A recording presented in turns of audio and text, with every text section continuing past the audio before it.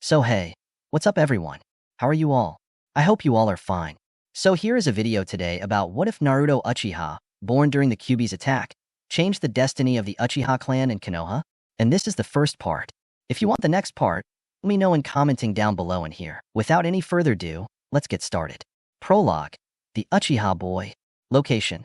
Village hidden in the leaves, Konohagakure no Sato, country of fire. The village hidden in the leaves, one of the most powerful ninja villages on the elemental continent, if not the most powerful, is renowned for giving birth to many great shinobi. This great village is also feared for its victory in the three great wars, ninjas that plagued the world. And even though all the big shinobi villages ended up weakened after the wars, Konoha is the only village that stayed strong, even if it had more villages against it. This village is surrounded by a great wall that serves to protect it. Within the walls of Konoha, civilians live happily, people without the position of shinobi, who dedicate themselves to living their lives normally, without any type of agitation or change, creating a business, sell something, or just be there. But Konoha is a shinobi village, not just any shinobi village, but the most powerful one. Within this village are the people who are dedicated to protecting it, and those who live there, the ninjas, people who have gained the ability to manage chakra, and with the help of it, are able to practice the shinobi branches. Just as there are common ninjas, there are also ninja clans. Generally, they are families that have a special ability, and this is passed from generation to generation through their blood, Uchiha and Senju, founding clans of Konoha, but that is another matter. History. After these two clans created the Leaf Village, many more clans joined it, such as the Hyuga, Yamanaka, Akimichi, Nara, Aburame, Inazuka clans, among others. But I think that was enough information. You are not reading this to learn about the village, but to learn about our protagonist. To know about him, we have to look at a small, but beautiful event that is happening within the village at this moment. Location. Konoha Hospital. In a room at the Konoha Hospital, there was a woman with long, straight hair, black with small touches of blue. Her eyes were a really dark black color. It almost seemed like you could get lost in them and never come out. Her skin was a really light skin color, with a pale complexion, but not that pale. But well, the important thing is that this woman found herself in a situation in which appearance was the least important thing. She was giving birth. She was going to bring her second child into the world. For a strange reason, her husband was not at her side to support her. But that doesn't matter now. Please, Atomi-sama, bid a little more, said a nurse who was helping in the delivery. And what do you think I'm doing, EH?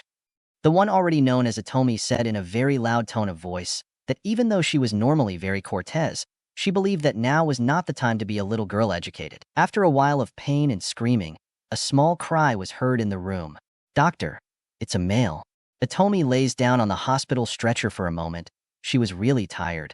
How she hated the feeling of putting so much force on her belly, but it's worth it to bring her little angel into the world. The nurses quickly picked up the baby to clean him and give him to her mother. The process was quick. The nurses picked up the baby who was still crying. They took him to her mother who took him in tenderly. Hello, Naruto. It's me, your mommy, your dear mommy. You're finally here with me. And although you've only been in this world for a short time, I already love you more than anything, Itomi whispered to her baby's little ears, who, upon hearing his mother's soft voice, calmed down, and for the first time opened his little eyes, black as coal, however. They seemed to have some shine. In addition to the fact that his hair was also black, and his skin was pale, not as pale as her mother. Oh, I want Shisui to see you. He will be so happy to see you, Itomi said, remembering her other son. Outside the hospital room, there was a small boy, no more than 8 years old, with light skin, black eyes, and messy black hair, like his father. Although he also had a lot of his mother, the Uchiha's genes are indeed strong. After all, the boy looked nervous, biting his fingernails and walking from one place to another. He had learned to control his emotions, however. This time he couldn't contain them. His little brother was about to arrive. He was so excited. He wanted to teach his little brother so many things. He knew he had to wait for that, but he didn't care. He had already waited 9 months. He can last a few more years. Shisui was taken out of his thoughts when his keen sense of hearing picked up a small cry inside the room. Although it was a cry, it sounded so tender and adorable. He knew whose cry it was. Shisui Uchiha? Called a nurse, opening the door. Here, an almost choked voice shouted. The nurse just smiled when she saw how excited the child was and told him, "You can come in. Your little brother was just born." The nurse was surprised when she saw that Shisui was no longer standing in front of her. She turned around and found a Shisui next to her mother, seeing a small figure between some blankets that her mother was carrying. Is he? Shisui asked. trying to stretch his neck as much as he could to see the small figure between the blankets. His mother gave a little for his attitude. "I was really very excited," Itomi thought as she responded with a simple yes. The woman tilted her position a little, showing the face of the little boy, who by chance was awake, perhaps experiencing the sensation of feeling alive. The little boy directed his gaze to the boy next to him. Shisui smiled. His little brother seemed to look at him with a bit of curiosity and interest, until something happened that he didn't think would happen. The little boy somehow managed to free himself from the blankets he was in and stretched his little arms towards him, making him understand that he wanted him to carry him. "Hello, little one," Shisui said as he carried him and extended one of his fingers. The little one took the finger with his little hands and began to pull his finger. "I'm Urinison, Shisui." He drinks only laughs in response. "I will be the best brother for you. I'll tell you the truth," said Shisui, while he watched lovingly as the baby began to fall asleep. Shisui's soul returned the baby to his mother's arms once he fell asleep. After that, Itomi was discharged, and she and her 2 children were able to return to the Uchiha clan compound. 2 months later, it was a very quiet night, more than normal. Outside the village, the 4th Hokage was in a cave. Next to him on a stretcher was his beautiful wife Kushina Uzumaki, a light-skinned redhead with grayish-purple eyes. She was in the same situation as our protagonist's mother 2 months ago. However, she was giving birth to 2 children. "Minato, I swear that if you make me pregnant again, I will break every bone in your body," the Uzumaki shouted at the top of her lungs, while she was trying to give birth to her twins. Minato paled at what his wife said. He just nodded nervously. A while passed, until a small cry was heard from a child. Red-haired like his mother, however, he had his father's blue eyes, in addition to the spiky hair, which is also his father's. After a while of nothing rest, another baby was born. A girl, with yellow hair like her father's, however, straight like her mother's, and deep and captivating purple eyes. Nawako Sarutobi, wife of the Sandaime Hokage, 3rd Hokage, was in charge of bringing children into the world. However, you will wonder why Kushina is giving birth in a cave. Kushina is the Jinchuriki of the Kyuubi, the 9-tailed demon fox. Because it is retained by a seal inside Kushina, greater protection is needed at the time of childbirth, because right at that moment the seal weakens, which results in the beast inside her being at greater risk of escaping. And to prevent anyone from facilitating the escape in any way, they were in a cave outside the village surrounded by umbu with the order not to let anyone pass. Minato and Kushina were in joy. Their 2 children had just been born. "Minato, what will we call them, Kushina-chan?" "Kushina. I've been thinking about that. The boy will be called Minma, and the girl will be called Mito."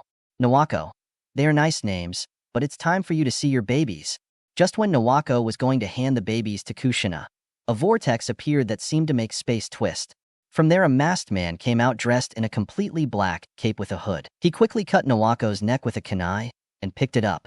At the babies, pointing the same kunai at them. "Masked, listen carefully, Yondaime.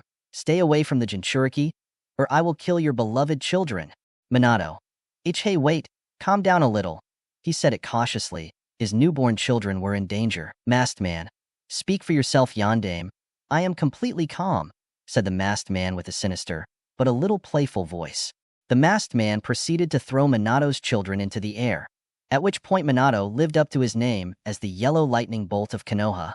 Hirashin no Jutsu, Flying Thunder God Jutsu, Flash. Minato disappeared in a yellow flash and appeared on the wall with his children in hand. He looked towards where Kushina should be. However, she was no longer there. Neither was the masked man. He looked at his children and realized that in the blankets that sheltered them there were explosive seals that were active. He quickly removed the blankets from his children and flash. Minato appeared outside the cave next to one of his Hirashin kunai, which he had teleported to escape the explosion caused by the bomb seals. Minato looked around and realized that the umbu guarding the entrance to the cave were fainted, some dead. In another place, you could see a chained Kushina, from whom the bijou inside her was being extracted. Because the seal could not be reinforced in time after giving birth, this was much easier for the masked man.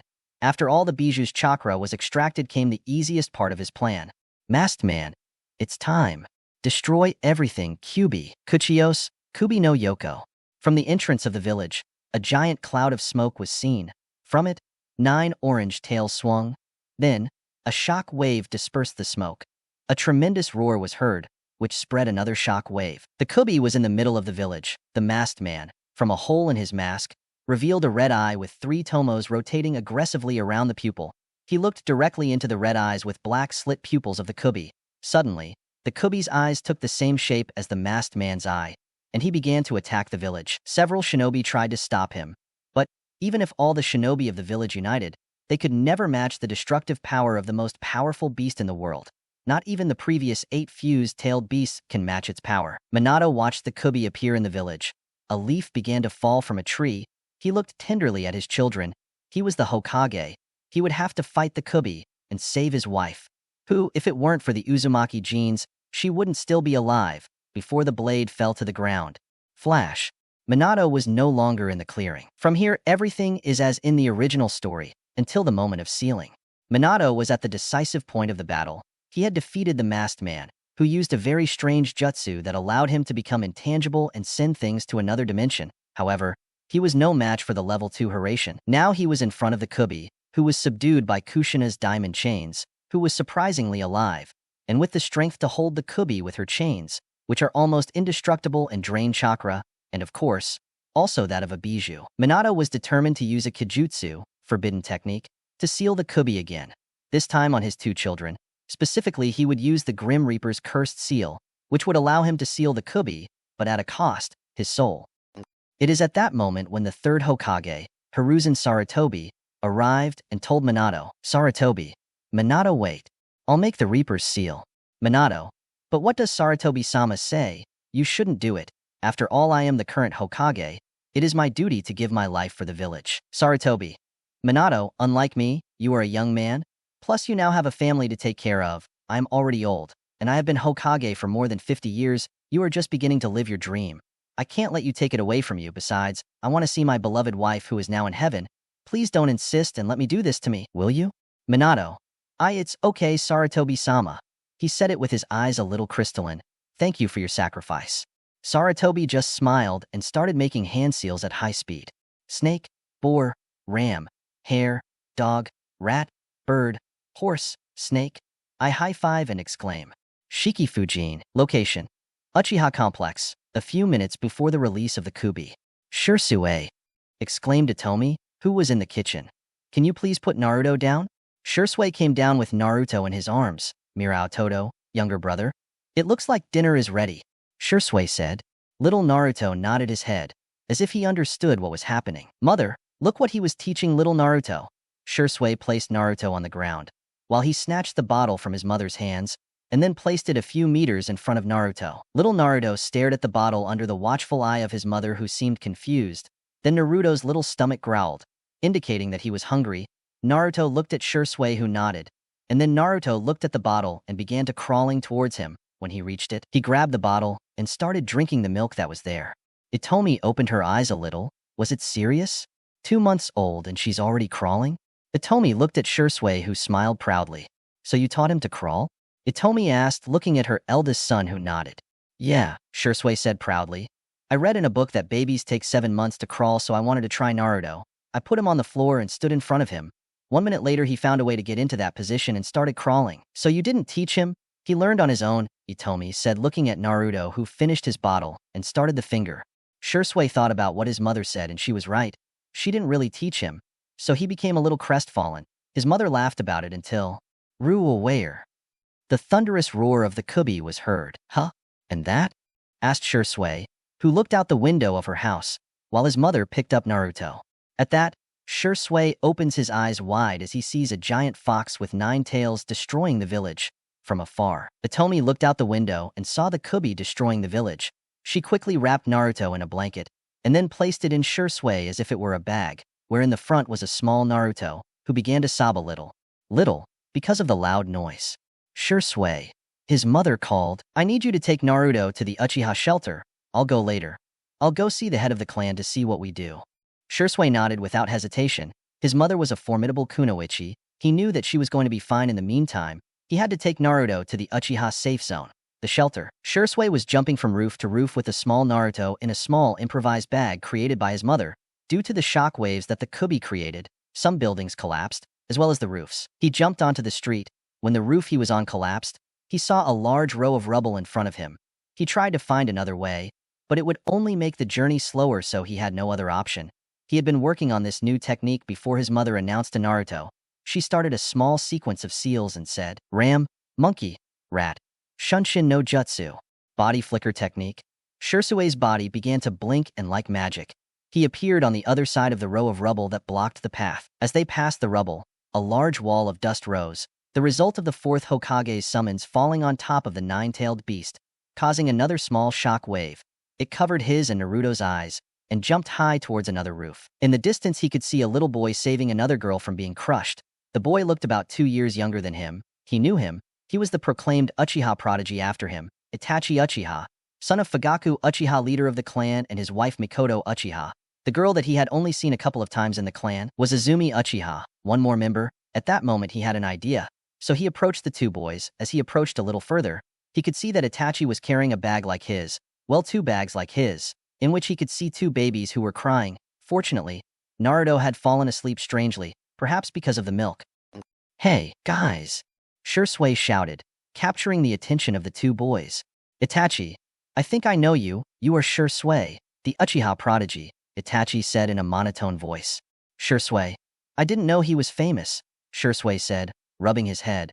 But that's not the important thing. You're heading to the shelter, right?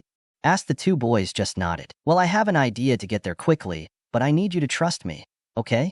The 2 boys nodded. After all, there is not much they can do. Shisui touched the shoulders of the 2 boys and said, Shunshin no jutsu.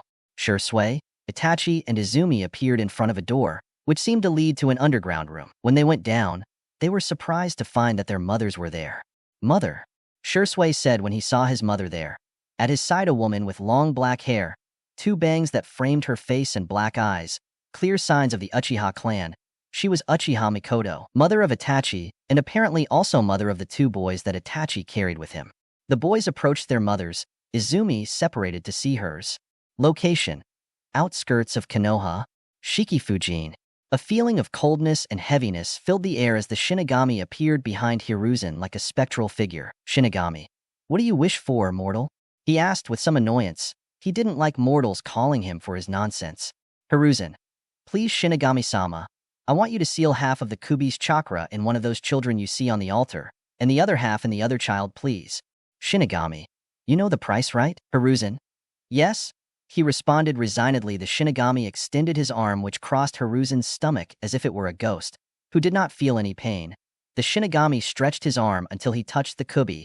After touching it, he withdrew his arm, also removing a blue mass in the shape of a 9-tailed fox, which he introduced into Menma. The Kubi reduced its size considerably. Then the Shinigami tore out the other half of the Kubi's chakra, introducing it into Myth. The 2 twins were formed a seal of 8 trigrams in which the Kubi was sealed again. The Shinigami picked up his arm, and when he took it out of Hiruzen, he also picked up his soul. The Shinigami disappeared with a sinister smile. Since he had claimed a new soul, Hiruzen's lifeless body fell with a dull thud to the ground while Minato grabbed him. Fortunately, Kushina was still alive, just passed out. The next day, an Itomi and a Shisui were leaving the shelter of the Uchiha clan. Along with a Mikoto and an Itachi, Shisui and Itachi were still carrying their little brothers. Naruto lay awake, but calm, while Itachi's brothers were still asleep. Mikoto, Itachi, please stay here with Shisui until me and his mom come back, okay? Let's go to a clan meeting. Itomi, take care, Shisui, okay? The 2 boys just nodded. At that moment, they feel that someone is approaching them. It is Izumi, who strangely comes with a smile. Izumi, hello guys. Shisui and Itachi, hello? Izumi, and those faces? Itachi, have you already forgotten what happened yesterday? Izumi, no, but I think it's better to forget it. Shisui, I think she's right. Yesterday was a pretty bad event that I honestly don't want to remember. Itachi just nodded. Izumi, hey, Itachi, are they your little sisters? Itachi, little sister and little brother, Itachi said. Looking at his little brothers, who had already woken up, Itachi showed his little brothers, a boy with hair slightly pulled back that ended like a small duck tarsia, while the girl had black hair that curiously also ended in 2 strands that resembled a duck's butt. Izumi, how cute. Can I charge them? Itachi, no. Izumi, why? Itachi, they're going to start crying. Izumi, I don't think they're going to cry, or are they, little one? She said, picking up the boy whose name was Sasuke, who immediately began to cry. Izumi, embarrassed, returned him and tried to pick up the girl, whose name was Kiyomi, but when he tried to touch her, she began to cry too. Shisui. Wow. Izumi. Okay. I officially give up. Izumi remained crestfallen until she looked at Shisui, who was playing with his little brother Naruto. Izumi. Shisui, is that your brother? Said somewhat hopeful Shisui. Yes, he is my Autoto Izumi. Can I charge it? Shisui. Sure. Izumi carried Naruto, who looked at her with curiosity. Izumi brought him her finger. Naruto took it with his little hands and started shaking it while laughing. Izumi. How cute. The girl cooed as she looked at Naruto. Itachi. Hey Shisui, do you think that when they grow up they will become friends? Shisui. I'll be honest with you, I think so. As you can see, Naruto is somewhat sociable being so small. I have no doubt that he would give his life if he became a shinobi. Itachi. Yes, maybe Shisui. Maybe. 5 years after the Kubi attack. Location. Village hidden in the leaves, Konohagakure no Sato, Country of Fire. 5 years have passed since the terrible event, the moment in which the nine-tailed demon fox attacked Konoha. This event marked the lives of many people, because they lost loved ones, family, friends, partners, well you know, beloved. The Yandame's children, at first, were greeted with hatred and fear. However, after Minato himself cleared the poor dwarf minds of the civilians, he explained to them that the Kubi was actually being kept in line by his 2 children, and that they should be recognized as heroes, and of course, the civilians changed sides and began to praise the little children. It was even announced throughout the village when these 2 took their first steps, how exaggerated the civilians were. But for them, praising them was the least they could do for their heroes. Some other things have happened in these 5 years. One of those is the tension between the proud Uchiha clan and the village in general. Apparently, a person, possibly someone with high command in Konoha, gave the order to the Uchiha not to help in the attack of the Kubi. They obeyed, a serious mistake. After the Kubi was defeated, it was revealed that it was being controlled with a Sharingan, bloodline of the Uchiha clan. As expected, suspicions fell on said clan. Little by little, the Uchiha clan was losing power in the village, thanks to the influence of the civilians who were on the Konoha Council. The Uchiha clan compound was moved to a place a little away from Konoha due to suspicions about the Uchiha clan. The clan members did not like this, however, it is not like they could do much. But let's leave this aside. How about we go with our protagonist? Location. Uchiha clan compound, Konohagakure no Sato. A little Naruto was running through the streets of the Uchiha compound. For his age, he seemed to be a little fast. He had a small smile adorning his face. That small smile overflowed with emotion. Shisui had called him to a training camp. Naruto, he had asked him to please start training him in the shinobi areas. To be honest, Shisui was waiting for Naruto to ask him that. So he responded affirmatively to his little brother. His mother replied this. Until he remembered that Shisui he also started his training at that age, he gave them permission, but obviously told them to be careful. Naruto unfortunately had to wait a few more weeks, because Shisui had missions that he had to complete. After all, Shisui was 13 years old, and he was already a jounin. So missions abound, however. Today he had the day off, so he could train his little brother. Shisui was in a forest clearing. That was the place where he had summoned Naruto. After all, he had already taken him there. In that place he trained with his best friend, Itachi, who turned out to be someone very good despite his young age. Itachi was currently a Chunin. However, Shisui had a sneaking suspicion that the Umbu program had its sights on him. He was brought out of his thoughts when the footsteps of a small child were heard. Naruto. Nisan. I'm here, Naruto shouted as he entered the training field. Shisui. Oh, but it's my little Autoto. Are you ready for your training? Naruto. Of course, he said while giving a big smile. Shisui. Okay, today I plan to teach you 2 things. The first of all will be the art of Kunai and Shuriken, known as Shurikenjutsu, and the other thing is a surprise, right? Naruto. Okay. Shisui. Well, here he said as he handed him a single kunai. Be careful. Do you want that thing? Mom will scold me if anything happens to you. Naruto. Don't worry, Inai-san. For now, I'm not going to try anything as long as you don't teach me how. Shisui. Okay, look carefully. Naruto looked carefully at Shisui, who picked up a kunai. He threw the kunai at high speed and it hit the center of a target that was in a tree a few meters away from him. Naruto looked at the kunai in amazement. It only took him AI try to hit the center. Shisui. The secret is that you must set your target very well, then to throw the kunai, you bend your wrist a little, and when you release it, you give a small impulse with which the kunai will gain speed. You will practice this until you can hit it. White is fine. Shisui couldn't finish when he saw that Naruto stopped paying attention to him and grabbed the handle of the kunai. He moved his arm back and bent his wrist so that the kunai went from having the tip turned backwards to having it turned forwards. He gave a small impulse and released the kunai. The air whistled due to the speed at which the kunai was going. until it hit right in the center of a target that was in front of Naruto. Shisui took in what just happened. His little brother had just thrown his first kunai, and it hit the target. He only managed to let his jaw drop and his eyes widen. Naruto, Nisan, I think I made it, said Naruto, looking directly at Shisui, who still hadn't come out of his trance. Shisui, do it again, please, Shisui said with a really serious voice. Naruto was a little intimidated by the voice, but he obeyed. He removed the kunai that he had hit from the target. He placed himself in the previous position and did the same procedure to throw the kunai, which was again inserted into the center of the target. Naruto, Nisan? Naruto asked. Shisui was not moving at all. She was really scaring him. Shisui was looking at him seriously. Shisui's serious look changed to one of happiness, and he hugged his little brother while shedding anime-style tears, as he said, Shisui, my Aototo, my little Aototo, you are a prodigy. Or am I crazy? He asked himself. Naruto, Nisan, you're squeezing me, he said while trying to get away from Shisui's bear hug. Shisui, okay, he said as he released it. This time we are going to try with Shuriken, but I am going to test you. So this time you will do it without explanation, understood? Naruto just nodded his head and grabbed a shuriken that his brother offered him. Naruto obviously noticed that the shape of the shuriken was different, so he cleverly thought. Naruto thought the shape of the shuriken is different from that of the kunai. This time there is no handle to grab to throw, however. I don't think the throwing process is that different, however. The way of holding it must be different. Shisui watched with satisfaction as his brother went on to grab the shuriken with two of his fingers, the middle and the index to be exact. He watched carefully as his brothers moved his arm backwards. Naruto, thoughts I already have the grip, now the throw. I guess I have to throw it with force, but this time, I will bend my fingers a little to add rotation to the shuriken and keep it in the air. In addition, I will move my arm straight in a horizontal line, and just when my arm is almost straight I will throw the shuriken. We'll see what happens, the little Uchiha said in his mind. He doesn't know the great logic he makes in his mind. Shisui watched impressed as the shuriken flew rotating until it crashed into the center of the target with a thud. Shisui, bravo. You really do it very well. Naruto smiled at his brother's praise. Naruto admired Shisui. Shisui was talented and invented a jutsu that the entire village used. The ninjas, of course. Shisui was named by his own nickname, Shisui of the Flickering Body. Also, with at only 13 years old, he was already superior to most of the jounins in the village, so receiving praise from his brother made him feel very good.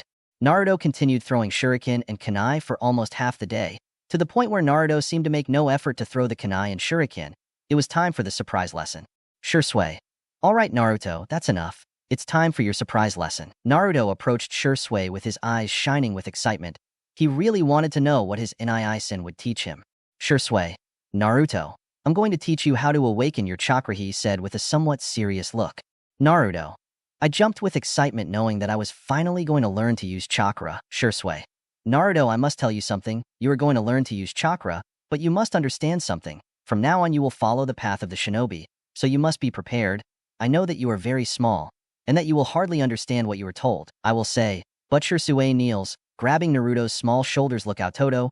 You may see shinobi as great people, but you must understand something. We shinobi see ourselves as being prepared for everything, for the loss of a being dear, to sacrifice your own pride, to sacrifice what you love most for the good of the village.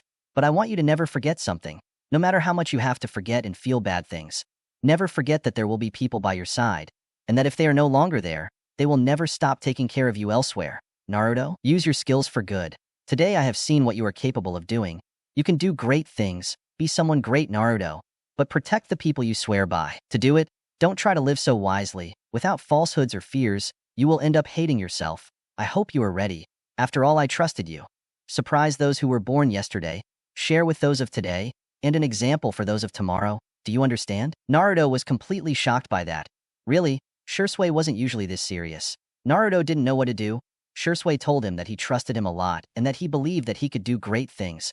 Naruto started to shed a few small tears. Shisui. Are you crying? I asked, worried. Naruto. No. Yes. Shisui just gave a small smile at that. Shisui. Okay. It's time for you to learn to channel your chakra. Naruto. Yes. Shisui. Well, first tell me what chakra is. Naruto. Chakra is the fusion of spiritual energy and physical energy. It is the basis of all ninjutsu and genjutsu, in addition to being the main tool of those who practice the shinobi branches. Shisui. Very good. For some reason, I'm not surprised that you know that. Okay, listen. You're going to get into the lotus position, and you're going to be completely calm. You're practically meditating until you feel a slight warm sensation in your stomach. You're going to feel a little tug toward that feeling. Then you have to spread that feeling throughout your body. You understand. Don't despair if you don't get it the first time. It takes most people a full day to get it. Naruto. Yes. Naruto sits in the lotus position and begins to meditate on the floor. It wasn't long before he had to go home, but he was determined to find his chakra, even if it took more than one day to do so. 2 hours later, Shisui. He's been there for more than 2 hours. I wonder if he could do it.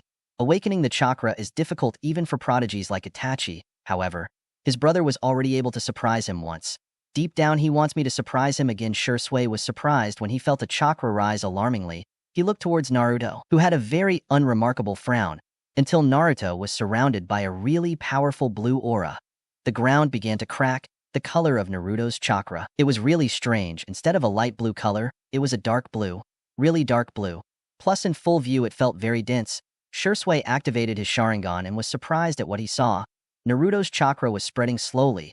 He saw how Naruto's chakra aura extended to the trees and cracked them until they broke. He was about to tell him to stop, until he saw that Naruto's aura dispersed and compressed into a small blue flame dark in his stomach, until Naruto falls tiredly on the ground. Shisui approached Naruto and picked him up, taking him home quickly. Location: Naruto's house. Itomi was in the kitchen preparing food for her children. Shisui had agreed to train Naruto today. She actually wanted her second son to be as talented as Shisui. Well, maybe that is expecting too much, but she trusted her son. She was taken out of her thoughts when a Shisui with a Naruto in his arms entered the house, immediately stopping what he was doing to help his son. Itomi. Shisui. What happened to Naruto? Shisui. Don't worry, Mom. It just awakened his chakra. Itomi. But why are you showing him that now? You could have waited a little longer. But, anyway, tell me how it went? Shisui. Naruto is very intelligent. Plus, he learns things very quickly, and even though he does the exercises very well, he is always able to do them better over time. It is really surprising, also, when he awakened his chakra, I could see with my Sharingan that this one was much denser than the others I have seen. I think that comes from Dad. Itomi. Yes, it could be, he said, and then activated his own Sharingan and observed Naruto's chakra.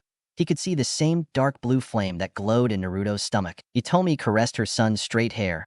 2 strands framed his face, in addition to having it very little tousled and ending in other small strands that went to the opposite side. Naruto could really be so powerful. Itomi just smiled sweetly and told him he gave his son a small kiss on the forehead before taking him to his room and leaving him on his bed to rest a little. Shisui, help me with dinner, Itomi said to her son, who nodded. 30 minutes later, Naruto was confused. At one point, he was at the training ground when he felt a small tug in his stomach. Then he felt a great heat throughout his body. Then everything was black and he woke up in his bed. He didn't think about it anymore. Since he heard them talking in the dining room of his house, he left his room rubbing his head a little. It hurt, but not much. He saw his mother and brother having dinner. Naruto. Good afternoon, Oka-san said, a sleepy Naruto coming out of his room. Itomi. Oh, hello Naruto-chan. How are you? Naruto. Well, I just have a little headache. Nothing more. Come sit down and eat and tell me how your training went, Itomi said with an angelic smile. Naruto spent the entire afternoon talking to his loving mother, who only listened to him with a smile. She loved listening to her son. Although her son did not seem to have as much imagination as children his age, but she did not seem to care. After all, she loves her son above all. Without forgetting Shisui, of course. Time skip. The next day. Location: Forest Training Ground.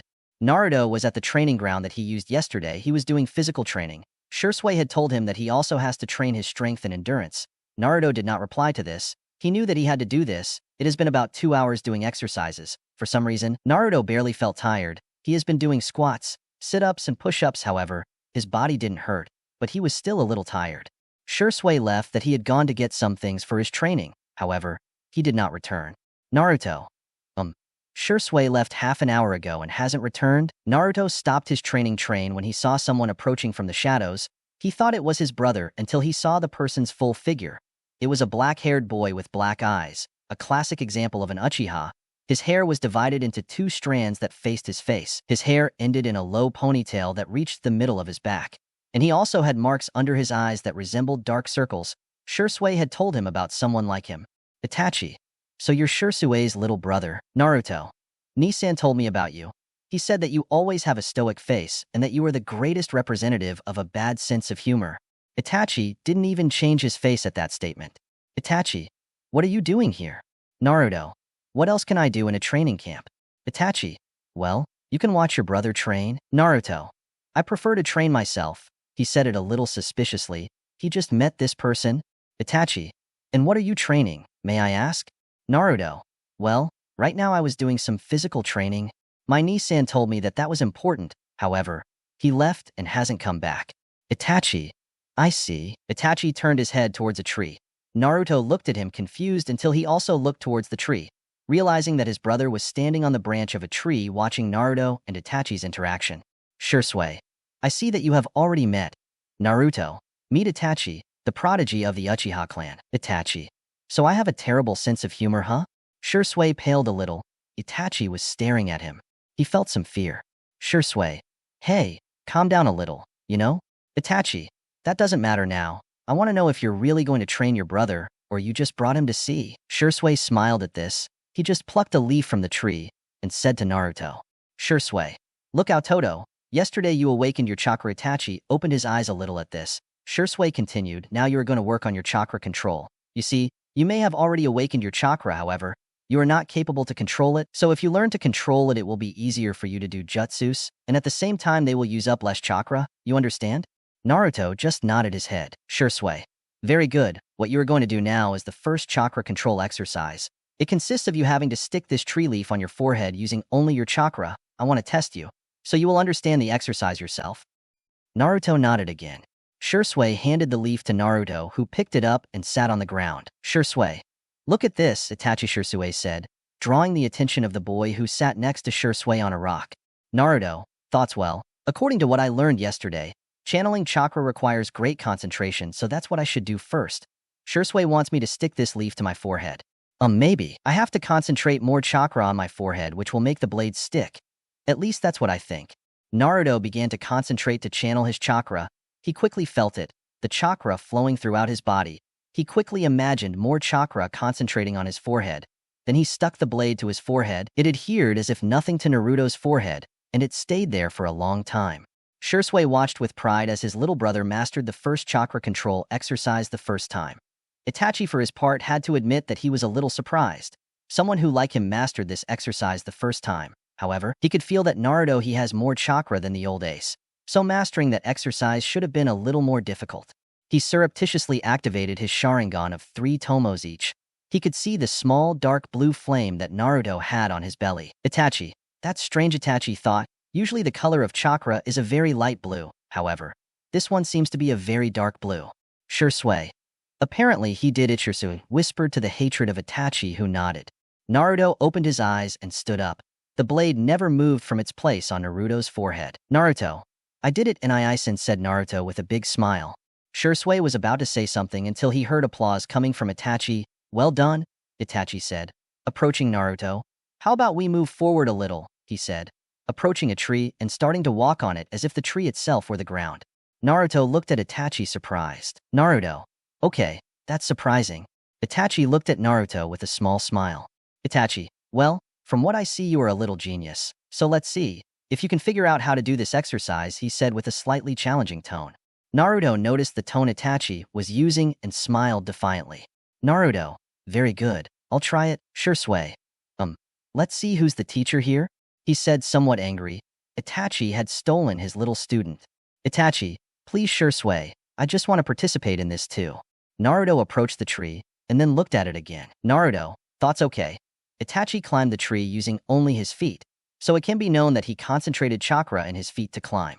Naruto closed his eyes and focused his chakra on his feet. He tried to climb the tree, but he slipped. Naruto. Thoughts okay. This exercise is not as easy as it seems. I guess I slipped because I concentrated too little chakra in my feet. It's okay, this time I'll concentrate more chakra and see what happens. Naruto approached the tree. He tried to climb it. He put one foot on the bark, then another. Naruto was literally standing on a tree. However, the bark suddenly broke, making Naruto fall. Naruto. Thoughts, but what the hell? Oh, mom would scold me if I ever said that in public. But anyway, I guess I fell because I concentrated too much chakra. So how do I know how much chakra I have to concentrate? I have an idea. Shisui and Itachi watched as Naruto approached the tree with a determined look. Naruto placed one foot on the bark of the tree and stayed like that for a minute. Then they watched as Naruto began to climb the tree without problems. Shisui and Itachi smiled. Seeing that he had managed to climb the tree, Naruto climbed to the top of the tree and admired the view a little before coming down and staring at his two masters. Shisui. Very good, Naruto. You have managed to master the second chakra control exercise. I must admit that I am surprised. Most Genins find it difficult to do what you just did. Now before moving on to the next chakra exercises, you are going to go up and down the tree again and again, but with a leaf stuck to your forehead, you are going to train your chakra control a lot, because soon you are going to learn your first jutsus. Naruto got excited at that. Naruto spent a week practicing chakra control. Generally, he did it in some trees that he found around. Since Itachi and Shisui also had to use their training field, of course, although ABC went to practice his aim, which he perfected little by little. Location: patio of Naruto's house. Itomi was looking out the window at Naruto, who was stuck on the branch of a tree. He was upside down, with some tree leaves stuck to his forehead, arms, and some on his legs. He turned to see that Shisui was entering through the hunting door, coming from a mission. Shisui. Hello, Okasan. How are you? She said while giving her mother a kiss. Itomi. Well, honey, tell me how it went. Shisui. Everything is fine. But hey, where is Naruto? Itomi. Naruto is in the patio, he said, looking again at the window that pointed to that place. Shisui approached a concentrated Naruto, who opened his eyes just as Shisui was about to scare him. Shisui was surprised by this. Did he sense me? He asked himself. Naruto. Nisan. Little Naruto shouted to go hug his brother. Shisui. Oh, hello Aototo. I see you were practicing chakra control. Naruto just nodded. But tell me, are you ready to learn your first jutsus? Naruto. Yes. I'm completely ready. Shout. Shisui. Very good. Let's see what I'll teach you first. Okay, I guess you know the Bushin no Jutsu, cloning jutsu. Naruto nodded. Will you teach me that Nai Senjutsu? No, Shisui answered simply. Naruto frowned. Naruto. But you were supposed to teach me. Shisui. I'll teach you a version of this. Look, I'll explain. The Bushin no Jutsu is a jutsu that costs very little chakra, so people with a lot of chakra for their age find it difficult to learn it. As I have already told you, and I'm sure that Itachi too, your reserves are a little big for your age, which makes it almost impossible for you to learn Bushin. Naruto nodded in understanding. Shisui. Instead of the Bushin no Jutsu, I will teach you a variant. I will teach you the Kage Bushin no Jutsu, Shadow Clone Jutsu. This jutsu, unlike the original, creates completely physical clones by distributing your chakra equally with the created clone. That's why this jutsu is considered a forbidden one, due to the large amount of chakra it uses. Follow my hand position. Understood. I assume you know what to do the jutsu. Naruto nodded. Shisui placed 2 fingers of each hand, the index and the middle. In a cross position, Naruto just imitated him, channeled his chakra and shouted, Kage Bushin no Jutsu. 2 Narutos appeared next to the original. They were completely identical. Naruto Clone 1. HUH? Maybe they just summoned us Naruto Clone 2. Apparently so. The original Naruto just looked at his clones in amazement. If they seemed real, they even talked to each other. Shisui called, clearing his throat a little, making Naruto and his clones turn to look at him. Shisui. As you can see, Naruto, your clones are completely physical and also have their own consciousness. These clones have a special quality, which is memory translation. You can remember and learn everything that a clone experiences. Understood. Shisui also taught Naruto the Korini no Jutsu, Substitution Jutsu, and the Hinge no Jutsu, Transformation Jutsu. Time skip. 1 day location. Naruto's house. Naruto was reading some books with his clones. The books talked about the history of Konoha and stuff. He knew he was going to need them when he started the academy next year. He was immersed in his reading when he turned to the side in his room. There was a book lying around which simply said the word Uchiha. He assumed it was a book about the history of this clan. He turned the book over and saw a strange title. Sharingan. Naruto thought. He didn't give it any importance for now. I'll read it later, he thought. Naruto went to the kitchen of his house. He passed through the hallway and saw a photo of his mother and Shisui when he was little. He saw that a piece of the photo was missing. He thought of only one thing. Naruto. Oto-san, father. Naruto continued going towards the kitchen. He knew his mother was there. He had a question to ask her. Itomi was preparing dinner as usual. He felt his little son entering the kitchen. He had a look of enigma on his face. He sensed that his son wanted to ask him a question. Naruto. Okasan, I want to ask you something. Itomi. Tell me, honey, what's happening? Naruto. Who is my father? Naruto was really getting to the point. Itomi remained somewhat silent when faced with that question. Naruto. Did he abandon us? Did he love me? Naruto blurted out question after question. I just want to know. Naruto culminated. Itomi knew that she couldn't hide that information from her son. She would take advantage of the fact that Shisui was on a mission to tell him. Itomi, Naruto, I assume you read the story of the Uchihas and the Senju? Naruto didn't know why his mother started with this, but he had an idea. She just nodded. Itomi decided to get to the point. Itomi, Naruto, your father's name was Tenshiro Senju. Naruto was surprised at that. His father was not an Uchiha. He was a Senju. The Uchihas and the Senju were always in fights. However, his parents were from both clans. Itomi, if you want, I can tell you how we met and… No, said Naruto. I just want to see it. A photo or something. Itomi, I have something better than a photo. Look at my eyes, Naru. Naruto looked into his mother's eyes. He saw a fully mature Sharingan, 3 tomos rotating slightly in each eye.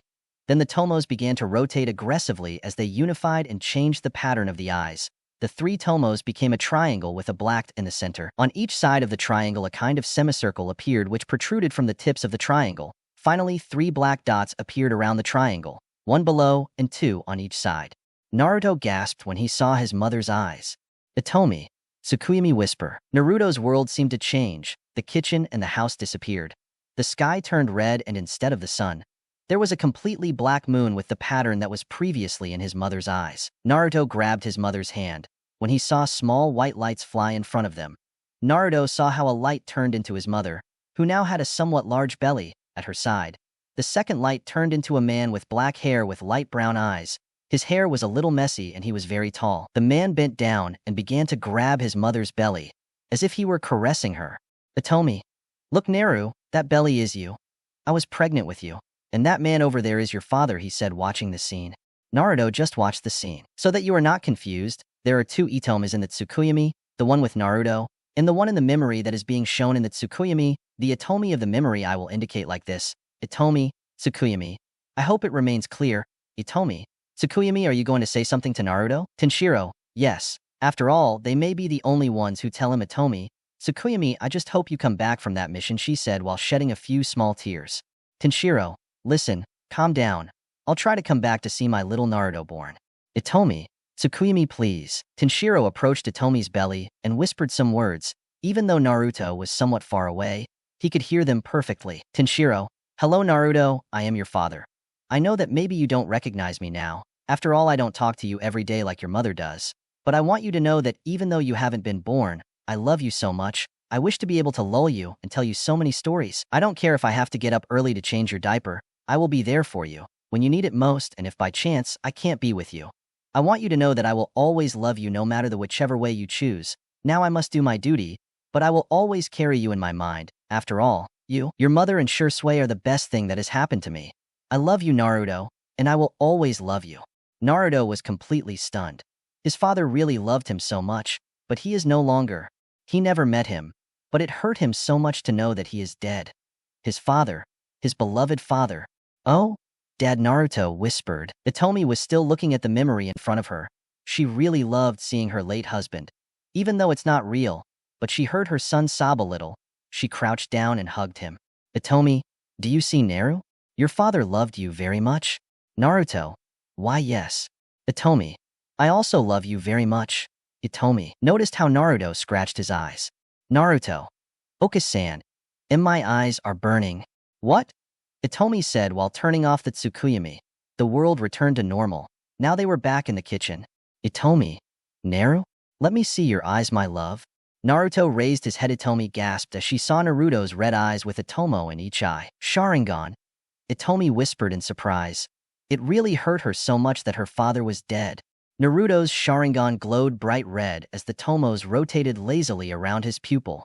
Sharingan, Eye of Feelings. The Sharingan, one of the bloodlines of the Konoha clans, specifically the Uchiha clan, is classified as a dojutsu, eye technique, because it manifests itself in the eyes. The Sharingan is also known as the eye that reflects the feelings, because, unlike the dojutsu of the Hyuga clan, the Byakugan, the Sharingan does not awaken at the birth of an Uchiha, but rather, it awakens mainly when an Uchiha loses something he wanted or loved. Simply, when an Uchiha feels this type of pain, awakens a special chakra in the brain. This chakra is red. It itself affects the optic nerve, which causes the color and shape of your eyes to change, giving way to a red eye. With a black pupil and some tomos that rotate around the pupil, the number of tomos evolves up to 3, but enough of the explanations, let's go with our little Uchiha. Location: Naruto House, Uchiha Compound, Konohagakure no Sato. Naruto. Let me see your eyes, my love. Naruto raised his head, showing red eyes with one tomo spinning. The eyes glowed red hot, and the tomo were spinning lazily. Naruto. What's wrong, Okasan? Itomi. Oh, Naruto. I'm sorry about that. Naruto. What's wrong, Okasan? Why are you apologizing? Naruto was really confused. However, the burning in his eyes decreased a little, but it was still felt. Naruto, Itomi said while taking Naruto to a mirror that was in his room. You awakened the Sharingan. Naruto looked surprised at the new eyes he had. He turned to the right, towards the wall. He could feel that he could see everything. He was able to detect the smallest details. He could see the small ant that was walking along the wall. He was able to see even their little paws. Naruto, look at me, Itomi said, making her son look at her again. Forgive me, okay? Naruto. Why? Itomi. For making you feel so much pain. Naruto. Okasan, don't worry. What I wanted was to see my father, and you fulfilled that dream for me. I can't do anything but thank you, and I may be hurt by Oto-san's death, but I want him to know I'll be fine, okay? Don't worry. Itomi just smiled and kissed her son's forehead. It was a bit mature, but I guess that was a good thing. Naruto. Amoka-san, how do I turn off my eyes? Itomi. Do you notice that the chakra is leading to your eyes? Just stop sending chakra towards them. Naruto concentrated. He quickly found that his chakra was going to his eyes. He only decreased the amount of chakra until he felt his eyes stop burning. Itomi. And how did it feel to have the Sharingan for that moment? Naruto. I felt like I could see everything, that I was able to capture the smallest detail of things. I felt so capable. Itomi frowned at that. She wanted to test her son. She didn't want her son to get addicted to the Sharingan and become arrogant. Itomi. And did you feel all-powerful? No. Naruto simply said, I can deduce that the Sharingan is a good tool. I don't know it, but I think it is a great tool. At least I can feel it. But Shisui taught me that I should not depend on anything. He told me that I should specialize in different branches, and that, if one does not work, perhaps the other will. The Sharingan is good, but not all-powerful. Itomi smiled. It's good that you say that, Naru. After saying that, she coughed a little. Naruto. Okasan, is something wrong with you? Itomi. No, Naru. Don't worry. Nothing's wrong with me. Go to your room if you want. Study a little more. Next year you'll enter the academy. Naruto nodded and went to his room. When Naruto left the room, Itomi closed the door while coughing a little harder. Just hold on a little longer, Itomi said in his thoughts. Naruto was in his room until he remembered something. The book I saw before talked about Sharingan. Naruto thought. Naruto picked up the book and looked for the page that talked about Sharingan. Here it is, Naruto said. Sharingan. Rotating copying eye. Naruto began to read. The Sharingan is the dojutsu of the Uchiha clan. They generally awaken it when they are in a situation where they feel pain. This awakens a special chakra in their brain that affects the optic nerve, causing their eyes to change shape and color. The Sharingan generally awakens in an Uchiha who has had training, and its maximum evolution is the 3-tome Sharingan. Naruto stopped and thought. My Sharingan had only one tomo. I guess it's in its first phase. Naruto continued reading. When the Sharingan is awakened, it grants the following abilities. A reinforced vision, ability to see the smallest details, anticipation of movements, photographic memory. By being able to see all the enemy's movements, the Sharingan gives you the ability to predict the movements that the enemy will use because you are able to see their chakra network. You are basically able to know what the enemy will do even before he himself knows it. Ability to copy any ninjutsu, genjutsu, even any taijutsu. Ability to see the different chakras. Ability to create truly powerful genjutsus with just eye contact. All these abilities improve as the Sharingan has more tomes. Wow, thought Naruto. The Sharingan was really so powerful, but I have to understand that it is a tool. I have to know how to contain myself. I will ask Shisui to help me control my emotions. Although I think Itachi is better for that. I want to train. I want to become strong. No, I'm going to become strong. Time skip. 1 year. Several things have happened this year. Naruto trained with Itachi and Shisui chakra control. When Shisui and Itachi found out that Naruto awakened the Sharingan, they began to train him in the characteristic taijutsu of the Uchiha clan, the intercepting fist, which you began to use. Train it once you awaken the Sharingan. However, Naruto wanted to make some modifications to it, so he used the shadow clones for that. He managed to complete the exercise of walking on water. The only thing he had to do was concentrate the chakra in the feet and keep it in constant movement, since water, unlike the wood of a tree, is in motion. Naruto continued practicing his aim. He was able to throw several kunai at the same time and hit the target. The same with the shurikens. Naruto also trained his physique and his resistance. His senju side was really bearing fruit. Naruto's physique was growing exponentially. In addition to the fact that their physical strength was far superior to that of children their age, the senju, despite not having a really extensive chakra like their cousins the Uzumakis, the senju have a really strong and resistant body. The same applied for Shisui. After all, he was also the son of Tenshiro Senju. Likewise, Naruto's speed grew, but what was most appreciated was the increase in his chakra reserves. He was now able to create 8 shadow clones without getting tired, which was a great feat. And another point to highlight was the new tomo that rotated in his Sharingan. That's right, his Sharingan evolved to have 2 tomos in each eye. If before his eyesight was good, now it was a charm. He could see various moving objects and predict their trajectory. He was capable of throwing a kunai, throw another one and hit the kunai that he threw later and make it hit the target. He was practicing doing that without his Sharingan and it wasn't going that bad. But now let's move on to something serious. Naruto was really worrying about his mother's state of health. It was scaring him more than normal. Before it was just the cough, however, then came the fever, the headaches, and what he liked least, the fainting. Itomi has gone to the doctor many times. They had given him medicine for his illness. However, nothing helped. Naruto really hoped that his mother would recover. She was almost everything to him. The person who loved him unconditionally besides Shisui. The person who loves him above all things, his mother.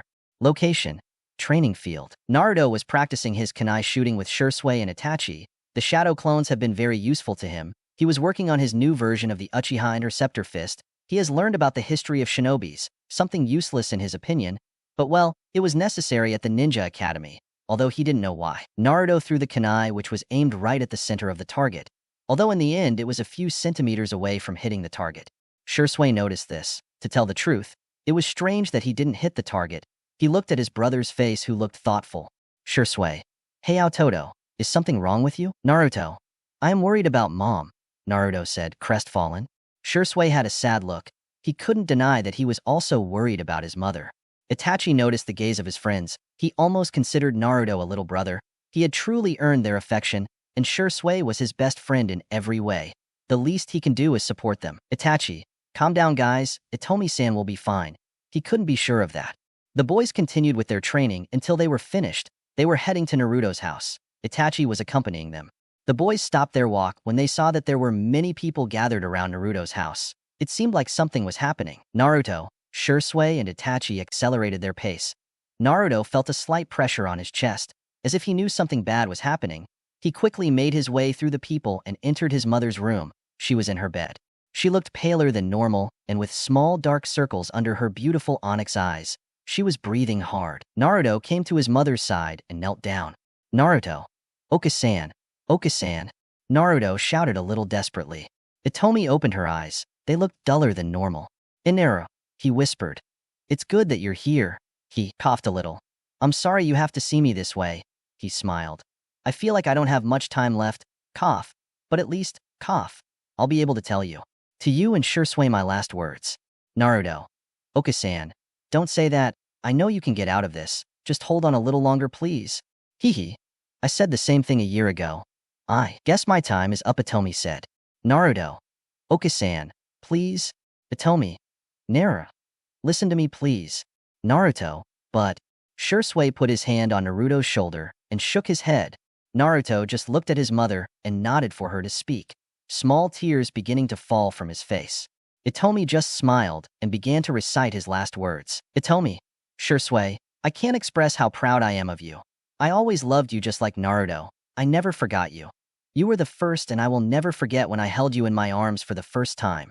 Your father and I, we loved so much even before you were born. I just want you to know that I will never stop loving you, and I hope you take care of Naruto. I love you, okay?" Shisui just nodded. He couldn't hold back his tears. "Naru," his mother called, unconsciously squeezing her son's hand, who also tightened his grip. "Itomi, you are one of the best things that has happened to me. I am also very proud of you. I could see what you are capable of doing. You are such an adorable and loving child. I loved being the mother of someone like you. Protect the people you love with all your heart, just like Shisui. Never fall into hatred. See through deception. See through things. See through people. The mind is capable of deceiving you. The eyes cannot."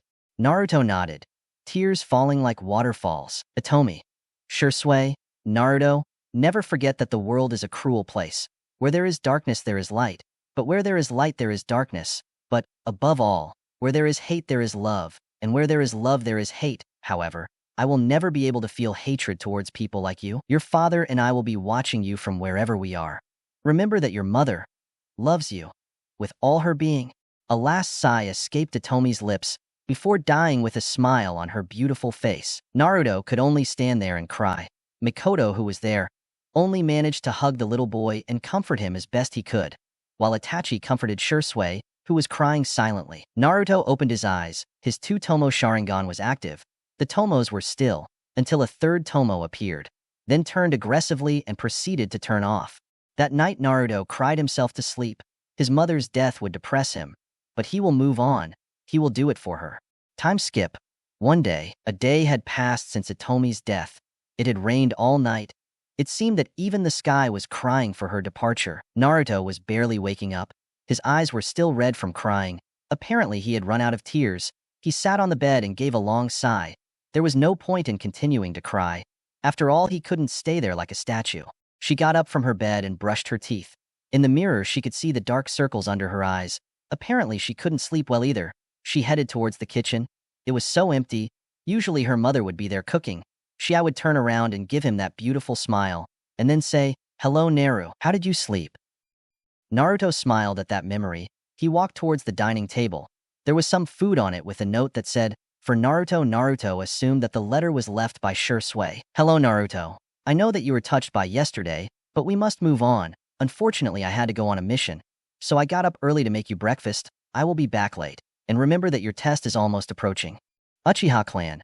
With love, Shisui." Naruto remembered the fireball test. If he succeeded, he could wear the Uchiha clan logo on his clothes. That excited him a little. He just had breakfast and immediately went to the training field he always used. This time he was going to train alone. His brother was on a mission, and Itachi entered Umbu. So he also had missions raining down on him. He arrived at the training field and made 10 shadow clones. That did take part of his chakra, but it would be fine. He spent the entire afternoon training aim and his own style of taijutsu. He also trained some battle techniques with the shadow clones, something like combos or surprise attacks. The training made him forget the pain a little, until he realized something. After his mother died, he felt his eyes burning. Naruto picked up a kunai and activated his Sharingan. He saw in the reflection of the kunai red eyes with 3 tomos that rotated calmly around the pupil. She was surprised at that. Perhaps her Sharingan evolved due to the pain of losing her mother. That is something cruel. He could feel like he could see everything around him. His vision was almost perfect. At least he felt that way. He approached a specific area of the training field. It was an area in which there were different targets in different sectors of the clearing, such as in the trees in front and behind him. Some targets were higher than others, and curiously, there was a target that was located on the back of a rock. Naruto had seen Shisui and Itachi do the same show over and over again. Each time they did it, they had their Sharingan activated. Naruto prepared himself for what he was going to do. Naruto picked up several kunai and put them in a kunai bag. Then he picked up another 8 and picked up 4 in each hand with a closed fist. He took a deep breath and jumped as high as he could. He threw the first 4 kunai. He could see them move on camera slowly. He could know where they were going to hit. So he threw the other 4 kunai. 2 of the 4 kunai recently thrown bounced with another 2 kunai in motion, changing their trajectory. Then he picked up 4 more kunai from the bag he had filled. He threw them. He took out another 4 and threw the kunai in the same direction as the others. This time 3 of the kunai bounced with another 3, changing their trajectory. All the kunai hit the different targets. One target was missing, the one behind the rock. He picked up 2 of the kunai that he had left. He threw one and looked at it carefully. His Sharingan shone, analyzing the trajectory. The tomos of the Sharingan rotated slightly until he threw the other kunai with great force. The recently thrown kunai bounced with the other kunai right at the top, changing its trajectory downwards, hitting the center of the target that was behind the rock. Just at that moment, it fell to the ground gracefully. His Sharingan glowed brightly and then deactivated. Naruto looked surprised as all the kunai were firmly stuck in the center of the target. Naruto. So this is the power of the Sharingan, he said in his mind. The Sharingan is a great tool, but remember, you can't depend on anything, he thought. Naruto continued training, and then finished with some physical training. After that, he returned to his house. A few minutes later, Shisui arrived. The days in the house now had a somewhat cold and depressive atmosphere. However, they knew that sooner or later that would pass. Some things have happened since those days, like, for example, when Naruto happened to be left alone in the house, Mikoto, Itachi's mother, would come to check on him, and going a little further, sometimes she would make him dinner. And when I say sometimes, I mean all the times that Naruto was left alone. Shisui and Itachi continued training Naruto. They told him that once he takes the Uchiha clan test, they would teach him more fire-style jutsus. After all, Fire is the element of the Uchiha clan. Well, I guess the day has come. Naruto was walking through the streets of the Uchiha compound with Shisui. Both of them were going at a calm pace. Naruto now spent most of the time with a stoic face. Courtesy of his teacher Itachi, he was heading to the small port that was next to the Naka River.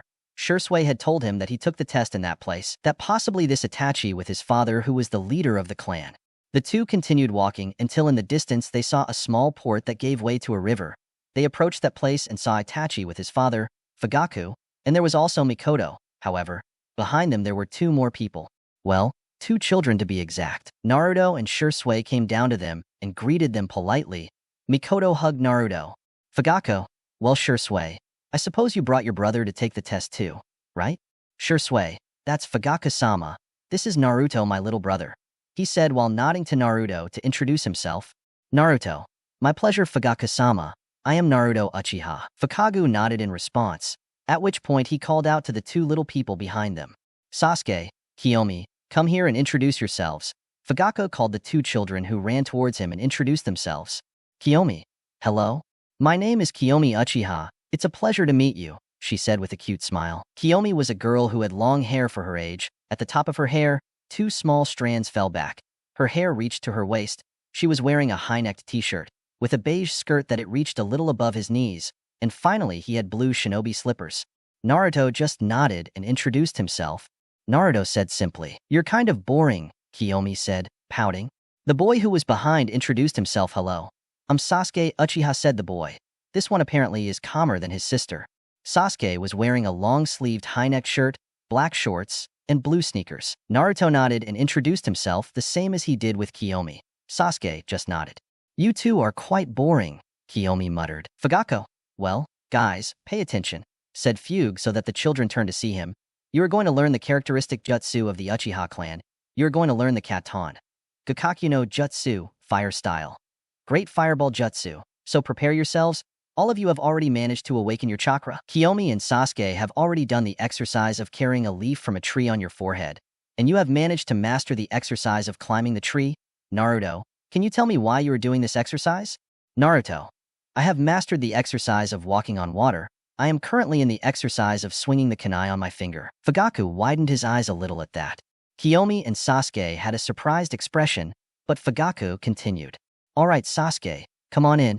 Sasuke hurried to the edge of the bridge, stood next to his father, and waited for the instructions to do the jutsu. Fugaku, very good Sasuke.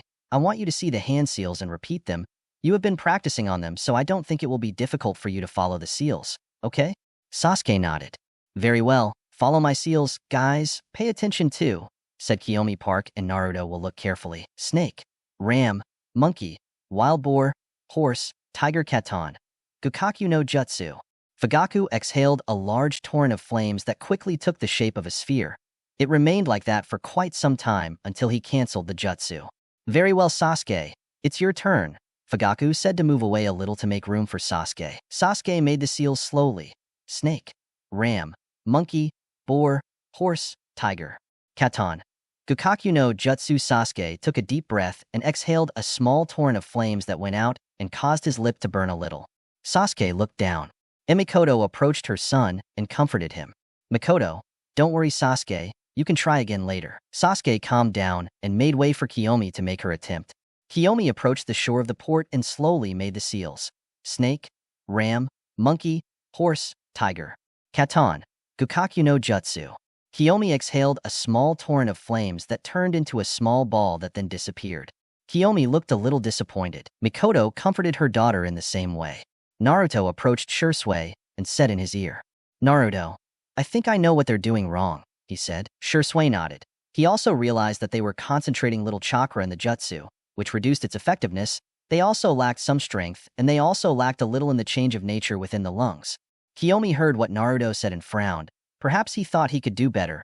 After all, they are the same age. Naruto approached the shore of the port to do the test. Fugaku was about to point out the seals again until he saw Naruto start making the seals at high speed. Snake, ram, monkey, horse, tiger. Naruto took a deep breath and concentrated a large amount of chakra in his lungs, imagining that chakra turning into fire. He held his breath until he felt a small warmth in his chest, at which point he prepared to exhale. Katon. Gakakyu no Jutsu. A large torrent of flames came out of Naruto's mouth, then turned into a gigantic fireball. The sphere radiated great heat. Sasuke and Kiyomi narrowed their eyes. The fireball was too bright for them. Naruto maintained the jutsu until his lungs couldn't take it anymore, and he stopped exhaling air so the fireball would dissipate. Naruto blew. A bit of smoke escaping from his mouth, however. It wouldn't affect his lungs. Kiyomi and Sasuke looked surprised at the boy in front of them. He managed to make a really cool fireball. It even surpassed the size of Fugaku's fireball. Obviously, Fugaku wasn't serious. Fugaku nodded and said, "Congratulations, you have passed the test. From now on you have the right to carry the Uchiha clan logo on your back. Wear it with pride," he said with a small smile. "Thank you," Naruto said while bowing slightly. Naruto turned to his brother who congratulated him. Mikoto and Itachi also congratulated him. Kiyomi and Sasuke approached Naruto. "Kiyomi, that was great," he exclaimed with a big smile. Sasuke, "Hey, you're really very good. Could you give us some advice?" Naruto, "Ito," he said a little nervous. "I don't think I can. I have to go home." Kiyomi, "Aw, please stay a little. Okay? I want to do the jutsu right, and some advice wouldn't hurt." She sounded a little pleading. Naruto looked towards Shisui to silently ask permission. Shisui just gave him a thumbs up. Naruto just nodded. Naruto, "Okay, I can stay a little longer." "Yes." Kiyomi shouted and then grabbed Naruto's hand to take him to the edge of the pier next to Sasuke. Naruto, Sasuke, and Kiyomi stayed all afternoon practicing the Gakkaku no Jutsu. Well, more like, Naruto stayed all afternoon teaching Kiyomi and Sasuke how to do it well. The truth is it didn't cost them much. They learned very quickly, and they are the typical twins who do not separate. Although Kiyomi's playful and somewhat hyperactive attitude contrasted with the calm and serene attitude of Naruto and Sasuke, but opposite poles look good, right? After practicing on the Kiyomi and Sasuke ended up with some burns. Nothing serious. They stayed talking for a bit. Naruto, "So, what are you going to do now?" Sasuke, "I guess nothing," I murmur. Kiyomi, "Hey Naruto, are you going to the Ninja Academy?" Naruto, Yes, why?" Kiyomi, "We're going too." Naruto, "Don't get so excited." Kiyomi, "Why?" Naruto, "You see, Shisui told me that the academy has been lowered in level because we are no longer at war, and other political things and blah blah blah." Sasuke, "Naruto is right. Itachi also told me about that." Kiyomi, she said a little disappointed, "But at least we will be together." "Oh, I hope so," she said with a smile. Naruto, "Yes. You know you are my first friends my age." Kiyomi, You are also our first friend?" "I see," Naruto said. The three children stayed looking at the sunset a little longer, before saying goodbye and going their separate ways. Time skip. 1 week location.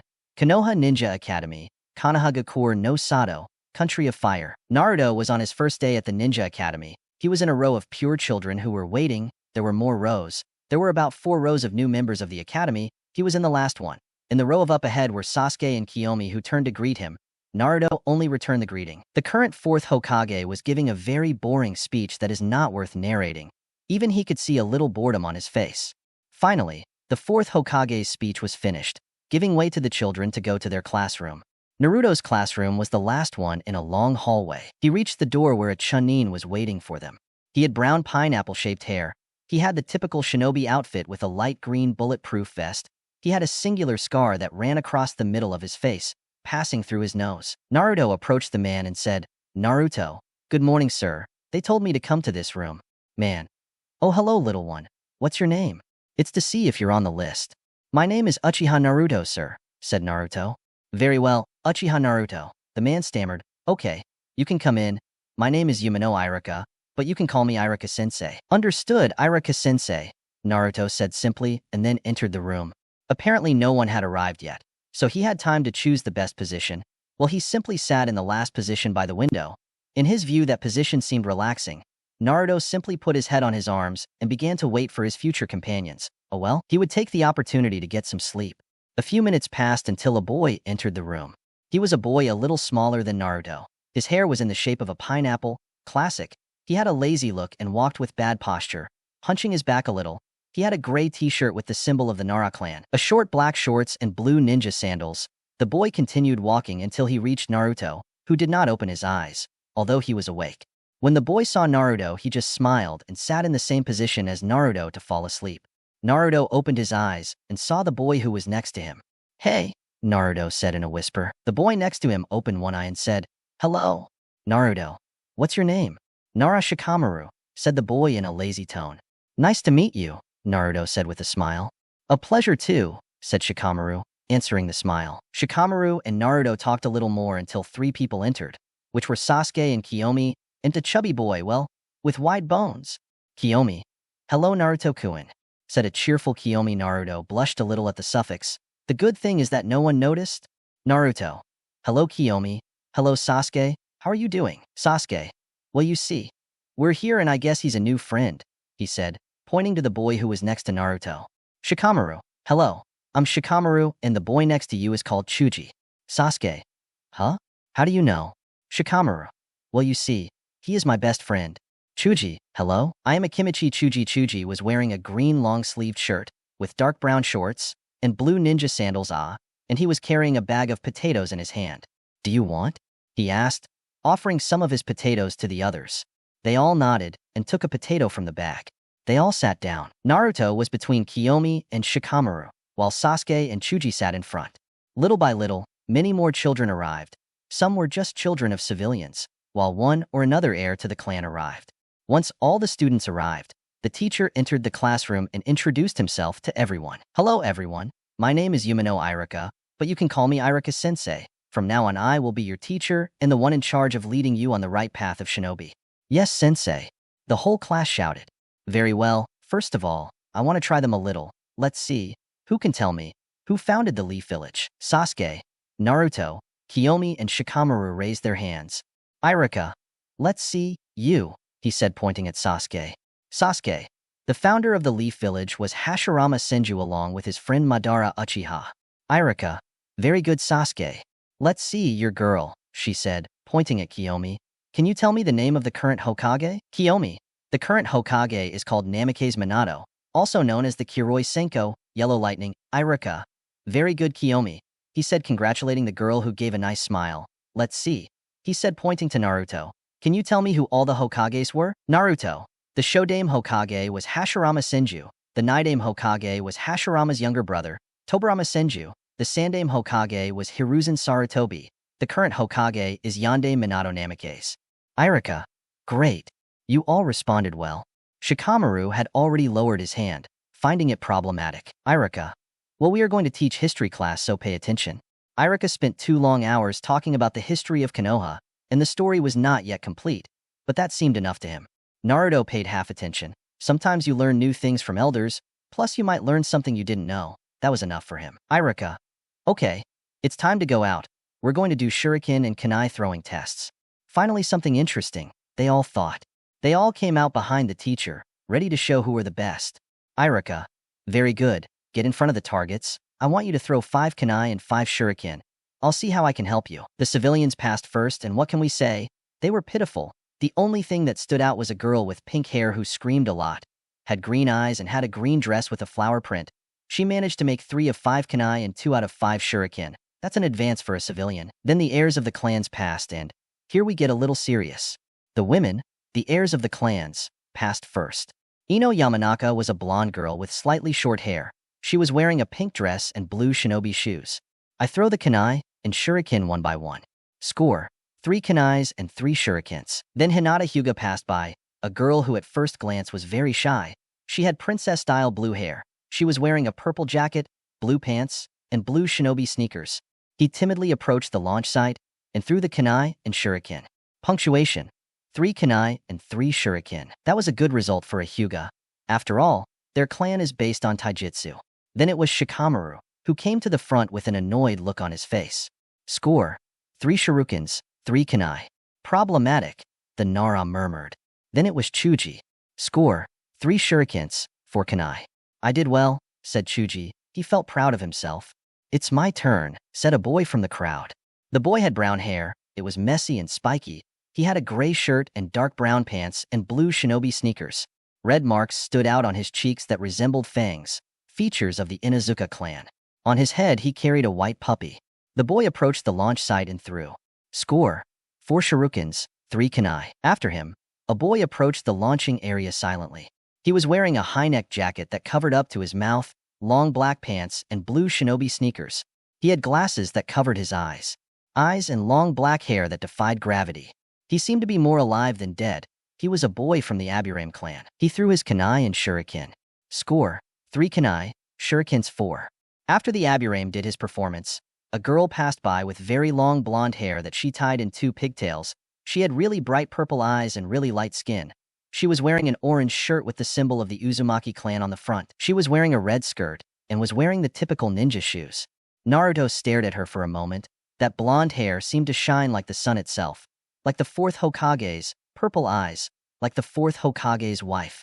Okay, now it's clear whose daughter she is, Naruto thought. The girl approached the launch site and threw the kunai and shuriken. Score: 4 shurikens, 5 kunai. That's impressive, they all thought. After her, a red-haired boy approached. He had blue eyes and also had light skin. Naruto thought so. The yondaime has 2 children. The boy did the same procedure as everyone. Score: 4 shurikens, 4 kunai. It was a good score. Wow, those guys are good, Kiyomi said. Don't worry, don't be intimidated. You're also very good, Naruto told her to encourage her. Kiyomi blushed a little, then gave a smile and thanked Naruto. Kiyomi stepped forward to throw the kunai and shuriken. Score: 4 shurikens, 5 kunai.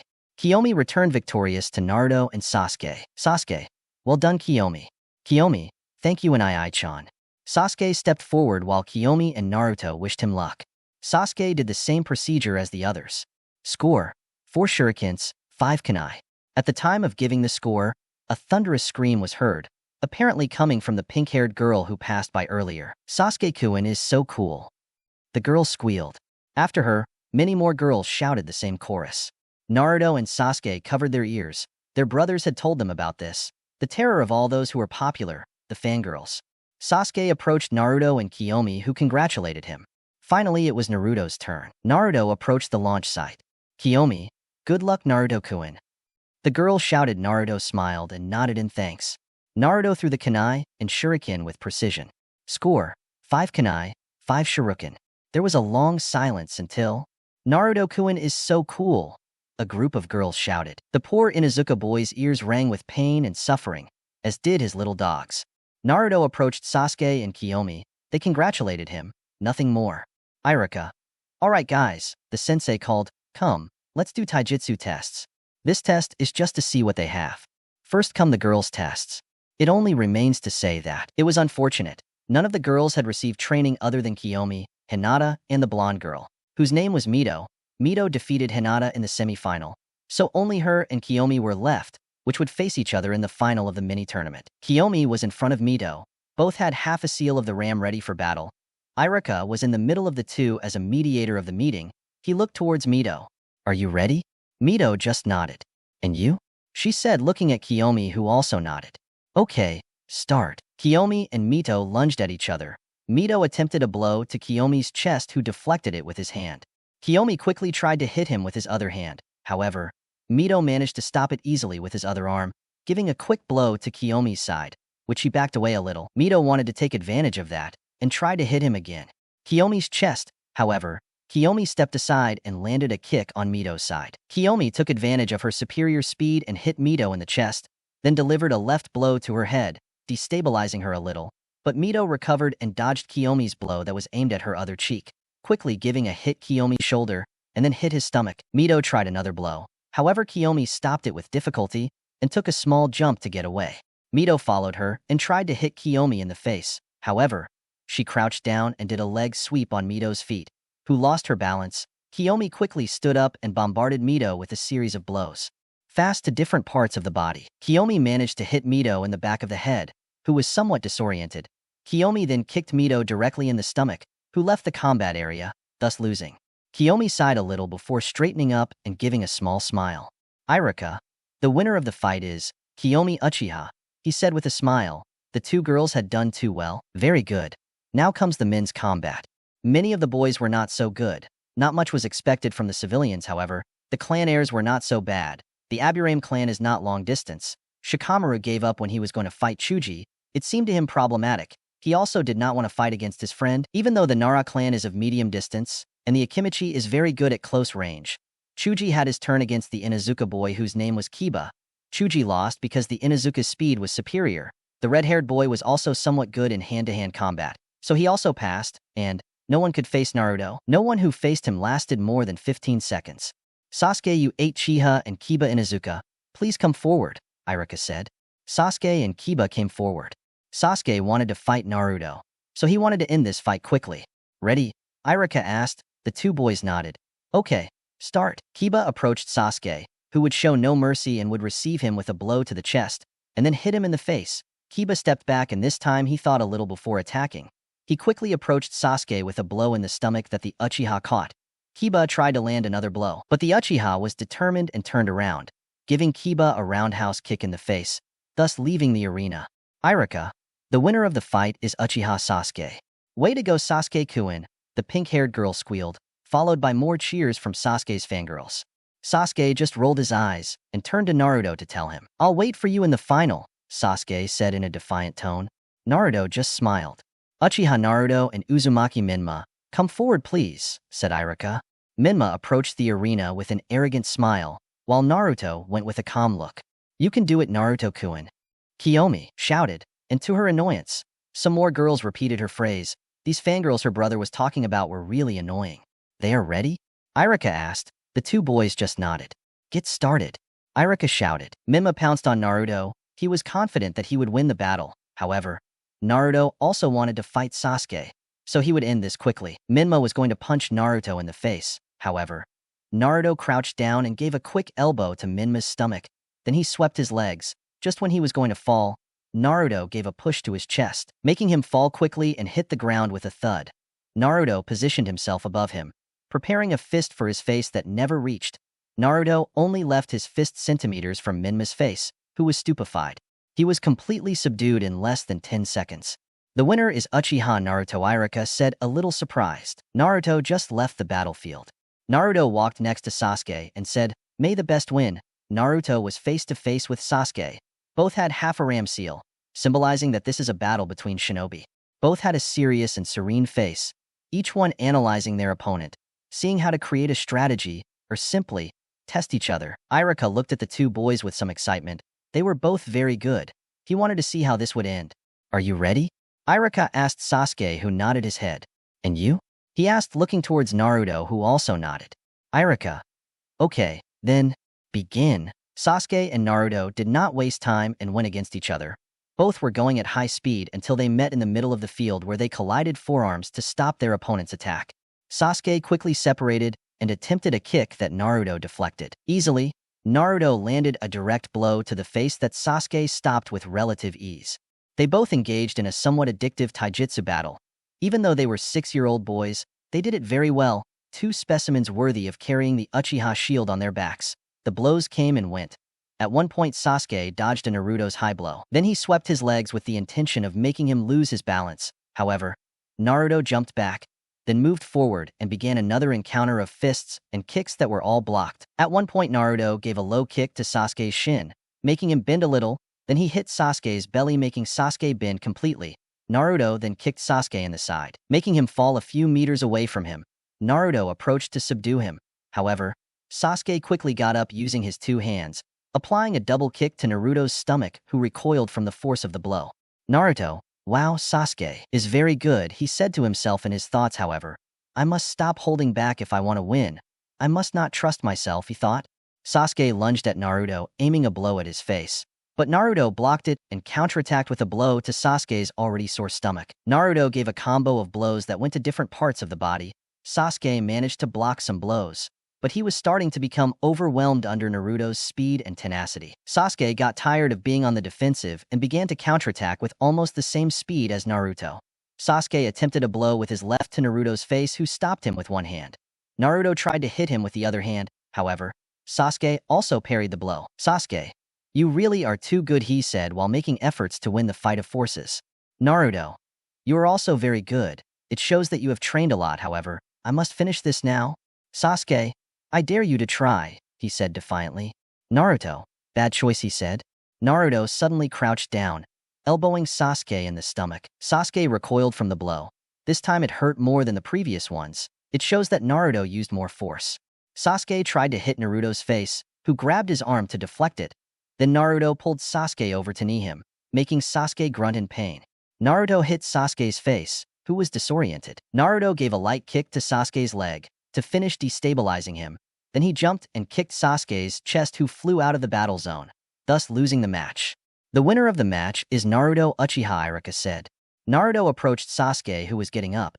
Naruto helped him finish getting up. Irika, well, to finish this meeting between companions, I want you to make the symbol of reconciliation. Naruto and Sasuke crossed their index and middle fingers between their hands. Naruto, you are very good, Sasuke. It was a good battle, Sasuke. You are also very good. Good battle. Very good, class, Irika shouted. Let's go back to the classroom. All the boys went after their sensei to finish the class period. Time skip. End of classes. Naruto, Sasuke, and Kiyomi were leaving the academy. This time they were accompanied by Chuji and Shikamaru. Shikamaru and Chuji's mothers were waiting for them outside the academy. So Chuji and Shikamaru said goodbye and finally left. While the three boys waited for Sasuke and Kiyomi's mother to arrive, the blonde girl who fought Kiyomi approached them. Hi guys. The girl shouted Kiyomi. Oh, you're the girl I fought. Good fight, by the way. Mito, yes, that's me. My name is Mito Uzumaki. Nice to meet you. Sasuke, oh wow, this girl is just as active or more active than Kiyomi, he said while putting his hand on his face. Myth, and what problem do you have with that emo child? Said Mito, who had a small frown. Kiyomi had to hold back her laughter at the nickname they gave her brother. Naruto just gave a small smile. Sasuke, eh? I'm not an emo, he said with a frown. Myth, if you are bitter. Kiyomi now laughed out loud, while Naruto let out a light laugh. Sasuke, enough, you want, said Sasuke, somewhat blushing with embarrassment. The boys and Mito talked a little more until the red-haired boy who fought Naruto approached them with a somewhat angry face. Hey you, the boy shouted, pointing at Naruto. Ior, said Naruto while pointing at himself, somewhat confused. If you, the boy continued, I am Minma Uzumaki and I officially challenge you to a rematch, he said. No, the boy shouted, as if he wanted everyone to hear him. Naruto, no thanks, I don't feel like fighting now, Naruto said, somewhat dazed. Minma, what? Are you afraid? Naruto, no, hey, I know. How about we fight another day, okay? Minma, I think what you are afraid of facing the great Minma Uzumaki, son of the fourth Hokage? Minma was stopped by Mito's blow to his head. Aren't you a little embarrassed? Mito asked, angry with her brother. Don't get involved in this, Minma said. Enough, Minma, or I'll tell mom that you were misbehaving in class. Minma suddenly became quiet. Minma, if you even have any affection for me, you wouldn't be able to do that to me? If you keep bothering me, I will do it. You understand? Minma, yeah, but sooner or later I'll have my revenge. You hear? She said, pointing to Naruto. Naruto, surely yes, someday. The boys talked for a while longer until a woman with really long red hair approached them. Although, of course, they already know what Kushina is like, so it's not worth describing her. Mito Minma. Oka-san. The children shouted, running towards their mother, who received them with a hug. Kushina. Hello children, how was today? I asked, rubbing Myth's head. Myth. We did very well. We did some shuriken and kunai throwing tests, and then we did taijutsu matches. Kushina. I see that well, it's time for us to go. Mito. Wait, Oka-san, I want to show you my new friends. Mito grabbed her mother's hand and dragged her towards the three Uchihas. Myth. Look, Oka-san, this is Naruto, Kiyomi, and Sasuke. The three boys bowed towards the Hokage's wife and then said, Naruto, Sasuke, Kiyomi. Nice to meet you, Kushina-sama. Kushina. Nice to meet you too, and straighten up. So much formality is not necessary, Kushina said with a smile. By the way, you can just call me Kushina. Naruto, Sasuke, Kiyomi. It's okay, Kushina-san. Kushina. That's better. But hey, we don't have to go. It was a pleasure meeting you little ones. The three Uchihas responded. Likewise. A few more minutes passed before Mikoto arrived to pick them up. The three boys and the woman greeted each other and went to the Uchiha complex, where they separated to each go to their homes. Naruto went towards his house, which was apparently empty.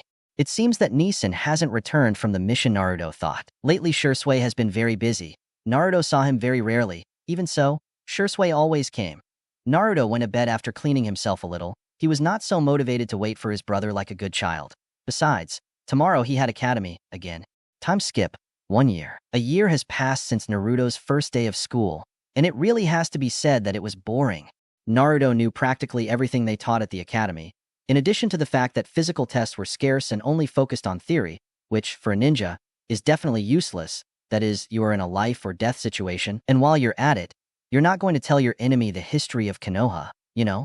Although, of course, there is also the good side of all this. And those are the friends that he has managed to make throughout the year.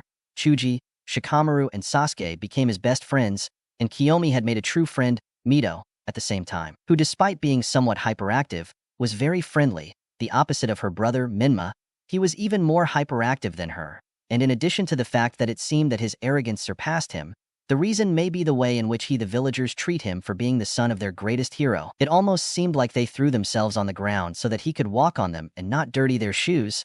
Thank goodness Mito didn't let his arrogance get the better of him. Naruto has managed to make other friends, such as the boy Aburame, who was called Shino. He is very quiet, but being next to him is comfortable. You feel that he listens to everything you say, and that he supports you in some way. However, there is something that worried him too much, and it was the fact that there were more and more meetings in his clan. He very rarely saw Shisui and Itachi, who were almost always busy. However, from time to time they had time to train him. Naruto was able to learn other fire-style jutsus, such as Katon, Hozenka no Jutsu. With this jutsu, Naruto is able to launch a series of small fireballs at high speed. This jutsu uses less chakra than the fireball, so he is able to use it several times without getting tired. Another jutsu that he learned was the Katon, Ryuka no Jutsu. With this jutsu, Naruto is able to launch a large flame of fire through his mouth. This jutsu uses more chakra than the fireball, so he does not use it much. However, it is very effective. Shisui also had time to teach Naruto his star technique, the Shunshin no Jutsu. It was a simple technique to learn. However, Shisui wanted Naruto to have extreme control over the technique, to be able to use it in battle, just as he does. That's why Shisui is so recognized in the village, because he is the only one who can use this technique in battle. However, something in which he has made a lot of progress is control over his Sharingan. Although he has managed to fully mature it, he must practice with it so that it does not consume more chakra than normal. Itachi has taught him to create Genjutsu with the Sharingan, because this is the only dojutsu capable of creating illusions with gaze. Itachi was very good at Genjutsu, so he taught him some, but as I had already said, Itachi and Shisui were acting more and more distant than normal. They were almost always on missions or they said they were busy with important matters. Naruto may be a child, but he wasn't that stupid. He knew that the village was releasing a lot of hatred towards his clan because of the Kyuubi incident, and of course, thanks to that the Uchiha clan has been separated from the village and generally, he is no longer called for important matters. That led to the head of the Uchiha clan calling too many clan meetings. Naruto believed that they were up to something. He couldn't tell if it was something good or bad, but who knows? Location: Konoha Ninja Academy. Naruto was in his usual position, last place near the window. Next to him were Sasuke and Shikamaru. Kiyomi went to sit next to Mito, one position ahead. Naruto was lost in his thoughts. He may not see Shisui that often anymore. However, he saw him at least 3 times a week. But this time, Shisui had practically disappeared. He hasn't seen him in 2 weeks, and that's what he said. Worries a lot. Shikamaru noticed that his friend was lost in thought. He had a worried face. Hey, are you okay? Shikamaru asked. Naruto had a hard time hearing Shikamaru's voice, but he managed. Why yes, don't worry. Naruto responded with a small, somewhat forced smile. Shikamaru didn't miss that. However, he didn't investigate further. The class continued. For Naruto, it passed too quickly. He hardly heard anything they said. He simply got up, picked up his bag with his books, and headed to the exit. Kiyomi approached him quickly and said, Kiyomi, where are you going, Naruto-kun? Naruto, I'm just going to the training ground. I have some things to think about. Kiyomi, you're worried about your brother, right? Naruto, yes. How do you know? Kiyomi, we have all noticed that you are more thoughtful than normal, but only Sasuke and I know that he is worried about your brother. We have not seen him anywhere in the complex either, but don't worry, he will eventually appear. Don't worry. Worry, okay? She said as she gave Naruto a comforting hug. She was so sweet. Naruto, thank you, Kiyomi, said Naruto with a smile, this time true. As he said, Naruto headed to the training ground he used in hopes of finding his brother there, perhaps practicing marksmanship or a new jutsu or in a friendly encounter with Itachi. Upon arriving at the training field, he met his brother. However, he met Itachi, who was in his Umbu uniform. Naruto admired Itachi as much as his brother. Itachi became an Umbu captain at 13 years old, a pretty impressive feat. Itachi was very skilled and intelligent, and most of the time he had a completely expressionless face. He was a person who, deep down was loving, and had shown it to Naruto a couple of times. Itachi felt Naruto enter the training field. Itachi, hello Naruto, how are you? Naruto, I don't know how to tell you. Itachi put on a sad look which was very unremarkable. Itachi, Naruto, Come on a moment. Sit down. Naruto sat on a log which was on the ground. He stood next to Itachi, who was already sitting. Naruto, Itachi began, I want to ask you what Sasuke and Kiyomi mean to you. Naruto. They are the best friends I have, said Naruto. Itachi smiled at that. They were the first friends I had my age. They are great, and I must admit that I love them very much. Enough to give your life for them? Itachi interrupted. Naruto thought for a moment, and then responded. Yes, he said weakly. I'm sure I would. They are one of the best things that have happened to me. Itachi smiled and said, Itachi, I'm glad you said that, he said softly. Naruto, I want to ask you another question. Naruto just nodded. Itachi, if I did something really bad, would you still love me as much as you do now? Naruto, Itachi and I hesitate a little. Itachi choked a little. I would never be able to hate you if you have any valid reason for doing what you did. Itachi, that's enough for me, he whispered while hugging Naruto, who didn't understand the action at first, but returned the hug. Itachi released the hug, hitting Naruto on the forehead with his index and middle fingers. Naruto rubbed his forehead with a pout that sometimes hurt. Itachi smiled at Naruto's expression and stood up, slowly moving away from Naruto. However, before entering the forest, he stopped and said, Itachi, Naruto, please, promise me that you will always take care of Kiyomi and Sasuke, okay? Naruto found himself confused at that statement, but he didn't hesitate. Naruto, I promise you, Itachi and I promise you that I will take care of them with my life. Itachi smiled at that, and then lost himself in the darkness of the forest. Time skip, 7 hours later. Naruto had been training all the time with shadow clones to train the other aspects, such as his own style of taijutsu, which was advancing well. He practiced a little chakra control to expand his reserves, and the original did the inevitable physical training. I think it's time to go home, Naruto murmured, dispelling all his clones. A slight dizziness took over his body. I should stop dispelling them all at once, he thought. Naruto left the training ground heading to the Uchiha clan compound.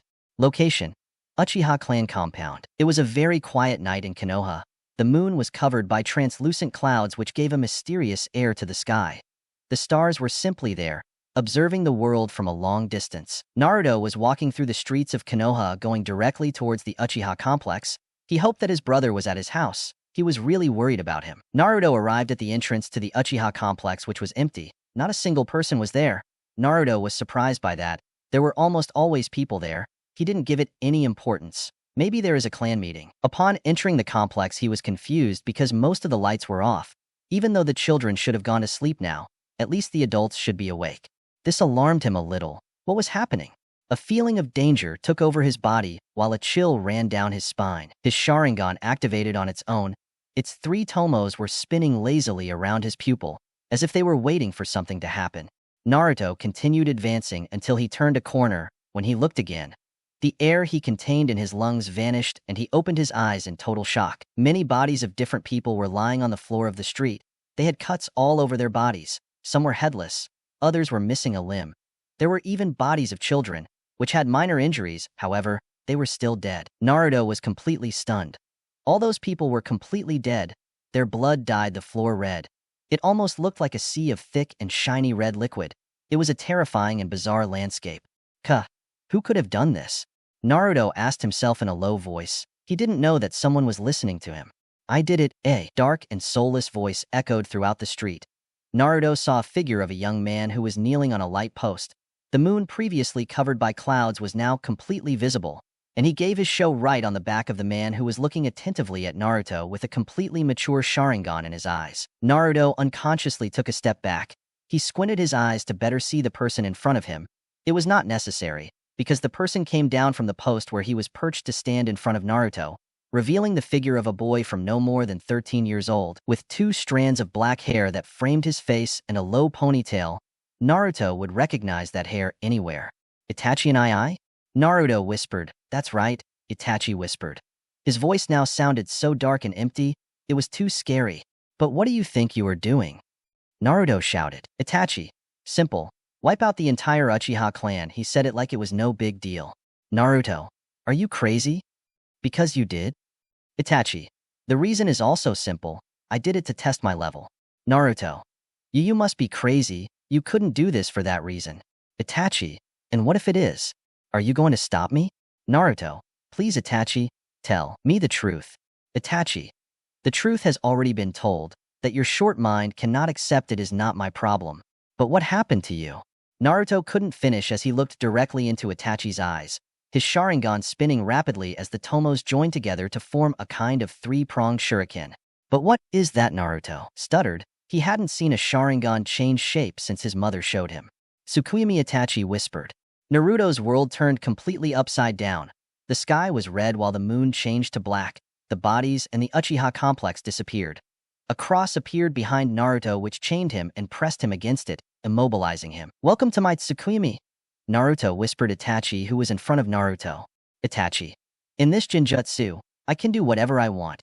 I can control everything, even time. Basically, I am God in this illusion. Naruto tried to say something, but the words didn't come out. The space in front of Naruto changed again. Now the Uchiha complex was again. However, this time Naruto could see how Itachi massacred every member of the clan that was in his way. Naruto tried to turn away, but he couldn't. It didn't matter. Everywhere he looked he found Itachi killing someone in cold blood. He tried to close his eyes, but he couldn't. One of the things that hurt him the most was seeing Mikoto's death. She had treated him so well since his own mother died. She was almost like a mother to him. The massacre was repeated in the illusion over and over again, and Naruto could do nothing but watch. Naruto couldn't take it anymore and began to sob openly. Nisan, please help me, Naruto said weakly. Oh, Shisui won't be able to help you this time, Naruto Itachi's voice echoed throughout the illusion. Quickly the landscape changed to a waterfall. At the edge of it there was a Shisui with his back. Behind him, an Itachi with a sword was approaching, ready to cross him. Naruto tried to warn his brother, but nothing came out of his mouth. He could only watch as Itachi impaled Shisui and gouged out his eyes, and then gave him a kick that pushed Shisui over the precipice of the waterfall. Nisan, Naruto shouted with all his strength. Shisui's body fell cleanly down the cliff. Right at the fall, he looked directly at Naruto. Naruto could see how his brother turned to look at him and said these words. Why didn't you help me, Ototo? Naruto's mind broke completely. Tears fell in droves from his eyes, his Sharingan shining too brightly as the tomos began to spin aggressively. Nisan. Naruto let out a heartbreaking scream. The sky of the Tsukuyami seemed to break. Then the entire landscape began to break, resembling broken glass. The Tsukuyami broke in a strange way. The real scenery of the massacred Uchiha clan returned to normal. Naruto was lying on the ground. He was on his knees, and his hands were tightly tense on the ground. Naruto's tears turned into blood, which flowed freely from his eyes. Naruto's Sharingan tomos spun rapidly and then came together. The black of the tomos expanded across his eyes, showing a new Sharingan pattern. It seemed to be a pinwheel that resembled a vortex. It had 4 points, and 2 red points stood out on each of its sides. Manjikyu Sharingan Itachi whispered in surprise. Naruto didn't know why his eyes were burning so much. He just saw how blood was splashing on the floor. Apparently it was coming from his face. I see that you have awakened the same power as me, Itachi said with a monotone voice. It is really surprising that you awaken them at this age. I guess you have too much bad luck. Naruto, I don't understand you. What do you mean by that? Itachi, I don't have to explain anything to you. Itachi, live with the hatred that you are cultivating right now. Hate me and become strong. If you are too weak, in the end you will end up dying like these weak members of the Uchiha clan, he said while kicking a body that was next to him. I know that you can become strong, and when you think you are strong enough to defeat me, look for me, and let's decide which of the two of us is the strongest in the Uchiha clan, he said as he turned around. You wouldn't be able to kill an Ai-san, Itachi and Naruto whispered.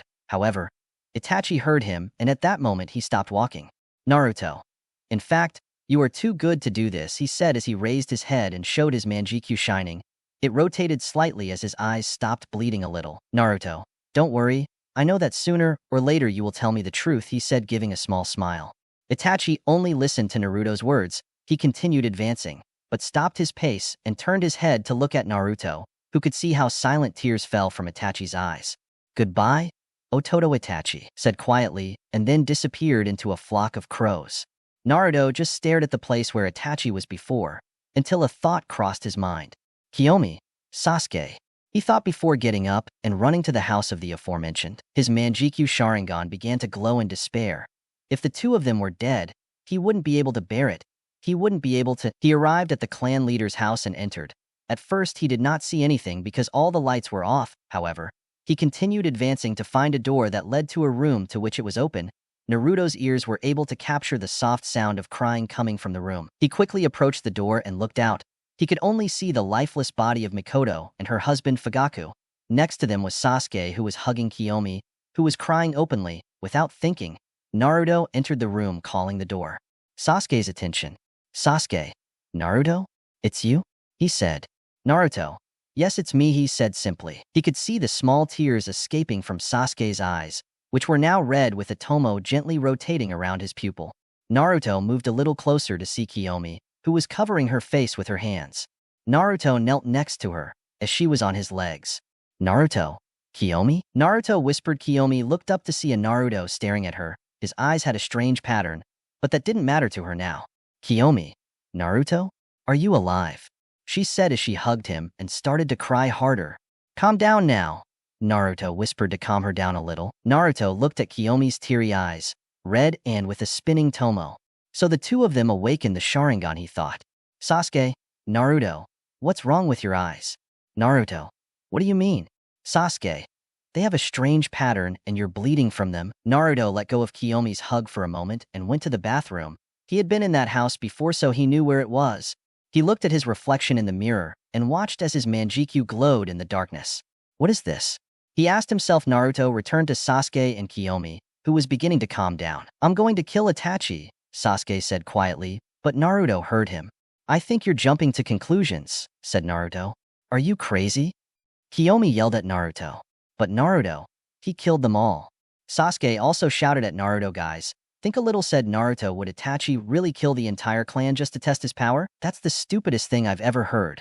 There must be something else, something we may not understand. You think? Kiyomi asked. Guys, you know very well that Itachi loved you very much, even everyone in the clan. He couldn't just kill you like that. I don't know, Sasuke murmured. Just think about it, will you? Asked. Okay, said Sasuke. The boys began to leave until another Kiyomi suddenly fainted. What happened? Sasuke asked. However, he also fell unconscious. Maybe they fainted because Itachi used the Tsukuyomi and showed them the same thing as me, plus they awakened the Sharingan for the first time. That must have consumed all their energy. Naruto intuited. Naruto carried Kiyomi and Sasuke on his own. For the first time, he noticed the bruise that Sasuke had on his cheek. Maybe he's trying to fight Itachi, he thought. When he left the house, he could see how the Yondaime Hokage arrived with some umbu at the scene. Minato could only see a small boy leaving a house with two other children. What surprised him was seeing the eyes of the boy who was still conscious. They were a totally different Sharingan. Naruto looked at the Yondaime Hokage. His eyes felt too heavy and burned a lot. But really, he was getting too tired. For some reason, he felt like his eyes were absorbing a large part of his chakra. He could only see how everything became black and finally dropped. Time skip. 2 days. The entire village was shocked to learn that the heir of the Uchiha clan, Itachi Uchiha, had massacred his entire clan, leaving only 3 survivors, which were his 2 younger brothers and 1 more boy. It was rumored that Itachi had collapsed under the pressure of being an umbu captain at such a young age, and that caused him to perform such an act of madness, according to civilians. All the people presented their condolences to the now almost extinct clan, and a funeral was currently being prepared for all the members who fell on that fateful night. Location: Konoha Hospital. Naruto felt a very unfamiliar aroma from his house. It smelled like alcohol. He slowly opened his eyes, however. He had to close them again since the light in the room had hurt him. He blinked a couple of times to get used to the light. He could only observe that he was lying on a bed surrounded by completely white walls. I'm in the hospital, he thought. It took Naruto a while to compose himself. His head hurt. Plus, he felt a slight discomfort in his eyes. He wasn't sure if what happened was real or was just a nightmare, a horrible nightmare. He slowly got up from the stretcher, messing up the sheets in the process, jumped out of bed, rubbed his eyes a little, walked to the door and opened it slowly. He didn't want the nurses to notice that he woke up and start to review it. When he opened the door a little, he stopped when he heard the conversation of 2 nurses who were a little further down the hallway where his room was. The hallway was quiet, so he could hear what they were talking about. Did you hear what happened to the Uchiha clan? Yes, I heard that the heir massacred the clan. There were only 3 children left as survivors. Poor things. So it wasn't a dream, Naruto thought with a sad face. Wait a minute, he thought again. If that wasn't a dream then. Naruto silently left his room without attracting the attention of the 2 nurses. He quickly went to the end of the hallway where there was a bathroom. He silently slipped inside it. It was lucky that there was no one in there. Naruto stood in front of a mirror and looked at his reflection, closing his eyes so that when he opened them, a completely mature Sharingan would be shown. If that wasn't a dream, then he said those words in his mind. He remembered that the moment Itachi put him in the Tsukuyomi, and when he saw his brother die, he felt his eyes burn like hell. He knew that this way he felt when his Sharingan evolved. He also remembered when he saw his new eyes in the mirror at Kiyomi and Sasuke's house. Naruto looked carefully at his reflection in the mirror. What was he supposed to do to see those eyes again? Maybe repeat the process to activate the normal Sharingan. Naruto directed much more chakra into his eyes when he suddenly saw the tomos of his Sharingan begin to spin rapidly, so that his tomos joined together and then expanded, showing the black background and pattern of his Manjikyu Sharingan. His Manjikyu glowed and Naruto took a step back involuntarily. He quickly grabbed his eyes. They hurt like hell, however. They didn't bleed like the other time. Naruto could only get used to the pain he felt. It took a while until he was able to remove his hands from his eyes. When he did so, he could see his Manjikyu Sharingan very clearly. If before with the 3-volume Sharingan he had incredible vision, now he did. That I was seeing everything. I could see everything so clearly. But that was all. For now. Naruto deactivated his new eyes, instantly feeling how his eyes thanked him, as he stopped feeling burning. Naruto left the bathroom with equal caution. He ran down the hall at high speed. He wanted to leave the hospital. He wanted to see how the Uchiha clan was doing. Naruto left the hospital unnoticed. When he reached the public streets, he began to run as fast as he could. He passed by ignoring the people, ignoring the hustle and bustle, ignoring everything. The people who saw him running so quickly only gave him a look of pity and empathy. Naruto didn't want to accept those looks. They don't know what it feels like to lose everything you love. Naruto arrived at the entrance of the Uchiha clan, which was completely covered with yellow tape. Naruto just crossed the yellow tape as if he didn't care at all. He walked through the empty streets of the clan. It was so lonely. To think that all this before was full of people who lived their lives normally, people who loved each other like brothers, people who loved. Small drops of water began to fall from the sky. Those drops quickly turned into a drizzle that camouflaged the small tears that fell from Naruto's eyes. Naruto arrived at his hunt. He was so the same. He simply entered. When he was inside, he took off his slippers as was customary and put them in a corner of the door. Naruto passed through each room of the house, until he stopped in the room by Shisui. "Nisan," Naruto whispered with pain. Naruto noticed something different on Shisui's bed. It looked like a scroll. He simply picked it up. It didn't say anything more than a sentence. "Go to the clan meeting room. At the back of the room there is a hatch that will take you to an underground room. There is a stone that will clarify the doubts you have about your new eyes." Naruto was a little confused by the scroll he was reading. He had never heard of a secret room in the meeting room. To have information like that, you must have a giant link with the Uchiha clan. It could be that the leader of the clan Uchiha knew about that room, and if so, his heir must also know about said room. This is left to Itachi, Naruto thought. After all, he is the only one who should know about that room besides his father. Naruto didn't waste any more time and headed to the Uchiha clan meeting room. When he arrived, he entered directly into the room. It had a low table and some cushions where the meeting attendees were supposed to sit. He advanced to the end of the room. Under a rug, he found a hatch which was locked. Damn, Naruto thought. The key to the hatch must be in Fugaku-sama's room. After all, he was the leader of the clan. "I don't have time to waste," he said to trace a couple of stamps. "Ram, monkey, rat, Shunshin no jutsu." He said so that later his body began to blink, and in a moment, he was at the door of the clan leader's house. He quickly went up to the room on the second floor, right where he remembered Fugaku's personal office was. Upon entering, he found a desk and a chair that was located behind it. He simply approached the desk and opened the drawer that, for his surprise, it was open. He rummaged through the small drawer until he found a small gold-colored key, which was a little rusty. Naruto, "Well, I guess this will be the key after that little thought. I performed the same hand seals that I later performed Shunshin no jutsu." In the blink of an eye, Naruto was back in the Uchiha clan meeting room. That jutsu that his brother taught him was really useful. He would have to learn to do it without hand seals, and if possible, learn to use it in battle, like his brother did. He quickly approached the hatch that was under the mat. He was actually surprised that such a simple hiding place worked there. Well, after all, this room was not used much. Well, not before that. He placed the key in the lock of the padlock, turned it until he heard a click and the padlock opened. He opened the hatch and found a hallway of stairs that descended, without any fear. He went down the stairs until he found a longer hallway. Then it was completely dark. He activated his Sharingan and could see some small torches which were obviously unlit. Naruto concentrated a small amount of chakra into his lungs and converted it into fire-style chakra. He simply directed the chakra to his mouth and gave a small puff. A very thread of fire emerged from Naruto's mouth, which lit a torch. Naruto grabbed the torch and used it to light the others that extended along the hallway. He advanced down the long hallway occasionally lighting the other torches to have a better view. His Sharingan was already deactivated. There was no need to spend chakra. It was a small expense, but it didn't matter. It was badly wasted chakra. Finally, he reached the end of the hallway. There was a huge room, so you could barely see it with the torch that Naruto was holding. However, he lit the other torches that were in the room. He could see the large rock that was in the middle of the room.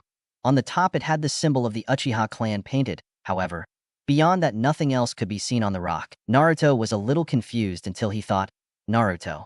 Whoever put this here surely wanted the Uchihas to be the only ones to read what is supposedly engraved on this rock. So he simply activated his Sharingan again.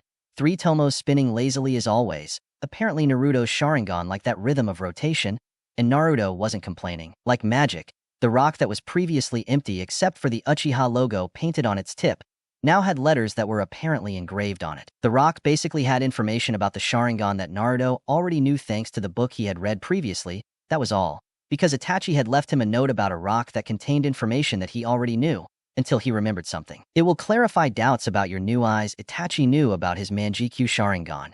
Naruto closed his eyes, and when he opened them, the tomos spun aggressively and then took on the pattern of Naruto's Manjikyu. Naruto rubbed his eyes again in clear pain. However, this time it hurt less. Naruto watched with wide eyes as more letters appeared on the large rock in the middle of the room. He only managed to read what was engraved on the rock. If you are reading this part, it means that you awaken the power beyond the limit of the Sharingan, the Manjikyu Sharingan. At the beginning, you must know why you awaken said eyes. For an Uchiha to obtain the Manjikyu, the first requirement is to having a completely mature normal Sharingan, in total, 3 tomos in each eye. The second requirement is to experience the death of a loved person in the front row. Although the cost of power is too cruel, rest assured that you will obtain guaranteed power. At the moment of awakening the Manjikyu Sharingan, the pattern will change to an independent one, replacing the normal pattern of pupil and tomos. Before telling you the benefits of Manjikyu Sharingan, you should know the great risk you run when using it. First of all, this form of Sharingan drains more chakra than normal. At first it may hurt a little, but rest assured that you will get used to it. Pain. Now, the main consequence is that the more you use the power of Manjikyu, you will lose the light in your eyes until you become completely blind. The only way left to cure blindness is to exchange your eyes with a relative of blood that also awakened the Manjikyu Sharingan. By transplanting that person's eyes, you will obtain the so-called eternal Manjikyu Sharingan, which eliminates the consequence of blindness, and at the same time, your abilities will gain a little more power. Naruto stopped at that point. If he ever had to resort to the power of his Manjikyu to protect those he loves, who would he change his eyes with when he became blind? His brother's eyes were not an option, because according to what he saw, Itachi ripped out Shisui's eyes and he kept them. But then he remembered. At the time his mother died, Shisui had notified him that he removed his mother's eyes to seal them in a scroll that now kept the secret drawer that they have. The drawer was under Shisui's bed, and there they kept the most important things. Important to them, their mother's eyes were still at command. However, was it right? Was it right to use their mother's eyes to gain power? To use their mother's eyes? Naruto left those thoughts behind and continued reading. Now, let's move on to the abilities that the Manjikyu Sharingan grants, as well as a new vision. Amaterasu, Black Flames, God of the Sun, generally the most common ability that the few Manjikyu users awaken. The Amaterasu requires a great concentration of chakra in the eye. When firing, you will be able to invoke the Black Flames, which never extinguish until they completely consume their target. They are not extinguished even by water. Tsukuyomi, God of the Moon. Tsukuyomi is a really powerful genjutsu. Within the illusion, you are truly a god, because you can control everything, matter, time, space. You can make 3 days pass within the illusion, while in the real world, it will only be 3 seconds. This for torture purposes. Susanoo, God of Storms and the Sea. It is an ability that Manjikyu users awaken in each eye. The Susanoo, is a spectral figure in the shape of a skeleton which protects its user. Its resistance is so much that it is capable of resisting the most powerful attacks. It has phases, which you will discover. Kamuri, Authority of the Gods. Kamuri is a really strange ability even among Manjikyu users. It is a space-time jutsu capable of giving you access to a pocket dimension which has too many uses. You can send parts of your body to that dimension to become intangible. You can even directly access it to teleport anywhere in the world. The rest of this ability is a mystery. Kodo Amatsukami, Distinguished Celestial God. This ability is even rarer than Kamui. This genjutsu can be known as the strongest in the world. This genjutsu is capable of controlling the opponent's mind, creating false memories and exchanging them for true ones without leaving a trace. This genjutsu is capable of controlling the opponent's mind even without them ever realizing it. The only disadvantage is that this Genjutsu is capable of being used only within a period of 10 years. If Naruto was previously surprised just by the Sharingan changing its pattern, now he was speechless. This was truly a rush. Thinking that the Uchihas had such power was insane. Really? Is this right? He asked himself as he placed a hand on his right eye, his manjikyu shining brightly. Protect others. Tachi. I know you are not a traitor. Sasuke. You are my best friend. I would never forgive myself if something happened to you. Kiyomi. You have been so good to me. If something happened to you, His manjikyu shone again, this time in anticipation of what could happen if Naruto wasn't strong enough to protect the ones he loved. He didn't want to feel that feeling again, that of losing someone he loved in front of you. I will become strong, he said in a low voice. I will protect those I love, and I will seek the truth about you, Itachi and I. I will ensure that no one else suffers what we suffer.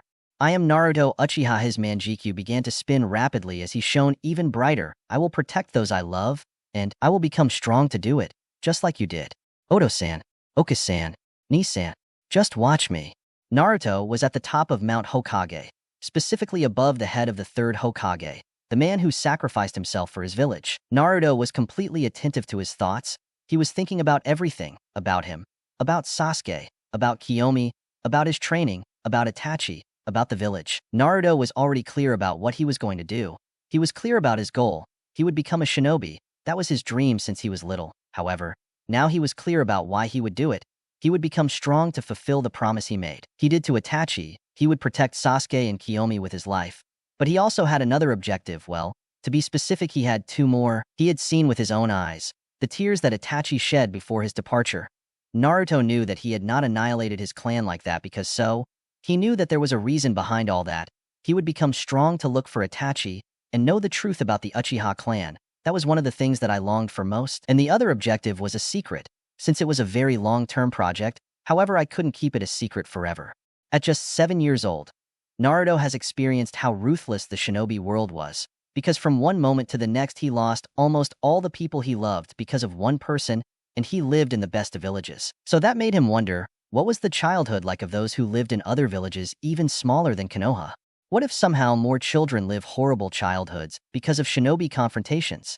There may be children who have grown up between wars and who have had to see or experience horrible things. Naruto didn't even want to think about that. That led him to think about his ultimate goal, peace, or at least, the absence of wars between the great nations. Absolute peace was impossible. However, tranquility between the nations is still possible. Nations, the absence of major conflicts that ruin people's lives, he would fight for that. He would achieve it. Naruto stood up from the Hokage's head, breathed a little in the calm afternoon air, then traced the Shunshin seals. Ram, monkey, rat. In the blink of an eye, Naruto was at the entrance to the hospital. He still had to learn to do the Shunshin without seals. Naruto entered the reception. Good afternoon, said Naruto, addressing the nurse who was the receptionist. Good afternoon, child. What do you need? Asked the nurse. I would like to know what Sasuke and Kiyomi Uchiha's room is. It's room 121, on the second floor. Thank you very much, said Naruto, bowing slightly. It's nothing, said the nurse with a small smile. Naruto climbed the stairs to the second floor. He arrived at Sasuke and Kiyomi's room. He opened the door slowly, in case one of the two was awake. He slowly entered the room and closed the door softly. He could see a Kiyomi looking at him. The window with melancholic and dull eyes. Sasuke was still asleep, but he was moving, a sign that he was about to wake up. Naruto approached Kiyomi, who did not turn to see him. When Naruto was a few steps away from Kiyomi, she started a conversation with a question that Naruto wasn't expecting. Why do you defend him so much, Naruto? Why do you defend Itachi so much? Kiyomi, what do you think about what happened? Why do you think Itachi annihilated the clan? Naruto responded with two more questions. I don't know, Kiyomi responded. I already said it before. Do you really think that Itachi would kill the clan to test his power? Please. Itachi was an Umbu captain at 13. That was enough proof of how strong he was. There must be one more reason why he annihilated the clan. He loved us all very much, but especially you too.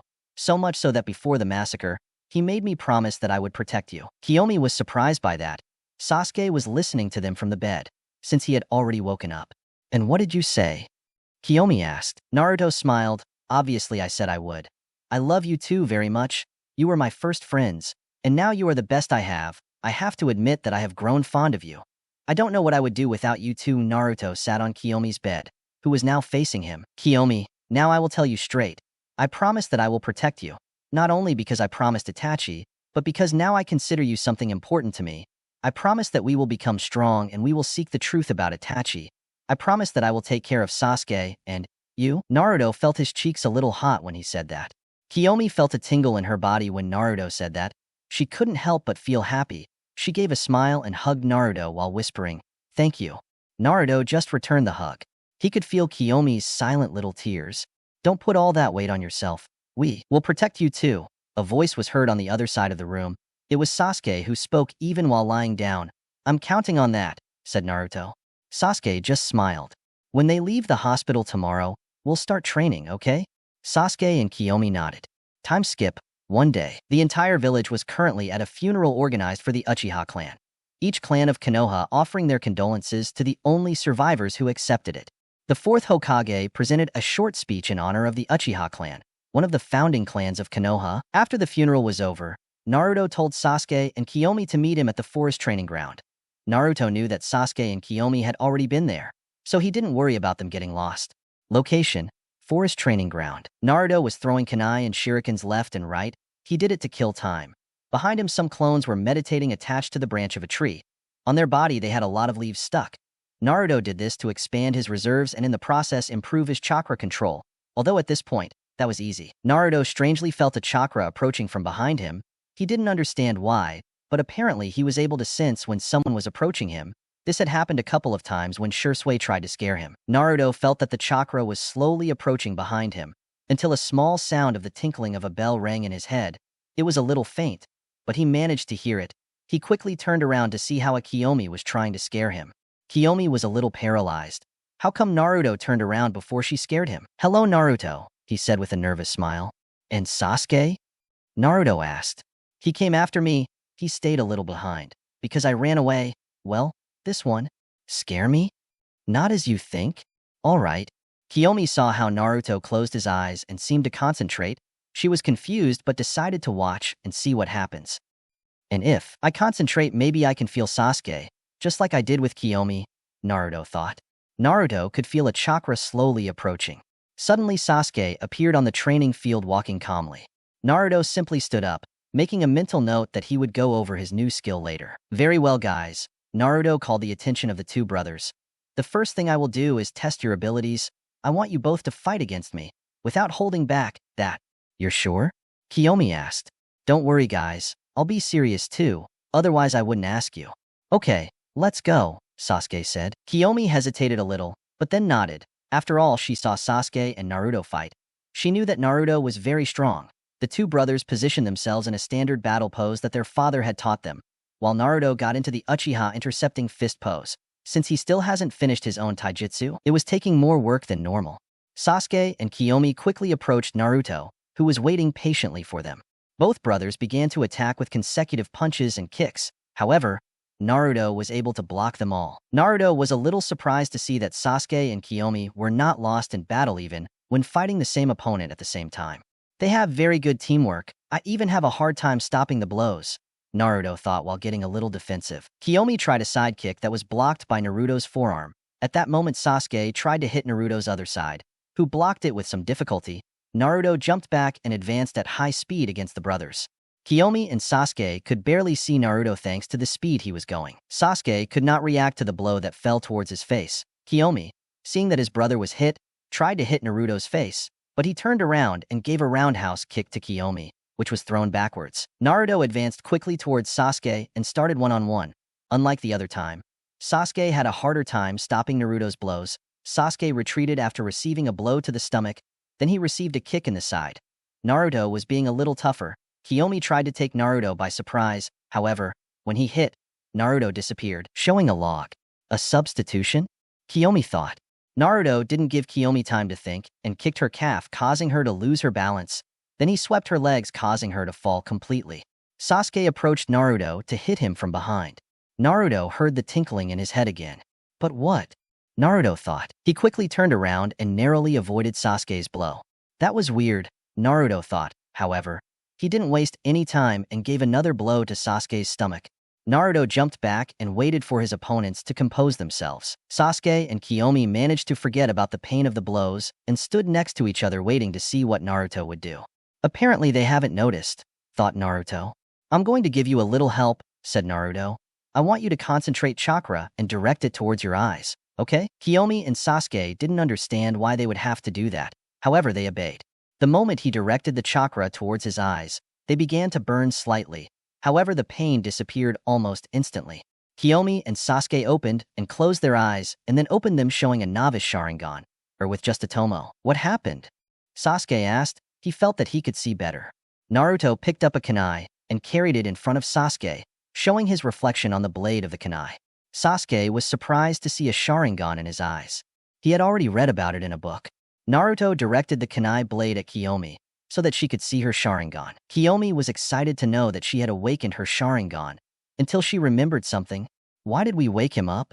Kiyomi asked. The impact of the massacre plus the death of his parents must have influenced the Sharingan to awaken, Naruto explained. Before we fight again, I must tell you something quickly.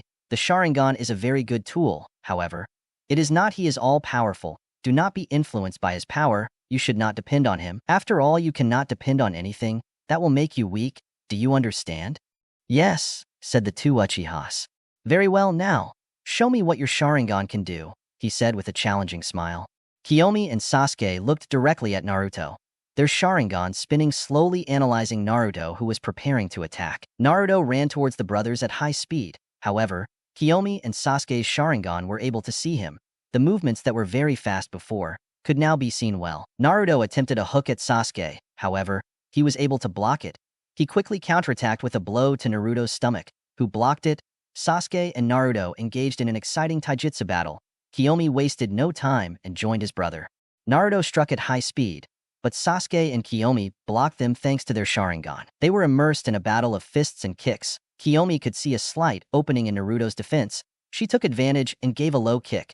Naruto instantly became destabilized. Sasuke took advantage and landed a big blow on Naruto's stomach. Revenge at his best when served cold. Kiyomi kicked Naruto in the chest, sending him backwards. Sasuke quickly advanced and attempted a blow on the stunned Naruto. Naruto felt the tinkling in his head resounding loudly and instinctively dodged Sasuke's blow. However, he did not expect Kiyomi to appear and punch his face. Naruto stepped back and took a breath. He did not expect such a beating. You guys are good, he said, praising the two Uchihas. However, I have trained a lot.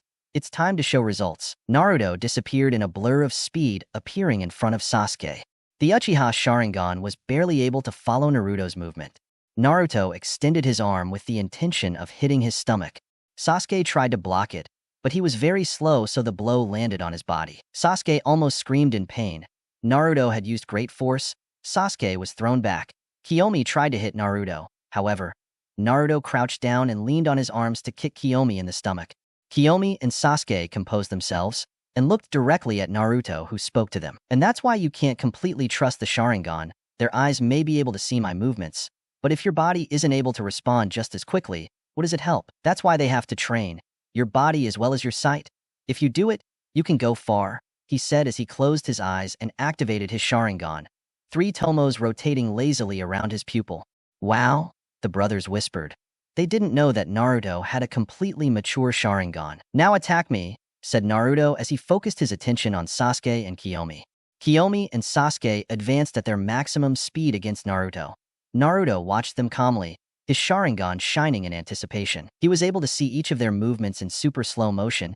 He could dodge them all without any problem. He was even able to predict what they were going to do. Naruto disappeared from Sasuke and Kiyomi's sight. Sasuke only felt a blow on his back and then a kick, which sent him to the ground. Before Kiyomi could react, Naruto was in front of her. She tried to attack, however Naruto was very fast and he hit her in the back, the pit of her stomach. Naruto didn't hit her that hard. After all, it was training. Plus, she was a woman. Naruto created a clone that subdued Sasuke to the ground, placing his hand on the boy's back and the other on the boy's head. Naruto finished off Kiyomi by sweeping her legs, causing her to fall. He picked up a kunai and pointed it at Kiyomi, symbolizing that he won. I win, said Naruto. Okay, you win, said the brothers. Naruto loosened his hold on Sasuke and removed the kunai that was aimed at Kiyomi, then helped them up.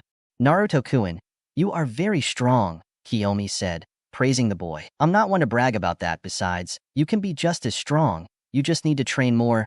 You are just as capable as me, said Naruto with a smile. Well, now that you've awakened the Sharingan, I think it's necessary. Let them learn the interceptor style of the Uchiha.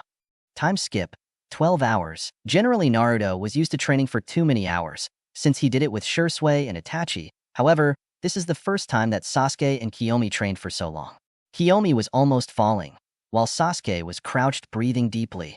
Naruto was standing in front of the two of them, with some signs of fatigue, nothing more than that. All right, guys, I guess that's enough for today, said Naruto. At the moment of saying that, Sasuke lay down on the ground catching his breath, while Kiyomi walked over to a tree to lie down on it. If you wait for me a moment, said Naruto, and then made the Shunshin seals. Ram, monkey, rat. Shunshin no jutsu. Naruto's body flickered and suddenly disappeared from the forest. The brothers were too tired to be surprised by that, so they just waited. About 2 minutes later, Naruto appeared in the forest again, this time with 2 bottles of water in his hand. Naruto went to Sasuke and gave him a bottle, then sat next to Kiyomi and handed him the bottle, which he received with enthusiasm. Naruto, Sasuke, and Kiyomi began to talk about trivial things until Naruto felt a weight fall on his shoulder. He turned his head to see a sleepy Kiyomi, who was slowly falling asleep. Wow, you're tired, said Naruto. I don't know how it's possible that you feel so good after so much training, said Kiyomi. There's a reason I'm the teacher. How arrogant. Oh, come on, you're very good too. I already know it. Who is believed now? Kiyomi just laughed. Well, I guess it's time to go home, Naruto said, getting up. Kiyomi tried to get up, but when she tried, she fell to the ground again. Apparently her body was too tired. I can't get up, she said, a little blushing. Don't worry, he said as he turned around. Get on my back. Huh? Are you sure? Sure, said Naruto as he crouched down. Kiyomi just climbed on Naruto's back. Naruto approached Sasuke and helped him up, obviously without letting go of Kiyomi. Location: abandoned Uchiha complex. Naruto and Sasuke were walking, while Kiyomi was on Naruto's back. Hey, what are we doing tomorrow? Sasuke asked. I don't know, Naruto replied lazily. I'm almost sure that tomorrow the Hokage will call me to talk about our pension, since we're orphans now, plus I think he'll give us a new apartment and stuff. Why would I call you? I honestly don't know. However, there is something I want to talk to the Hokage about. What is it about? It's something of my interest. Could you tell me? You ask a lot of questions, you know? I guess I'm a curious guy. Sasuke and Naruto arrived at the clan head's house and entered. Naruto took Kiyomi up to her room and laid her down on her bed. She was already fast asleep. Sasuke went to his room, but not before saying goodbye to Naruto and telling him that he could use the guest room to sleep. Naruto just fell on the bed and started to think. I have so many things on my mind. I whisper. Time skip. One night, Naruto was in the living room of Sasuke and Kiyomi's house. He knew that the brothers would sleep a little more because of yesterday. He was preparing breakfast for them. The most he could do is a sandwich. He would have to learn to cook. Not now, there was no one to do it for him. Naruto sat down on the couch and started eating his own sandwich. He was eating patiently until he heard a knock on the door. It's about time, he thought. He approached the door and opened it, showing a person in silver armor, with a mask that had dog features, silver hair that defied gravity. It was clearly an Umbu of the Hokage. Hokage-sama requests your presence, Uchiha-san. The Umbu got straight to the point. Understood, said Naruto, so that the Umbu grabbed him by the shoulder and they disappeared in an explosion of smoke. Location: Hokage Tower, hidden village in the leaves. Naruto and the Umbu appeared outside the Hokage's office. The Umbu opened the door and let Naruto in. As Naruto passed, he could see the 4th Hokage sitting calmly as he watched him pass. Uchiha-san is here, as requested by Hokage-sama, said the Umbu. Thank you, Inu, dog. You can leave. The Umbu bowed and disappeared in another explosion of smoke. Okay, Naruto, said the Hokage. Huh? How do you know my name? Naruto said, I am the Hokage. It is my duty to help the Leaf and therefore know everything about my village, but don't worry. I'm sure you know why you are here. Yes, he's going to tell me about Sasuke, Kiyomi, and Ai's pension. That's right, well, I just wanted to tell you that you will get your sum every month. Also here, he said, throwing him some keys. They are the keys to your new apartment. Unfortunately, I can't allow you to live in the Uchiha neighborhood for now. We have to wait for Sasuke or Kiyomi to become leader of the clan. Either way, I managed to give them an apartment somewhat away from the hustle and bustle of the streets, he said with a smile. Naruto smiled and thanked the Hokage. If you'll excuse me, Hokage-sama, I would like to ask you a favor. Sure, tell me. I'll see what I can do. Vera, I will become a leaf shinobi, so I have been training for that. Continue, said the Hokage. Well, you see, I once read about Fuinjutsu, sealing arts.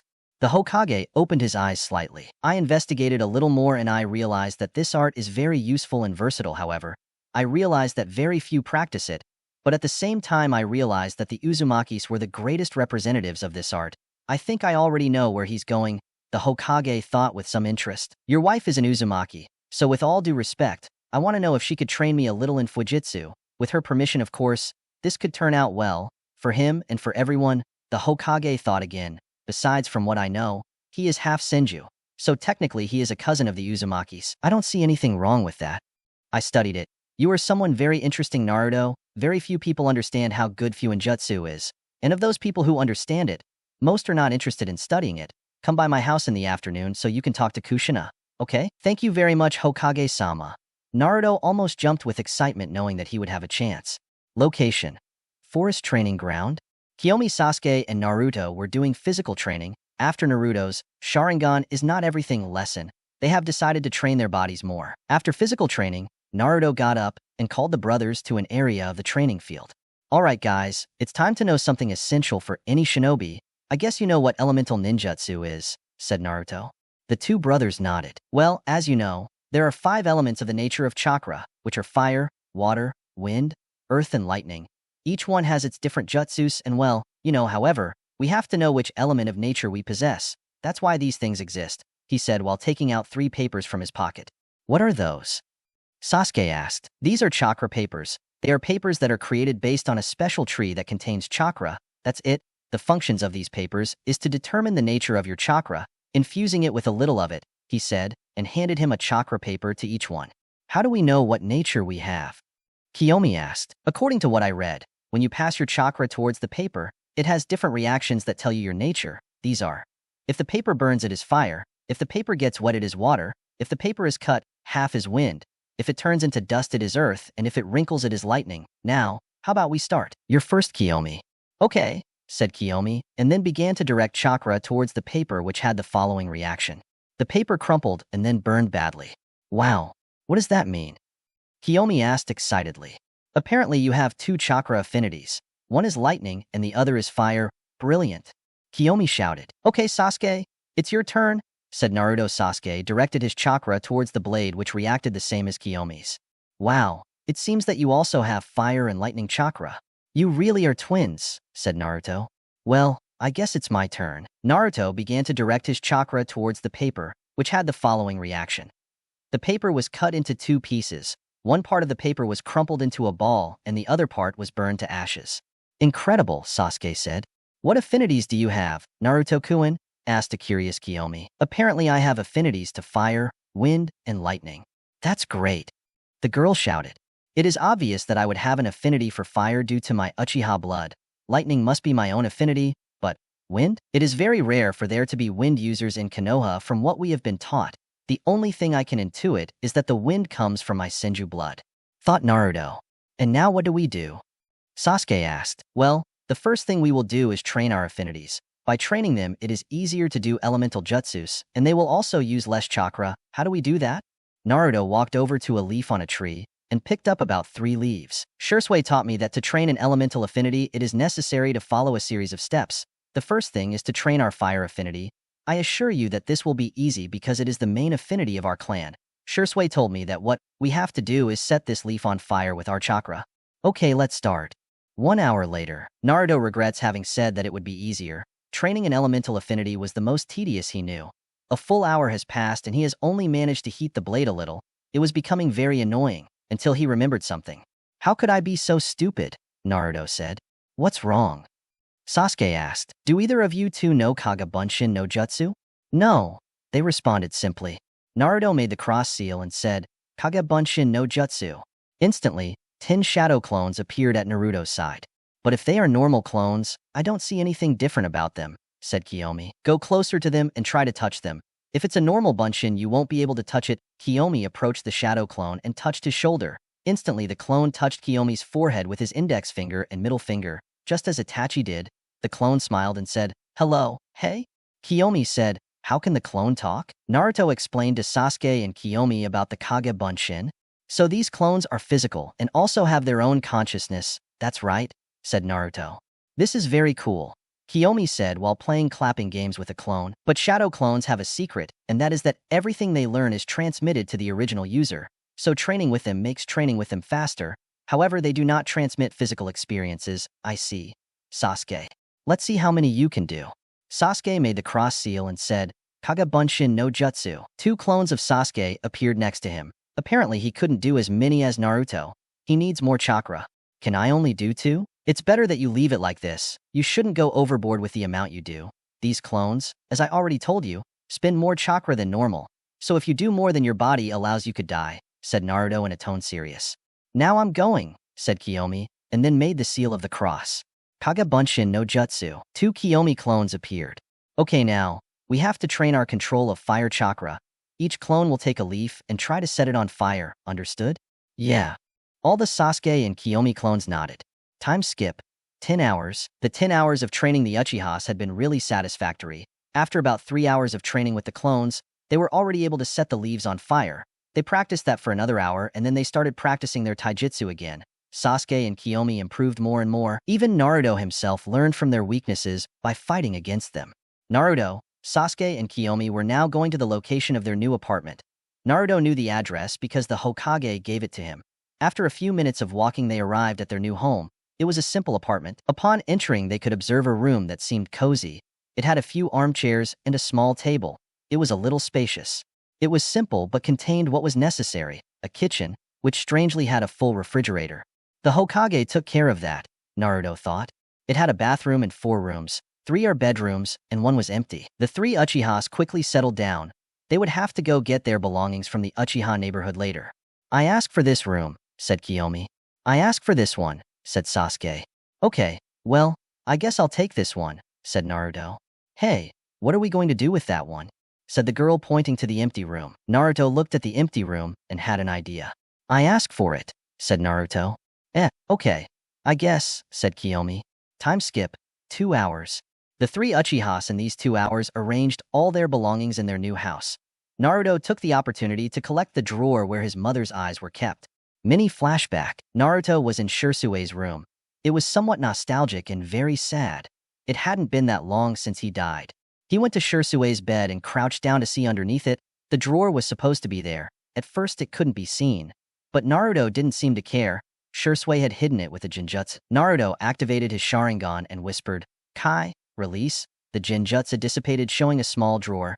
Naruto took it out from under the bed and opened it, showing a scroll on which his mother's name was written.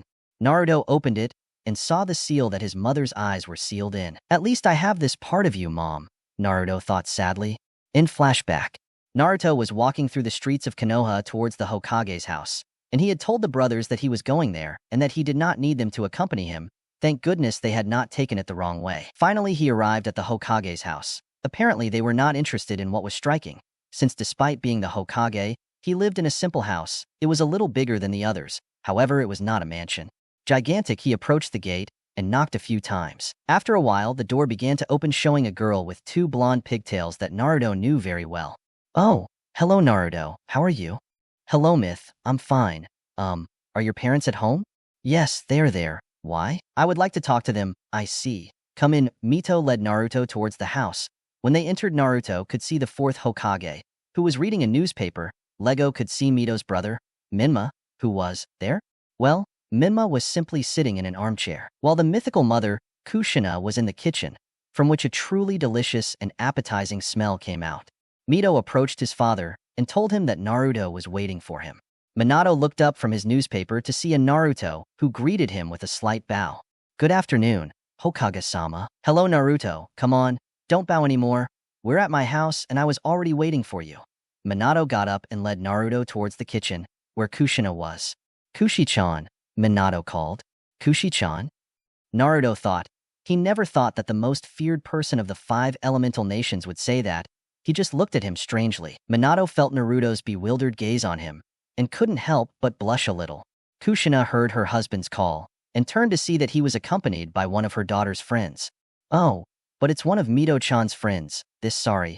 What was your name? My name is Uchiha Naruto Kushina-sama. I see. You are Itomi's son, right? Yeah. How do you know? Mikoto and her were friends. Plus, I was friends with Mikoto, so we have seen each other a couple of times. And Itomi told me about you and Shisui. I understand. I'm sorry for what you've had to go through, Kushina said with a sad look. Don't worry, everything recovers slowly, said Naruto. Well, the thing is that Naruto wanted to tell you something, Kushina, Minato interrupted. Oh yeah? And what is it? Kushina said. Vera, Kushina-sama. I remember I once told you not to treat me with so much respect, right? Okay, well, what I wanted to say is, could you teach me Fujitsu? Please. Kushina remained a little silent at that question. Naruto began to worry about Kushina's silence. He even believed that she was not going to accept it. He looked towards Minato, who was not worried. Minato grabbed Naruto's shoulder and told him, calm down. He's just assimilating the emotion, he said calmly. Naruto was confused, until he started to look at Kushina, whose eyes seemed to start to shine, and she clenched her fists as if she were excited. Of course, yes, Tebane. Kushina shouted excitedly. Naruto raised an eyebrow in confusion. Tebane? He asked himself. It's a little verbal tic that she says when she's excited, Minato clarified. Of course I will train you in Fuinjutsu, Kushina stressed. Really? Just like that? Of course, look, there are not many people who are interested in this art, and I really like it. It was one of the best skills of my clan. There is almost no one who is interested in learning it despite being such great art. So the fact that you want to learn from it seems exciting to me, and that you ask me to teach you only excites me more. Oh, I see. Well, thank you very much for accepting me as your apprentice, Kushina-san. It was one of the few times you could see emotion in Naruto. All right, let's start with your first lesson. Wait, what? So fast? You still need to finish dinner and set the table. Don't worry about that, Myth. Help me with dinner and set the table, okay? Of course, Mom. She said Myth while making a cross-shaped hand seal. Kage Bunshin no Jutsu. 6 Myth clones appeared. 3 to help Kushina and 3 began to set the table. She can also make shadow clones, Naruto thought. After a few quick movements, the table was completely served. Kushina was guiding Naruto towards a room. Okay, Naruto, Kushina began, stopping in front of the door. You are going to start learning Fuinjutsu. This is a very special art. Once you master this art, the only limit there will be is your imagination. But just as it is very powerful, you should know that it is just as dangerous. Any creation you make, you must abstain from the consequences that this brings, understand? Whether good or bad. Naruto nodded determinedly. Kushina opened the door in front of her, revealing some kind of library. I'm sorry to tell you that you cannot start making stamps without first having practiced your spelling. Spelling is too important a factor in stamps. If the stamps you make are misspelled, they will not work as you thought. What I will give you now are some books so you can learn about the easiest stamps and improve your spelling at the same time. Kushina took out a pen with an inkwell from a drawer, then she approached a shelf from which she took out 2 books. Naruto managed to read what their titles said. The first book said, Fuinjutsu for Beginners, and the second said, Fuinjutsu Level 1. This book, he said pointing to the book of Fuinjutsu for Beginners. It will help you understand more about Fuinjutsu, and at the same time it brings kanji spelling exercises. Don't worry, they won't be difficult at all in this one, he said pointing to Fuinjutsu Level 1. I will teach you the types of Level 1 seals and how to make them, just as the title says, hee. Well, the fact is that you will come every weekend and I will evaluate how you are doing, and by the way, I'll give you some advice, okay? Yes, Kushina-san, but I have a question. In total, how many levels of Fuinjutsu are there? There are 10 levels. Each one is much more difficult than the last. I just hope you don't get discouraged. Don't worry, I will continue studying. I will reach level 10. The Fuinjutsu is too good to leave half done. You have no idea, Kushina said smiling.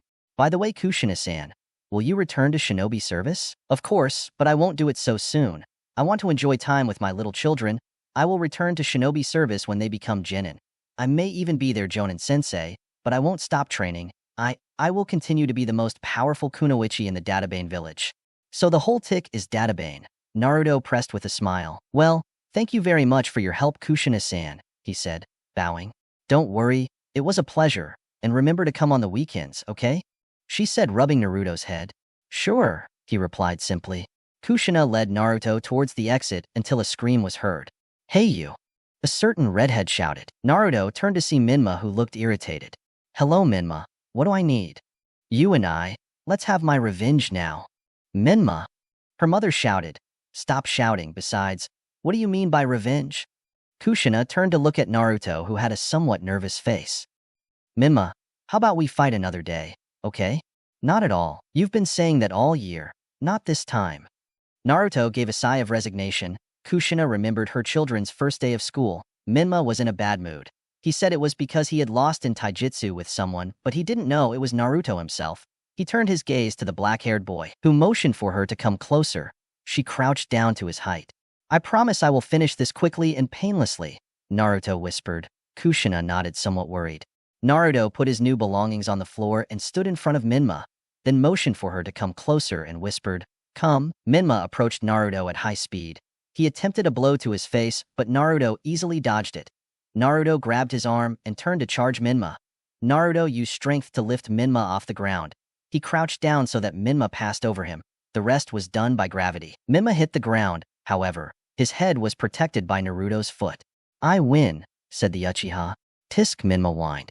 Naruto let go of Minma, gathered his things, and said goodbye to Kushina with a bow. That boy is very good. He subdued Minma with a single movement. And to think that he wants to learn Fuinjutsu.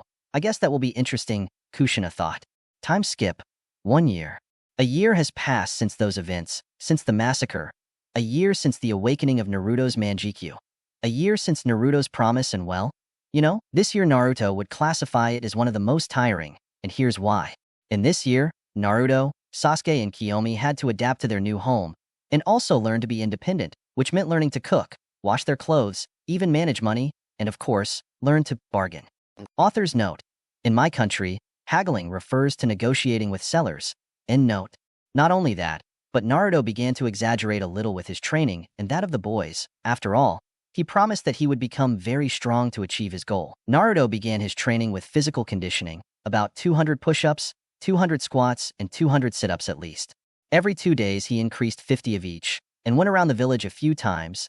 Then he started with chakra training, practicing his control and at the same time increasing his reserves, which, for some reason, were larger than the normal ones of a boy of his age. Then he began to practice his taijutsu, which was advancing rapidly again. He had everything planned. His taijutsu would be a combination of defensive and offensive. His offensive would be based on fast and strong movements with great certainty, and that they would really seek to do damage to the pressure points of the body.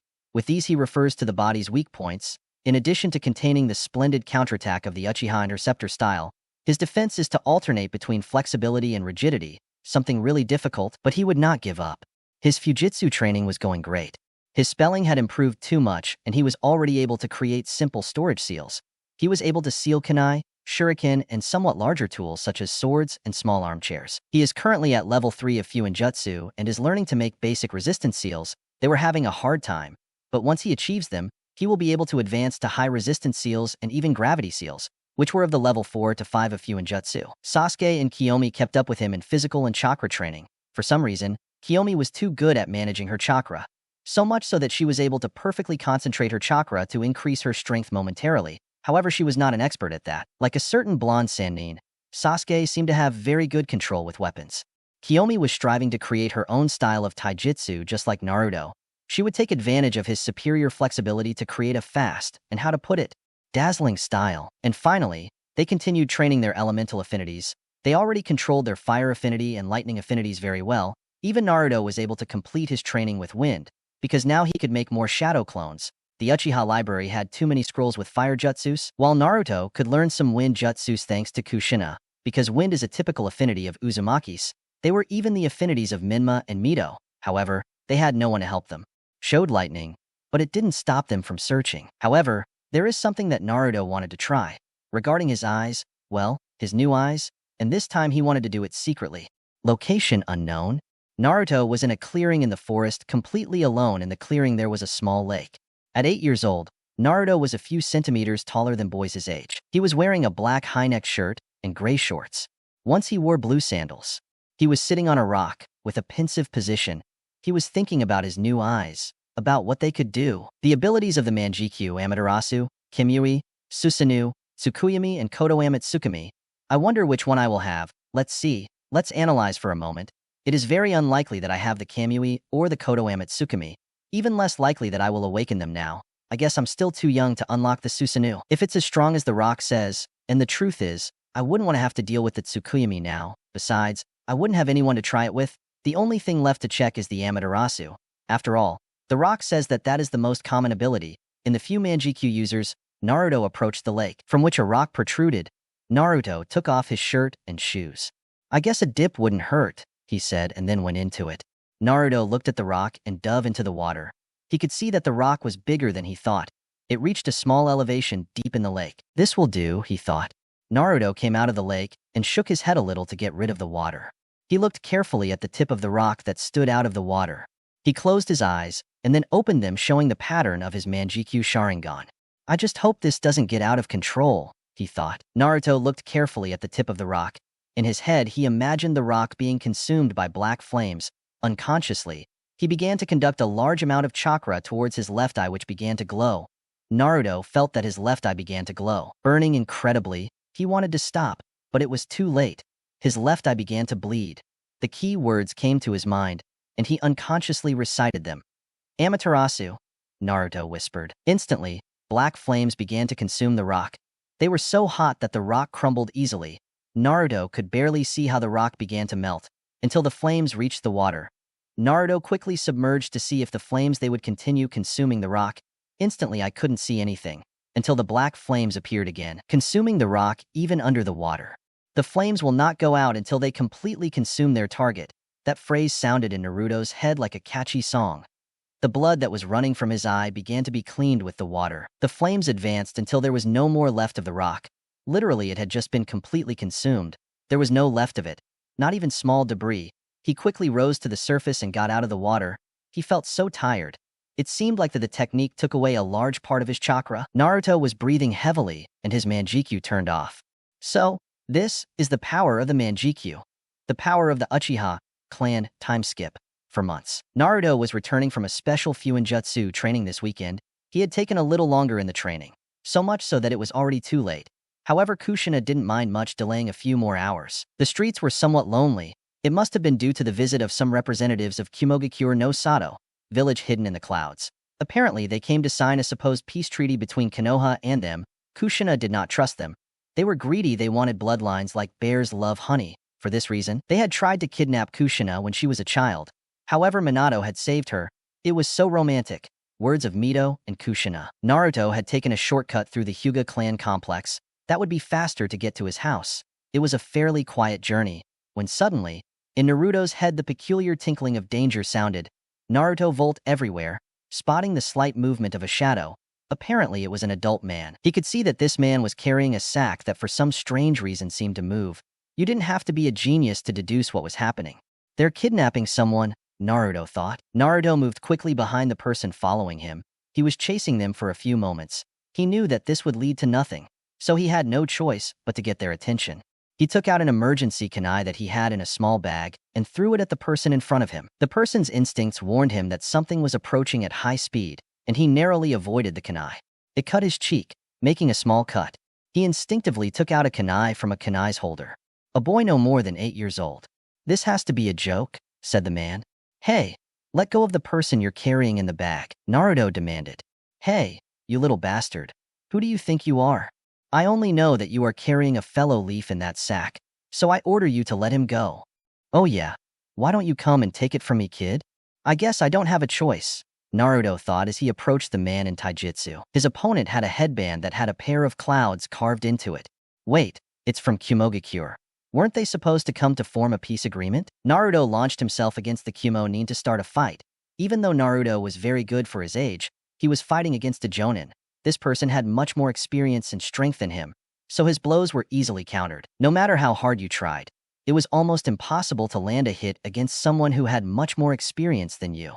Naruto attempted a direct blow to the stomach. However, this was easily stopped by the Kumo ninja, who punched Naruto in the face and then kicked him in the stomach. Naruto actually felt that kick.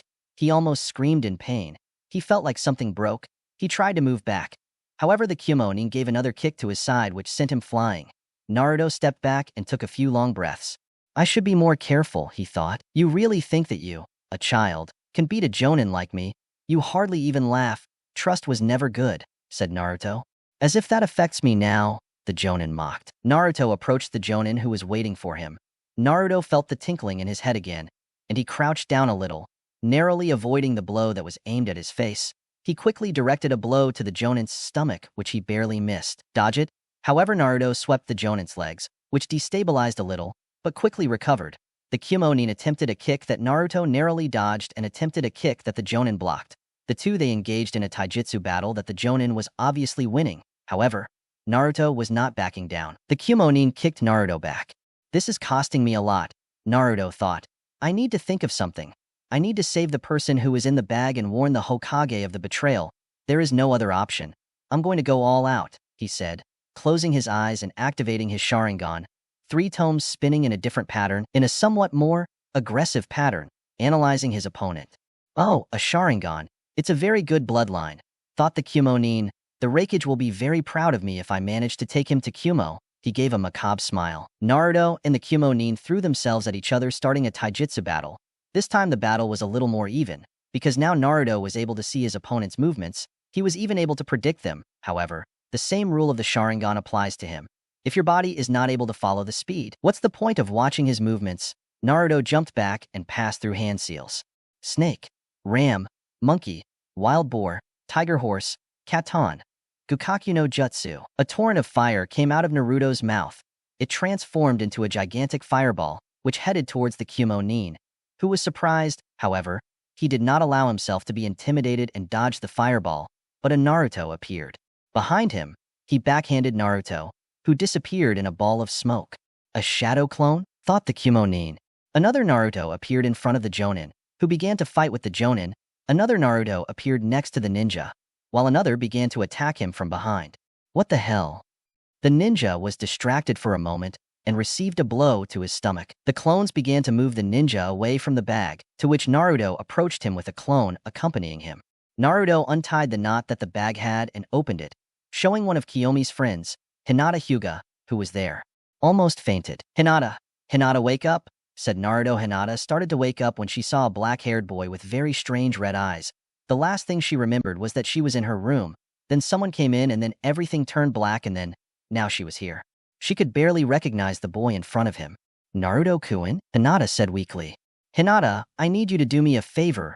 Hinata could see the bruises that Naruto had. Naruto-kun, what happened to you? Did you? Hinata, I don't have much time. I need you to go to the Hokage Tower and announce the betrayal of Kumogakure. And please ask for help. I will distract the understanding ninja a little more. Hinata turned to look elsewhere. She observed the 3 Naruto clones who were fighting against the Jonin, who was beginning to dominate them abysmally. She quickly understood the situation and headed towards the Hokage Tower. Naruto watched as Hinata jumped from roof to roof, and when he was at a safe distance, he turned to face the ninja again, who dispelled his 3 clones. I have to admit, you're a very annoying brat. The ninja could see some marks from blows. However, he's walking more than that. Plus, he didn't look tired.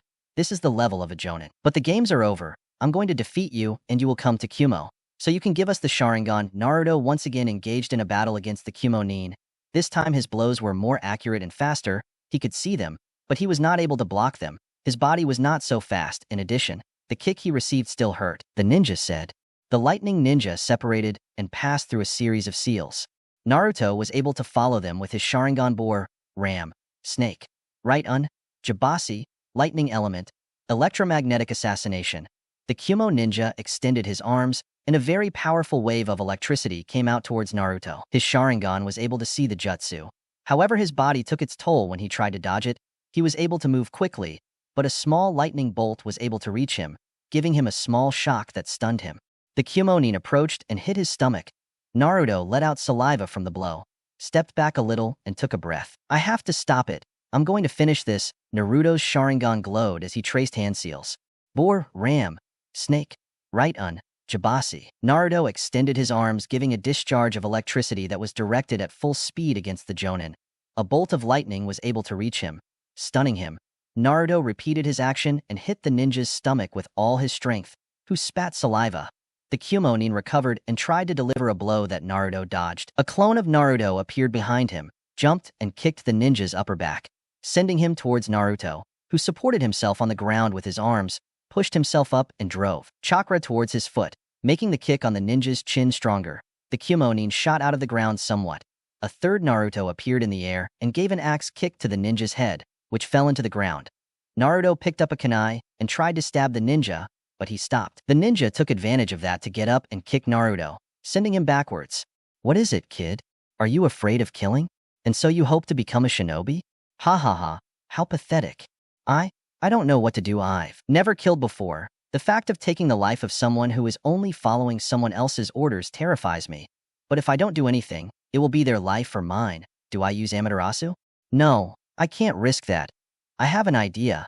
I just hope it works. The Kumo ninja ran towards Naruto with the intention of finishing this. Apparently, he was very confident. A serious mistake. Naruto ran towards him, apparently slow. However, he had something in mind. Please make this work, Naruto recited in his mind with all his might. Shunshin no Jutsu. Naruto disappeared in the blink of an eye. The Kumo nin only felt the sensation of something cold burying itself against his chest. Right in the area of his heart, he looked down to see a kunai buried in it. He put on a face of complete terror. However, he felt increasingly weaker. He felt like he was short of breath, until everything just went black. Naruto simply felt the shinobi's body fall to the ground, completely cold and lifeless. He crouched down and rested on his knees. He felt that his arms were hanging. He just stayed there with an expressionless look until tears began to fall. Silently, her hair covering her teary eyes. The first death can be a traumatic event even for an adult. Many shinobi have abandoned their career after their first death, but he had to be strong. He could only see the Hokage arrive with Hinata and some umbus before fainting. One day later. Location: Konoha Hospital. It smells like alcohol again. Naruto opened his eyes little by little. He stood up slowly, getting used to the now characteristic light of the hospital. Naruto sat on the stretcher rubbing his eyes. He felt that the pain in his body had decreased, but it had not gone away. It was still there. I hear the noise of a door opening, from which 4 people entered: Kiyomi, Sasuke, Hinata, and the Hokage. Kiyomi quickly approached Naruto and climbed onto the bed. Naruto-kun, are you okay? You could see the concern for miles. Naruto nodded. Kiyomi hugged him tightly. Don't scare me like that again, she whispered as a few small tears came out that never came, since Naruto separated and wiped them away. Don't worry, sometimes you have to sacrifice yourself for others, he said looking at Hinata. Thank you very much for saving me at night. It's no big deal, dude. You really faced a Jonin by yourself, said Sasuke. Naruto remembered the event yesterday, his first death, and immediately made a sad face. The Hokage noticed this and said, Children, could you leave me alone with Naruto? The 3 boys did not understand but nodded and left the room. The Hokage approached Naruto, who had a low look. I know you feel bad about last night. I feel terrible. It's just that I feel so guilty, because that ninja was only following the orders of his superiors, and I took away his life, the opportunity to see his loved ones again. I took away a part of a person's family. It is normal for you to feel this way. In fact, for you to feel this way shows that you are human, but you must understand that this is the life of shinobi. We train to kill. We do it to protect our own. If you had not intercepted that ninja, he would have taken Hinata, and if you hadn't killed him, he would have taken you. Separating Sasuke and Kiyomi, would you want either of those 2 things to happen? Naruto shook his head quickly. Well, I just want you to know that what you did yesterday was the right thing. You successfully stopped an enemy shinobi who tried to kidnap a clan heiress. I just need you to tell me the events. Naruto told a story about what happened last night, including how he defeated the shinobi. I must admit that you are very good for your age, too good to be true.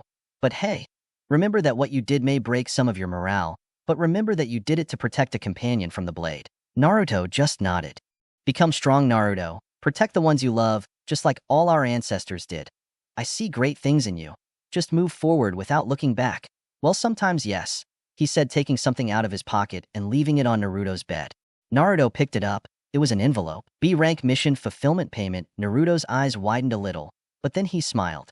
This is the first step, the training of a true shinobi. Today, I slept wonderfully. A serene and calm voice resonated in a room which looked like a bedroom. On the other side of the bed rested a chikudo, straight sword. On the other side, there was a nightstand where a book with the title, Fuinjutsu Level 10, rested. Next to it were sheets with what seemed to be kanji engraved on it. The kanji were completely organized and written perfectly.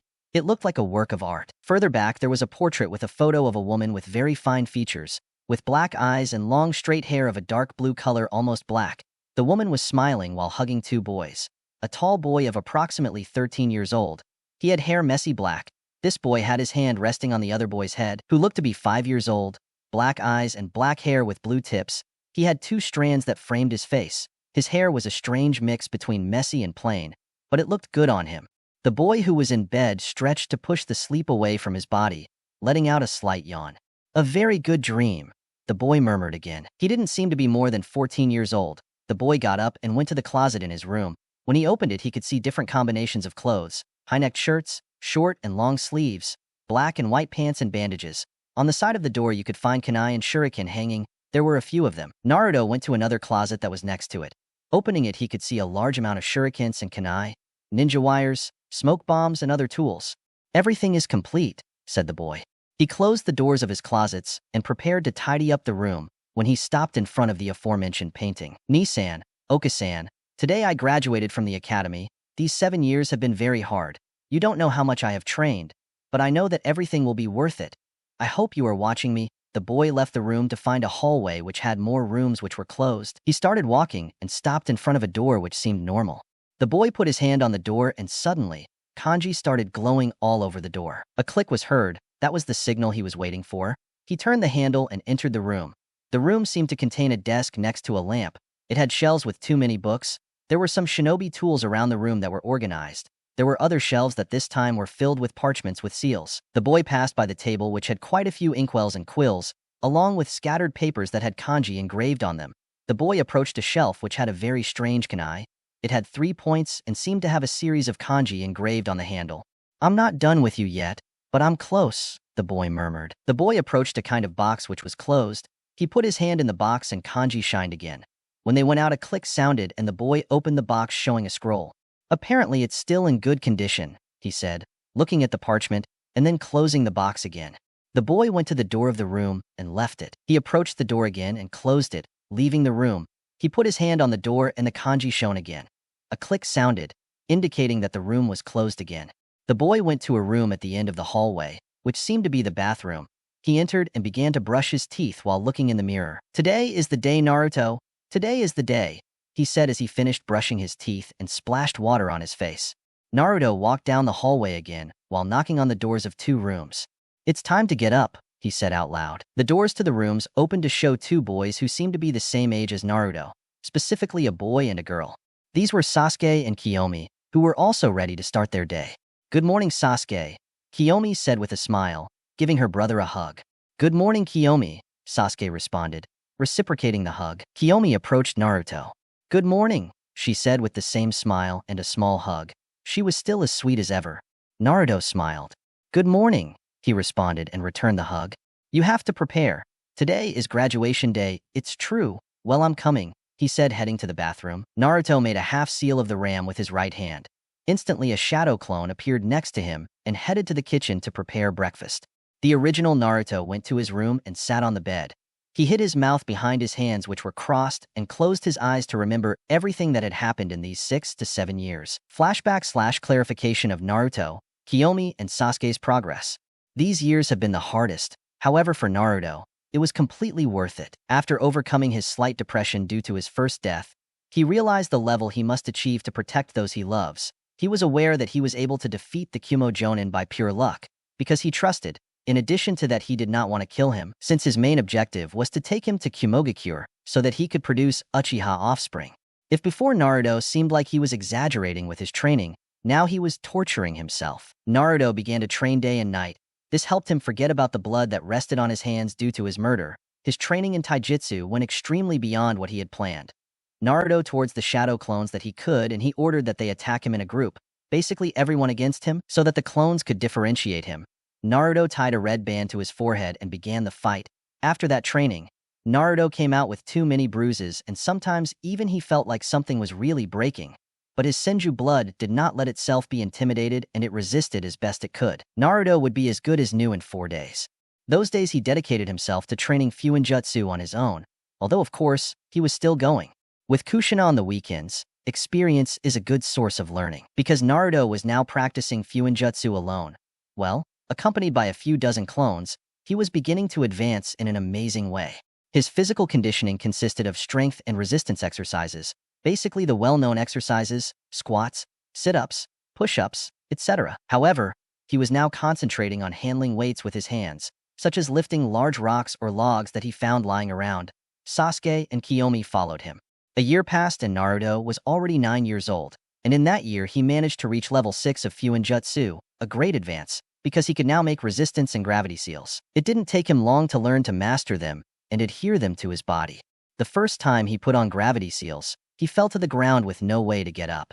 Far from getting angry, he was happy because that proved that his seals were working. The gravity seals increased his weight, making every movement he made require more effort.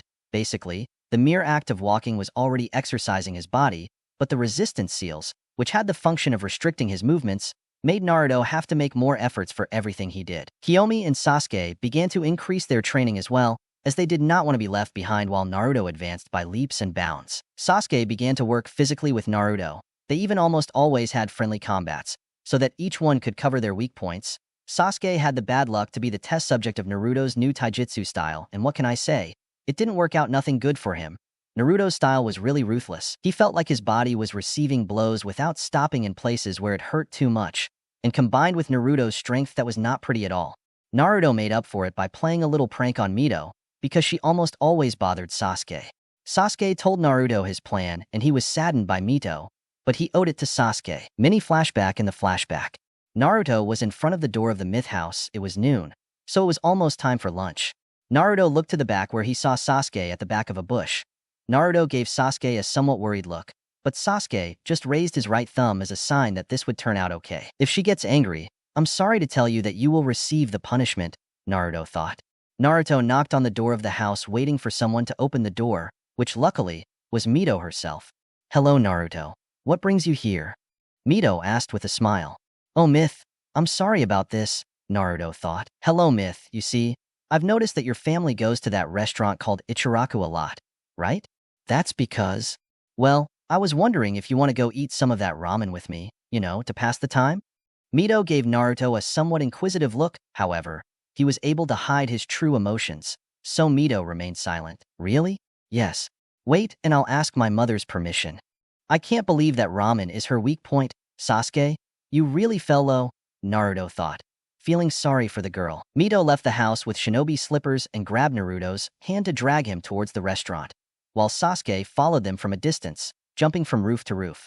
Well, everything is going according to plan. The only thing missing is the final touch, Sasuke thought maliciously. While Mito was practically dragging Naruto to go to Ichiraku Ramen, he was preparing to execute the final phase of the plan. He had already gotten into this, so there was no other option. He promised Sasuke and Naruto. Uchiha keeps his promises. Naruto touched Mito's shoulder, and she turned to look at him. Mito swore she saw red eyes with 3 tomos staring at her. She shook her head to look again at Naruto, who seemed to have a confused face. Is something wrong with you, Myth? This? Nothing. It's just that I thought I saw something. Naruto just shrugged. Maybe you shouldn't pay too much attention to him, Naruto advised. Mito continued taking Naruto towards the restaurant. Mito thought he heard crows cawing sometimes, but he didn't pay attention. When I arrived at Ichiraku Ramen, Mito got the worst surprise of all. The restaurant was closed in the middle of the day, and it seemed to be somewhat abandoned because the paint was starting to peel off. A paper that Mito picked up to read what it said was stuck to the wall of the restaurant. The Ichiraku Ramen restaurant has been closed. Currently, this lot is in possession of the Civil Council to build a vegetarian food restaurant. This must be a joke. They couldn't have closed the restaurant for that. Naruto could see how Mito's mouth began to tremble as small tears began to appear. I can't believe it. They closed it to make a vegetarian restaurant.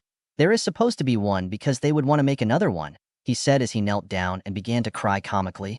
Now, I will never taste Ichiraku's delicious ramen again, the little blonde sobbed. Naruto was really getting uncomfortable. He couldn't continue seeing his friend like that, so he simply sighed and made half a ram's seal. Mito opened her eyes to see how the image of the closed restaurant faded out of nowhere, showing the real restaurant which was open. She could see how the owner of the restaurant, Tuchi, looked at her strangely with her daughter Ayam. It was not until that moment that she realized that she was surrounded by a lot of people who were looking at her strangely. The people around her were confused, because she had started crying for the restaurant if it was in service. Mito-sama, are you okay? Asked a confused civilian. Mito noticed the looks directed at her and blushed with embarrassment. Everyone had seen her cry for nothing, and she had thrown herself on the ground as if throwing a tantrum. He directed an annoyed look at Naruto, who had a sad face. You did this. You put me in a Genjutsu, Mito said, extremely upset. Well, I did put you in a Genjutsu, but it wasn't my idea. Then whose was it? Naruto and Mito looked towards a roof where laughter could be heard that turned into laughter. Naruto grabbed Mito's shoulder and shunshin. Naruto and Mito were in front of a Sasuke who was clutching his stomach from laughing so much. I cannot stop laughing. Sasuke was literally wasting his breath in pure laughter.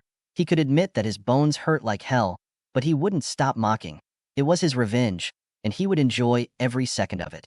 Hey you! Sasuke heard a voice calling him. Sasuke stopped his laughter to see an angry Mito, who looked at him with her arms crossed, and there were still a few small tears in her eyes. Sasuke watched her for a moment before falling back into a pit of laughter. I can't believe you cried because a restaurant closed. That's the most pathetic thing I've ever seen, Sasuke mocked. Hey, I think you should put him down, said Naruto. Looking at the aura that Mito gave off, the bell in his head was ringing loudly, warning him that there was a lot of danger. Sasuke stopped laughing when he heard Naruto's words. Then he noticed that Mito was too upset. I think I'm leaving, said Naruto, disappearing in his shunshin. Sasuke not only felt the blows of Naruto's new taijutsu, but also all the anger that an Uzumaki can give off. End of the flashback. In the flashback, Sasuke received a beating from Mito, but it was worth it in his own words, while Naruto had to pay for the bowls of ramen that Mito wanted, in compensation for the bad time he gave her. For now, let's go with the progress of Kiyomi. His battle style was tested by Naruto, and it has to be said that he was a complete pain. Naruto's words, Kiyomi was very flexible for his age. His battle style was very fluid. So landing a hit was a difficult task even for Naruto. It was almost as if he danced while fighting. Naruto was able to land blows because his battle style is fast, but even so, for anyone else it would be very difficult. Naruto began to help Sasuke create his own battle style, because this was motivated after seeing Kiyomi Naruto create his own styles.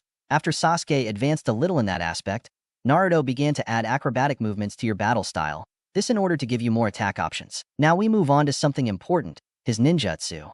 The Uchiha library contained many scrolls of fire-style jutsu, because this is the main nature of the Uchiha clan. So it was not that difficult to find jutsu of this style. Naruto was instructed in the wind by Kushina. If before she was excited because Naruto wanted to learn Fuinjutsu, she almost exploded when she knew that Naruto, and she had the same affinity for wind. Naruto trained his wind affinity with Kushina and her children, since Minma and Mito had the same affinity as their mother. When Naruto asked about the brothers' affinities, he was surprised that they have wind and water. Basically, they counteract two of their affinities, which are fire, which is obviously neutralized by water, and lightning, which is neutralized by wind. He recognized that a battle against them would be difficult. The last affinity was missing, which he shared with Sasuke and Kiyomi, lightning. Naruto only knew one lightning jutsu, which was precisely the one he copied from the Kumo-nin on the day of the kidnapping. He taught that jutsu to the Uchiha brothers. However, there was no more than that. But Naruto was saved again by Kushina. When Naruto confessed to her about his lightning problem, she entered his house and returned with rolls of said element. When Naruto asked her how she had those jutsus, she said that Konoha stole them. In the middle of an attack on Kumogakure in the Third Ninja War, and she had some. She said this with a very smiling face. She really didn't like Kumo. Naruto took the lightning scrolls to the apartment and put them away to train another day. Now let's go to another really important topic, the Sharingan. Sasuke and Kiyomi's Sharingan evolved into two tomos when they were 8 years old, approximately 1 year after the massacre. They evolved thanks to the training that Naruto gave them. This evolved into a mature Sharingan when they were 9 years old. Naruto taught them how to do Genjutsu with the Sharingan, since he was an apprentice of Itachi himself in this area. So he was very gifted in teaching them that. Sasuke and Kiyomi were good at Genjutsu, but not as good as Naruto. Itachi taught him too well. Itachi was able to do Genjutsu just by pointing at someone, which was a pretty big feat. Naruto could know a lot about Genjutsu, but it was too long to reach Itachi. Naruto got used to the feeling of his Manjikyu Sharingan. He had to do it, after all. If he ever needed it to protect the people he loved, he couldn't fail just because his eyes hurt. And he had also told about his eyes to the Uchiha brothers. He trusted them to keep his secret. When Naruto turned 10, he began to be interested in Genjutsu, sword art. Like Sasuke, there were many Genjutsu scrolls in the Konoha library. However, Kushina heard the news and wanted to teach Naruto. After all, the Uzumakis were not only good at Fuinjutsu, but also at Genjutsu. They even had their own style. Naruto accepted. But this time he chose to be more self-taught. He couldn't depend too much on the red-haired woman. From there, Naruto began to train in Genjutsu. At first, he trained with wooden swords. Then he began to save some money to buy his own sword and also Sasuke's sword. Sasuke and Naruto leaned towards Chikudo. They seemed very versatile. Naruto discovered that he can infuse wind or lightning chakra into his tools in order to improve their effectiveness. Lightning increases the penetrating power of a weapon while wind increases its edge, making it easier to cut things. At the age of 11, Naruto began to develop a jutsu that Itachi taught him, Bunshin Daibakura, explosive clone, which, as its name says, consists of creating a shadow clone that explodes, which would take advantage of his ability to create many shadow clones. To make combos with this jutsu, and as a complement, the Shunshin, but not use it normally, but use it in battle, just like his brother did. Naruto's training with Shunshin consisted of using it repeatedly to get used to the speed, and to be able to make movements while moving. Attacking with the Shunshin is a pretty good technique. Shisui was able to teleport over and over again in different places while moving. This gave the illusion that there were several copies of him, assimilating shadow clones. However, they were not clones, either. They were afterimages. It was simply an illusion created by the continuous use of Shunshin. By doing this technique, consecutive attacks could be made from different areas or locations. Naruto called that technique Shunshin Level 3. Level 2 will be explained later. Naruto turned 12 and finally reached Level 9 of Fuinjutsu. Kushina said that she could no longer help him from Level 7 of Fuinjutsu, so the Yondaime helped him. Since he was Level 9, Minato helped Naruto advance towards said level of Fuinjutsu. These seals already presented too high a difficulty. With this level, you could already make chakra storage seals, sealing trigrams, and seals of giant things. With this level 1 was already able to create the seal of 8 trigrams, the seal with which the Kyuubi was sealed in Myth and Menma. This seal was the most qualified to seal tailed beasts. It consisted of 2 parts, the seal and yes, and the key to the seal. Naruto learned to make those types of seals. With the level he currently had, he was able to create chakra suppression seals, storage, trigram seals, super high gravity seals, specialized seals, resistant seals, super advanced storage scrolls, and almost any type of stamps. Day and night, Naruto studied the penultimate level of Fuinjutsu until he finally reached level 9. Minato gave him a test and Naruto passed it without problems. As a reward for his success, Minato gave him a gift that would help Naruto decipher a really powerful technique. It was the technique for which Minato was known as the Yellow Lightning of Konoha, the Hiraishin no Jutsu, Flying Thunder God Jutsu. This jutsu was a work created by the second Hokage, Tobirama Senju, and this technique was improved by Minato. The Hiraishin is a space-time technique based on the principle of teleportation, although at first glance it seems like a very high-speed movement. Speed, like the Shunshin, the Hiraishin is actually a jutsu capable of creating a space-time rift through which you teleport to a place previously marked by a seal originating from this technique. So basically, the Hiraishin is ridiculously faster than the Shunshin with this technique. Minato was able to kill a battalion of 1,000 men from Awagakure no Sato, a village hidden among the rocks, in less than 15 seconds, which is why that village holds such a grudge against him. Minato gave Naruto one of his Hiraishin kunai. It was a 3-pronged kunai which had a wider handle than normal on which the Hiraishin seal was printed. Naruto asked Minato for a test of the Hiraishin, who demonstrated it to him with no problems. Naruto had Minato's 3-pronged kunai in his hands while Minato was about 100 meters away from him, activating his Sharingan, hoping to even see a bit of Minato when using the jutsu. When Naruto prepared to try to see Minato, he was surprised to see that he was practically subdued on the ground. He had not finished preparing when Minato already had him subdued. Surprising was the only thing that could come out of his mouth. From that moment on, Naruto studied Hiraishin and, incidentally, studied the least studied branch of ninjutsu in the world, even less than Fuinjutsu, a mysterious branch known as Jikuken Ninjutsu, space-time ninjutsu, a series of techniques capable of challenging space-time. One of those is the already known Hiraishin. However, studying that was not easy at all. He would wait until he was level 10 of Fujitsu, the last level he needed. Kushina and Minato told him that they could no longer help him and that they simply trusted him to be able to reach the end of level 10 of Fuinjutsu. After all, Naruto was very intelligent. With everything on top, Naruto became a training machine. He had to improve his taijutsu style and improve his physical condition as much as he could, fill his arsenal of ninjutsu, and learn to do the techniques with the least amount of hand seals possible, learn to use Shunshin in battle, improve their Genjutsus, finish level 10 of Fuinjutsu, decipher the Hiraishin, and also make their own Shiki formula, since each Hiraishin user needs their own formula to teleport, practice their Kenjutsu, practice their sensation of danger, and also improve his sensor range. Because he is one, he had to improve his Shuriken Jutsu techniques using ninja cables, train with Sasuke and Kiyomi, and incidentally, endure the academy, although he sent shadow clones, except on days of taijutsu practices, because if for some reason they managed to hit his clone, it would dissipate and they would discover that he was sending clones. Naruto had a hectic schedule, but after all, it will be worth it. He was sure of that. He only had to advance the last few years before graduating from the academy, at 14 years old. End of flashback/progress clarifications. Naruto came out of his thoughts when he heard a voice at the door of his room. It was Sasuke who had a towel tied around his waist, indicating that he had just left the bathroom. "Hey, it's your turn to take a bath," he said while drying his head with another smaller towel. "I'll be right there," Naruto said as he got out of bed. Sasuke and Naruto had changed since they grew up. One of the things that stood out the most was the defined physique that they both possessed. The physical training had borne fruit, giving them a defined body, not very robust, although their abs and biceps were detailed. However, they did not brag about it. Naruto's height was 1.69 meters, 1 centimeter less than me at 15 years old, too big for his age, while Sasuke followed him with 1.65. The blue tone in Naruto's hair had extended a little beyond the tips, however it still maintained the shape it has had since childhood, the one on the cover of the story. Sasuke's hair also remained the same. Kiyomi had also changed, but she did change a lot. Naruto didn't know how Kiyomi made her skin look softer with each passing year. Her hair had grown, reaching just below her back. She was a few centimeters shorter than Naruto and Sasuke, approximately 1.63. At least she was taller than the girls in his class except for Mito. Kiyomi had grown to become a representation of what a kunoichi is, deadly, but also beautiful.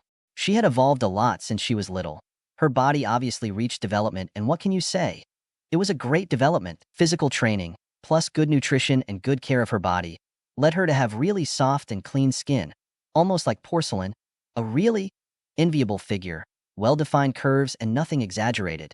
It was a perfect balance between her skin and her shape. Her breasts also developed. They were neither so small nor extremely large. You don't know how sad it makes me to write this, straight face. It was as if her body were a mathematical equation where everything was in balance, its place, and in the end, you get a good result. Naruto was not one to show feelings such as love towards a girl in particular. However, when he was with Kiyomi, and by chance he made her smile, Naruto felt his heart warm, something strange, because it doesn't happen with anyone else. He felt that I wanted him to smile all the time. Naruto left his thoughts and went into the bathroom to clean up. After all, he couldn't waste any more time. After bathing, he dressed in the clothes he would wear as a shinobi. It consisted of umbu-style pants that had black bandages tied at the ankles. He put on a long-sleeved black shirt, like the one Jonin have under their vest. You know, only black. On top of she put on a high-necked shirt with short sleeves that was dark blue. And finally, she wore black shinobi sandals. Naruto placed a type of wristbands that contained storage seals. In them there were shurikens and kunai. The wristbands with seals were faster and more practical than the kunai bags. However, Naruto refrained from carrying a kunai holder on the right leg. Naruto covered his special wristbands with his long-sleeved shirt. He quickly went to the kitchen where Sasuke and Kiyomi were, who were having breakfast with the food that the clone prepared. After all, he had learned to cook. A simple breakfast, eggs, bacon, and toast. However, next to the main course was a small plate containing apple slices. Naruto sat at the table and said thanks for the food. Meanwhile, Sasuke and Kiyomi got up from the table to wash their dishes. The two were already dressed for their day. Sasuke wore black umbu pants with white bandages around his ankles. He had a black high-necked and short-sleeved t-shirt. He wore black wristbands. However, under these were special wristbands with seals that Naruto prepared him. Kiyomi was wearing tight shorts that reached to the middle of her thighs. This was under a skirt that reached a little above her knees. She was wearing a somewhat tight and sleeveless kunoichi shirt. She had gloves that reached up to the middle of her arms and left her fingers uncovered. Naruto adapted the wristbands to be bandages, which Kiyomi tied to her wrists. He finally wore blue shinobi sandals. "How was your night?" Naruto asked.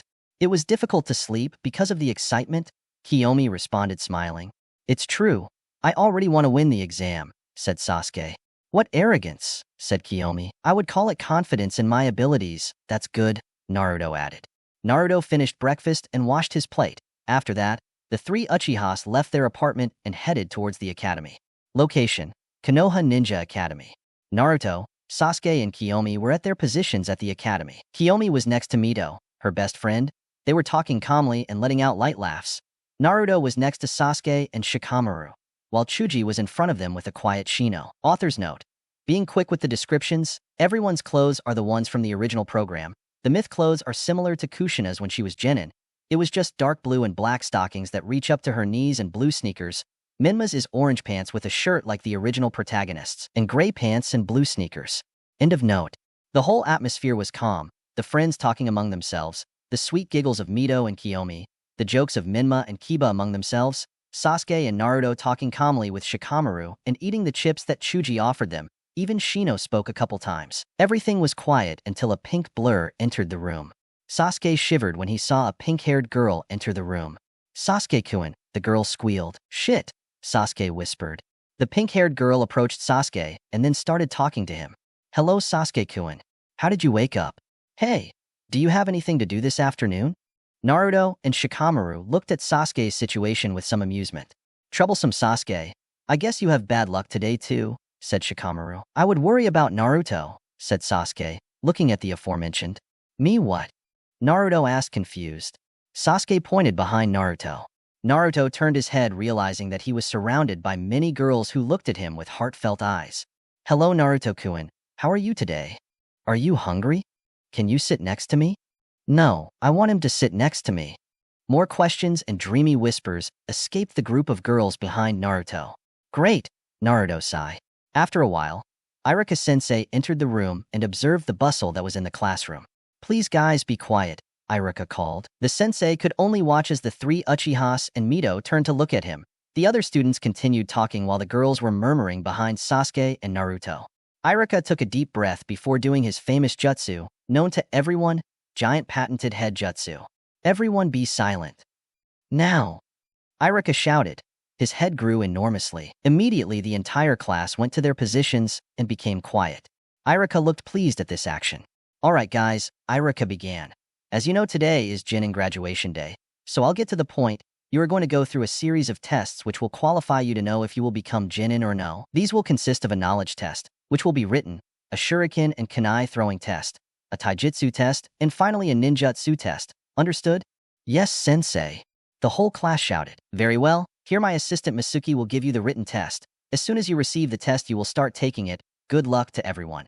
After Mitsuki handed out all the exams, each of the students began to answer their exam. A few minutes later, Naruto left his exam, because he had already finished it. For him, it was not difficult at all. He did not even have to make an effort. In fact, he asked himself, did he ever really make an effort at the academy? After that, Shikamaru finished the examination of him. Naruto knew that Shikamaru had delayed on purpose. In fact, he himself would admit that Shikamaru was smarter than him. He and the Nara boy had played some games of shogi, which was a strategy game similar to chess. Naruto already knew it made it difficult for him to beat Shikamaru. They have played approximately 110 games, 60 victories for Shikamaru, 50 for Naruto. After Sasuke and Kiyomi finished, after them the whole class finished. Mitsuki went through all the stalls collecting the exams to go grade them with Iruka. After about half an hour, Iruka went to the classroom to tell them to go to the kunai shooting yard. The entire class got up from their positions and headed towards the aforementioned area. Very well, students, Iruka called everyone's attention. You are going to have to throw 20 kunai and 20 shuriken. To pass the test, you have to hit at least 10 of each. The girls went first, and they were still pitiful. Some barely hit 6 kunai or shuriken. Naruto knew the reason for this. Generally, fangirls care more about looking pretty. For their precious boys, Naruto felt sorry for them. You're supposed to prepare for the shinobi world, not be the girlfriend of someone who tries not to pay attention to you. The only girls who really stood out were Hinata, who hit 17 kunai and 18 shurikens. Naruto granted it to Hinata. After all, he had already said it. Her clan is based on pure taijutsu. The fact that she is so good at shuriken jutsu is admire. Mito hit 20 shurikens and 20 kunai. A perfect score for the ramen-loving blonde. Sakura, the pink-haired girl, hit 16 kunai and 15 shurikens. Not bad at all. For a fangirl, Ino Yamanaka, another Sasuke and Naruto fangirl, however, she hit 17 kunai and 16 shurikens. Finally, Kiyomi, 20 in each weapon. As expected, the best student in the class along with Mito. Then there were the men, who were still pitiful, just with a little more level. They tried to look great in front of Kiyomi and Mito, because they believed that they were the most beautiful and well, you know, how stupid it can be. A man in front of the girl he likes. The only notable ones were the clan heirs, Kiba and Izuka, 18 shurikens, 16 kunais, Shino Aburame, 18 kunais, 17 shurikens, Chuji Akimichi, 17 kunais, 18 shurikens, Shikamaru Nara, 18 kunais, 17 shurikens. Troublesome, the Nara muttered. Minma Uzumaki followed, 20 kunai, 19 shuriken, pretty good. Minma immediately put on an arrogant smile. Sasuke stepped forward and threw the kunai and shuriken. 20 out of 20 each, perfect score. Sasuke swore he heard a squeal and sighs from the crowd behind him. Naruto stepped forward and threw the kunai and shuriken 5 at a time, hitting all the targets, getting a perfect score. Alright students, it's time to go to the taijutsu test. Let's go to the combat zone. Iruka shouted. Summary of the battles. The results were what was expected from civilians, but at least they had increased their level since the first grade. Kiyomi had a tough battle against Hinata, who was already less shy than before. However, Kiyomi obtained the victory due to that she is faster and was able to dodge Hinata's Chukin, gentle fist, blows. Kiyomi reached the final match, which was against Myth, and it had to be admitted that it was a very good battle between the two best in the class in the Kunoichi area, but it ended in a draw because the two left the ring at the same time. Then came the men's battles, and as always, the heirs of the clan stood out resoundingly, except for Shikamaru and Shino. Shikamaru simply gave up, since it was his turn against Chuji. At the time of starting the fight, he simply left the ring on his own account. He said that it would be very problematic to fight, and he also did not want to face his friend. Shino lost against Kiba, because the Aburame clan does not specialize in taijutsu, while Kiba's was more versatile in that art. Mima also easily advanced through the mini-championship until he had to fight against Sasuke. It was a somewhat battle. Entertaining, however, Sasuke won. Naruto faced Kiba, who did his best against the Uchiha. However, he failed due to the black-haired man's tenacity. So again, the final of the tournament is Sasuke versus Naruto. Naruto was once again in front of Sasuke. The two had half a ram seal, indicating that this is a battle between fellow Leaf Shinobi. I guess we have to face each other again, said Naruto, amused. Yes, this time I'm eager to graduate. I'll show you how much progress I've made, said Sasuke, challenging. Very good, but I hope you know that I have also advanced. Prepare yourself. Heh, I'm always prepared. A shinobi never lets his guard down. What a good attitude. I guess we have to start. Irika looked carefully at the two aspiring genin. Are you ready? I asked, pointing to Naruto. Always, whispered Naruto while doing a battle pose, legs apart, right in front of left, knees bent, left fist retracted towards the hip, while the right arm stretched forward with the palm facing outwards, is the pose of his own battle style. I call it certain fist, because he attacks weak points with great strength, speed, and precision. Sasuke put himself in the pose of his own battle style. It was a kind of reverse version of Naruto's style, since it is based on the extreme counterattack, a series of defensive-offensive movements that seek to use the movements of his opponent to his advantage. Please, patient, fist. Wait for the perfect moment to attack. That's why Sasuke used that name. And you are ready? Yes, Sasuke said as he nodded. All right then, begin. Naruto and Sasuke wasted no time and attacked each other. After the fight, I do this because otherwise the chapter would be very long, and I don't have much time. The battle of Sasuke versus Naruto had been the most entertaining for the spectators. Sasuke had improved in such a way that he was capable of giving Naruto problems. Obviously, the two boys did not fight with everything, much less activated their Sharingan. In the end, the winner of the fight was Naruto. The taijutsu section had ended up leaving Mito and Kiyomi as the winners in the women's field in a tie, while in the men's field, the winner was Naruto. Now all the students were heading towards the classroom to perform the ninjutsu test, which was about performing the basic jutsus of the academy. Something too easy. Naruto had learned them when he was only 6 years old because Shisui taught them to him. Naruto, Sasuke, and Kiyomi sat at their positions waiting for their turn to come forward. After all, they were the last on the list. After a while, Kiyomi's name was heard, and she came forward to take the test. After a moment, she returned with a dark blue Konoha Hitai 8 wrapped around her neck like a small scarf. She looked very happy. She sat next to Naruto while Sasuke walked forward to take the test. After a while, Sasuke returned with Konoha's Hitai 8 tied to his forehead. Like most shinobi had, the band was the same color as Kiyomi's. Uchiha Naruto was heard throughout the room. Naruto got up from his position and headed to the front to do the ninjutsu test. Upon arrival, he could see Irika and Mitsuki, who were sitting in some chairs. Irika was holding a board in his hand, with a pen, surely writing down the students' scores. All right, Naruto, please do the Hinge no Jutsu, transformation jutsu. Naruto was able to perform this jutsu without hand seals. He simply brought forth his chakra, and in an explosion of smoke, Shisui Uchiha was in the middle of the room, was the same as the original. Irika looked somewhat sad.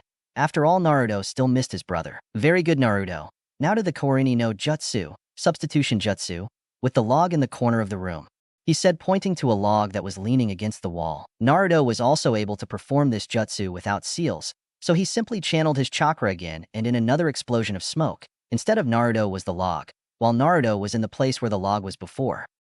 All right, now to the Bunshin no Jutsu, Irika said. Naruto thought a little, and then performed a half-ram seal, making 2 shadow clones appear behind him. Wow, you can make shadow clones too? Irika said, surprised. Mito and Minma also made this type of clones. I guess it's okay. Congratulations, Naruto. You passed the tests, and reviewing your points, you graduate as the Rookie of the Year. Irika got up and went to a table which had a few Konoha Hitai Atesh, He stood in front of the table and picked up two, one black and one blue. Then he went towards Naruto. Very good, Naruto. Choose the design you want. Naruto looked at the designs and chose the black Hitai 8. Iruka smiled. I see. Okay. You are officially a Konoha ninja. Carry the leaf symbol with pride and protect our village. Naruto smiled as he looked at his ninja band. He simply tied it firmly on his forehead. He bowed and walked to his seat. Kiyomi and Sasuke watched with a smile as Naruto returned with a ninja band on his forehead. Well, I guess it's done now, said Sasuke. That's right. Next week they will assign the teams. Who do you think is our Jonin sensei? We couldn't really know that, said Sasuke. Let's leave that for the other week, will you? How about when the academy ends? We go get some ramen at Ichiraku. Naruto felt something approaching at high speed until he saw a small blonde blur appear next to him. Did they say they're going to Ichiraku? Mito said. He had sneaked in among the Uchihas. Yeah, sure. What's up? Do you want to come? Kiyomi said. Sure, but I'm sure Minma will also want to see. Well, if you insist so much, little sister, Minma said, interrupting Mito. The boys leaving the academy to head towards Ichiraku's restaurant. Time skip. 1 week later. Naruto, Sasuke, and Kiyomi were at the academy. They were waiting for Iruka to announce the teams. Team 7, Uchiha Naruto, Uchiha Kiyomi, and Uchiha Sasuke, Jonin Sensei, Kakashi Hatake. Naruto was now confused and happy. Happy because he was on a team with his lifelong friends. However, he was confused because of the team rules. The Genin of the Year was supposed to be with the Kunoichi of the Year. Hence he is on the same team as Kiyomi. But myth, where is he? In addition, Sasuke was the second best. The worst in the class was supposed to be on a team with the two best, but he had been with Sasuke, second best. That was strange, but I wouldn't question it. Teammate, Hinata Hyuga, Shino Aburame, Kiba Inuzuka, Jonin Sensei, Yuhi Kurenai. Hinata is from the Hyuga clan, which has the Byakugan.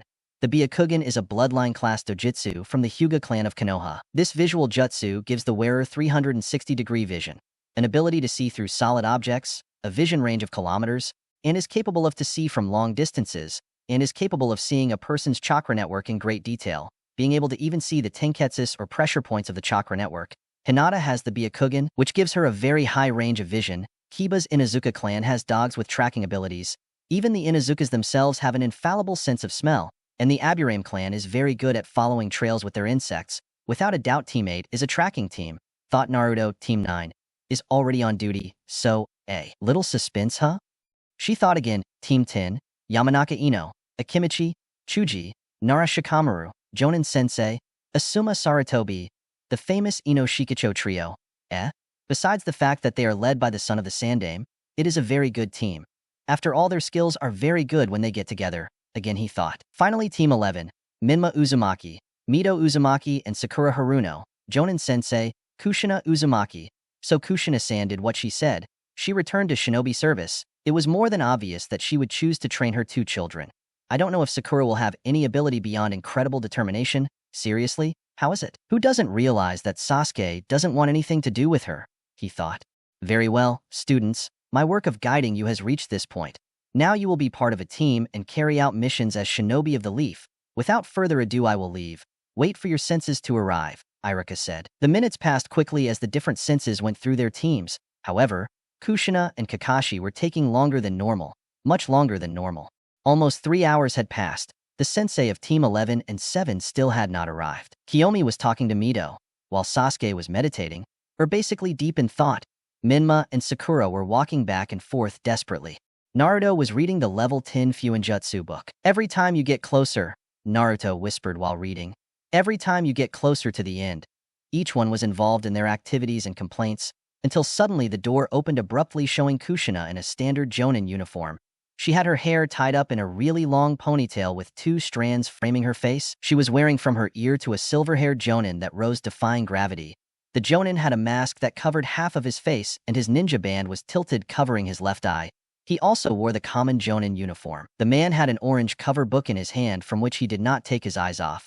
It seemed that he did not even realize that he was being pulled by his ear. "Hi guys," said an elated Kushina. "Sorry for the arrival time. But this scarecrow wanted to be late again." This time she said it with a more annoyed tone. What is the reason why you wanted to be late?" Sasuke asked. "Don't say it," said Kushina. "I got lost on the path of life," were the only words that came out of Kakashi. "Why are you like this?" "I can't believe that. The real Genin couldn't believe what they were seeing. A Kushina scolding a Jonin as if he were a capricious child. Anyway, guys, see you on the roof, said Kushina and then left in a shunshin of swirling leaves. Naruto gave a nod to Sasuke and Kiyomi. The brothers vanished in fire, while Naruto's body began to flicker and then disappeared. Mito vanished into the wind. Minma followed him with the same shunshin. Sakura did not know this jutsu, so she walked up the stairs somewhat annoyed. Kushina and Kakashi watched impassively as their Genin climbed to the roof with their respective shunshin. They know how to do shunshin no jutsu. It seems like everyone is somewhat skilled. Kakashi thought his thoughts were interrupted when a pink blur appeared on the roof door. Well, almost all of them. He thought, all right guys, it's time to introduce yourself to your team and your sensei. I know we already know each other, but I want to know more about you. Besides, it's Jonin Sensei protocol. I'll start. My name is Kushina Uzumaki. I like ramen, spending time with my family, Genjutsu, and Fuinjutsu. I dislike perverts, a certain orange cover book. Kakashi put his book away quickly, and I also dislike those who hurt my friends. Companions. My hobbies are training Genjutsu and spending time with my children, and I have already achieved my dreams for the future, he said with a smile. Now that my team presents itself, first your myth, he said pointing to the aforementioned. My name is Mito Uzumaki Namikaze. I like spending time with my friends, training, and Ichiraka ramen. I don't like those who think they are better than others, those who belittle women, and perverts. My hobbies are training with Okasan and Odo-san, going out with my friends, and the two emos Uchihas. Nice hint, Sasuke and Naruto thought. My hobbies are training and learning to cook. My dream for the future is to become the Hokage and be the strongest kunoichi of all and at the same time, start a family.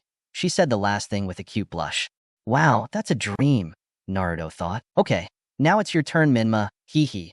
My name is Minma Uzumaki Namikaze. I like ramen, my family and training. My dislikes are weak people. The 3 minutes you have to wait for the ramen to be ready and Naruto baka, idiot.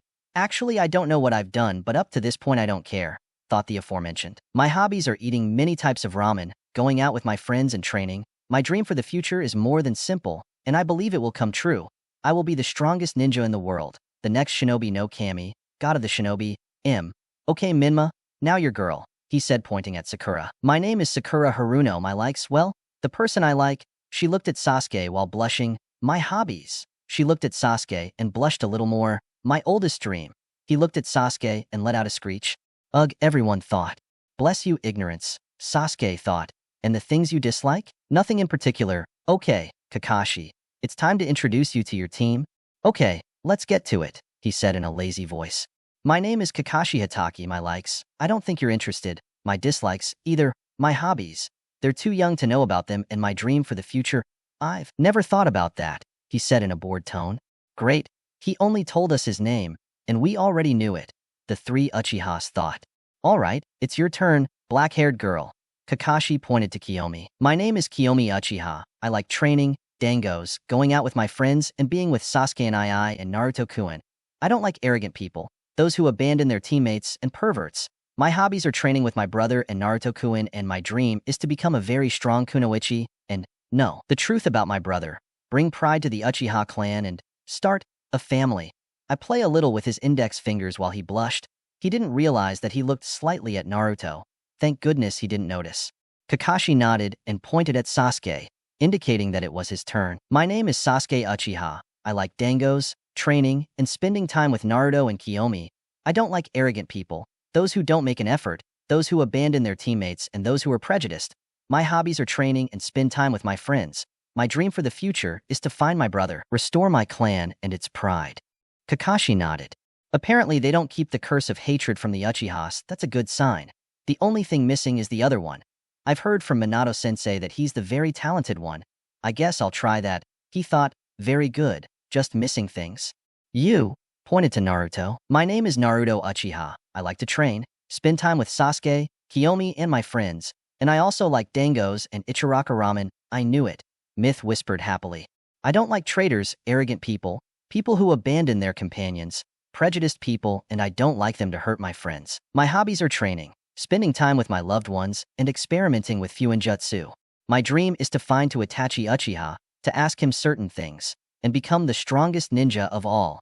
He still would not reveal his plan to obtain peace. Alright guys, tomorrow we will take the test to pass. Aren't we supposed to have already done a test? That's cheating. Sakura screeched. He, you're wrong. In reality, of all those who have graduated, only 12 will become completely Genin, even less, Kushina said smiling. Minma and Sakura were surprised, the others too, but they managed to remain calm. Anyway, Team 11, I'll see you tomorrow at Training Camp 11. Get ready for the test, okay?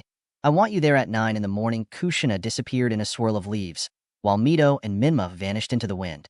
Hey Sasuke-kun, said Sakura, do you want to go on a date with me? I'm sorry, but you see, I have things to do, he responded disinterestedly. Okay, next time will be, he said, leaving the place. Okay, team, I want you at the training ground at 7 at 9 in the morning, by the way. I recommend that you don't eat, you might vomit, he said, giving an eye smile, and then disappearing in a swirl of leaves. Well, I guess we'll have to get ready, said Kiyomi. That's right, but I wonder what the test is? Sasuke asked.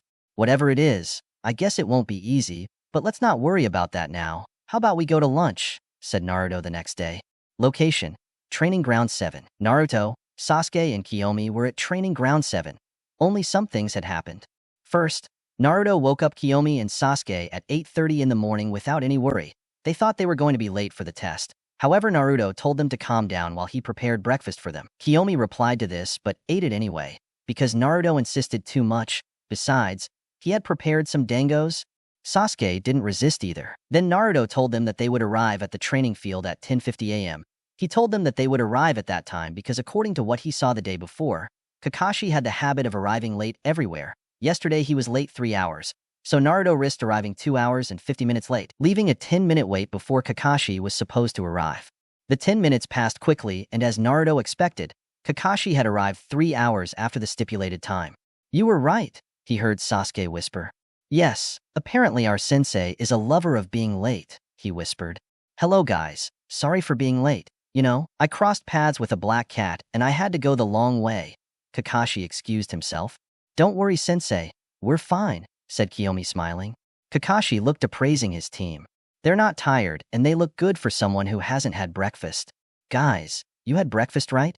I told you not to, he said with a stern look. Wrong sensei, you only recommended that we not have breakfast, but you didn't order us, said Naruto cunningly. Kakashi gave a smile. It couldn't be seen behind the mask, however. He closed his eye in a curve, indicating that he was smiling. That's the eye smile. You're very clever. Well, since we're here, I'm going to explain to you what the test is about, he said while taking out 2 bells tied to a rope from his pocket. The test consists of the following. You have to simply take these bells from me. Whoever gets a bell passes the test. It's that simple. But sensei, there are only 2 bells, said Kiyomi. You are very observant. The person who does not get a bell will be returned to the academy. Kakashi watched as his students lost their composure a little. Kakashi tied the bells to a belt at his waist with some threads. Well, he said as he took out a small watch. You have until 12:30 to take the bells off, so? Kakashi stopped his talk as he watched Naruto lunge towards him at a decent speed. Naruto stretched out his fist, which was stopped by Kakashi. Naruto attempted a side punch, but Kakashi jumped back to dodge Naruto's assault. The Jonin watched as Kiyomi pulled out a shuriken out of nowhere and threw it while making hand seals. Shuriken Kage Bunshin no Jutsu, the girl shouted. Kakashi watched a little alarmed as the shuriken multiplied and turned into 24 sharp tools headed towards him. Kakashi quickly used a kawarini to replace himself with a log.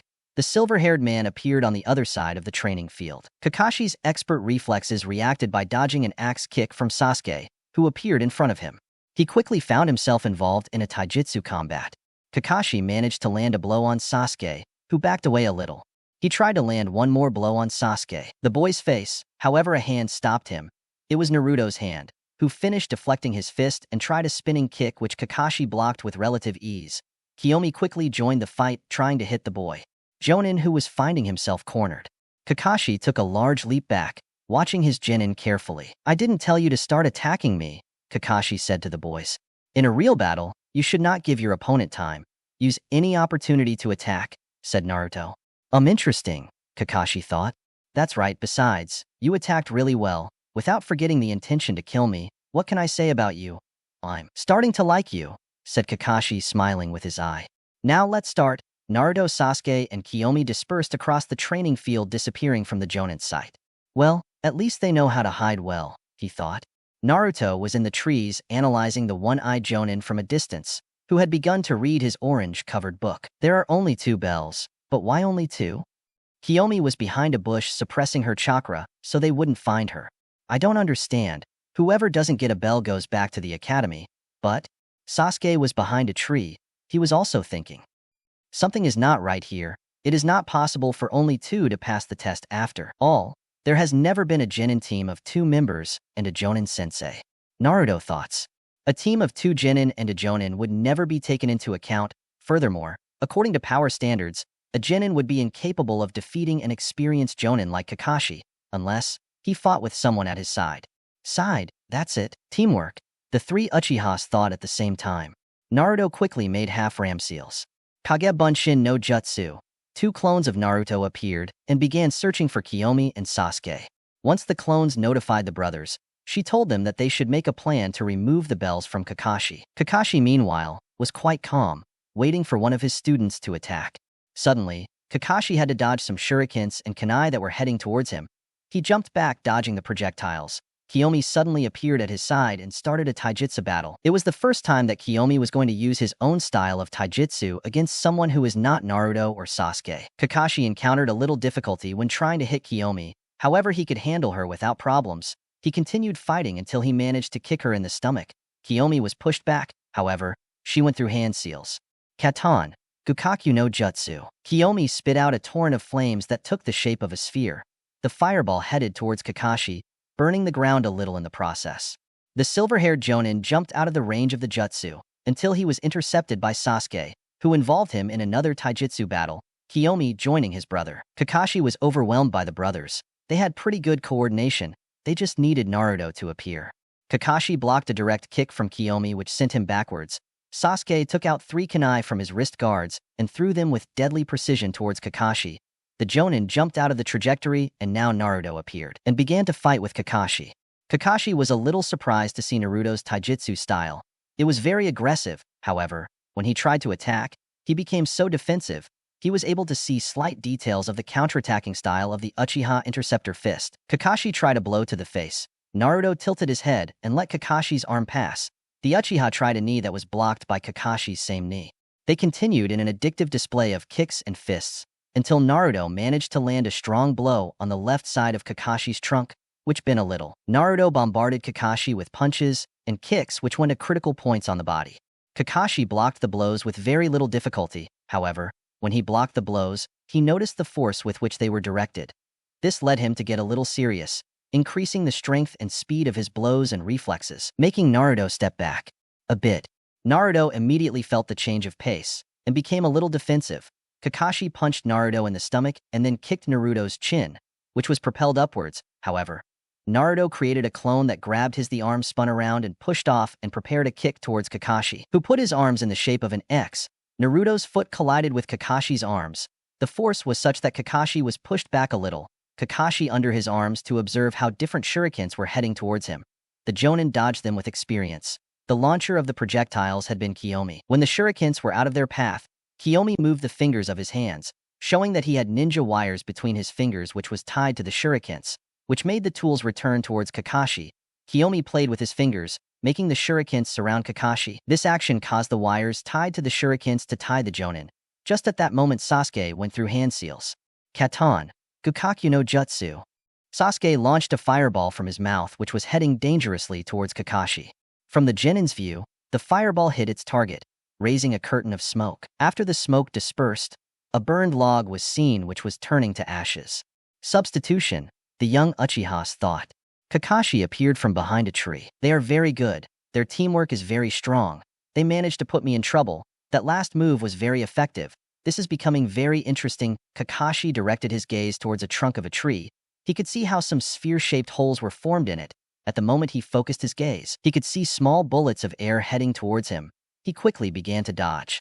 Futon. Shinkajoku. Wind style, vacuum sphere. Naruto said in his mind as he shot bullets of pressurized air from his mouth. Kakashi dodged the air projectiles with too much agility. It wasn't until one of his projectiles hit his arm, making a rather deep cut on his shoulder. I shouldn't let them get to me. They are extremely dangerous, he thought. After a moment, Kakashi emerged from the forest with few injuries, just a small cut. You are the best students I have had so far, he said with a smile. But how about I get something serious, she said while taking a taijutsu stance. Sasuke launched himself into the attack with Naruto and Kiyomi backing him up. Sasuke attempted a direct hit. However, Kakashi dodged and delivered a strong blow to his stomach. A knee followed by a kick that sent Sasuke backwards. Kiyomi tried to hit, but Kakashi had now increased his speed, landing a series of somewhat strong blows. Naruto approached and began to attack Kakashi, who countered the attacks efficiently. However, Naruto did not retreat. Naruto began to move faster. However, Kakashi easily kept up with him.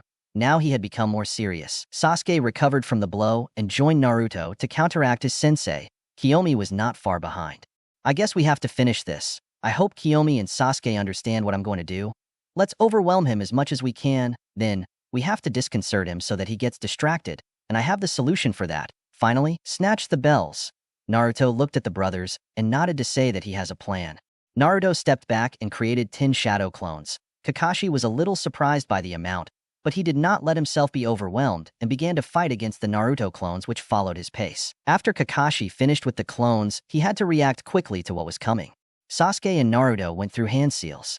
Sasuke, Katon, Gakakyu no Jutsu. Naruto, Futon, Daitapa. Sasuke launched a very large fireball from his mouth, while a large wave of wind came out of Naruto's mouth, fanning the flames of Sasuke's fireball. Kakashi stared unfazed at the great torrent of flames heading towards him, passing through hand seals. Doton, Dorihiki. A giant earth wall rose in front of Kakashi. The wall received the combined attack of Sasuke and Naruto and stopped it effectively, even though it was gradually wearing down. After the smoke from the collision between the wall and the attack dispersed, Kakashi had to react quickly to a series of seals that Kiyomi began to make. Katon, Hosenka no Jutsu. Kiyomi launched multiple smaller fireballs from his mouth. However, they came at high speed and in greater quantity. Kakashi masterfully dodged the fire projectiles as he passed through hand seals. Katon, Gukakyu. A large fireball of gigantic proportions was heading towards the Chunin. Naruto grabbed Sasuke and Kiyomi by the shoulders, and Shunshin appeared on the other side of the field. It's time, Naruto thought.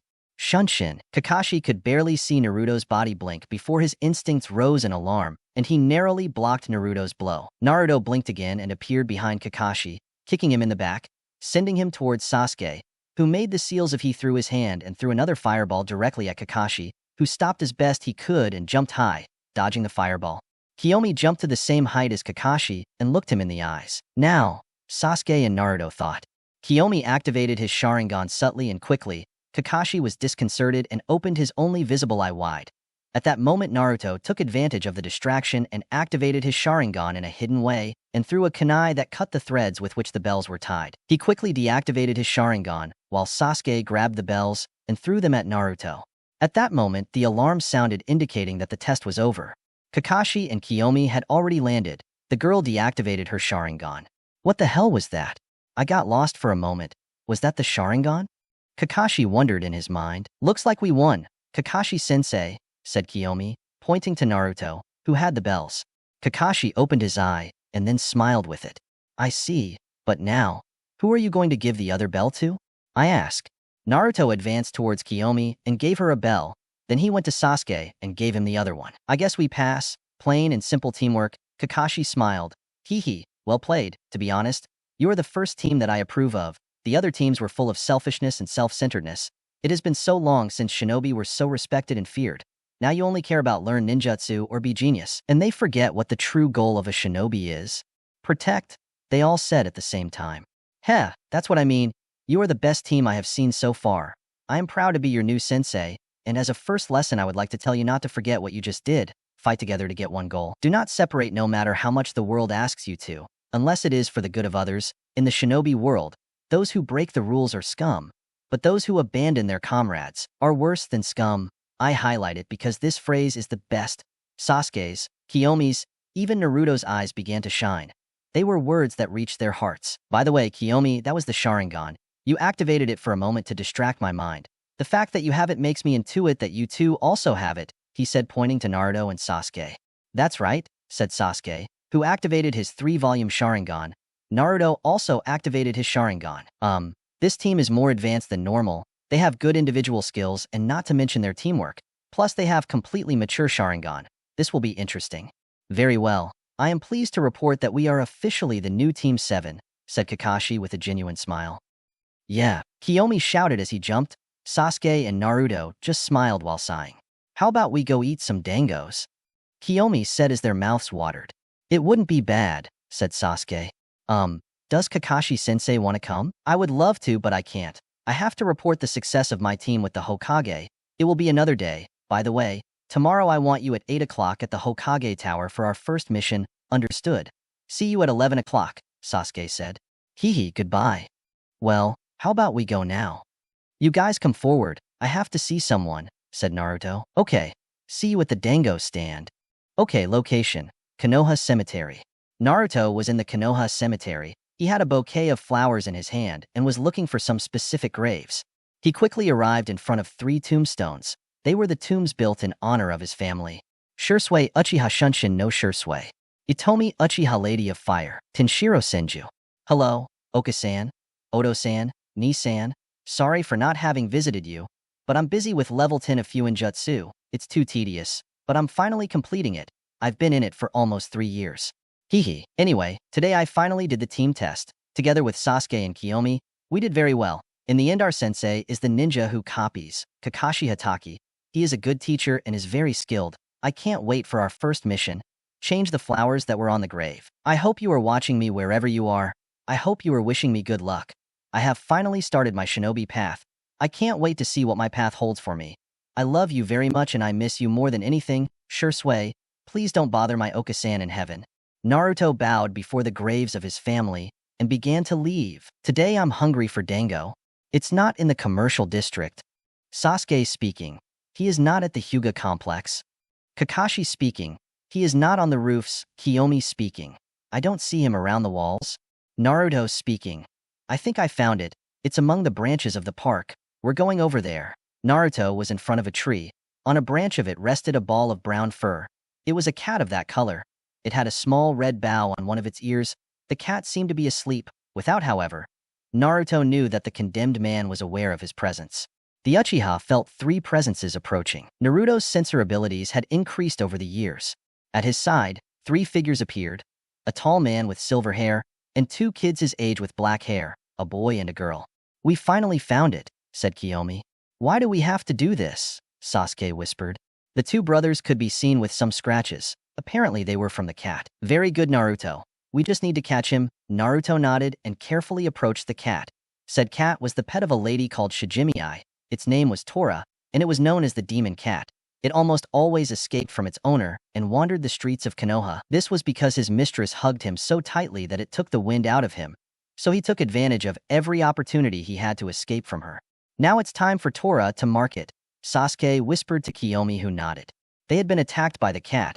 That animal really looked like a demon. Naruto approached the cat and in an explosion of speed appeared in front of him. The cat was impressed to see how the black-haired boy with blue tips suddenly appeared.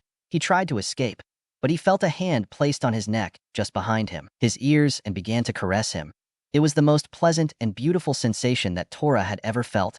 He quickly relaxed his posture and let the boy caress him gently. I give up. Naruto is officially a cunning bastard, said Sasuke as he turned around and started walking. Kiyomi just shook her head and waited for Naruto to come down. Kakashi just smiled with his eye and gave a thumbs up. The cat climbed into Naruto's arms as he came down from the tree. Mission accomplished, said Naruto with a smile. Well done. It's time to report the success of the mission to the Hokage. And Sasuke? Asked. Kakashi and Kiyomi pointed back to where Sasuke was standing with his back to them with his hands in his pockets. He's a little upset because Tora scratched him too much and you don't have any wounds. What a crybaby, Naruto said in a funny tone. Listen to that, said Sasuke. Very well. We have to report the mission to the Hokage location. Hokage Tower, Konohagakure no Sato. In the Hokage's office, the yondaime was surrounded by some paperwork, while in front of him was a plump woman with black hair, tied in a royal hairstyle, with a kimono of a color that didn't really matter. The woman seemed to be waiting impatiently. Her gaze was directed towards the door when she saw the handle turn and make a small noise. When it opened completely, Sasuke, Kiyomi, and Kakashi entered along with a Naruto with Tora in his arms. Oh, there's my Tora, said the woman, snatching the cat from Naruto's arms. My bull, the woman cooed as she hugged the cat very tightly, which was trying to escape from the woman. Naruto looked at the small animal with compassion and approached the woman. If you'll excuse me, miss, do you know why Tora runs away? Not really, said the woman. Vera, what I have seen about Tora is that he likes tranquility and soft, slow movements, so you should stop hugging him that tightly. Naruto grabbed the woman's hand. Look, place your hand here, behind your ear. The woman began to gently caress the cat's ear, which felt the change in rhythm and snuggled against the woman, who continued caressing. The cat let out a purr. Oh, he purred. I'd never heard him purr before, said the woman. It seems that the problem of Tora is completely resolved, Minato said. Thank you very much, Shinobi-san, said the woman, leaving the room. No problem. Very well, Team 7. Apparently another D-rank mission solved. You have already done enough missions today. How about you go to rest? Come back tomorrow for more missions. The Hokage spoke. See you tomorrow, Hokage-sama, said the three little Uchihas, and then left the room. How do you see them, Kakashi? The Hokage asked. Kakashi took his eyes off his orange book and looked at his leader with a smile. They are more than ready. That's good. I guess tomorrow I'll give them their first C-rank mission. As a matter of fact, some teams will also come to receive their first mission, so you'll have to wait until noon. It is no problem. You may very well withdraw. The next day, Naruto, Sasuke, and Kiyomi were at the entrance to the Hokage Tower waiting for their sensei who was arriving late. Again, Kakashi-sensei is hopeless, Kiyomi complained. There are times when I think if he really is an experienced Jonin, I wonder why he is so famous. You could be more patient, said Naruto, speaking to demonstrate. Sasuke said as he looked at Naruto's eyebrow, which moved to show that he was a little irritated. In front of them, an explosion of smoke appeared from which Kakashi emerged. Hello, team. Sorry for the delay, but you know, I was helping a grandmother carry her shopping and she lived on the other side of the village. Oh, how generous, said Kiyomi. Yes, I know. Hee. How about we go for our first C-rank mission? The Uchiha's faces glowed with excitement. Team 7 arrived at the Hokage's office. Kakashi knocked on the door. Come in. The village leader's voice rang through the door. Oh, Team 7. I see you are ready for your first C-rank mission. The three Uchihas nodded. All right, let's see what we have here. Minato stopped his review when a carrier pigeon appeared at his window. It had a scroll in its beak. Minato sharpened his gaze and picked up the scroll. Team 7 watched expectantly as Minato's brow furrowed as he read the scroll. Team 7, this is somewhat sudden, but I need you for an important mission. You see, a few hours ago I sent Team 11 on a rank C mission. It consisted of taking a bridge builder to the country of the Hello. It was a relatively simple mission. However, Kushina informs me that the client lied about the parameters of the mission. They realized this because halfway there they were attacked by the demon brothers of Kirigakure, Gozu, and Mezu. Myth, Minma, and Kushina were able to hold them back easily. Later they refused to continue with the mission, but they have learned the truth. It turns out that the country of the waves is in a really worrying financial crisis. This is because the country it has been controlled by a man who calls himself Gato.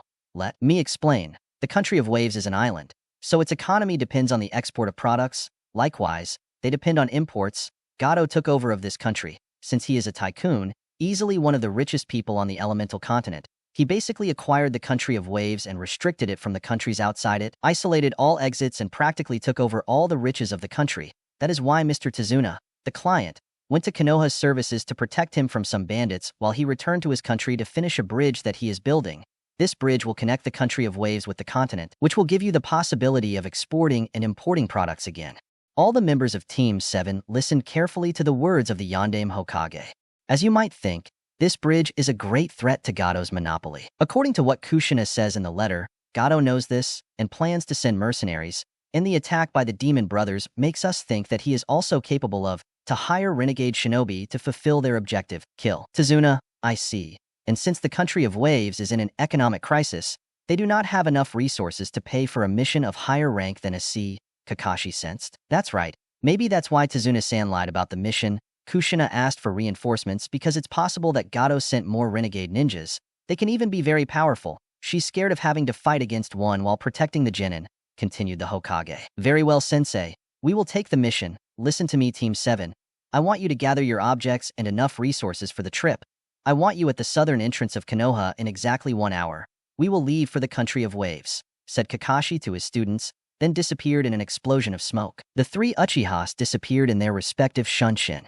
1 hour later, Naruto, Sasuke, and Kiyomi were at the southern entrance to Konoha. This time they were relieved, because they saw Kakashi, who was walking towards them with a backpack on his back. He quickly arrived in front of them. They are all ready? Yes, sensei. And those rolls? Vera sensei, Naruto-kun is good with seals. So he told us that carrying things sealed is more versatile than carrying them in a backpack. I see, that's very good, he said smiling.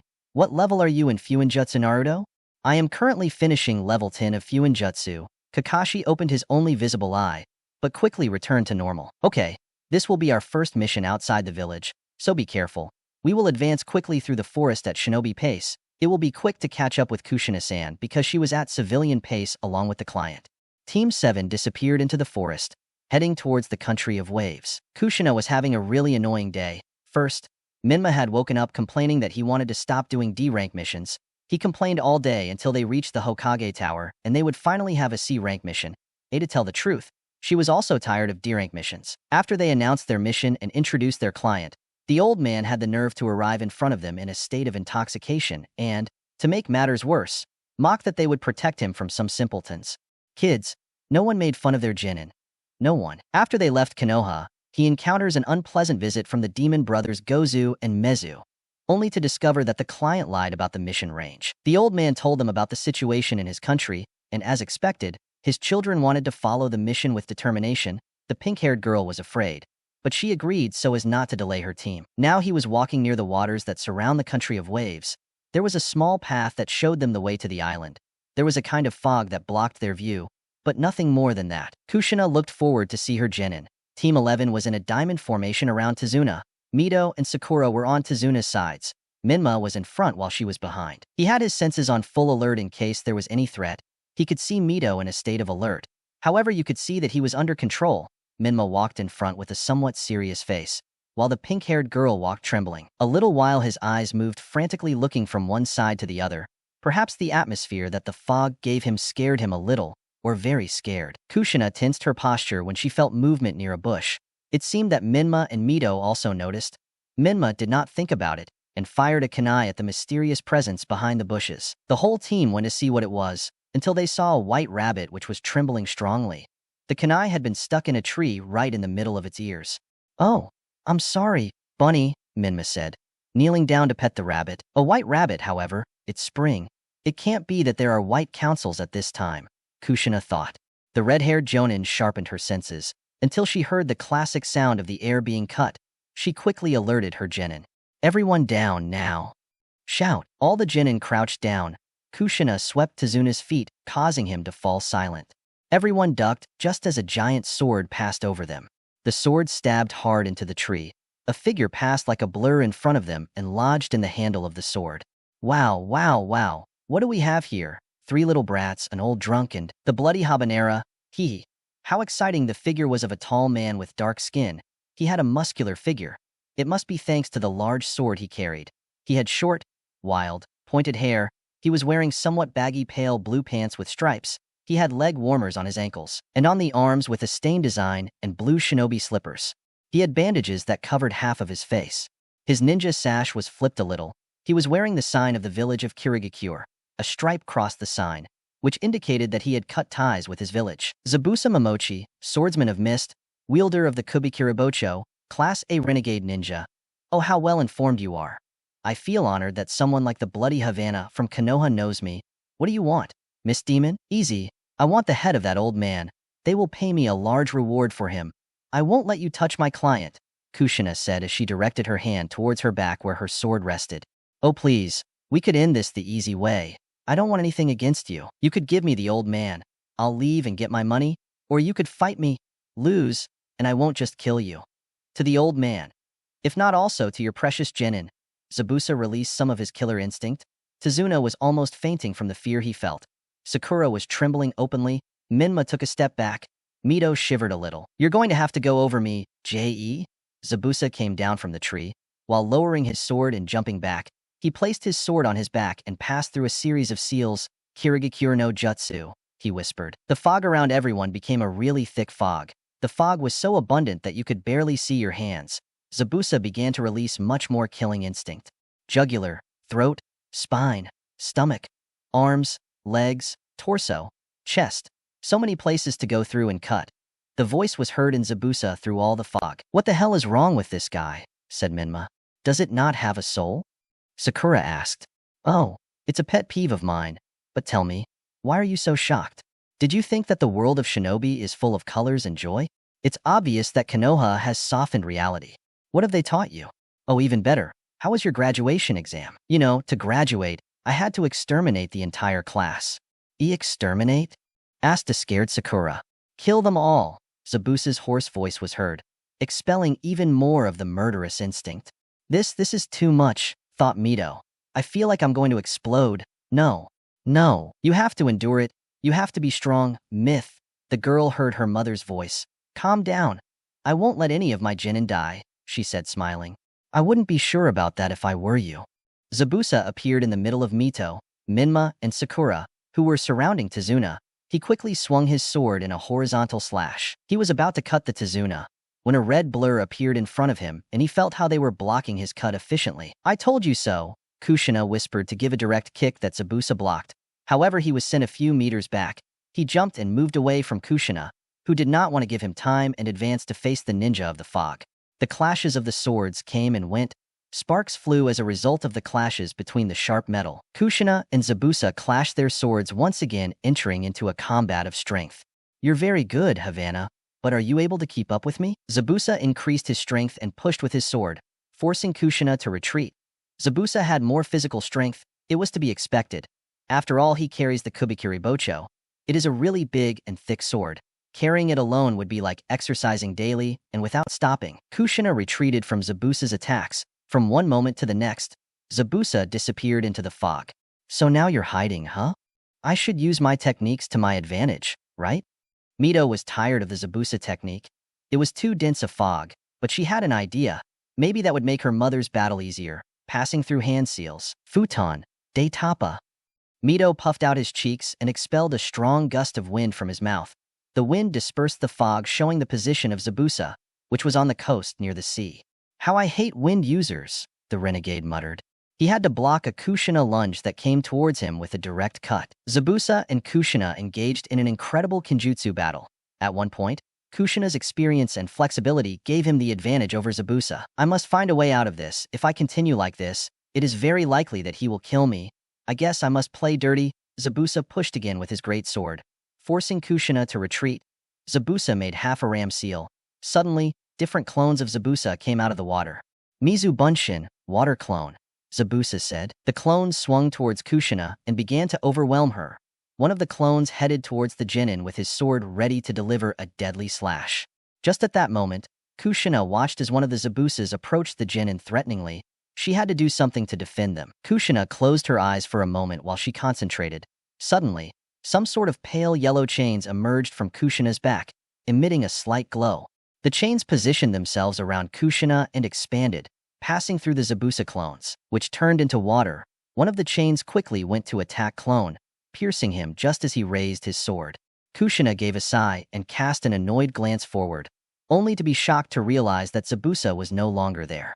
Zabuza appeared behind Kushina in a blur of speed and landed a kick against the redhead's back. He didn't have time and started slashing with his sword, making Kushina retreat until they reached the water. Kushina saw an opening in Zabuza and he landed a horizontal slash. However, it turned into water. A clone? Kushina thought. It is a pity. Zabuza appeared behind Kushina as he traced seals. Suiton, Suiro no Jutsu, water style. Water prison jutsu. The water around Kushina rose, enclosing her in a kind of dome of water that connected with Zabuza's arm, enclosing her. Unfortunate thing. I attacked the Chunin to distract myself. Now the situation is worse, he thought. Well, I guess the hard part is done now. I just have to take care of the old man and the brats. Mito, Minma, Sakura, please run, Kushina thought. She couldn't speak thanks to the water prison. Zabuza created 3 more clones, which advanced towards the Chunin. What are we supposed to do now? Sakura asked. We must prevent him from getting close to Tazuna-san. But what are we supposed to do? He's a jonin. The petal girl is right, blonde. They should have run while they could. I'm not going to abandon my mother, said Mito determinedly. I won't either. I'll beat you easily, you'll see. Minma shouted.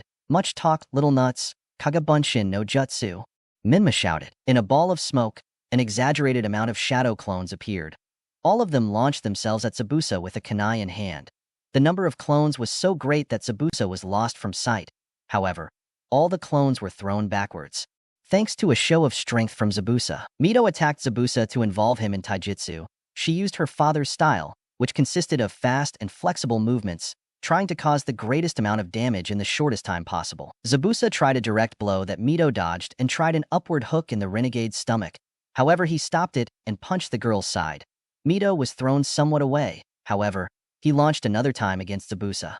Swait-un, Mizurappa, violent wave of water, Mito shouted, puffed out his cheeks and threw a stream of water towards Zabuza. The Kiri ninja managed to dodge it. The jet of water hit a tree, destroying it in half. That was close, Zabuza thought. Minma launched himself against Zabuza using the same style of taijutsu. His sister accompanied him from behind in the hope of landing a blow. Minma attempted a sweep at the Jonin's legs, who jumped away from the attack. Futon, Renkuden, air bullet.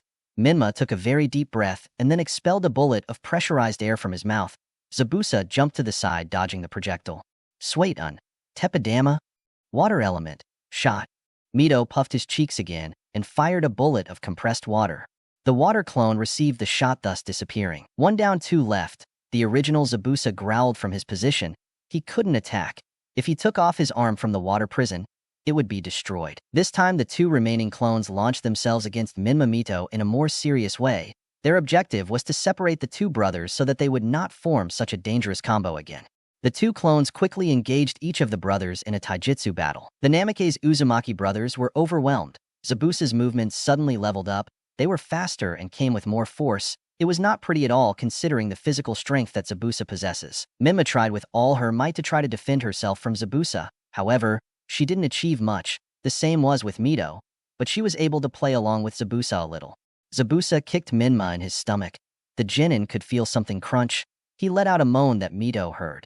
Mito was distracted in a moment of worry for her brother. Zabuza took advantage and bombarded Mito with stronger blows. Mito jumped back to escape Zabuza's combos. He took out a kunai with explosive paper tied to the handle and threw it against the Kiri nin. Zabuza carefully observed the explosive projectile. Simply he jumped, avoiding the kunai which stuck in the ground. The paper exploded. However, the Zabuza clone was unharmed. Swait-un, Mizurappa, Mito launched the jet of water. The Zabuza clone received the attack, dissipating. Only 1 left. Mito saw that Zabuza had his brother by the neck. Almost good, but they still have a long way to go, he said while landing a hard blow on Minma's stomach. Unfortunate. Minma muttered. Don't hold a grudge against me, brat. I'm afraid you'll beat me up after this, the renegade joked. Zabuza slammed Minma into the ground, causing him a large amount of damage. Now you, said Zabuza as he headed towards Mito. Kiri's ninja disappeared in a blur of speed, appearing in front of Myth and beginning to overwhelm her with rapid strikes. Mito defended himself as best he could. However, he was not able to do much. Zabuza kicked Mito directly, which was thrown backwards as she crawled on the ground.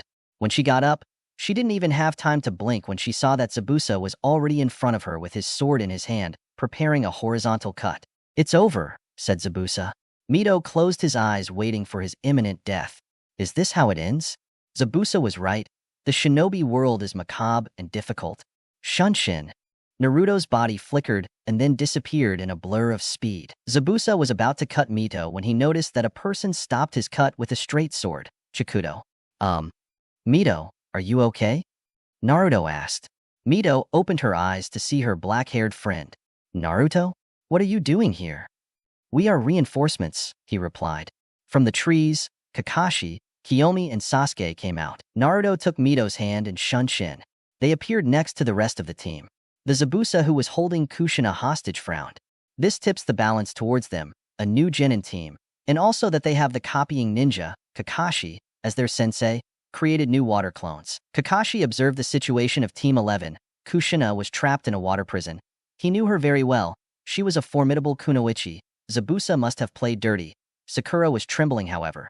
Now she seemed to have a really relieved look. Without any scratch, she did not participate in the meeting. While Minma and Mito were injured, Zabuza must have played with them. They are lucky that he did not decide to kill them at once. Kakashi-sensei, the Jonin heard a voice calling him. It was Naruto. We have to get Kushina-san out of Zabuza's prison. First, we have to bypass the clones and force the original to release the prison. I'm sure you will face Zabuza, Sasuke, Kiyomi, and I will take care of the clones, Kakashi nodded. He trusted his Genin a lot. After all, they managed to put him on the spot with their teamwork. I guess I should get serious, Kakashi whispered. Naruto could hear and looked at his sensei, who was raising his ninja band, revealing a completely mature Sharingan eye. The three younger Uchiha were surprised. Their sensei had a Sharingan in his left eye. They would have to ask later. Now the priority was to help Team 11. The remaining Zabuza clone wanted to surprise Kakashi by appearing behind him at high speed. However, Kakashi's Sharingan was able to easily follow him, thus Kakashi dodging the Kiri-nin's slash. The Konoha ninja took out a kunai, cutting the clone's throat, which dissipated. Kiyomi, Sasuke, Naruto, I entrust you with the clones and the protection of the client Tazuna-san. I trust you, he said, giving them a smile. The three genin nodded, smiling in return. The Zabuza clones prepared to intercept Kakashi, as they had already noticed that the Konoha ninja would do everything possible to get closer to the original. Kakashi began to run at high speed towards the something where the Zabuza with Kushina was. It's good news that Kushina-san is still holding her breath. Kakashi focused his Sharingan for a moment, noticing how the Kushina chakra directed a small amount to his lungs, increasing his ability to hold his breath. I see. Hold on a little longer, Kushina-san. The Zabuza clones rushed towards Kakashi. One of the clones tried to cut the silver-haired ninja in half. However, he agilely dodged the cut and cut the clone's arm, dispelling it. Kiyomi went through a series of hand seals. Katon, Gukakyu no Jutsu, the large fireball was heading towards the Zabuza clones, the projectile hitting one of the clones, causing an explosion that dissipated a few more. Kakashi continued running towards Kushina until two more clones appeared in front of him. Naruto looked at the two clones with his Sharingan active, time to honor his brother's technique. Shunshin, Naruto disappeared and appeared behind the clones, cutting them with his Chikudo, dissipating them in the process, leaving the way clear for Kakashi. I deactivate his Sharingan. It was not necessary to spin that chakra. What the hell? The brat can use Shunshin in battle? Thought the royal Zabuza. Sasuke ran until he was in Naruto's position tracing seals. Katon, Hozenka no Jutsu. A series of small fireballs were directed towards three Zabuza clones which dodged the projectiles with great agility. However, two of the clones were not skilled enough and dissipated. Good, Kakashi thought. Finishing off the remaining clone, Kakashi went through hand seals. Suiton, Tepidama, the water bullet aimed at Zabuza. Damn, the renegade thought. I can't let that happen to me. They give me no choice. Zabuza dodged the water bullet, in the process separating his hand from the water prison, freeing Kushina, who jumped away from him. Naruto ran until he was next to Kushina, who was leaning on one of her knees, taking deep breaths. Is Kushina-san okay? Yes, don't worry. By the way, Naruto, that technique you used to save Mito, and with which you defeated the clones, was it Shunshin? That's right, my brother taught me how to use it and said that he would like to teach me how to use it in battle. However, he never could. So I spent a good amount of time in my training perfecting and using it. In addition, I used the blink Shunshin and honor him. Kushina stood up and hugged Naruto. That's so sweet of you. Thank you, Kushina-san. But I think this is not the time for hugs. We should help Kakashi-sensei.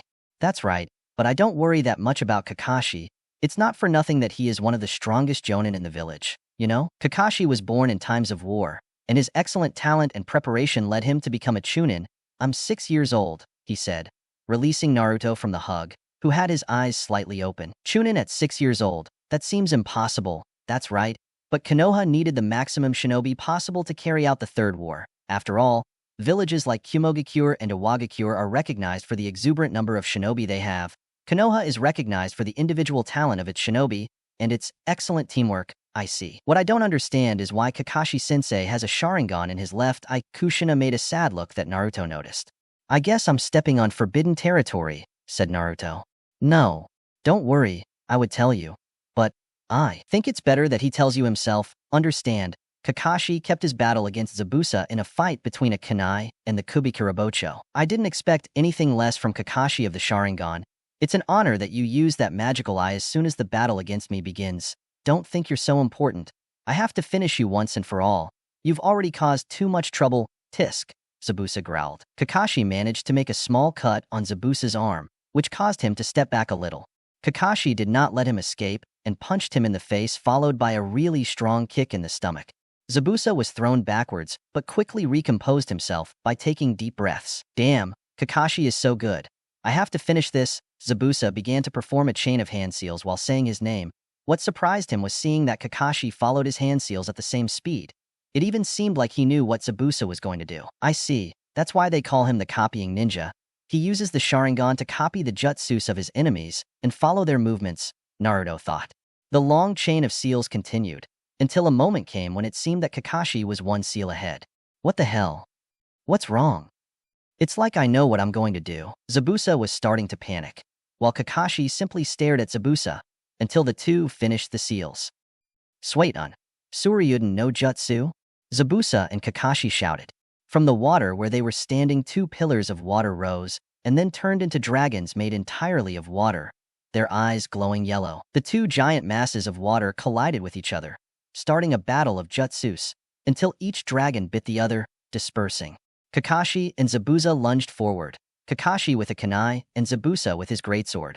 Both weapons colliding, beginning a struggle of strength, each fighting for dominance. Something's not right, Zabuza thought. He jumped away from Kakashi.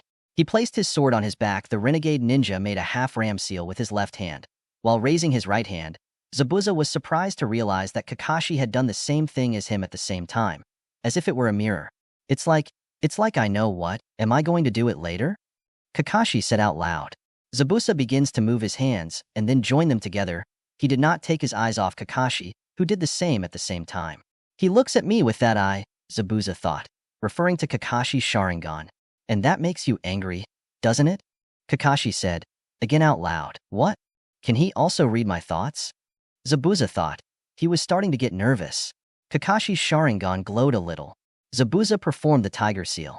Tisk, all you do is copy me, like a little monkey, said Zabuza.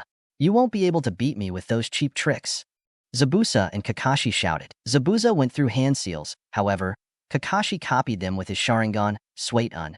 Dabakafu no Jutsu. Water style, giant vortex jutsu. The water around Kakashi rose up, forming a whirlpool around him.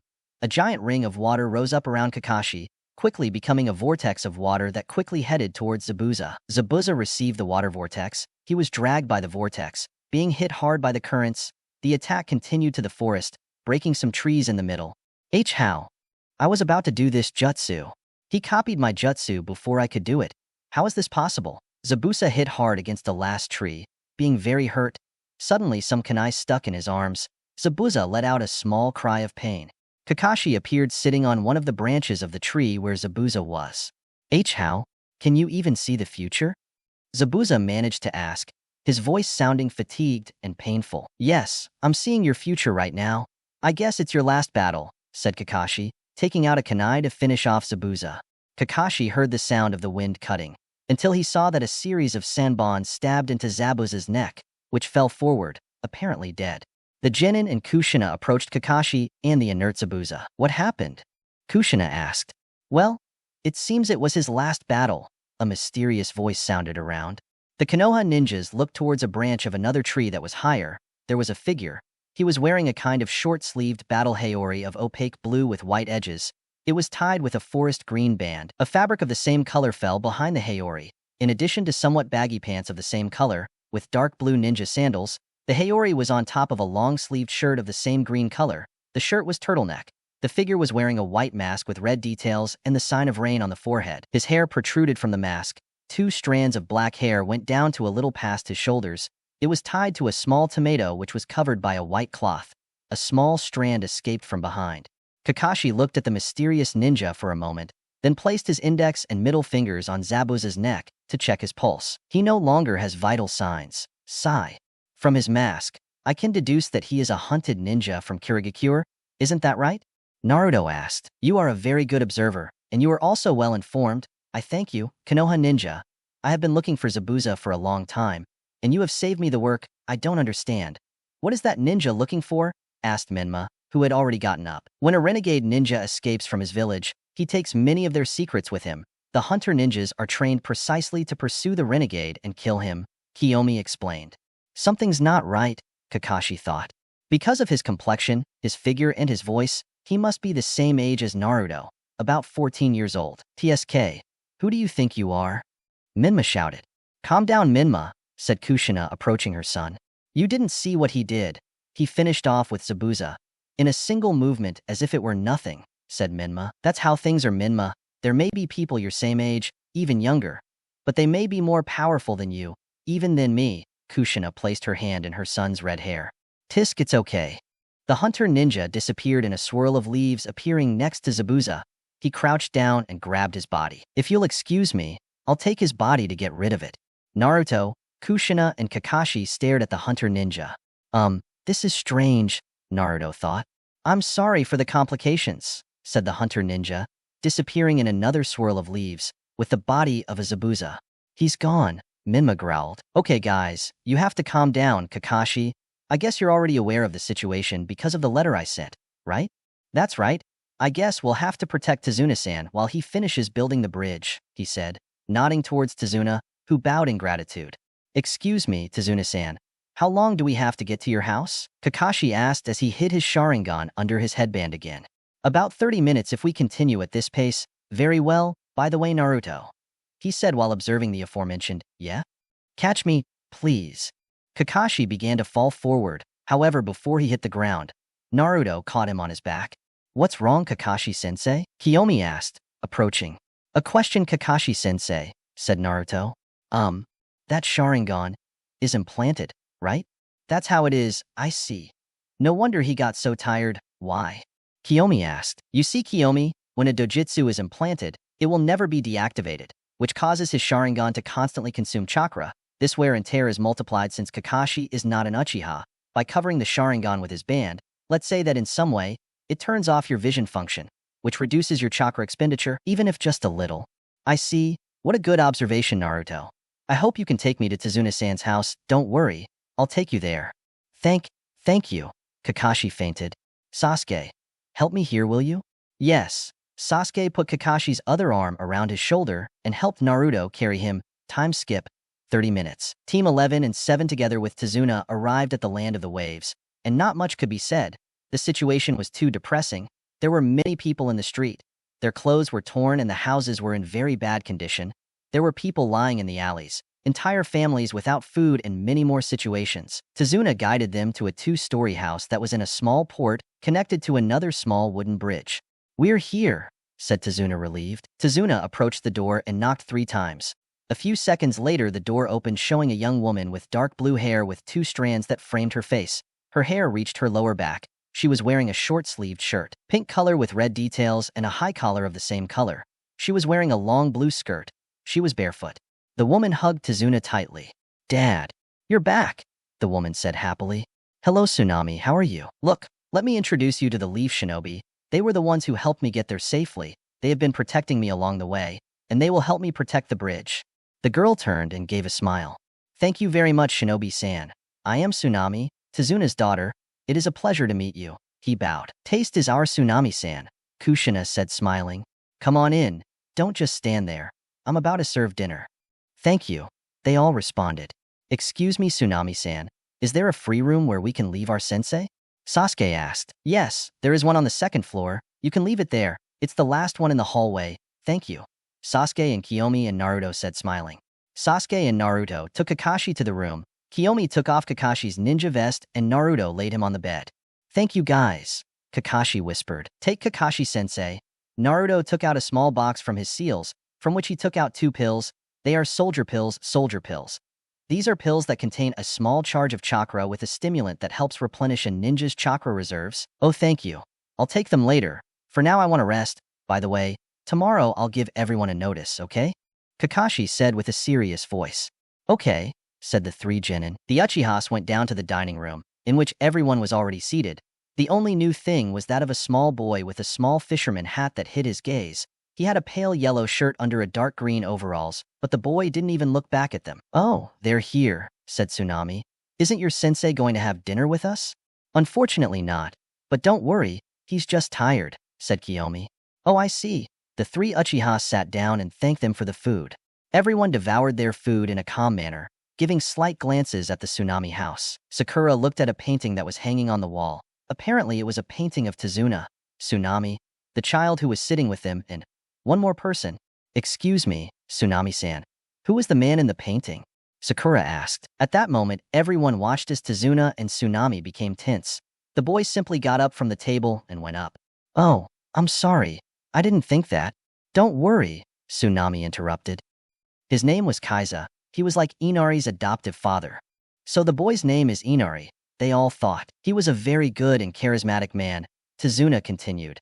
He always tried to encourage the people and move them forward. What happened to him? Sakura asked. Cat, I kill him. Cold words that ran down everyone's backs like ice. He killed him in front of everyone. Kaiza was the only person who dared to stand up to him. He said he would protect this town with his 2 arms. However, Gato cut them off, hung him on a cross and cut off his head in front of our noses. And the worst thing is that we couldn't do anything. I see. I'm sorry, I asked. No, do not worry. Dinner continued in silence. Once everyone was finished, everyone washed their avocado and went to sleep. The girls slept separately from the boys, who slept on futons. The next day, the warm sun rose over the land of the waves to begin a new day. The sun's rays surpassed the windows, landing on the faces of the people in the house. Each of the people got up at their own pace. Tsunami went down to the first floor and got ready to prepare breakfast. Naruto got up and greeted Tsunami and the others, went up to the second floor, and went towards the room where his sensei was. He knocked on the door to hear a "come in" from Kakashi. Naruto opened the door and watched as his sensei was reading his book. He looked in better condition than yesterday and was breathing more easily. How is sensei? Naruto asked. Much better. I can now walk on my own. I see. Naruto, I guess you already know what I'm going to talk about down there. Naruto simply nodded. I've been thinking about it, and I think it's most likely. After all, that Hunter boy's movements were very strange. Well, I guess it's time everyone knows. Naruto helped Kakashi get out of bed, and the two went down to the dining room, where everyone was awake having breakfast. Hello, Kakashi-sensei. How are you? Kiyomi asked. Very good. Thank you, Kiyomi. So you're Kakashi? Nice to meet you. I'm Tsunami. The pleasure is mine, Tsunami-san. Come, sit down and have breakfast. Naruto and Kakashi thanked him for the food and began to eat breakfast. A few minutes passed until Kakashi caught everyone's attention. Listen, everyone. I need to tell you something. What's wrong, Kakashi-sensei? Sakura asked. I need you to stay calm in front of what I am going to tell you. I want to tell you that it is very likely that Zabuza is still alive. A very deep silence fell in the room when Kakashi mentioned those words. What? Asked a very scared Tazuna. But Kakashi-sensei, we saw how the hunter ninja killed him, said Sakura just as scared. It's a little difficult to understand, but you have to analyze things more, said Kakashi seriously. Kakashi-sensei, you checked his pulse, right? How is it possible that he's still alive? Minma asked. You see, according to what I saw, Naruto interrupted, the hunter ninja used Sanban. The Sanban is a weapon that is not used primarily to kill, but to hit specific points on the body to achieve some effect. What does that have to do with it? Minma asked. The hunter ninja has great aim. He aimed at Zabuza's neck right on a nerve that stopped his heart for a few moments. So that's the reason why Kakashi-sensei didn't feel Zabuza's pulse, Kiyomi said. Sasuke just analyzed in silence. But the hunter ninja said he was going to get rid of Zabuza's body. I don't think so, Kushina interrupted. The hunter ninjas have the obligation to dispose of the renegade's body in the same place where he is murdered. But the masked ninja took Zabuza when his obligation was to finish off the body right there. So it can be insinuated that the hunter ninja was actually trying to rescue him, Sasuke said. That's right, Kakashi agreed. How much time do we have? Mito asked. Although the hunter ninja rescued Zabuza, he was not able to rescue him completely unharmed. I would say that it would take Zabuza about 2 or 3 weeks to recover, said Kakashi. Very well, there is no time to waste. We have to train them for Zabuza's return. But Kushina-sensei, how could a 2-week training help us face Zabuza? He's a Jonin. I know that it is impossible for them to reach the level of Zabuza with such little time, but it is possible that at least it will be easier for them to act in battle. Okay, it's time to train. By the way, thanks for the food, Tsunami-san, said Kakashi. Tsunami nodded with a smile. Teams 7 and 11 left the cave to go to a small forest that was a few meters from Tazuna's house. Kushina and Kakashi each decided to go one way with their team, so they could train them at ease. Kushina would help Myth and Minma with her speed and reaction capacity, as well as a bit of chakra control, due to her reserves increasing every day due to the QB, while she would try to get Sakura into shape and increase her strength. Her chakra control was an easy issue, since she was the one with the least chakra in the group, and as is already known, the less chakra you have, the easier it is to control it. Kakashi had a special lesson for his team. He was thinking about teaching them this for a while, and he thinks it's time, since they are strong enough and above all mature. Kakashi and his team were in a small clearing. He was about to teach his team a new jutsu, one very special to him. What are we going to do, Kakashi-sensei? Kiyomi asked. Well, you see, today I'm going to teach you a new jutsu, said Kakashi smiling. Wow, really? That will be fantastic. Kiyomi jumped for joy. What is this jutsu about? Naruto asked. He couldn't deny that he was a little excited. First of all, it's a lightning-style jutsu. Naruto thanked the gods. Even though Kushina had given him some lightning jutsus, there were not as many as he wanted. He had a large arsenal of fire, and also wind. Lightning is his element with the fewest jutsus. Listen carefully, guys. I have something to tell you. This jutsu is very special for me. Because of all the jutsus I have, I did not copy this one, but rather I invented it. The genin listened attentively. I created this jutsu when I became a jonin at the age of 13. Kakashi raised his ninja band, revealing his Sharingan. It's about gathering a large amount of lightning chakra in the palm of your hand. As already you know, it's chakra transformation. Kakashi performed the following hand seals. Ox, hare, monkey. After that, Kakashi bent his knees and leaned his body forward a little, stretching his right arm down. While his left hand was positioned on the right wrist, he opened his right hand a little. Then he began to gather chakra. In his hand, the chakra in Kakashi's hand began to transform into lightning chakra, causing a small sphere of lightning to appear in Kakashi's hand that then enveloped Kakashi's entire hand. The Jonin's hand began to release 2 mini rays and a peculiar sound echoed throughout the clearing. It seemed like the sound of 1,000 birds, accompanied by electricity. https://youtube b/me104fhw. Beautiful sound. I love it. Let's continue. The genin looked impressed at the large amount of lightning that came from Kakashi's hand. Good, great, Kiyomi managed to say. But there is something I don't understand, Kakashi-sensei. Why do I uncover his Sharingan? Good question, and that is that at the time of creating the technique, it had a disadvantage, and that is that this technique seriously increases your speed when using it. That is thanks to the lightning chakra. However, the extreme speed that you reach, it makes normal vision blurry. At the time of my death, my fallen companion gave me his Sharingan as a gift. The improved vision of this helped me to see clearly when using the technique. As for all this, what is the name of the technique? Naruto asked. Kakashi smiled and started running towards a giant rock that was in the clearing. Naruto could barely see Kakashi's figure heading towards a rock. This is called... Kakashi directed his right chakra-infused hand towards the rock. Chidori. Thousand of birds. Kakashi shouted as the sound of the birds chirping violently was repeated again. Kakashi's hand went cleanly through the rock. A small explosion of lightning shattered the rock, turning it into small pieces. The 3 Uchihas were surprised at the new technique they were going to learn. Keep in mind that I am entrusting you with my star technique. You must promise me that you will never use this technique against fellow Blade members, understood? The genin nodded. Time skip. 1 week. The first week before Zabuza's return passed quickly. The 3 genin of Kushina trained hard to become faster and stronger. Mito and Minma began to do special training to control their emotions. You will wonder why. Oh no, Minma and Myth are the containers of Kyuubi, the most powerful tailed beast. But there was a peculiarity. The Kyuubi is the most manipulative and hate-filled tailed beast of the 9 that exist. It is the tailed beast that can manipulate you the easiest. Through your negative emotions, any slip in your emotions can be taken advantage of by the demon fox. Not only that, but he is also capable of influencing you through his negativity. Minma and Myth had to learn to control themselves, because if they didn't do it, they could get out of control and commit acts that they would regret. Kakashi's genin were advancing rapidly with the new technique.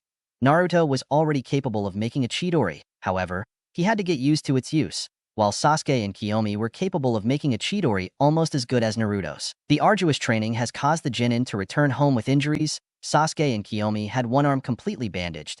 Due to the damage they have done practicing Chidori, Naruto did not need so many bandages. He only bandaged his hand a little. His Senju blood made him more resistant than the others. Mito and Minma's Uzumaki blood helped them a lot with their stamina. Plus the Kyuubi's chakra helped them regenerate even faster than Naruto. Sakura had several blessings covering some scratches and bruises, but nothing serious, she complained. She would rather see her Sasuke-kun's arduous training, see him sweaty and tired and... No? Fangirls. Currently all the shinobi were in Tezuna's house, waiting for dinner, but Naruto noticed Tsunami's worried look. Tsunami-san, is something wrong? And nothing, don't worry, he said giving a fake smile. It had no effect. There's no food left for everyone, right? Naruto said. It didn't sound like a question, but more like a statement. Tsunami remained silent. That was enough to answer the question. Don't worry, I won't eat, said Naruto, surprising Tsunami. But why? Don't worry about me. I can last a few days without eating, until we get more. Maybe I'll have to fish a little. I won't eat Tsunami-san either, Kushina said. Me neither, said Myth. Tisk? I guess the big Minma will have to sacrifice himself so the others have to eat, the redhead murmured. This, Mom? I call myth. What happened, dear? I understand that we can last days without eating, because, Uzumaki's. But no, Naruto, he is an Uchiha. He doesn't have as much stamina as us, Mito whispered. Naruto heard her, but he didn't worry about that. It's about time he knew about his other half. Myth, you may not know this, but Naruto is half Senju. Senju? That's right. So we're like cousins, Kushina smiled. Mito looked at Naruto. It's good that you know that, cousin, he said, smiling. Myth, I sweat a little. Hey, what about those wounds? The blonde asked, observing the bandages on the Uchiha's hands. Oh, are you? Kakashi is teaching us a new technique and well, you see, Naruto responded. So difficult? Yes, it's too difficult, but it's a good technique, as well as very powerful, but mastering it hurts a little. Hey, and you guys are training too, right? That's right, we focus on reaction speed and chakra control. I see. I should also practice my chakra control. Kiyomi has better control than me, the aforementioned felt flattered. If you want, train chakra control with us, said Mito. I would like to, but I think Sasuke should also train chakra control with us, too. He told me that he would love to spend more time with you, Naruto joked. Sasuke opened his eyes wide as a small pink tone appeared on his cheeks. Mito stood paralyzed as her cheeks were flooded by a faint, pink color. Minma burst into laughter while Kiyomi only giggled lightly. Sakura didn't like that joke at all. How the hell you don't feel sorry for me at all, Sasuke muttered angrily. Naruto, why do you say that? Mito said. Daughter, I didn't know anything about that, Kushina said amused. Mom, Myth shouted, more embarrassed. Naruto couldn't stand it and let out a soft laugh. The atmosphere seemed to be calm and warm. It seemed as if they were not on a high-ranking mission. This disconcerted Tsunami and Tazuna, but they did not complain. It was good to lighten the atmosphere from time to time, especially when it was always tense. The little Inari was strangely observing the interaction between everyone. He observed the bandages that were on the Uchiha's hands, and those that covered Sakura. He unconsciously clenched his fists and tears began to appear in his eyes. But why? Inari's words caused everyone at the table to look at him. What's wrong, kid? Minma asked. Inari slammed his hands on the table, causing the plates to wobble. All those stupid trainings, they're of no use. They're a waste of time. Gato has an entire army. He'll defeat them easily. Then he's going to kill them as if they were nothing more than ants. Inari's tears fell. All those words of hope that you have said these days, they mean nothing. No matter what they do, the strong always wins, and the weak always loses. Huh. Speak for yourself, kid. Those things don't suit me, Minma said arrogantly. Hey, Inari. Naruto was about to speak, however, he was interrupted by the boy. Why don't you guys just shut up? You two are the ones that make me the most angry. Just seeing you makes me sick. You don't know anything. You don't understand what we're going through. They are just nosy people. You the redhead, you are always joking, or you maintain an arrogant attitude. As if you were above everyone. Do you think you are so important? You're nothing more than a stupid tomato. You could tell for miles that Minma had gotten angry because of that. And you, the black-haired one, you really make me angry. You are always calm and serene as if you have everything under control, as if you don't worry about anything. I bet you don't know what it feels like to lose a loved one. You will never feel that pain. Naruto's gaze darkened. Kiyomi and Sasuke also lowered their gaze. Even the black-haired girl began to shed small tears, which she quickly wiped away. Minma got up from his seat furious. He was really upset. He didn't like being humiliated, especially a little boy who thinks he knows a lot. He was Minma Uzumaki Namikaze, and no one teased him or called him tomato. Now you're going to listen to me, little boy, Minma said, his voice sounding a little hoarser. Shit, Kakashi and Kushina thought alarmed. But before they could take a step, Naruto disappeared and appeared in front of Minma. Calm down, Minma, said Naruto. Move away, Uchiha, said Minma. You want to hurt that child, right? You want to see him suffer. I wouldn't let anyone insult me. Oh, that's unacceptable. Kill him. Hurt him. I know you want to. A really dark voice and hoarse sounded in Minma's head. I said move away, Minma whispered. Minma's nails began to grow, while his eyes turned red with a slanted pupil, like that of a feline. Minma looked carefully at Naruto, who was surprised to see Minma's eyes. I have to do something, if not? Naruto unconsciously activated his Sharingan and looked directly at Minma. I must stop him, he thought. From one moment to the next, everything went black. Minma mind. Minma was in a kind of really gigantic room. The height of the room was so high that you couldn't even see the ceiling. Behind him was a large cage, made up of 2 doors with bars that had a roll in the center. stuck with the kanji for seal. From the cage, a kind of bubbling liquid began to overflow and head towards Minma. The liquid began to take on color and looked thicker each time. The strange substance began to group together and gain volume and height. The liquid continued to gather until it took the shape of the head of an orange fox. The head was large, however. The bubbly texture still did not disappear.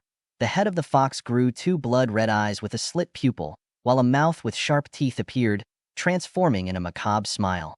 He, laughed his head. I see you're angry. I like that. Minma didn't say a single word. It seems that in this situation you don't have anything to say either, huh? How about you continue advancing and kill the little brat who insulted you? Minma still didn't say anything. And by the way, I will give you power, so that you can surpass that Uchiha child. Minma opened his eyes slightly. You like that, don't you? Since you were little you have been envious of him, envious of his power and talent. Well, what do you think of the idea of finally surpassing him by far? Minma nodded softly, almost motorized. Well, you just have to accept me, take my power, and we will do what we want. After all, there will be no one who can beat us. Minma started to turn around. You are already mine. I will soon get my freedom. Minma was about to join his hand with the tip of the fox's head. However, a hand stopped him. I wouldn't do that if I were you, said Naruto. What are you doing here? Minma shouted. Grrrr. He. Ha ha ha ha ha ha. The Kyuubi started to laugh. I really hate Uchihas, said the Kyuubi. So you are the Kyuubi, said Naruto. That's how it is. I guess it's nice to meet you. Hey, how the hell are you on my mind? Minma said. Isn't he obvious, idiot? Said the Kyuubi, annoyed. It's all the fault of those damn eyes. The Kyuubi exuded some contempt. You mean the Sharingan? What else would I mean by cursed eyes? I see. After all, you hate them because they controlled you with them. I'm sure of that. After all, the one who was locked up for so long would appreciate his freedom more than anything. It must be frustrating. The fact that, not being free, no living being deserves that. You said it, but I don't understand. What are you doing here? I don't know. I just appeared here when I looked into Minma's eyes. I just wanted to stop him. I see. Your eyes gave you access to enter Minma's mental space. Ha! Really, that Sharingan is the worst. I know you hold a grudge against him, but it's my family's bloodline. I don't like it when you insult it left and right, said Naruto, somewhat annoyed. Huh. And what are you supposed to do to me? I don't know. Maybe you can control yourself? The Kyuubi growled. Or what would you say if I started insulting your dear brothers, those war machines, you know? You better watch your mouth, you damn brat. That's the problem, Kyuubi. You insult my family, and I put up with it. I insult yours, and you think you have the right to yell at me that way? Maybe you've never heard the phrase, the one who gives receives? Damn you. How dare you talk to me that way? Don't you know that I can destroy you just by stepping on you? Said the Kyuubi, annoyed. And I can control you with a look. Naruto's Sharingan shines. Kyuubi growled. Listen, Kyuubi. I know very well that you must feel bad. After all, I know that you also have feelings. TSK, I only feel hatred and disgust for you. There is no other feeling that a tailed beast can feel. Kyuubi, you're not fooling me. I can see. Naruto focused his Sharingan on the Kyuubi's eyes. I can see all the hate, fury, and resentment you feel, but I can also see the sadness. But you don't just feel feelings. Negative, or at least, you have not always felt them. Yin and Yang are always present. Where there is something specific, the opposite also exists. The fox opened his eyes. You too. You can feel happiness. There is something in you besides hate. The Kyuubi couldn't stop his jaw from opening a little, but he closed it slowly and managed to listen to the boy in front of him. Haven't you considered the idea of... Naruto finally let go of Minma's hand, feeling more emotions for the first time in so many years? The Kyuubi began to look the boy in the eyes. For the first time, he could see a Sharingan without hunger for power and without willingness to control it. Although, of course, very few Sharingan users can control it. It takes great willpower. Unlike the others, I don't see the Bijus as dangerous or beasts for no reason. You are alive. You can talk. From what I can deduce that you have a conscience, and also, you feel hatred, from what I can deduce. Deduce that you can also feel love, said Naruto, remembering the lesson his mother gave him before she died. Where are the other humans like you? The Kyuubi murmured. That? Nothing really, said the Kyuubi. I can't imagine that you're so different from the others. Meanwhile, Minma couldn't fit into the conversation. He was still in shock because Naruto was able to enter his mind. Naruto reached out his hand, touching the tip of the Kyuubi's nose, while deactivating his Sharingan. I am not going to control you. Even though I have suffered in my life, I cannot understand the pain that you had, being separated from your family, and seeing how they use them as weapons against their will, and being locked up by so long. I know you're immortal, but even anyone gets bored when they're locked up without having fun, right? The QB and Naruto laughed. Suddenly, the mass of liquid that made up the QB's head began to retreat, until it returned to the darkness of the cage. Suddenly, in the darkness, the QB's red eyes appeared, which were approaching. The QB approached the end of the cell and showed his true form. It was a giant dark red fox. It seemed to have a human torso. However, its hind legs did look like those of a fox. Its front legs also looked like human arms. Even its hands were almost human, but the large claws distinguished it. Behind him, 9 tails swayed from side to side. Wow, you really are amazing. Enough of the flattery. I am the YN half of the QB, and you are the first human in my life with whom I have engaged in a civilized conversation, and I want to thank you with something. You can really show more emotions. You've earned some of my trust. So tell me, do you have a summoning contract? Well, being an Uchiha, I can use the crows. However, it is not a summoning contract itself. So no, very well. The QB put his hands together and suddenly, chakra began to materialize. In front of the QB, a large scroll appeared, which was directed towards Naruto. What's your name, boy? Naruto Uchiha. Very well, Naruto Uchiha. You have earned some of my trust. And also, you have shown me that there are more things that humans can give. So, I give you the honor of signing the Fox contract. What? Are you serious? That's how it is. Don't you think you're giving me too much for just one conversation? Don't worry. Some will say it's pointless. But for me, it's like trying something different after years and years of monotony. Well, if you agree. Naruto picked up the Royo that was in front of him and then opened it. He realized that there were many blank spaces. He wanted the first blank space. What to do? Write your name in blood in the first blank space. After writing it, spread blood on each of your fingers on your right hand, and simply put them under your name. Naruto bit his right finger, causing blood to flow from it. He wrote his name and then spread his blood over the tips of his fingers. Then he placed his fingers on the palm, causing the blood to stay there. All right, Naruto Uchiha, you are officially the first summoner of the foxes. Use them wisely and treat them like family. I can't help but feel excited, Naruto said happily. Now, copy these seals with your Sharingan, said the QB. Naruto activated his Sharingan and copied the seals that the QB made. Wild boar, dog, monkey, bird, ram. I imagine those are the seals of the summoning jutsu. Yes, but you have to go now. Believe it or not, in reality only a few seconds have passed. You still have to teach that little brat a lesson. Yes, but I will do it in a more subtle way. You have to admit, he suffered a tragedy at such a young age. He is not that different from me. Yes, it is, unlike you. He just stood crying without even trying to change. You are completely different, and I have to admit, you are a pretty interesting human. I can't believe that stupid Yondaime decided to seal me in that idiot. Redhead instead of you, the QB growled. Hey, I'm listening to you, you stupid furball, and I wanted you to listen to me, stupid tomato. It is an honor to hear that the QB would have liked to be sealed in me. One moment to be sealed in me, Naruto thought. QB, can I tell you something? Naruto said. Forward, Naruto began to approach the QB's cage. After that, he entered the cage and approached the figure of the giant fox. It's a secret. It's so that Minma doesn't hear us. The QB understood and lowered his head to put his ear next to Naruto. I am level 10 of Genjutsu, and now I have a new idea. The only thing I will tell you is that you may go from being sealed in Minma to being sealed in me. The QB opened his eyes wide. Are you sure you can do that? Of course, I'm a Genjutsu master. And when you're at level 10, the only limit is your imagination. And it's not to be arrogant, but I'm a prodigy. I'm sure I can do it. Heh, I guess. Naruto began to walk away from the QB until he left the cage.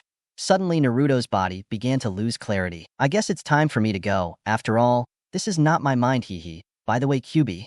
QB is just a nickname that humans gave you. Could you tell me your real name? Ha ha ha, you are a clever boy, but don't think so. I still don't have enough confidence to give you my name, and even if I wanted to give it to you, the red-headed fool is still here, you know? Minma growled. Okay, I guess that's fair. It's time to go. I hope one day we'll meet again, yeah? Naruto's vision went black until suddenly, everyone at the table was too surprised. Even Kakashi's only visible eye was wide open. The QB's chakra began to manifest in Minma when suddenly Naruto appeared in front of him and looked Minma in the eyes with her Sharingan. The two remained paralyzed for a few seconds until the QB's chakra began to recede. Did Naruto restrict the QB's chakra? Mito asked. So it seems, Kushina said. Everyone watched as Naruto began to blink, while Minma began to stagger. When Minma recovered, she screamed, You were on my mind. This is not the time to shout, Minma, said Naruto. All of you are very strange, Inari said when she began to leave the room, wiping away her tears. Naruto grabbed Inari by the shoulder. I would like to talk to you for a moment, said Naruto when he disappeared into Shunshin with Inari. He disappeared, said Tazuna, worried about his grandson. He won't do anything to Inari, right? Tsunami asked, worried about her son. Don't worry, the last thing Naruto would do to Inari would be hit him, Kakashi reassured the family. With Naruto and Inari appeared on a small hill from which they could see the Wave Village. What are you going to do to me? Inari asked. Naruto just sat down and looked carefully at the town. Come. Inari, a little suspicious, sat next to Naruto. I'm so sorry for what you've had to go through, Naruto said.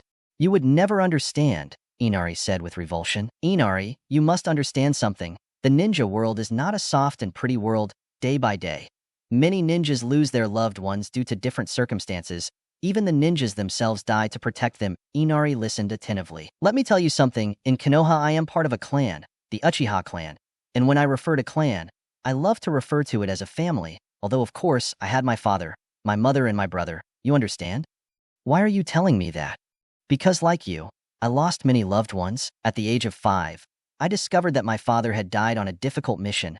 My mother died in front of me when I was only 6 years old, and finally, at the age of 7, my brother and my clan were murdered by one of my best friends. And if that were not enough, he put me in an illusion where I saw how he murdered them, for 3 days in a row. Naruto's Sharingan activated for a moment, but then deactivated.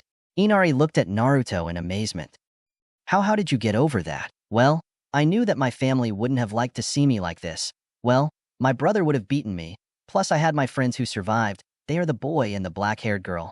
Oh, really? That's right. Sasuke became my best friend forever. He understands me better than anyone and we always train together. It's like a relationship of friendship and rivalry, but very good. Kiyomi was always a very sweet and active girl, the opposite to the two of us. She always supported me in everything and was always there for me. Honestly, I don't know what would have happened to me without her. Naruto's cheeks turned a little red. Inari noticed this. Naruto noticed it.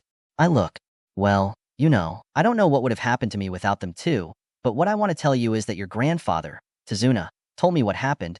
Kaiser really was a hero, and you can't tell me that heroes they don't exist. After all, anyone who does good for others without asking for anything in return is a hero. Tell me something. Do you think Kaiser would like to see you as you are now? And no, not at all, Inari said crestfallen.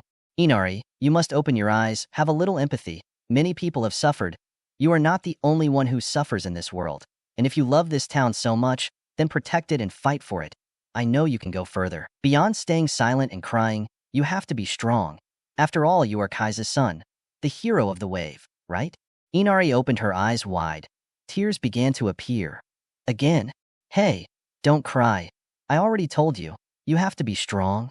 Yes, thank you, Naruto and I. Huh? No one has ever called me that before. That's wrong. No, don't worry. Call me whatever you want. That's how you felt, right? Sure, Sway. Come. You have to apologize to the others. Yeah, in the house of Tazuna. They're taking a little while. Don't worry, Tsunami-san. Naruto and Inari appeared in Shunshin.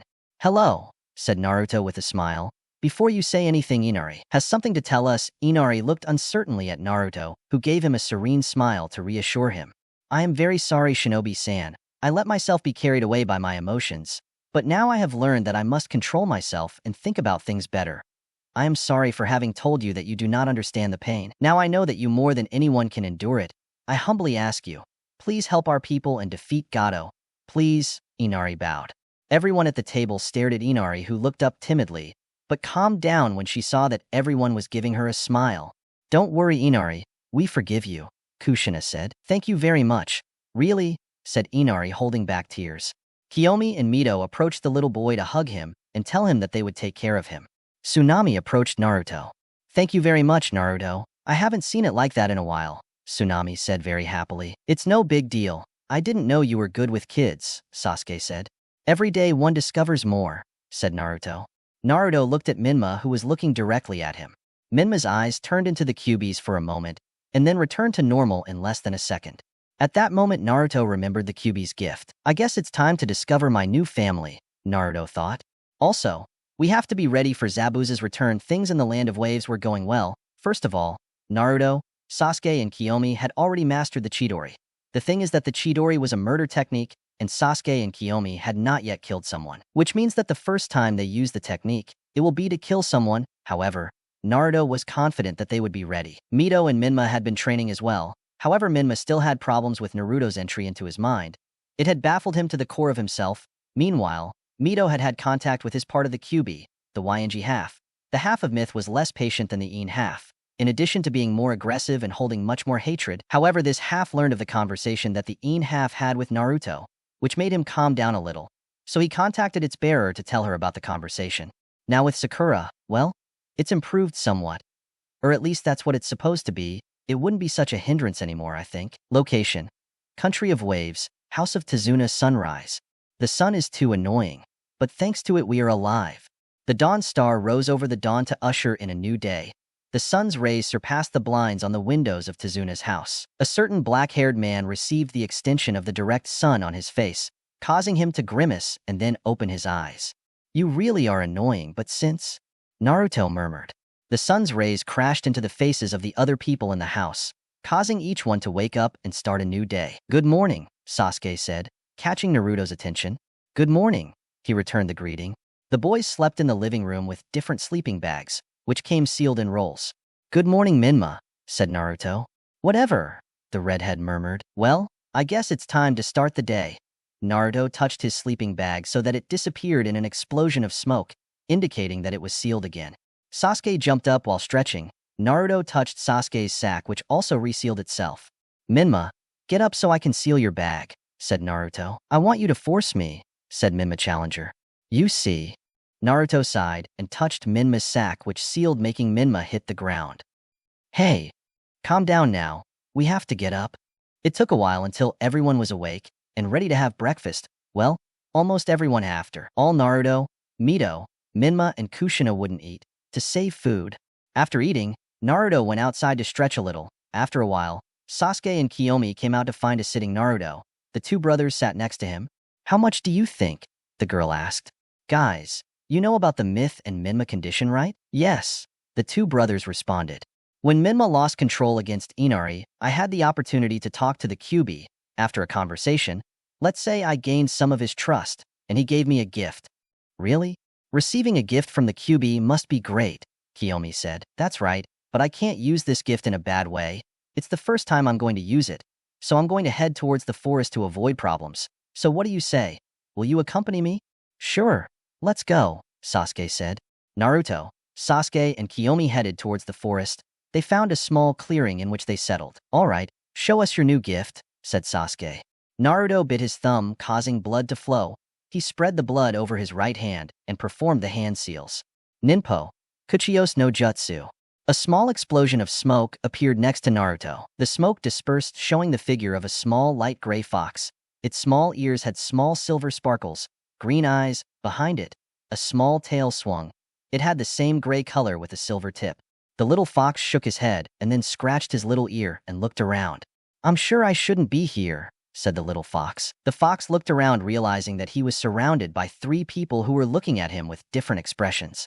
There were two boys who looked at him with their eyes somewhat open, as if they were surprised, while there was a girl who looked at him with eyes that were too bright. It almost seemed like she was throwing stars. Who are you? Said the little fox. Naruto snapped out of his stupor to look at the little fox in front of him. Hello, little friend. I'm Naruto, he said, pointing. Wait a minute. I appeared here out of nowhere. That means, did you summon me? The little fox asked. He seemed to be a little excited. Yes, I'm the new summoner of the foxes, he said with a friendly smile. Great. The fox jumped with happiness. This is the first time you have summoned me, or at least, I am the first fox that has been summoned. This is a great honor. The fox sounded very excited. Hey, could you tell me your name? Naruto asked. Ah, that's right. My name is Kirin, the second son of the chief of the foxes, said the little boy, introducing himself. Wait, fox boss. That's right. Each summoning race has a boss, who could be said to be the strongest and most qualified member of all, Kirin explained. I see. Hey, Could you tell me what functions you foxes have? Well, you see, we can help you in many ways, except for one-tailed foxes like me, because as you see, I am still too small to help you with anything. With two tails, foxes get different professions. You could call them that. Two-tailed foxes are messenger foxes. They are fast, and I guess you already know what they do. Three-tailed foxes are medical foxes. They specialize in medical ninjutsu. They can heal minor wounds to serious, but they cannot help you with diseases. The four- and five-tailed foxes are spy foxes. They are generally smaller and are super stealthy. They can help you with espionage missions. The six- and seven-tailed foxes are assault foxes and accompaniment. These foxes can help you in battles. They know ninjutsu and are usually a little smaller than you. Wow, they're big, Naruto pressed. Finally, there are the eight-tailed foxes. They are very few. I think there are only three. The strongest of them is my father, the leader of the foxes. I must admit that I am surprised. Foxes are very good at helping. Wait a minute, Naruto. You have the contract with the foxes? That means that Kirin stopped short when he remembered that Naruto was accompanied. Don't worry, they know about the Kyuubi. They are trustworthy, Naruto reassured Kirin. Well then, it means that the Kyuubi gave you his permission. That's how it is. Great. Although I don't understand how you could have talked to him. I'll tell you later. Old man. What the hell? Sasuke whispered. Oh wow. I had forgotten for a moment that he was here. Hee. Well, you see, he is Kirin, and apparently it was my first summon, said Naruto, moving away so that they could see the little fox better. Hello, I'm Kirin, said the fox with a smile. Oh, you're so cute. Kiyomi couldn't take it anymore and hugged the little fox. Hey, what are you doing? Asked the fox. You're like a little stuffed animal, said the girl. I am not a stuffed animal. I am the future head of the Fox clan. Oh, how beautiful. What a great dream you have. Oh. Naruto looked at the scene in front of him with amusement. Well, Kirin, it's time you have to go and warn the other foxes about the new summoner. I'm sorry, but before that you must gain the trust of the Fox Chief. So you will have to summon him. Okay, I can summon him now? I don't think so. My father is the size of more or less a bijou. That's too much, said Naruto, surprised. It's great. I'm excited to be as strong as him. Surely you will achieve it. But remember that it is not achieved just by wanting it. You also have to put effort into it. Kirin completed Naruto's sentence. You use the same phrases as my father. He said something funny. Hee. It's good to know that your father has such thoughts, said Naruto, smiling. I have no time to waste. I will summon the chief of the foxes when it is night, Naruto thought. Well, it's time to go. I'll tell father about you. I hope you can summon him soon. It will be sooner than you think, Naruto whispered to Kirin, who smiled. All right, goodbye, said Kirin, who disappeared in a small explosion of smoke. That was so cool. You say it. Now you have a great summon, Sasuke said. Hey, don't complain. I was the one who stood in front of the strongest bijou of all, said Naruto. Yes, I imagine you were too scared, Kiyomi said mockingly. Hey, the mere presence of the Kyuubi would send any Chunin running. It's a great achievement that I didn't wet myself with him in front of me, said Naruto. Haha, I guess you're right, brave man, Kiyomi said. The three Uchihas returned to Tezuna's house, where today they would have to accompany him to build the bridge, while Team 7 would stay in the house protecting Inari and Tsunami. Time, 11:53 at night. Currently, everyone in Tezuna's house was asleep, except for a certain Uchiha boy, who was getting up from his sleeping bag slowly. As usual, he was sleeping in the living room with the other Genin boys, because there was not enough space in the room. The Tezuna house for everyone. Naruto approached a window and opened it carefully. The window opened without making any noise, allowing Naruto to exit through it without anyone noticing. Once outside the house, he closed the window outside and then did a shunshin, teleporting to a place in the forest. Naruto deduced that he was still a relatively close distance from Tezuna's house, so he went much further into the forest. After a certainly long walk, Naruto was already really far from the house and the town, so he prepared for what he was going to do. Naruto bit his thumb and then spread the blood over his right hand, tracing the seals of the summoning jutsu. Naruto slammed his hand into the ground, causing kanji to spread across the ground. This time Naruto applied more chakra to the jutsu. A gigantic explosion of smoke appeared in the middle of the forest. The smoke began to disperse, showing the figure of a gigantic light gray fox. It had blue eyes. Behind it, 8 tails moved calmly. The tips of its tails they maintained a white color. At his waist he wore a belt from which hung a large katana. He was wearing a battle haori which was open. It was blue. The fox looked around, remaining calm when he saw that there was no danger. His son had warned him that there was a new bearer of the fox contract, so someone had earned some of the Kyuubi's trust. The fox felt someone who was above his head. He deduced that it was his summoner. Naruto was taken by surprise thanks to the large explosion of smoke. After it dispersed, he would realize that he was in the head of a large fox with characteristics similar to Kirin due to its gray fur, although Kirin's was darker. Before my eyes, summoner. Naruto heard the fox. Naruto jumped off his head and landed on the tip of the fox's snout. The great chief of the foxes would observe his new summoner. A boy of about 14 years old, but tall for his age. Apparently, he was not wearing a battle suit.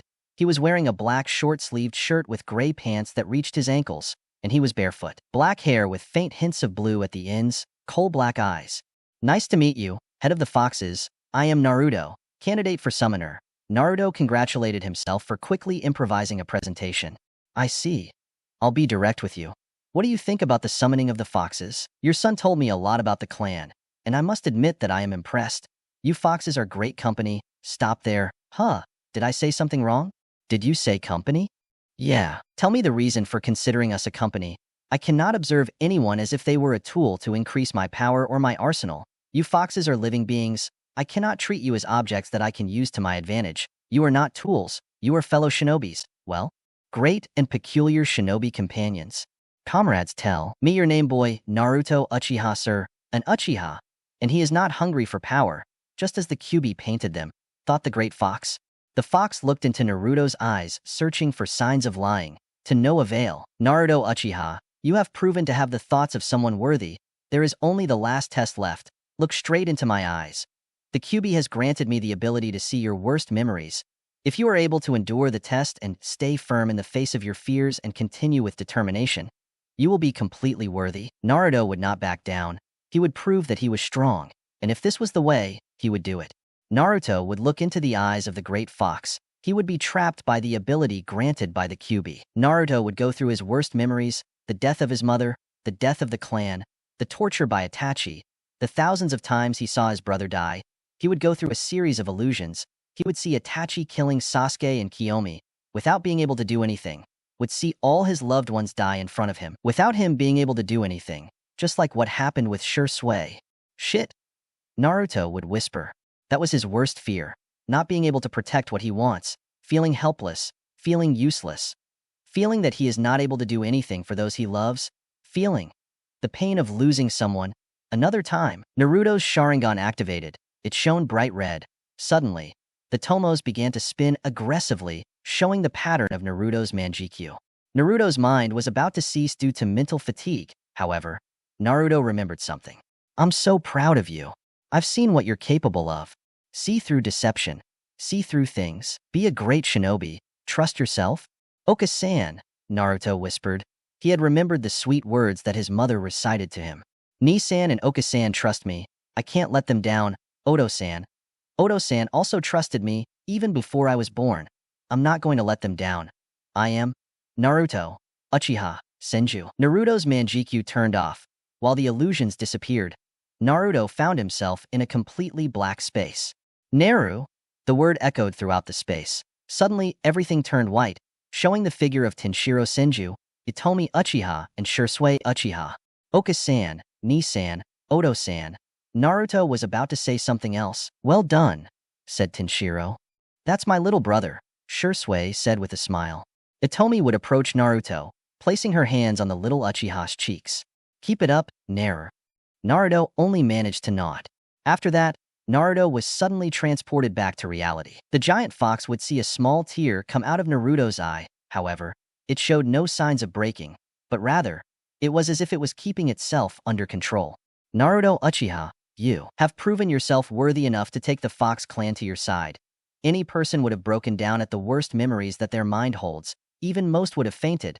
But you have demonstrated that you can go further, and that you are capable of moving forward, despite the darkness that you keep. Thank you very much, this. Core, that's my name. Sure, thanks. Very well. From now on you can summon the foxes with confidence. I suppose Kirin told you about us. To summon the fox you just have to think about the type of fox you want while summoning, Core clarified. I see, said Naruto. Well, I'm leaving. Core disappeared in an explosion of smoke that quickly dissipated. Naruto fell from a great height, but was able to land on his feet. Maybe I can stay and train a little, but I'll go closer to the house, so you don't worry. After that, Naruto went back to the forest near the house, and there he trained all night.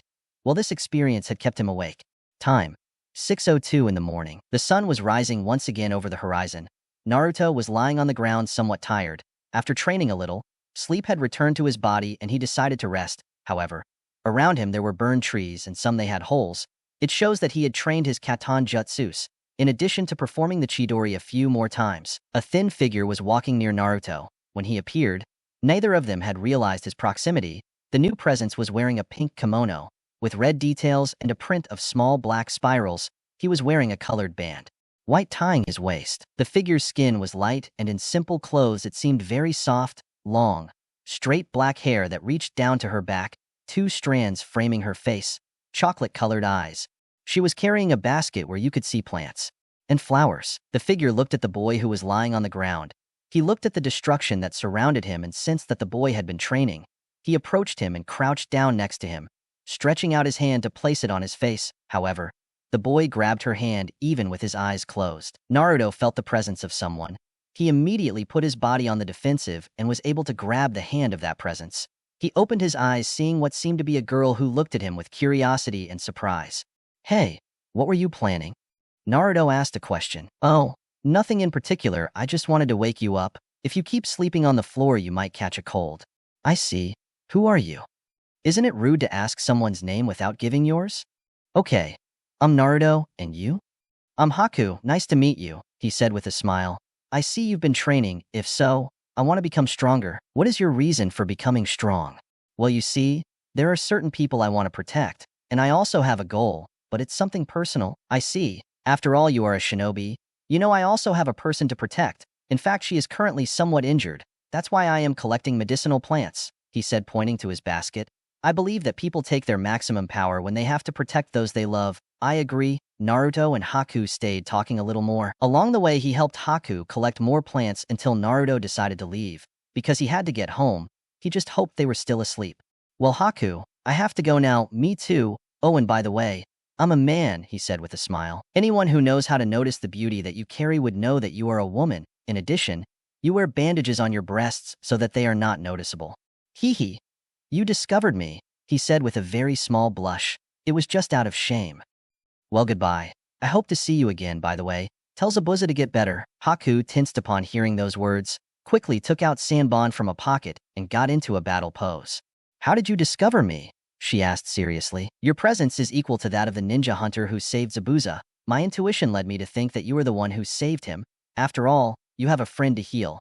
So I decided to throw the bomb and well, judging by your reaction, I think I got it right." Haku prepared to throw the Senbon towards Naruto. However, she was paralyzed thanks to the boy's red eyes with Tomos. "I wouldn't do that if I were you," said Naruto with his Sharingan active. "For now I will leave in peace, since it is not the time to fight. However, I will be waiting for our battle. And listen to something, if it is necessary to kill Zabuza, I will do it, understood?" Haku didn't respond. "See you later," said Naruto, disappearing in a shunshin. At home, Naruto entered through the same window. Realizing that Minma and Sasuke were still sleeping, he entered quietly and closed the window. "Ugh, thank goodness. I thought someone had noticed." "Where were you, Naruto-kun?" A female voice rang. It was Kiyomi. "Shit," Naruto whispered. "Well, look. Remember how I said I had to summon the head of the foxes? Don't tell me you summoned him near the town." "No, I went too far away." "How far away did you go?" "I think it's very nice that you care so much about me," Naruto said, amused. There was a somewhat awkward silence. Naruto watched with amusement as a blush grew on Kiyomi's face. "I idiot," said Kiyomi, turning her head. "Hey, lovebirds." Sasuke had gotten up. "Will you stop that already?" he said, irritated. "It's okay," said Naruto. It took a while until everyone was awake. This time it was Team 11's turn to watch over Tazuna, so Team 7 would have time to train.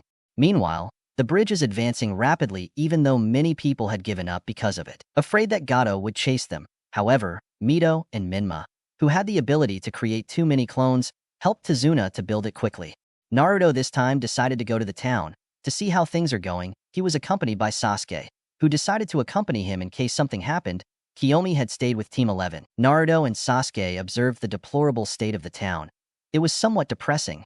There were many people in the streets. The homes were worn out. There were people begging for alms and hungry children lying in alleys. Naruto felt his pants being pulled. He turned his head, realizing that the one calling him was a little girl holding the hand of an even smaller boy. The girl stretched out her hand towards Naruto. This, sir? Could you help us? We are hungry. Naruto had a sad look. Normally, he didn't carry food with him. This was really hitting him right in the heart. He saw a store in the distance. Wait for me here, little ones, Naruto said, disappearing in a blur. Only Sasuke was able to follow him. After a while, Naruto reappeared this time with a bag of bread. Here, Naruto said with a smile. Thank you, sir, said the girl with a smile. That was very good, Sasuke said with a smile, placing his hand on Naruto's shoulder. Yes, do you know something? That bag of bread was worth too much, more than normal. That man scammed you, Sasuke said. Yes, but because he was desperate. He also has a daughter to take care of. When you have to protect someone, you go to certain extremes that you never thought you would go to. I guess you're right. Naruto and Sasuke continued walking until they ran into a situation. Please leave him alone, a woman screamed. Shut up now, said a man hitting the woman. The man who hit the woman turned his gaze towards two men who looked like thugs who had a third pinned to the ground. So, do you already have the money for the cat? Said one of the thugs who had his foot on the man's head. No, but it's because I can't pay it. It's too much money, and Gato has done nothing but take away our chances of winning it. What's the point of that? Said the man desperately. Well, if you don't have the money to pay us, I guess Cat would like us to bring your wife to him, said another thug, crouching down to the height of the man on the ground. Don't you dare touch her, said the man with all his strength. Oh yeah? And what are you supposed to do, huh? Said the bully mockingly. Hey, pick up the woman. Maybe Cat will let us have fun with her too, said the bully, speaking to his partner, the one who hit the woman. The man approached the woman who was getting up, grabbing her cheek. Gee, get away from me, said the terrified woman. Come, don't make this more difficult, said the bully with a macabre smile. Please someone help. The woman screamed, breaking into tears. The thug was about to touch the woman when a strong kick landed on the thug's stomach, which doubled over from the blow. Naruto grabbed his head and hit his face with his knee, breaking his nose. The two thugs who had the man on the ground stood up. Hey, what do you think, you're a brat? The two bullies addressed Naruto. However, Sasuke appeared in the middle of the two. The black-haired man jumped and kicked the two bullies in the face, who grabbed his face in pain. Naruto did not give them time to rest as he landed a fist on the stomach of one of the bullies who spat saliva. Sasuke dodged the blow of the missing bully by landing a blow on his chin, knocking him out. Hey, leave these people alone, Naruto said with a serious tone. Sasuke stood next to him. Tisk, insolent boy, said the bully, picking up his two companions. You'll see. They will regret having done this. They will bring out the cat's anger. You better get out. You're exhausting my patience, said Naruto, activating his Sharingan. Sasuke also activated his. He was starting to hate these people. The bully left there scared. However, Naruto had an idea. Naruto bit his thumb, making the seals of the summoning jutsu. Kuchios no jutsu. Please give me a spy fox. A very small explosion of smoke from which a small black fox with whitish tips appeared. The fox kept a small scarf around his neck. He had dark blue eyes. Behind him, 5 tails swung calmly. The fox looked around, finding his new summoner. So it's you. Nice to meet you, Naruto-sama. I'm Kuro, a spy fox, said the little fox, introducing himself. Oh, hello, Naruto said, extending his arm, making the fox jump and land on it. Well, Kuro, I have a job for you. The fox nodded. Do you see those 3 guys over there? Said Naruto, pointing to the 3 thugs. I need you to follow them and find out things about our enemy, a man they call Cat. I understand that he is a short man and he's always wearing sunglasses, and if possible, collect information about our next opponents, a man named Zabuza and a girl named Haku. Understand? If you follow those 3 guys, I'm sure you'll reach the cat's lair. Understood, Naruto-sama, Kuro said. The little fox disappeared in a blur of speed. I see. You plan to find out more about our enemy, said Sasuke. I need to find out when Zabuza will attack, so we can anticipate it, Naruto answered. Thank you very much for helping us, Shinobi-san, said the woman whom they defended. Thank you very much, guys. I really appreciate it, said the man. Yes, don't worry, Sasuke responded with a smile. 1 week later, Naruto's spy fox had returned about 2 days ago, and Naruto had to admit that he did a really splendid job. Kuro had discovered when Zabuza would attack, and if that were not enough, he discovered that Haku had a bloodline, element ice, Hayaton, and that she was very good with that element. Another thing she discovered was that Zabuza and Haku would be accompanied by another renegade ninja. It was Aoi Rokusho, a former leaf ninja who had stolen a great treasure of the village, the Raijin no Kin, Sword of the Thunder God, a creation of the Nidaime Hokage, Tobarama Senju. But perhaps the biggest revelation was that Cat planned to betray Zabuza once he completed his job or not. However, they could not say if they would be able to convince Zabuza. After all, they had no evidence other than their words. Naruto congratulated Kuro and sent him back to the foxes. Now they had to prepare for the final battle against Zabuza, who would attack today. Tazuna, Tsunami, and Inari had to admit that watching a ninja prepare was a somewhat gloomy landscape. There were kunai and shurikens organized.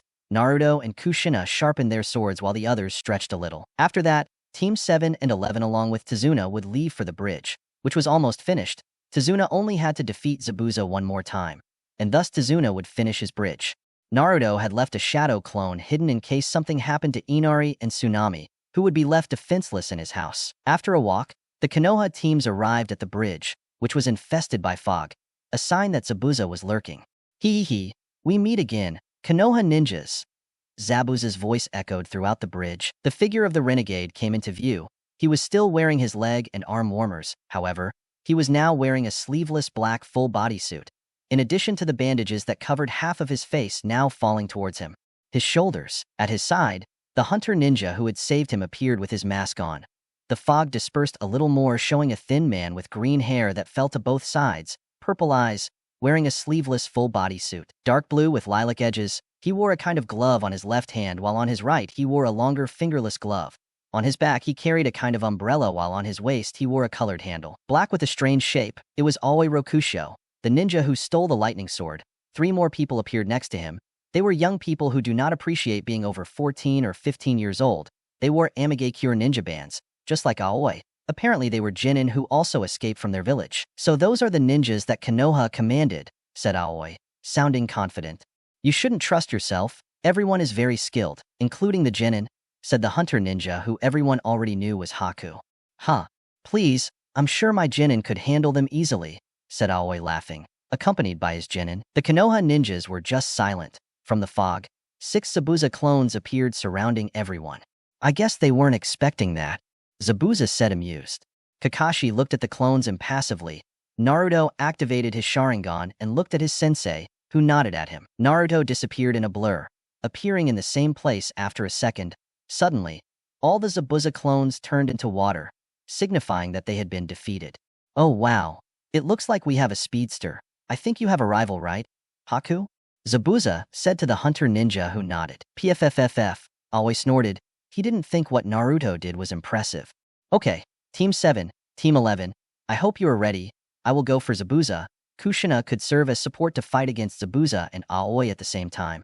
Sasuke, Kiyomi, I know you can handle yourself against the hunter ninja. Myth and Minma, they will also help against the hunter ninja while Naruto. I trust that you can against Aoi. You will have Kushina's support anyway. Aoi's genin are not a big problem. So, let's show what we are capable of. I finish with an eye smile. Yes. All the Konoha nin responded. Kakashi raised his ninja headband showing his Sharingan. Hee, another look with that eye from the beginning, said Zabuza. You should be proud. You are the first enemy to see it twice, said Kakashi. Kushina unsheathed her katana and launched herself at Zabuza next to Kakashi. Zabuza blocked Kushina's thrust, then jumped back to dodge Kakashi's attack. While Zabuza, Kakashi, and Kushina began their fight, Haku was lost in the fog. Kiyomi and Sasuke activated their Sharingan, nodded towards Naruto, and then he made hand seals. Futon, de Tapa. Naruto expelled a strong current of air from his mouth that dispersed the fog and sent Aoi and her team back. Haku's position was discovered and Minma, along with Mito and Sasuke, attacked him. Kiyomi stayed next to Naruto and Sakura. Kiyomi, why don't you go with the others? Naruto asked. I think Mitho and Minma together with Sasuke will be enough. Besides, you will need some help, right? He responded.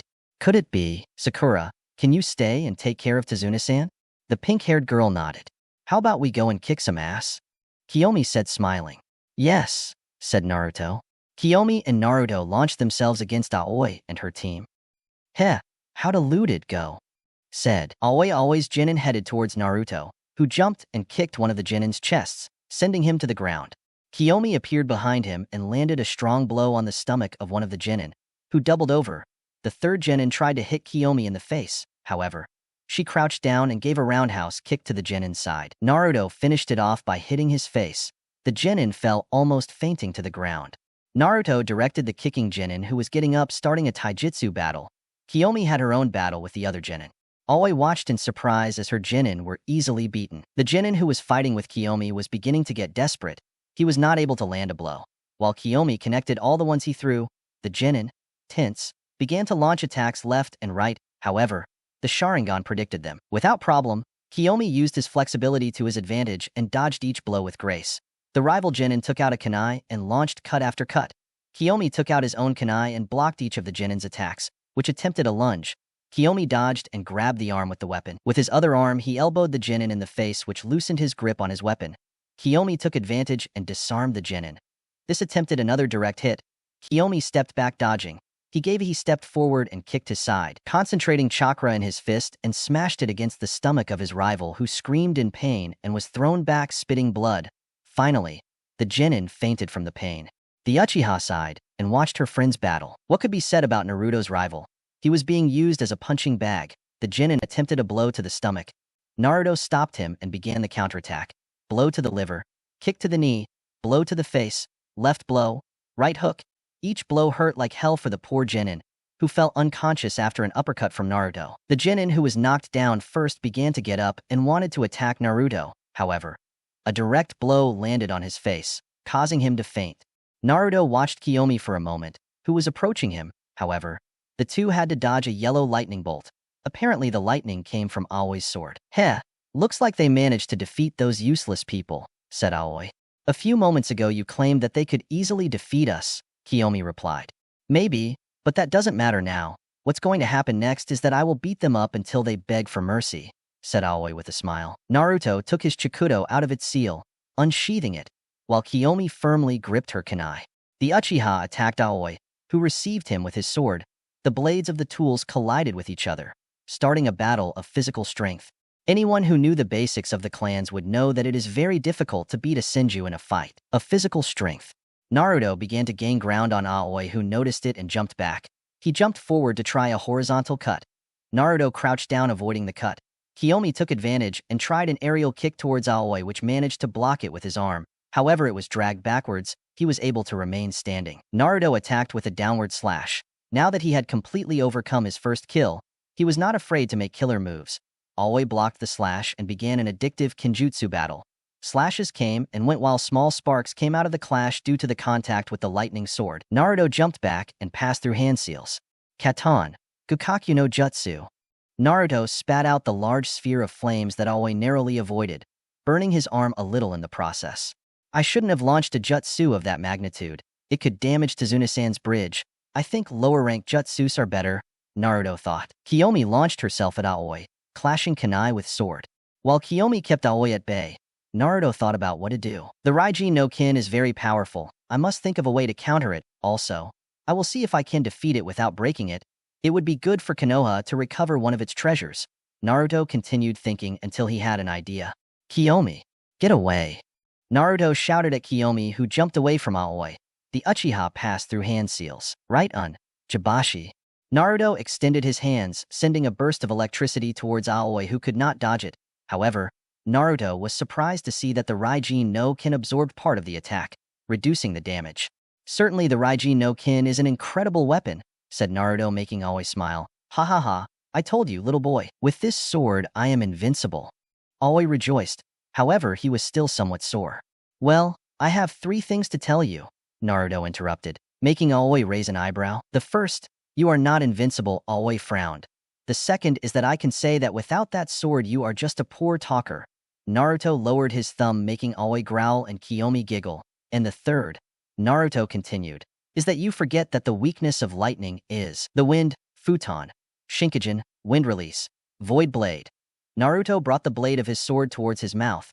As it was close, the Uchiha blew gently past the blade, which was being covered by a kind of layer of seeing pale yellow. After finishing, the result was Naruto's chikudo infused by a second layer which was made entirely of wind. Okay, I'm ready, said Naruto. The Uchiha launched himself at great speed against Aoi, who received him with his sword. The clash of the swords produced a slight gust of wind, the force that the two put into their attacks. Naruto's wind sword slowly began to gain ground. Making Aoi angry, the renegade ninja moved away and launched a beam from the sword which Naruto dodged, then made a downward slash seemingly into the air. Futon, Nami.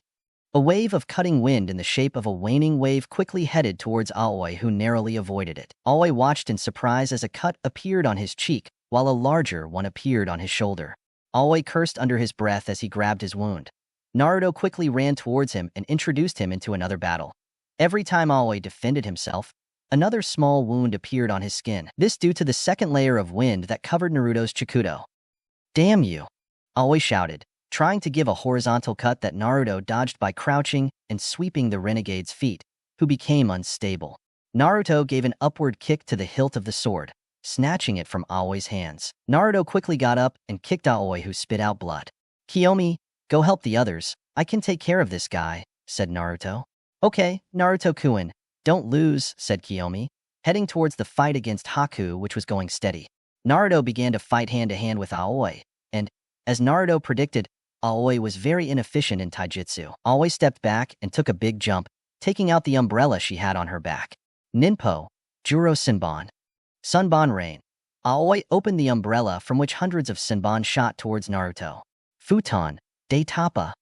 The gust of wind scattered the projectiles. Aoi was still floating due to the umbrella. When she landed, she began to receive blows from Naruto. When she tried to defend herself, Naruto disappeared and appeared somewhere else. "What the hell? It's like it hits me and disappears instantly." Aoi thought, frustrated. Shunshin Level 2. Slow but precise teleportations, unlike Level 1.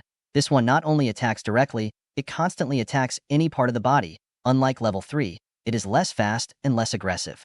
Naruto gave an uppercut to the renegade, sending him to the ground a few meters away from him. "You can surrender and turn yourself in to be imprisoned in the leaf. Maybe if you return the Raijin no Kin, your sentence will be less long," Naruto explained to Aoi, who got angry. "Never, Aoi Rokusho, will not return to the blade. Much less will I return the sword. A brat like you cannot force me," Aoi shouted, barely getting up. "I guess I'll have to finish you off then," Naruto said with a calm voice as his Sharingan glowed, passing through hand seals. "Ox, hare, monkey, Chidori?" Naruto said softly until a large amount of right chakra was concentrated in his hand. The sound of birds chirping was heard throughout the bridge. Kakashi, Zabuza, and Kushina turned to see where the sound was coming from, realizing that it was Naruto preparing a Chidori, while in front of him, there was a really bad Aoi just getting up. "What? How is it possible that that brat could beat Aoi? He's supposed to be a Jonin," Zabuza said angrily. "Hee, Zabuza. Naruto is much more talented than you think," said Kakashi. "Of course, I databane trained him," Kushina said smiling. "Yakushina-san, you only trained him in Fuinjutsu and some wind techniques," said Kakashi. "Shut up," Kushina said. "Wait, that technique is going to kill Aoi. Is the boy?" "Yes," Kakashi interrupted Zabuza. "Naruto has already committed his first murder. Unfortunately, it was at the age of 8. It is admirable that he did not give up being shinobi. 8 years, huh? Who was the unlucky one?" Zabuza asked. "A Jonin from Kumogakure." "What?" Zabuza was startled. "He trusted himself and lost to Naruto's intelligence and strength," said Kakashi. "Shit, I guess Aoi. Well, he got too confident anyway. He already believed himself a lot just because of that lightning sword," Zabuza thought. Kiyomi watched as Naruto charged a Chidori to finish off Aoi. Is he going to kill him? Is that the best solution? Kiyomi thought for a moment. Naruto wouldn't kill without a good reason. Besides, I too will have to kill someone one day, and I'm going to back off. Not now, Kiyomi thought, determined. "It's time," said Naruto, and then started running, accompanied by the sound of 1,000 birds. Aoi stood up, completely watching as Naruto approached with a jutsu. He desperately tried to escape, but it was too late. Naruto approached him at an amazing speed and then stretched out his arm and directed the Chidori at his chest. Chidori, 1,000 of birds. The technique easily pierced Aoi's chest that she didn't even manage to scream in pain. Naruto felt the renegade's body weaken until he saw how he simply hung on his arm, removing his hand, letting Aoi's dead body fall. He closed his eyes for a moment, assimilating the act he had just done, breathing deeply as he thought, "It's for the greater good." He opened his eyes, looking at the battle of the Genin against Haku. Sasuke had to give credit to the hunter ninja. He was very good. So much so that he could hold his own against 4 Genin, who, despite being Genin, they were too good, as good as high-level Chunin, or more. During the battle, he was attentive to what Naruto and Kiyomi were doing. He saw how the two had practically wiped out the Genin. Finally, he saw how Naruto faced Aoi and defeated him, He was shocked to see that Naruto had killed Aoi. That did him. I thought it was very likely that they would have to kill the hunter ninja for the sake of the wave, so I wasn't going to hesitate. Haku's water attacks were countered by jutsus of the same element from Minma and Mito, which were overwhelming her. Swait-un. Mizurappa. Minma sent a jet of pressurized water towards Haku, who dodged it. The water spread across the floor of the bridge. Mito tried a direct hit that Haku stopped. At that moment, Mito was surprised to see how the hunter ninja made seals with one hand. Swait-un. Sensatsu Suisho. Water style. 1,000 flying needles of death. The water irrigated thanks to Minma's jutsu rose, taking the shape of small needles that quickly headed towards Mito. However, Sasuke pushed Mito with his body, causing the needles to stab. On the ground, Sasuke received one or another cut. "Are you okay?" Mito asked. "Yes, don't worry, but you have to be more careful. Apparently he knows how to make hand seals with just one," Sasuke said. "You really are a nuisance." Everyone heard the voice of Haku, who was drawing seals. "It's time to show him my most powerful technique. Maybe then you'll die once and for all." Hayatan. Makio Hyoso. Ice crystal demonic mirrors. The water that was all over the battlefield rose and began to settle around Haku. The water began to turn into ice, taking the shape of a mirror. You could even see your reflection. The mirrors surrounded all the genin, except Naruto, who was at a great distance. Haku got into one of the mirrors, surprising the genin. Suddenly, in all the mirrors, the figure of Haku appeared, which I take Sanbon in each hand. "Let's see how they deal with this," said Haku, and then each Haku that was in the mirror launched the Sanbon. A shower of Sanbon went towards the genin. Kiyomi and Sasuke followed them with their Sharingan and managed to dodge, while Mito and Minma had problems. Another shower of Sanbon headed towards them. This time Minma passed through hand seals. Futon. Rapusho. Minma clashed his hands, and a gust of strong wind came out of him, deflecting all the Sanbon or making them lose their strength. Haku began to move from mirror to mirror. Sasuke and Kiyomi were surprised. Haku was going at a surprising speed. His Sharingan could follow him, but they could still know that he was too fast. Haku began to throw Sanbon from many directions, making it increasingly difficult to dodge them. Some Sanbon hit the target, however. They were able to endure it. Katan. Gukaku no Jutsu. Sasuke spat a large fireball towards the mirrors. However, they did not suffer any damage. "You're going to have to do better. My mirrors don't melt that easily," said Haku. The battle developed between Haku's Sanbon and the Genin's attempts to avoid them. Naruto was trying to enter the dome. However, a Zabuza clone appeared and introduced him into another battle. "I have to think of something. At this rate, we are going to end badly. We have to overcome his speed, or melt his mirrors. Naruto's Shunshin would be the most effective, but..." Sasuke looked at Naruto's battle with the clone by Zabuza. "He's not here now, so I'll have to make my fire hotter. Wait, I have it. Mito. Minma do a day tapa. Kiyomi follow my signals," Sasuke indicated to his team. "And since when are you the boss?" Minma said. Mito hit his brother. "This is not the time, idiot. Just do it." They all went through hand seals. Katan. Ryuka no Jutsu. The two Uchihas expelled a large flare of fire that began to melt the mirrors a little, but nothing more than that. Futon. Daitapa. The two Uzumakis expelled a large wave of wind towards the flames, which fanned and began to melt the ice quickly. "Damn, they are melting them. And if I reinforce them with my chakra, I will be completely exhausted. I can't do anything," Haku thought, frustrated. Haku was trying to move. The fire was starting to affect her, so she was suffering from slight burns. The atmosphere was so hot that some steam and some smoke were already beginning to show. The combination of jutsu ended and the panorama was disastrous. There were ice mirrors in half, and some were simply no longer there. The floor of the bridge was somewhat charred, but nothing serious. Sasuke and Kiyomi let out some smoke from their mouths as they breathed heavily. They had been blowing for a long time. Haku materialized in a mirror with slight burns. "Well, he's defenseless," said Minma. "Not so fast. He can still move to the other mirrors, even if they are halfway," Sasuke said, dodging other Senbon. "Damn, I have to move faster, but I'm not as fast as Sasuke or Kiyomi." Mito was thinking, "I can be faster if only." "I know what you're thinking, and no." A thick voice sounded in Myth's mind. "Hey, please, Kyuubi, it'll just be a moment. Why should I lend my power to someone like you?" The Kyuubi roared. "Well, look," Mito sighed. "I know about the conversation you had with Naruto. Well, at least your other half. I know how badly the humans have treated you, but please understand that they don't. We are all like that. A clear example of that is Naruto. Please, just, please. It's to help my friends." The Kyuubi was silent for a moment. "Don't waste the opportunity. the QB said and sent some chakra towards Mito. All the genin, including Haku, were surprised to see how Mito was surrounded by a red chakra. Mito's fangs grew, her nails lengthened, her hair became wilder, and her eyes became those of the QB, red with a torn pupil. The myth wounds healed quickly by releasing some steam. Haku cast Sunbon. However, Mito let out a roar that sent a strong current of red chakra that rendered the projectiles useless. Sasuke, please, I need you to track the ninja and tell me where he will appear, but quickly, I don't have much time. Mito said, preparing for the attack. Haku began to rotate in the few mirrors she had left, Sasuke tracking her with his Sharingan. Mito to your left. Sasuke notices Mito good. Haku appeared in a mirror to the girl's right, however. Mito charged at full speed and prepared a fist. Sasuke and Kiyomi were surprised by the new speed of Mito, who punched the renegade ninja in the face, and he flew out of the mirror. Haku was thrown away from his technique. Losing control, the mirrors disintegrated by themselves. The mask broke, showing Haku's face. I'm sorry, Zabuza-sama. I have failed you. I am a useless tool. The QB's chakra aspects disappeared from Mito, who let out a sigh. Thank you, QB, Mito said in his mind. Whatever. The QB responded indifferently.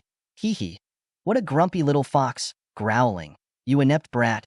The QB cut the connection. The other boys quickly approached Mito, observing the state of Haku, who was lying on the ground.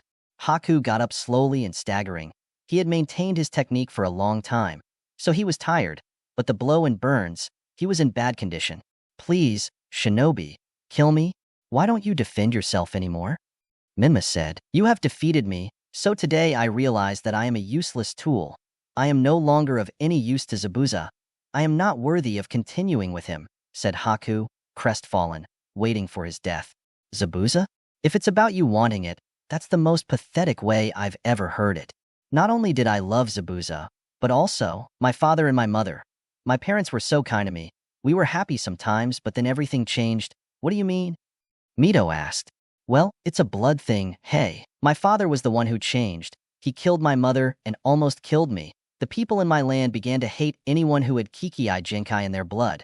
It was after that my clan began to hiding her abilities. My mother managed to hide her abilities for years. She met and fell in love with a farmer. From there I was born. One day when I discovered my abilities, I began to control the water of a small pond until it turned into ice.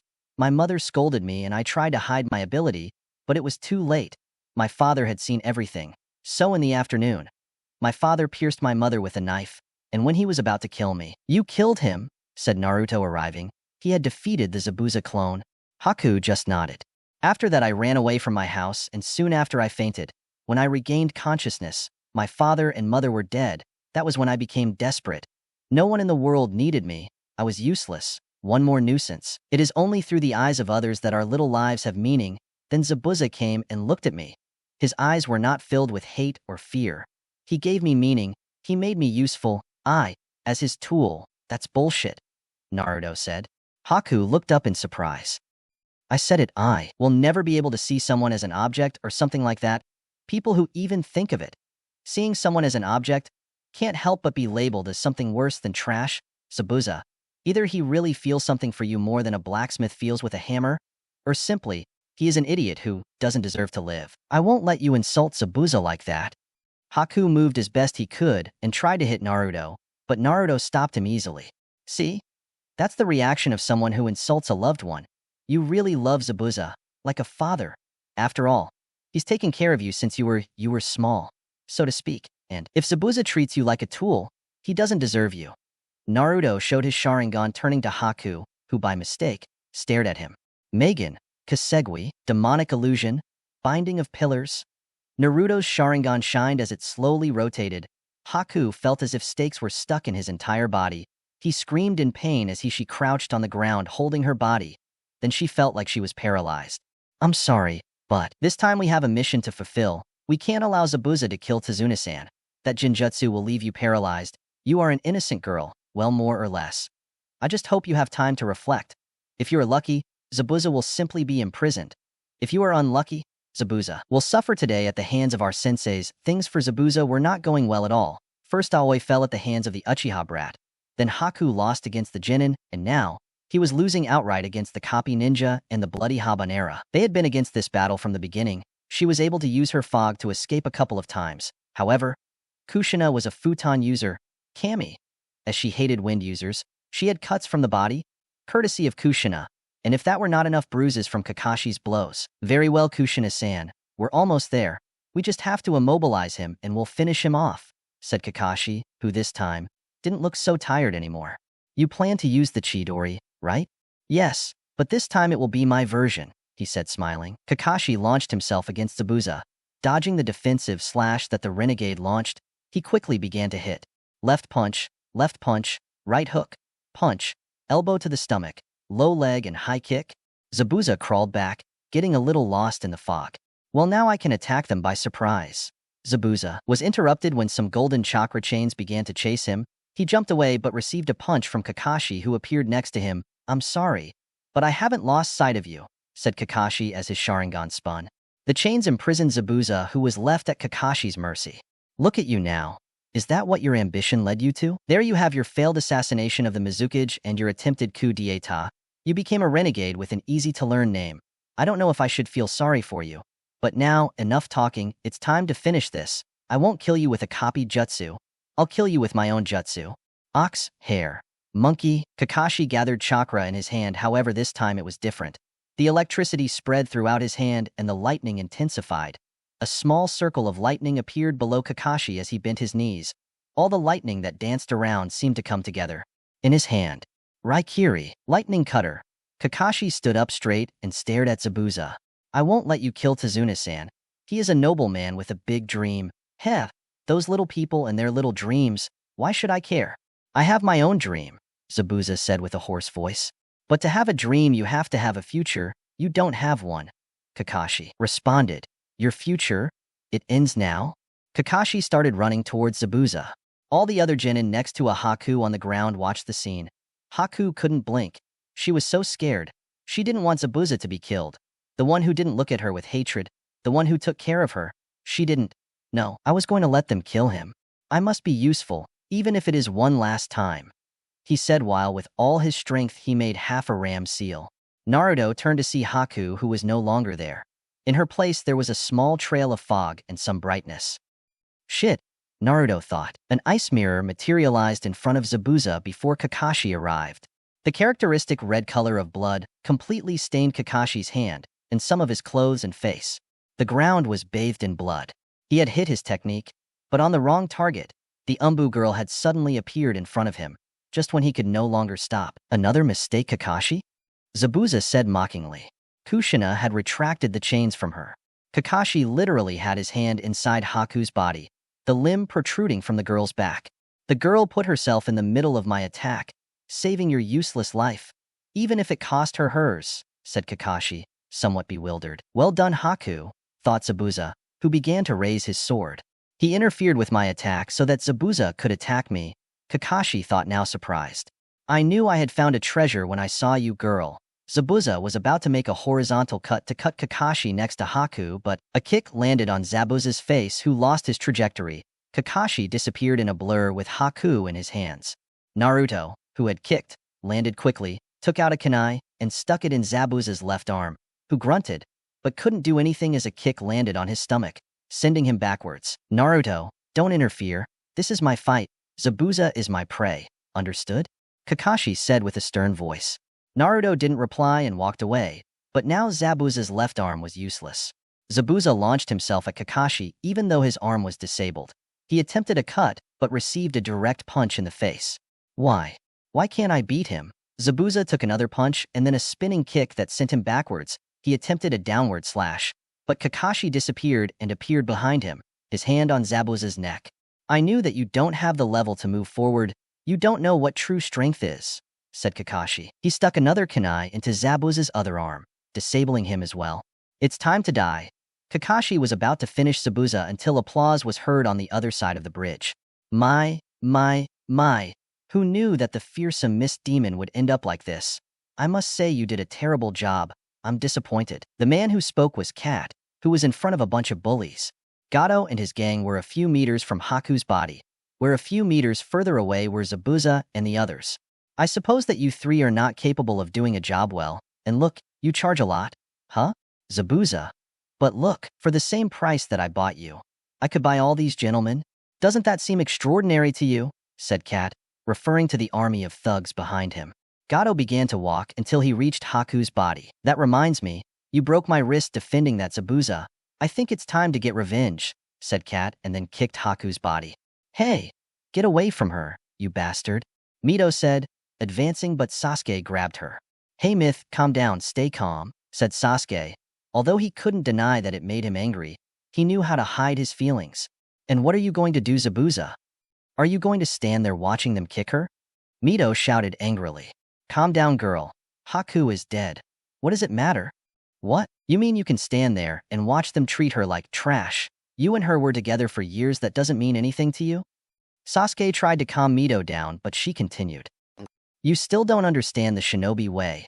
I only used her as a cat. I used myself. Now it's over. Her uselessness is over. The loss of her strength and her abilities, I do care about that. But about the girl? Nothing, Mito growled at Zabuza's words.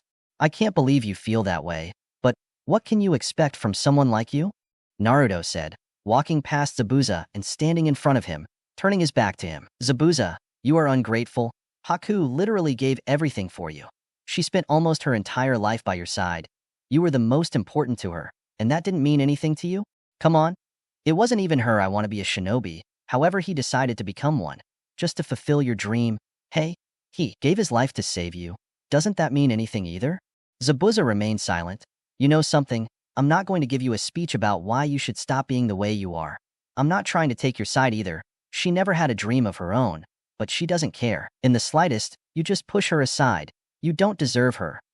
Naruto gripped his sword firmly while Kakashi stood next to him. You talk too much, brat. Naruto turned his gaze to Zabuza, who was crying. Your words cut me, more than any knife. While Haku was fighting, her heart was breaking. She was always so soft and gentle. She felt sorrow and pain, and now I'm feeling it. Zabuza began to bite his ripping off the bandages, showing for the first time his mouth, which had sharp teeth.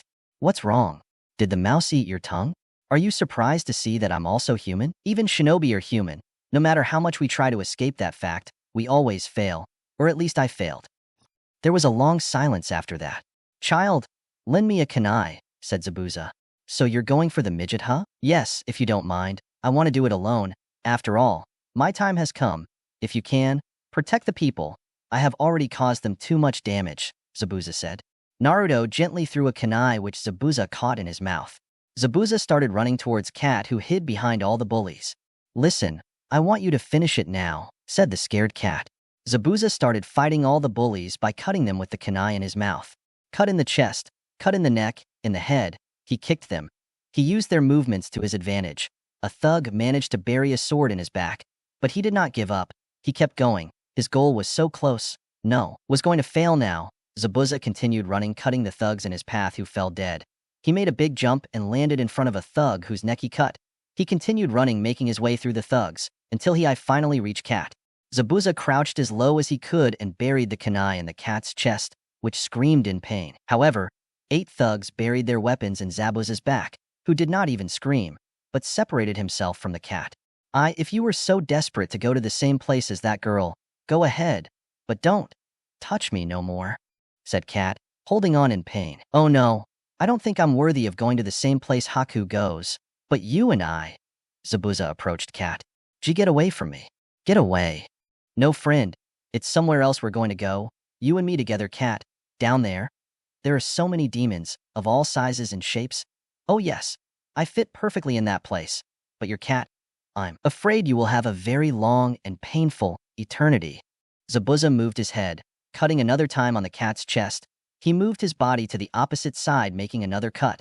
The Cat let out screams of agony, and finally, he made a cut near the Cat's neck, who was left lying on the railing of the bridge. A really badly injured Zabuza and a Cat slowly dying was the result. The renegade ninja Volt directing a fierce look at the thugs who separated, creating a clear path towards Haku's dead body. Why you? I want you to kill those ninjas who frustrated my plans, and also destroy that damn town. If you do, all the money will be yours, were the Cat's last words, who fell towards the water due to the weight of his body. The thugs listened attentively. You heard that. We can keep the money, but first. All the thugs turned their gaze towards the ninjas, and behind them was the town. Cat's last wish must be fulfilled. All the thugs began to run towards the ninjas who were waiting for them impassively. Zabuza walked as best he could, however he was very slow. I guess we have to finish them. If we don't, they'll wipe out the town, Sasuke said. Yes, said Kakashi. Well, we'll have to teach them a lesson. They have quantity. It doesn't matter. We have quality. Konoha has always stood out for that, said Kushina, standing next to Kakashi and Naruto. Sasuke, Kiyomi, Minma, Mito, do you think they're ready? Kakashi asked worriedly. I knew this day would come. After all, Naruto had his first murder at age 8. That's the world of shinobi, said Sasuke. Naruto walked over to his friends and grabbed them by the shoulders. Sasuke, Kiyomi, Minma, I know it's painful, but keep in mind that if we let these guys pass, they will kill innocent people. People who only want the best for their family. Those thugs, they simply want the money, who knows so. But from what we have seen, it is not good at all. This country needs to be saved. Just think that if they killed someone, it was for the greater good? The 4 genin nodded. Naruto, my sword, Sasuke said. Naruto smiled and took out a sealing scroll which he handed to Sasuke. Sasuke opened the scroll and conducted chakra. In a small explosion of smoke, a chikudo similar to Naruto's appeared. Sasuke grabbed it firmly. Kiyomi took out 2 kunai and took them in a reverse grip. Minma and Mito did the same. Kakashi and Kushina smiled sadly, then grabbed their own weapons. The bullies came closer and closer until they reached the Konoha ninjas. A thug tried to stab Sasuke, but Sasuke cut his neck with a clean cut from his sword. It's for the greater good, Sasuke thought with all his strength. A thug tried to cut Kiyomi in half, but she buried her kunai in the thug's chest. It's for the greater good, he thought. Mito and Minma took out 2 thugs at the same time. It's for the greater good, they thought. Team 7 and 11 destroyed all the thugs they could, however. Some managed to get past them and headed towards the town. Naruto was about to do something, until he received the memories of the clone he left in the care of Inari and Tsunami. Inari and Tsunami had been attacked by 2 cat thugs.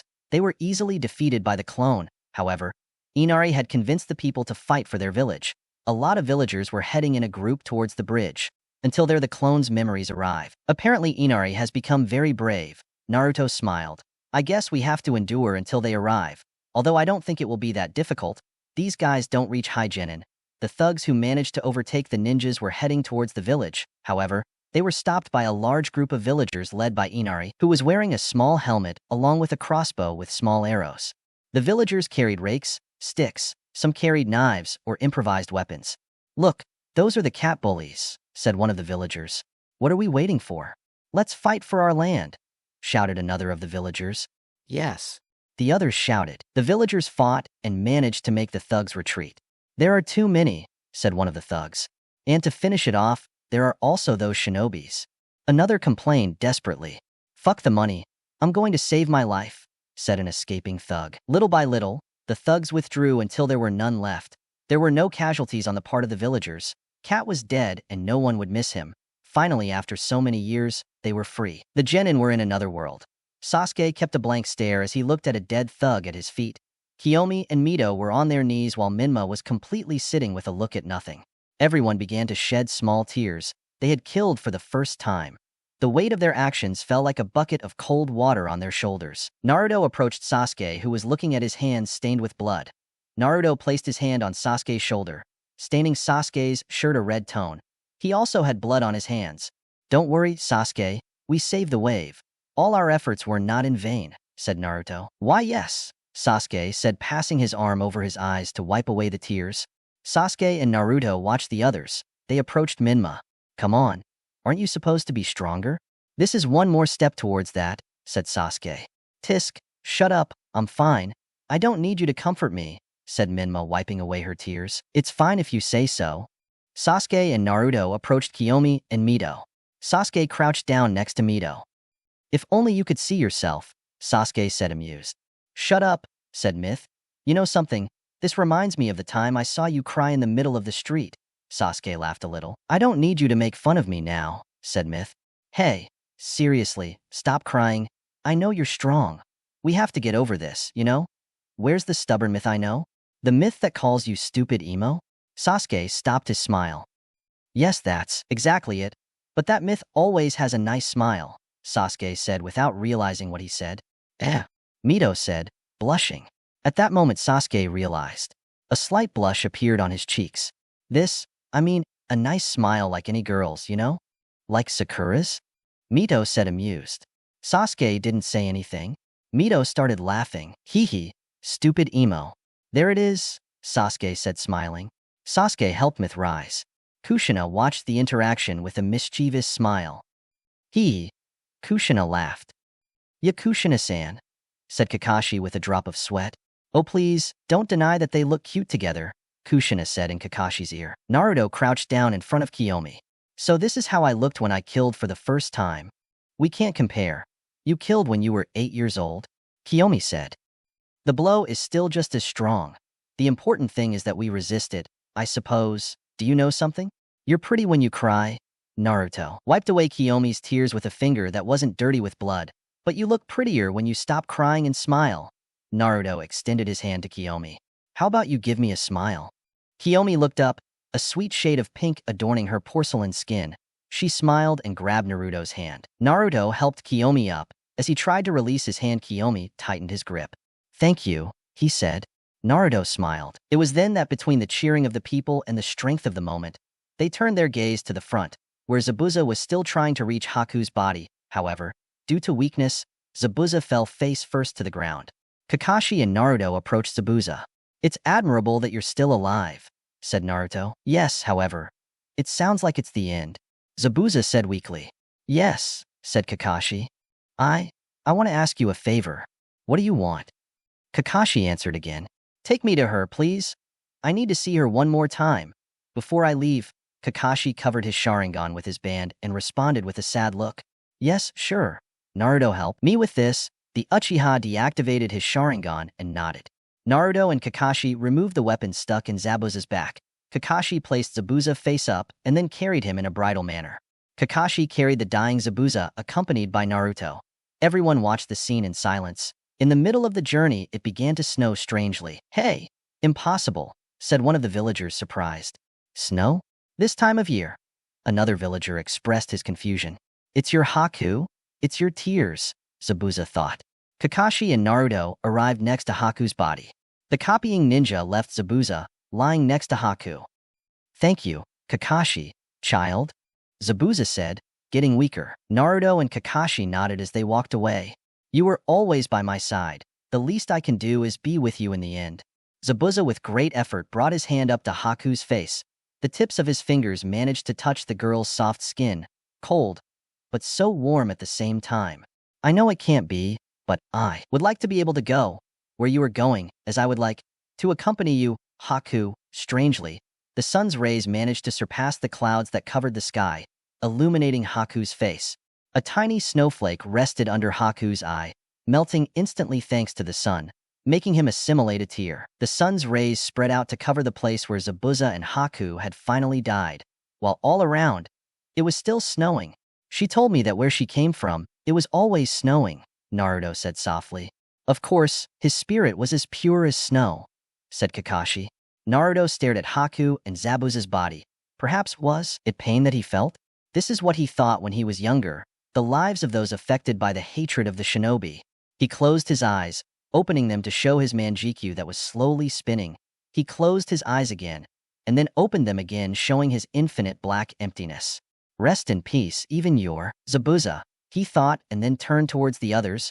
3 days later, Tazuna had finally finished his bridge. He no longer had to worry. With the help of the people and the hundreds of Minma and Mito clones, the bridge was finished in 2 days. Currently, Team 11 and 7 were at the end of the bridge. Behind him, Tsunami, Inari and Tazuna along with the entire town, who were there to say goodbye to their heroes. Inari was in front of Naruto, holding back the urge to sob. Hee, calm down, Inari. Sometimes it's okay to cry, said Naruto, rubbing Inari's head, who couldn't take it anymore, and hugged Naruto. Promise me that one day you will visit us, said Inari between tears. Sure, someday, said Naruto, crouching down to Inari's height. You have to promise me that you will continue to be brave. Remember that you have to protect your mother, and from time to time your grandfather, who sometimes gets a little drunk. Inari nodded, laughing. Naruto, come on. We have to go. Naruto heard Kiyomi's voice calling him. Well, I have to go. Naruto got up and looked at Tsunami, Tazuna, and Inari. Well, Inari, keep being so brave, Tsunami-san. Keep being a good mother, and Tazuna-san. Try not to get so drunk, okay? I don't promise anything, kid, said Tazuna, laughing. Papa, said Tsunami. See you soon, said Naruto, walking towards his team. The Konoha teams disappeared from everyone's sight. Come to think of it, we haven't named the bridge, a random villager opined. I say we name it Tazuna's Super Bridge, yes? That will be the name, Tazuna said proudly. Tsunami hit his father on the head. Oh, why is that? Tazuna said, rubbing his head. Don't be stupid, Dad. We're not going to call him like that, said Tsunami. Inari was thinking about a name, until he had an idea and expressed it. How about we call it Leaf 18? After all, it was teams 11 and 7 of the Leaf that saved us. They are from the village of the Leaf, and 11 plus 7 equals 18. I think. Tsunami rubbed his son's head. That's an amazing name, said a villager. Yes, that will be the name, shouted another. Not bad, said Tazuna. Listen, everyone. The name of the bridge will be Sheet 18, in honor of our saviors. Tazuna shouted. Yes. The villagers shouted. The sun of the land of waves shone happily. After all, the era of cat terror had passed. From now on, they would be happy and peaceful days. Have you heard the rumors? What? No. Tell me what it is about. They say that the Hokage's son's first C-rank mission rose from rank to A rank. Oh God. Are they okay? Yes. Hokage-sama sent the team of the last Uchihas as support. They say that today they finally arrived from their mission. What bad luck that your first mission outside the village happened this way. Yes, I just hope something hasn't happened to them. Rumors always spread like a plague. There is always someone who obtains the information and then passes it on, and the information continues rotating through the mouths until it reaches everyone's ears, and then all the mouths do it. They talk over and over again. Finally, the gates of Konoha became visible to the two teams returning from their long mission. Teams 7 and 11 were returning from the mission to the Country of Waves, which, unfortunately, had escalated from rank C to rank A. Without, however, he had managed to overcome adversity and without casualties. The Country of the Waves was now free from the tyranny of the cat magnate, who, by the way, had been murdered by the person who once worked for him. Zabuza and Haku had been buried near the Great Bridge, Leaf 18. In honor of them, they left Haku's belt and Zabuza's great sword, which was stuck in the ground. The two teams reached the gates and approached the position of the Eternal Guardians Chunin, Izumo, and Kotetsu. Izumo is a Chunin with brown hair who is hidden under a ninja band in the form of a scarf that covers his entire head. His hair falls to the sides and a lock covers his right eye. He wore the standard Chunin suit. Kotetsu was a man with messy hair that spread everywhere, dark blue. He had strange bandages covering the bridge of his nose extending across his face. He wore the standard Chunin outfit. Oh, and they both have black eyes. Hello. Team 7, Team 11. Kotetsu said. Hello guys, how have things been today? Kakashi asked. Well, the same as always, boring and boring, replied Izumo, who had his feet on the observation post. Yeah, but you have to be attentive, more awake, said Kakashi. You're not the one to tell us that, Kakashi-senpai, said Kotetsu, amused, as he registered the entry of Teams 7 and 11. Hey, you're right. Well, we'll go report to the Hokage. See you around, said Kakashi, approaching his team. By the way, Kakashi-senpai, are you going to register your team for the Chunin exams? Izumo asked. Yes, although there is still time for that, said Kakashi. Okay, bye. Okay, guys, go rest. We're going to report the mission to Sensei, said Kakashi, and then disappeared in Shunshin. See you, Kushina said, disappearing in another Shunshin. What will you do? Mito asked. Sasuke-kun, do you want to go out with me for a while? Not 2 seconds passed before Sakura dreamed about the black-haired man again. Thanks but no thanks, Sakura, Sasuke said. It's okay. It will be another day, he said as he left and blew Sasuke a kiss. How come he still doesn't give up? Kiyomi asked. I don't know, Sasuke said, sighing. Well, I'm leaving. You see losers there, Minma said. Leaving? Ash, he's never going to change, that fool, Mito said, annoyed. Maybe I will, Naruto thought. Naruto had read since he was very little. There was a time when he read about the Bijus, and also about the Jinchuriki. It turns out that when a Biju and his jailer have a hell of a relationship, like the one between Menma and the Kyuubi, Jinchurikis tend to change their attitude without realizing it. This effect is multiplied by Menma being the Jinchuriki of the Kyuubi, the creature with the most evil chakra in the world. The ease with which Minma gets angry can be a danger. The imbalance in his emotions leads him to be easily consumed by the chakra and the hatred of the Kyuubi, which causes me to sometimes lose my mind and act very aggressively and without control. Naruto had witnessed this when he saw how with a few simple words, Inari had made Minma angry. The ease with which the Kyuubi's chakra managed to almost consume him completely was terrifying. The worst of all is that it is not known if there is some solution to this problem. Due to the Jinchuriki's change of attitude, it is very difficult for him to mend his relationship with his Bijou, which makes him increasingly dangerous. And to top it off, Minma was envious of him. Any action that Naruto does is seen as a challenge that Minma cannot overcome. That frustrates Minma. So if you ever see Minma get out of control against Naruto, it could mean a really strong battle that Naruto doubted if he would win, although of course, he never fought against a Jinchuriki before. How had he come to this conclusion? Not even he knew. The only thing that the books about the Jinchuriki said was the part from the bad relationship between the jailer and the prisoner to the Jinchuriki's changes in attitude. The rest was pure analysis of Naruto. And if he got it right, Naruto had a trick up his sleeve which he planned to do. I have an idea. I think I can make you go from being sealed in Minma to being sealed in me, were the words that Naruto said to the Kyuubi in Minma's mind. That sounded so selfish, he thought. Anyone who had heard him would think he was another power-hungry Uchiha. However, this was no longer just because of him. With Minma and Kyuubi being a bad combination, they have been hurting each other mutually all the years in which Minma knew about what was inside. That's why Naruto had a new project on his hands, a seal capable of moving a Bijou from one seal to another. Difficult to explain, and also difficult to do. However, Naruto was already a seal master. Since he has completed level 10, well, at least he plans to complete it today. He will do the final test of the level 10 Fuinjutsu book. Once completed, he will begin with his seal, although of course, he still plans to continue with the Hiraishin, this nowhere near completing it, even though he has already been working on it for about 5 years. Naruto was taken out of his thoughts when he saw Kiyomi and Sasuke staring at him. What's wrong? Naruto asked. Well, you just stood there for about 5 minutes while muttering nonsensical things, said Sasuke. Is something wrong? Kiyomi asked. No, don't worry, I was just thinking, Naruto responded. It's okay, I just wasn't worried, Sasuke said with a shrug. Hey, Myth? Naruto asked. He left when you started mumbling things, Kiyomi said. Now, how about we go eat something? Dango, answered the two brothers. Okay, Naruto laughed.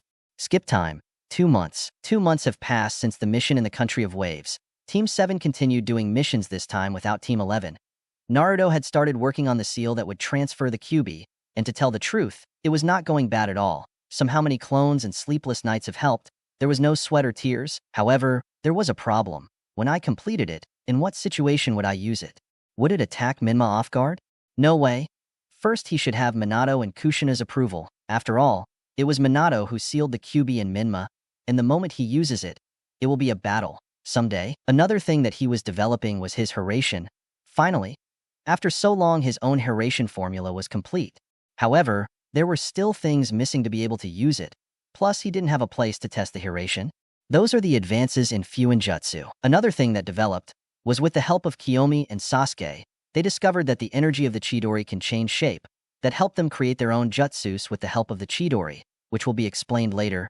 Finally, he found out that the Chunin exams would begin in 4 months, so by that time, he would have already turned 15. Sasuke and Kiyomi would turn 1 month after him, while Minma and Mito would turn 2 months after him. But that's not the point. He had found out that ninjas from other villages would come to take the exams. That would give him the opportunity to meet more people from different places. But anyway, the only thing left to say is that Naruto, although he did not show it, was extremely excitedly waiting for the beginning of the Chunin exams. Little did he know that it would be one of the most extreme and tense stages of his life. Skip time. 4 months later, celebrating a birthday was never something that Naruto loved, but he didn't complain about spending time with his friends. He had gone to the Akimichi barbecue with Kiyomi, Sasuke, Mito, Shikamaru, and Chuji. Minma didn't want to come, but Naruto, he had a great time. It wasn't anything spectacular, but for him, it was the best. But where is he now? 2 weeks had passed since he became 15 years old. Our beloved Uchiha was in his apartment, dressed in his usual clothes. Next to him, a small gray fox was sitting while swinging his only tail happily. Naruto had met with Kirin many times to get to know him better. In the course of the meetings, he met Kirin's older brother, who was an assault fox, and thus, he got to know the other foxes. It fits to say The invocations like their new bearer, they seemed to them to say the least very friendly, and from what they had heard, he had passed the test that the chief gave him, so they insinuated that he was strong, at least spiritually. Naruto and Chunin were in a random conversation until they heard a knock on the door. "Come in," said Naruto. Kiyomi walked through the door. "Hello, Naruto-kun. You see, we have to go. Kakashi-sensei called us to a meeting," he said calmly. "Sure, you go ahead. I'll catch up with you, okay?" Kiyomi nodded, leaving. "Well, you see, I have to go," said Naruto, getting up from his bed. "Okay. See you later," Chunin said, extending a paw, closing it into a kind of fist. Naruto bumped his fist with Chunin's, who then smiled, disappearing in a small explosion of smoke. Naruto sunshined and appeared next to Kiyomi and Sasuke, who were with the Uzumaki twins. "Hello," he said simply. "Hello, Naruto," Mito said. Minma just grunted. "Say hello, idiot." Mito hit his brother. "Hey now, hello, happy?" said Minma, irritated. "Better," answered the blonde. "No offense, but what are you doing here?" Naruto said. Mom also called us to training camp 7, answered Mito. "I see." The genin went to the aforementioned field. Upon arriving, they observed that there was no one. It was normal. Kushina should be looking for Kakashi. Once they sat down, they watched as Kakashi appeared in an explosion of smoke, who was being grabbed by the ear by Kushina. "Ready? We're here. Now please give me my book," said Kakashi, somewhat scared. "Okay, but don't repeat it again," said Kushina, handing an orange-covered book to Kakashi, who received it and put it in his pocket. "Good morning, guys," Kushina said happily. "Good morning, Kushina-san/Mom. I suppose you're wondering why we gathered you here, right?" Silence. "If you ask them, right?" "We actually have an idea why we're here," Kiyomi said. Okay, well then." Kushina didn't know what to say. "Anyway, guys," Kakashi continued, "you are here because we are going to apply for the Chunin exams, which will be held here in the Leaf Village." The genin nodded. "Very well." Kakashi and Kushina took out some papers from a roll. "Each one has to come to the academy in a week, where the first phase will be done. These papers are documents that they have to fill out. Oh, and by the way, if anyone on the team decides not to take the exam, no member of the team will take." Some could see how Sakura tensed. "Well, I hope everyone goes to the exams. Don't disappoint us. After all, we trust you, Mito and Minma. I'll wait for you for dinner. Don't be too late, okay?" Kushina said, and then disappeared in a whirlpool of leaves. "Goodbye," said Kakashi, disappearing into another whirlpool. "Well, I guess we have to prepare," said Kiyomi. "I'll go train," said Myth. "I'm going with you. I could use some training," said Kiyomi. "We could train here." "Oh, it's fine. I'm staying," Sasuke said. "Well, there you go. I'm not going to train with you losers," Minma said, leaving. Mito sighed. "What are you going to do, Naruto?" Sasuke said. Naruto directed his gaze towards Sakura, who had her head lowered with a thoughtful expression as she unconsciously clenched the paper in her hand. "I'll catch up with you later," he said as he approached Sakura. He touched her shoulder, calling her attention. The pink-haired girl looked up. "You know something, Sakura? I haven't had lunch. Would you like to go with me?" Naruto said. Me?" she said, surprised. "Yes, come," he said, grabbing her shoulder and then disappearing in a blink of his body. Location: Ichiraka Ramen Restaurant. Naruto and Sakura appeared outside the small ramen stand. The Uchiha invited the Haruno in, who entered completely surprised. Sakura didn't expect Naruto to invite her to lunch. She liked Sasuke, but she wasn't going to deny that Naruto was just as handsome. However, she doubted that the reason he invited her was something related to love or things like that. "Hello, Mr. Tucci," said Naruto, entering the stall. "Oh, hello, Naruto. How are you feeling? Come sit down. I guess you're coming with Mito and the others, right?" Tucci said while preparing the things to cook. "It was good, Mr. Tucci, and no. This time I come with another partner," he said while Sakura entered the stall. "Hey, hello. My name is Sakura Haruno. Nice to meet you," said the pink-haired girl. "Hello, girl. Come sit down, I am. Could you please help me?" Tucci shouted the last part. From behind the stall, a girl with light brown hair appeared. She had infinite black eyes like Naruto's, and she had light skin. She was wearing a white cook's outfit along with a blue apron. The girl approached Naruto. "Hello, Naruto. How are you?" I am said with a smile. It was good," Naruto responded. "Anyway, what are you going to order?" I am said. "Hey, can I have a vegetarian ramen, please?" Sakura said. "You give me a miso ramen," said Naruto. "Okay, a miso and a vegetarian come out, Dad." I am shouted. "On my way." Tucci answered from the kitchen. After a few minutes of silence in which Sakura occasionally observed Naruto, who seemed thoughtful, she also entered into her thoughts until Ayam brought both of their plates. "Enjoy it," Ayam said, smiling. Naruto and Sakura began to eat their lunches calmly. This time, it was Naruto who gave some glances to Sakura, who now looked more thoughtful. "Sakura, you're worried, right?" Naruto began. Of course not. How do you think?" he responded. "I think you should know that you can't fool me," the Uchiha said calmly. Sakura was silent. "I can deduce that you are worried about the news that Kakashi-sensei gave about the Chunin exams," Naruto continued. "Why, yes," said Sakura quietly. "I guess you can't help it." "I know. I'm very weak. I'm just not at the level of any of you. Mito and Kiyomi are a perfect example of a kunoichi. They are strong and beautiful. Minma and Sasuke are also very strong and not even talk about you. You managed to face a Jonin by yourself. What am I saying? You literally defeated him. I didn't do anything. I just stayed behind. And didn't help at all." Sakura sounded very sad. "I can't deny that, Sakura." Sakura looked down further as her eyes became moist. "But you have to understand something. None of us are different from you. At least sometimes we feel useless." Sakura looked impressed at Naruto, who continued, "You see, there were many times when I felt like a complete useless person, but I always tried harder. That's what you failed at. Sasuke, Mito, Minma, and Kiyomi, they trained and worked hard since they were little.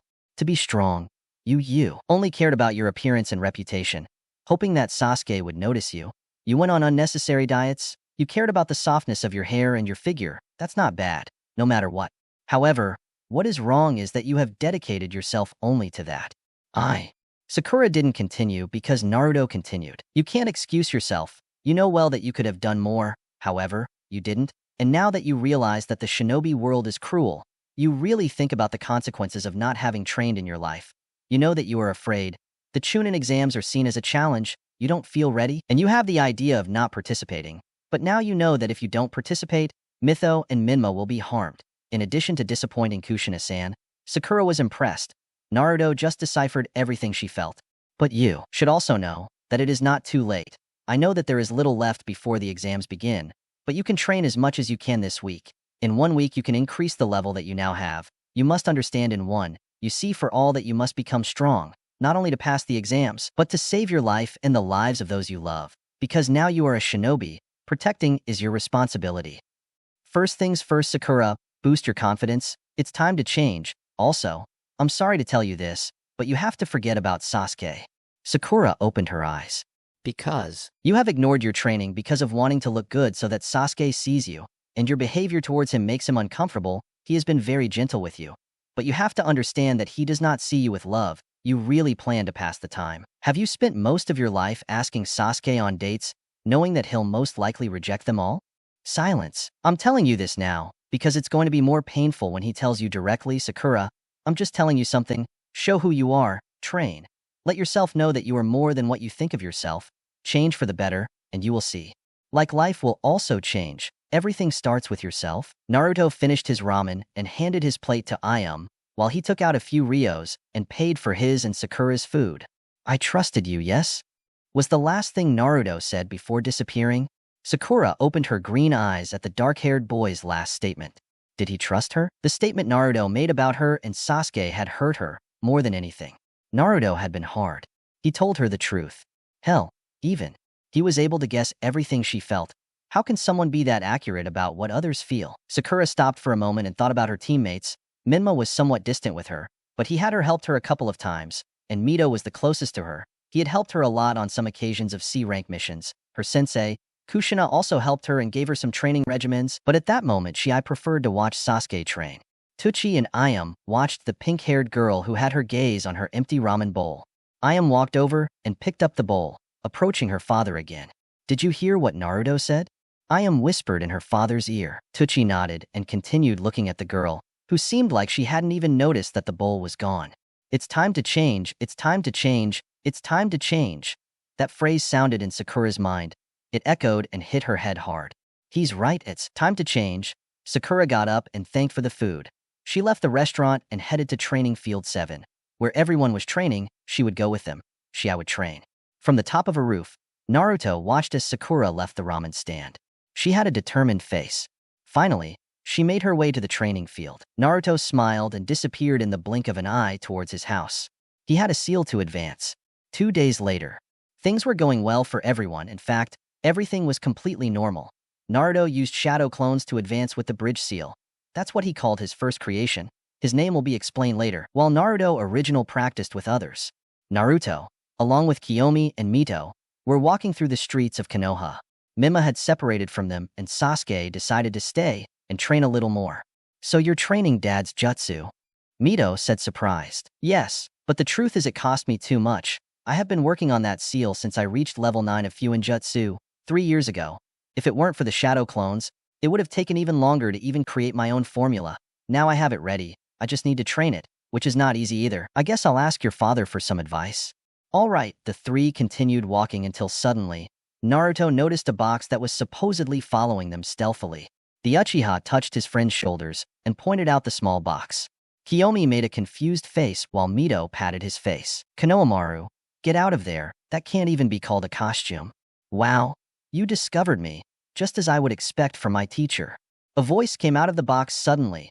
The box exploded in a cloud of smoke of different colors. Damn Udon, you put too much smoke? Another voice came out of the colorful cloud. I'm sorry. Another voice rang. Naruto looked impassively at the large cloud of colors in front of him. Finally it dissipated, showing 3 boys no more than 9 years old. Hello Konohamaru, who are your friends? Said Mito. I'm Udon and I like numbers, said a boy with glasses. I'm Moegi, the strongest and cutest kunoichi in the village, said a little girl. And I am Konohamaru, grandson of the Sandaime and future Hokage. He finished. You already know how they are. The 3 boys performed a kind of group pose. Well, stop that. Hey Midone-chan, who are they? Konohamaru asked, pointing at the boys. I'm Kiyomi and I like dangos, said the Uchiha, imitating the children. The girl looked at Naruto, telling him with her eyes to introduce himself.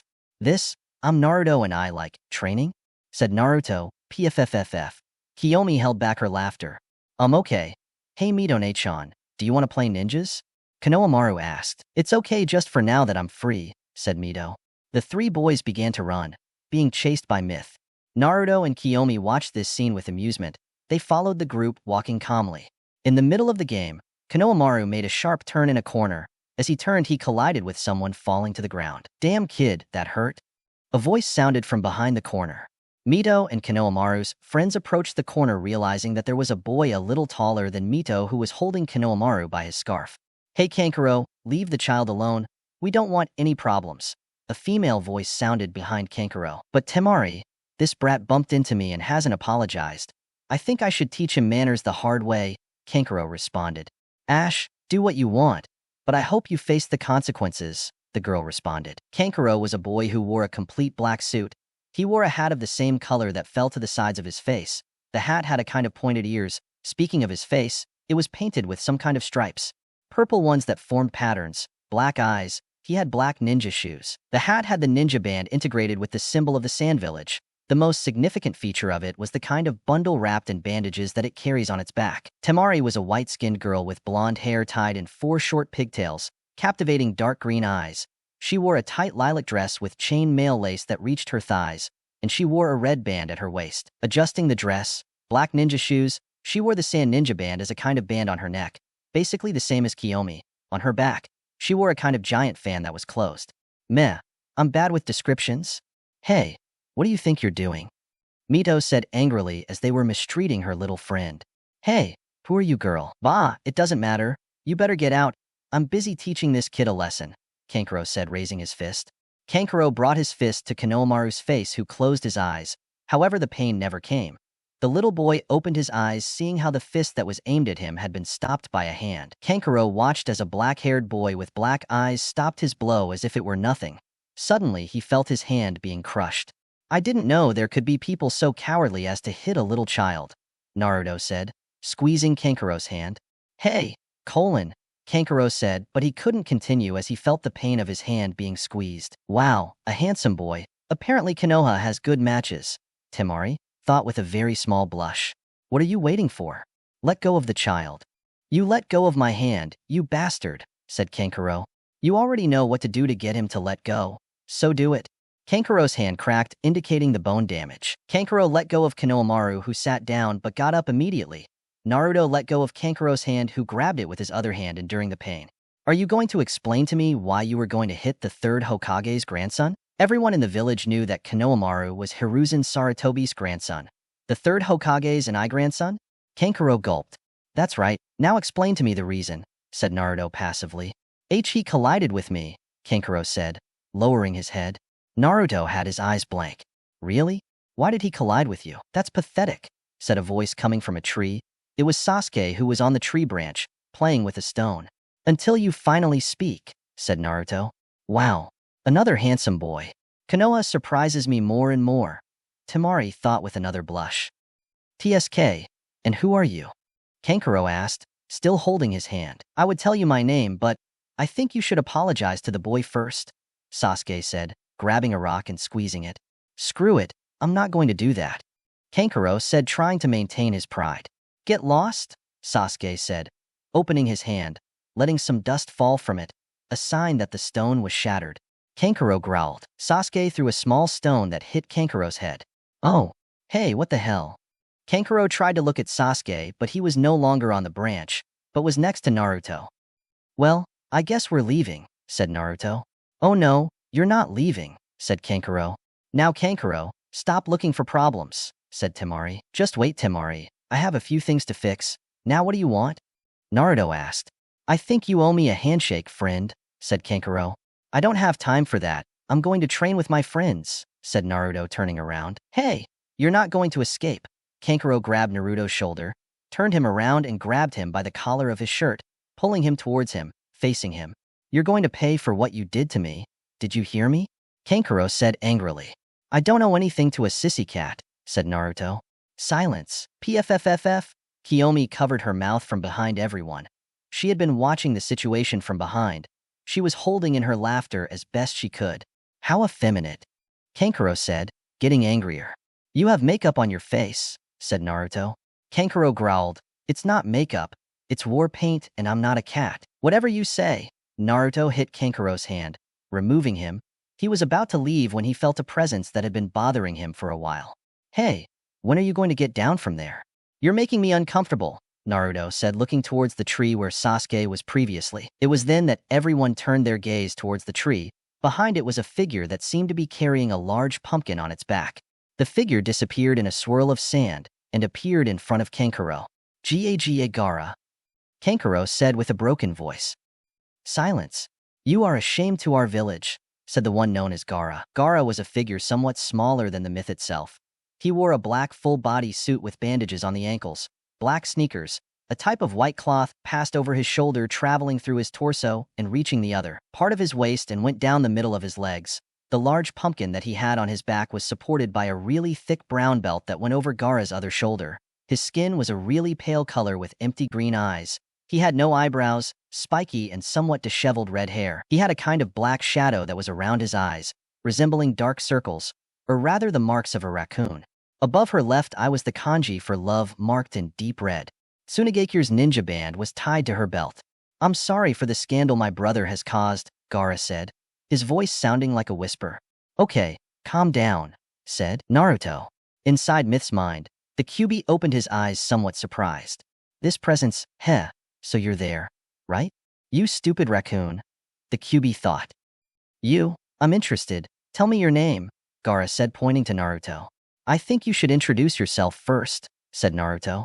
True, my name is Sabaku no Gaara, Sangara. These are my brothers Sabaku no Temari and Sabaku no Kankuro. Well, my name is Naruto Uchiha. Gaara gave a somewhat murky smile. Heh, so Naruto Uchiha. Mother asks for your noble blood? Gaara released a killer instinct that made his brothers retreat. The three little children got scared and ran after Mito. His mother? Naruto thought. Naruto expanded his sensor sense and noticed that Gaara had a second chakra. What the hell? The only ones who have two chakras are supposed to be Jinchurikis. Naruto looked into Myth's eyes, the bright purples turning to slit red for a second before returning to normal. So you want to talk? Naruto thought. Tell your mother that. She will have to wait, okay. But he's not very patient. Let's go, Kankuro Temari. Gaara turned around and left with his brothers. You're okay, Naruto said, crouching down to Konohamaru's height. Yes, boss, said the boy. Boss, said Naruto. Yes. You're very strong. I didn't even feel when you showed up and you broke that guy's wrist effortlessly. That was so cool. I guess, Naruto said before getting up and addressing Mito. Hey brat, I want to talk to you and the Uchiha brat. With Naruto? Myth asked in his mind. Yes, the Kyuubi responded. All right, Mito's eyes turned red. Naruto activated his Sharingan and looked into Mito's eyes. At that moment, they all turned black. Water. But rarely is it not wet. Naruto was in the same room where he had met the Kyuubi for the first time. Okay, I'll be quick, brats. Mito and Naruto were in front of the young half of the Kyuubi. This half was equal to the Een with the difference that its fur was a bright orange color. Well, as you may have realized, Uchiha, if you used your sensory ability, that the boy without eyebrows contains a second source of chakra, specifically a denser one. I could feel the other chakra, but not if it was denser, said Naruto. Okay, what happens in the end? Asked Mito. That boy. He is the Jinchuriki of the one-tailed Bijou, Shikaku. I see. Wait, Shikaku? Is that his real name? Naruto asked. Yes. Why? You still don't tell me your real name? I already told you the conditions. Don't be impatient. The Kyuubi responded, grunting. What I'm saying is that it is very strange that they have brought the Jinchuriki of the village here. They may be confident. After all, Konoha and Tsuna are in alliance. Yes, but still, the Jinchurikis are unfortunately considered the most important weapon. I'm just saying that it is somewhat out of place. Be more attentive, said the Kyuubi. The two boys nodded. Well, get out now. I want to sleep, said the Kyuubi, lying down. Mito touched Naruto's cheek with a finger. Pup. Touching Naruto's cheek, he suddenly disappeared. Were you able to expel it from your mind? Said the Kyuubi, somewhat surprised. Yep, apparently it's easy to control once he doesn't resist. That's very strange. You better explain it to me later. Oh, how sweet. Do you want to talk to me? Don't make me sorry, brat. Now. Don't be angry, little fox, inept brat. Out of connection. I can only assume they were talking to the Kyuubi, Sasuke whispered. They were still on the street. Yes, said Naruto. What did he tell you? Kiyomi asked. Well, don't worry. I'll tell you later. It's very dangerous here. They could hear us. Okay, see you at the exams. I want to rest a little, Mito said, leaving. Goodbye, the three responded. 5 days later. All right, time to start with the good stuff. Teams 7 and 11 were at the entrance to the academy. The 6 genin were calm until suddenly an explosion of smoke appeared, showing Kushina and Kakashi. Hello, Kushina said. Yo, said Kakashi, raising his hand. I see everyone came, even your Sakura. Very good. The redhead gave Sakura a thumbs up. Sakura nodded. Very well, don't be afraid to say much. Just that you have to go to room 307. See you. Kushina and Kakashi disappeared in a swirl of leaves. That Shunshin is very pretty, said Kiyomi before entering the room with her companions. The two teams moved forward until they climbed to the second floor, until they saw a room with a lot of genins in front of it. At the door of the room, there were 2 other genin who did not let anyone enter. Naruto and the others approached the room and realized that their number was 307. Naruto and the others felt a small interception in their chakra. Naruto activated his Sharingan, verifying their suspicions. It's a Genjutsu. I guess they do it to eliminate once, and for all those who can't dispel it, said Naruto in a whisper. The genin listened to what he said except for one, who, well, ruined everything. That Genjutsu is pathetic. Come on, dispel it once and for all. Mito slapped Minma. Idiot, that Genjutsu was to eliminate the weak. Now you gave us more unnecessary competition. Naruto sighed. Minma's attitude is getting worse, he thought. The teams were about to go up to the 3rd floor until someone interrupted them. Hey, are you Naruto Uchiha? A voice called to our protagonist. Naruto turned around looking at who was calling him. It was a boy who wore a completely green spandex suit. He wore orange leg warmers from his ankles to his knees. He had bandages that reached from his elbow to his hands, leaving his fingers free. His hair was shaped like a bowl, and he had bulging black eyes. The most striking thing about him is possibly the large masses of hair he calls eyebrows. He wore the Konoha ninja band tied around his waist. Yes, who's asking? My name is Rock Lee. I see a lot of pleasure, said Naruto friendly. It's still a pleasure to meet you. I have a proposal to make you, said Rock Lee. Yeah, what's wrong? Vera, I heard that you are a great prodigy. I wonder who spread that rumor, Naruto thought. So I wanted to know if, would you please grant me a friendly duel? Rock Lee bowed a little. Hey, you don't have to bow down. Look, I would like to have a fight with you. But I think it's more efficient for us to save our skills for the exam. Who knows, we might have to face each other, said Naruto. Oh, I understand. Next time. Unlike other prodigies, you're not arrogant. I like that, Rock Lee said, smiling openly. Haha, yes. By the way, one more thing. Rock Lee turned around. While standing in front of Sakura. You're Sakura Haruno, right? Rock Lee asked. Why yes, why? Said Sakura. Please, be my girlfriend. I will protect you with my life, Rock Lee said, raising a thumb while smiling and winking. Naruto swore he watched Rock Lee's teeth shine. What? No, absolutely not, said Sakura. Ow wow, okay. Rock reads under his head. Lee, what are you supposed to do? A female voice called out to Rock Lee. I'm sorry, Tintin. I have to go. See you later, Naruto, Rock Lee said, and then went with his team. Naruto looked at Lee's team. It was him, the girl who called him a Hyuga, a very serious Hyuga. I've seen him before, Naruto thought. It's Neji Hyuga, the prodigy of the Hyuga clan. Neji looked at Naruto. So those are the last Uchihas. They don't look like much, Neji thought, and then walked past them with his team. We have to go up, let's go, Sasuke said so that everyone went to the third floor. Upon reaching the third floor, after walking for a while, everyone found room 307, which they entered. They were greeted with waves of murderous intent. And what's wrong with these? Kiyomi asked. They are sending us murderous intent like crazy, said Myth. What is the killing intent itself supposed to be? Sakura asked. Basically, they are negative feelings that make you direct your hostility towards someone, Naruto explained. You're supposed to cause fear with murderous intent, but I don't feel anything, Sasuke said.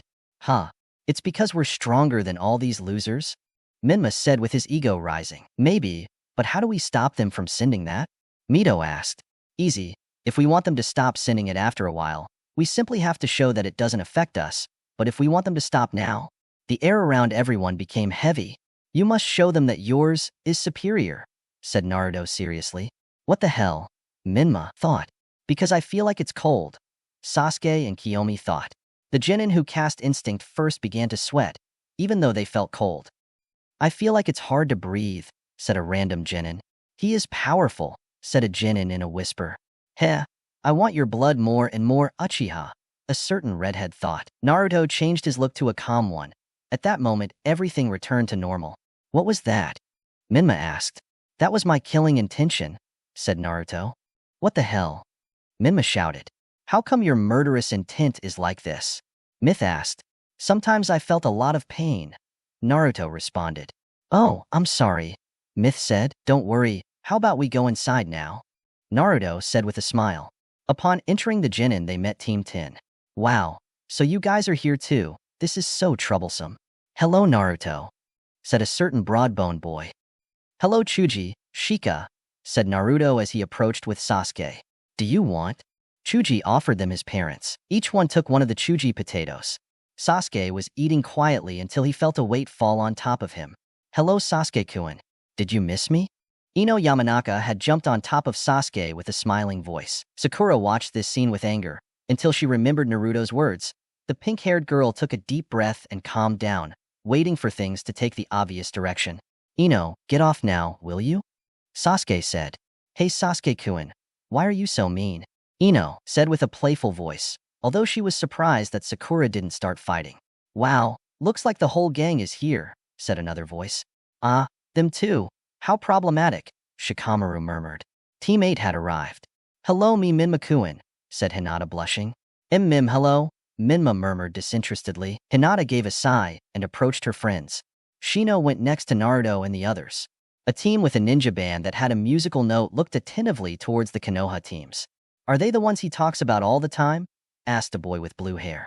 Apparently yes, he really wants his bloodline, said a boy with a bandaged face. I don't think that Sharingan guy is a big deal, said a girl with black hair. Who knows? That snake loves her for a reason, answered the one with the bandaged face again. The Konoha genin continued living together until a white-haired boy approached them. SHHHH, you should shut up, you're drawing a lot of attention, said the boy. And who are you? Minma asked. Sorry for not introducing myself. My name is Kabuto Yakushi, and like you I'm going to take the Chunin exams, even if it's my 7th time hehe. 7th time? Myth asked. Wow, you must be very weak, Minma said jokingly. Don't believe it. These exams are actually difficult, said Kabuto, adjusting his glasses. But I have a help for you. Kabuto took out some letters from his pocket. See these letters? Well, these are a link to my chakra. I can give you information about the participants of the Chunin exams. Naruto hesitated. Can you give me information about Rock Lee? Naruto asked. You gave me the name. Don't you make it fun? Kabuto led chakra towards the card and suddenly, Rock Lee's information appeared next to a photo of himself. Rock Lee, apparently he is a year older than you. However, he did not take last year's Chunin exam. His team is made up of Might Guy, the Green Beast of Konoha as Jonin Sensei, Tintin, and Niji Hyuga. His experience in missions is 40D rank and 23C rank. In recent months, his taijutsu skills have grown exponentially, but his other branches, such as ninjutsu and genjutsu, are low? Naruto thought critically. He heard Rock Lee's information, but more so, he was trying to decipher Kabuto. Can you give us information about Sabaku no Gaara? Mito asked. Okay, Sabaku no Gaara. Here he is. He comes from the Sand Village. His team is made up of his brothers Sabaku no Kankuro and Sabaku no Temari. Jonin Sensei is Baki, with no last name apparently. It is not known. It is very clear what his abilities are. Unfortunately, we do not have information about that, however. We know that he has something he calls perfect defense. There is no record of his D-rank missions, but he has 20C rank and 3 rank B. But I found something else. Apparently, he returned from each of his missions without a scratch. The Genin were surprised at that. That guy has returned from his missions without a scratch? Tisk, troublesome, Shikamaru murmured. Give me information about Naruto Uchiha, Mima said. Even Naruto was a little surprised. Naruto Uchiha, here he is. His team is made up of the other two last Uchihas, the brothers Sasuke and Kiyomi Uchiha. His Jonin Sensei is Kakashi the ninja who copies. His skills are, Kabuto swallowed. Everyone realized that his taijutsu is of a high level, like his ninjutsu as it contains 3 natures of chakra. His genjutsu is very powerful and is enhanced by his bloodline. He has carried out a total of 35 rank missions D, 25 rank C, 2 rank B, and, 1 rank A? Everyone turned their gaze to Naruto. Naruto snatched the letter from Kabuto and tore it up. I'm sorry, but I won't let you reveal any more information about me, Naruto said with a serious look. Yeah. Suddenly, a really tall man entered the room followed by men shorter than him. Very well, you vermin, you better listen to me. I want everyone to sit according to the number that these idiots will give you. Understood? All the men who came behind the Jonin handed out numbers. So, after a while, all the Genin were sitting in their places. Naruto was sitting almost in the middle of the room. Next to him there were filler Genin. Behind him a few Sasuke was standing there, and in front of him was Kiyomi. Very well, I'm going to introduce myself, said the tall man. My name is Ibiki Marino. Ibiki was wearing the standard Konoha Jonin outfit underneath a sleeveless black trench coat. His ninja headband was in bandana style covering his entire head. Most notable feature, possibly the 2 giant scars that ran across his face. Now, I will explain to you what you are going to do. Each of you will receive an exam. There are 10 questions. If you are wondering why the exam sheet has only 9 questions, from now on I warn you that the 10th question will be dictated at the end. Each one will start with 100 points. Each failed question is minus 10 points. If they lose all their points, they are out. If they try to copy, they are out along with their entire team. For that, all these idiots next to me will be watching them. The Genin listened attentively. You only have 45 minutes to complete the exam, so you better start as soon as you receive the exam. Now, go ahead. All the participants received their exam. Naruto looked at the exam sheet, only to be surprised. These questions are too advanced. He thought, at least they are of Jonin level or whatever. I can answer most of them. All those years of study have been of some use. Naruto turned his gaze realizing that Minma was sweating profusely. Wait a moment. Naruto began to analyze. These questions are too advanced for a normal Genin to be able to answer. Naruto moved his gaze until he saw how a very small group of Genins were answering the questions no problem. That's it. Those are not Genin, they are Chunin in disguise. So if they already know the answers, objective of the exam is to copy. Sasuke had the same thoughts as Naruto. Heh, I already have this ready. Sasuke stared at one of the hidden Chunin and activated his Sharingan. I'll copy that guy's hand movements.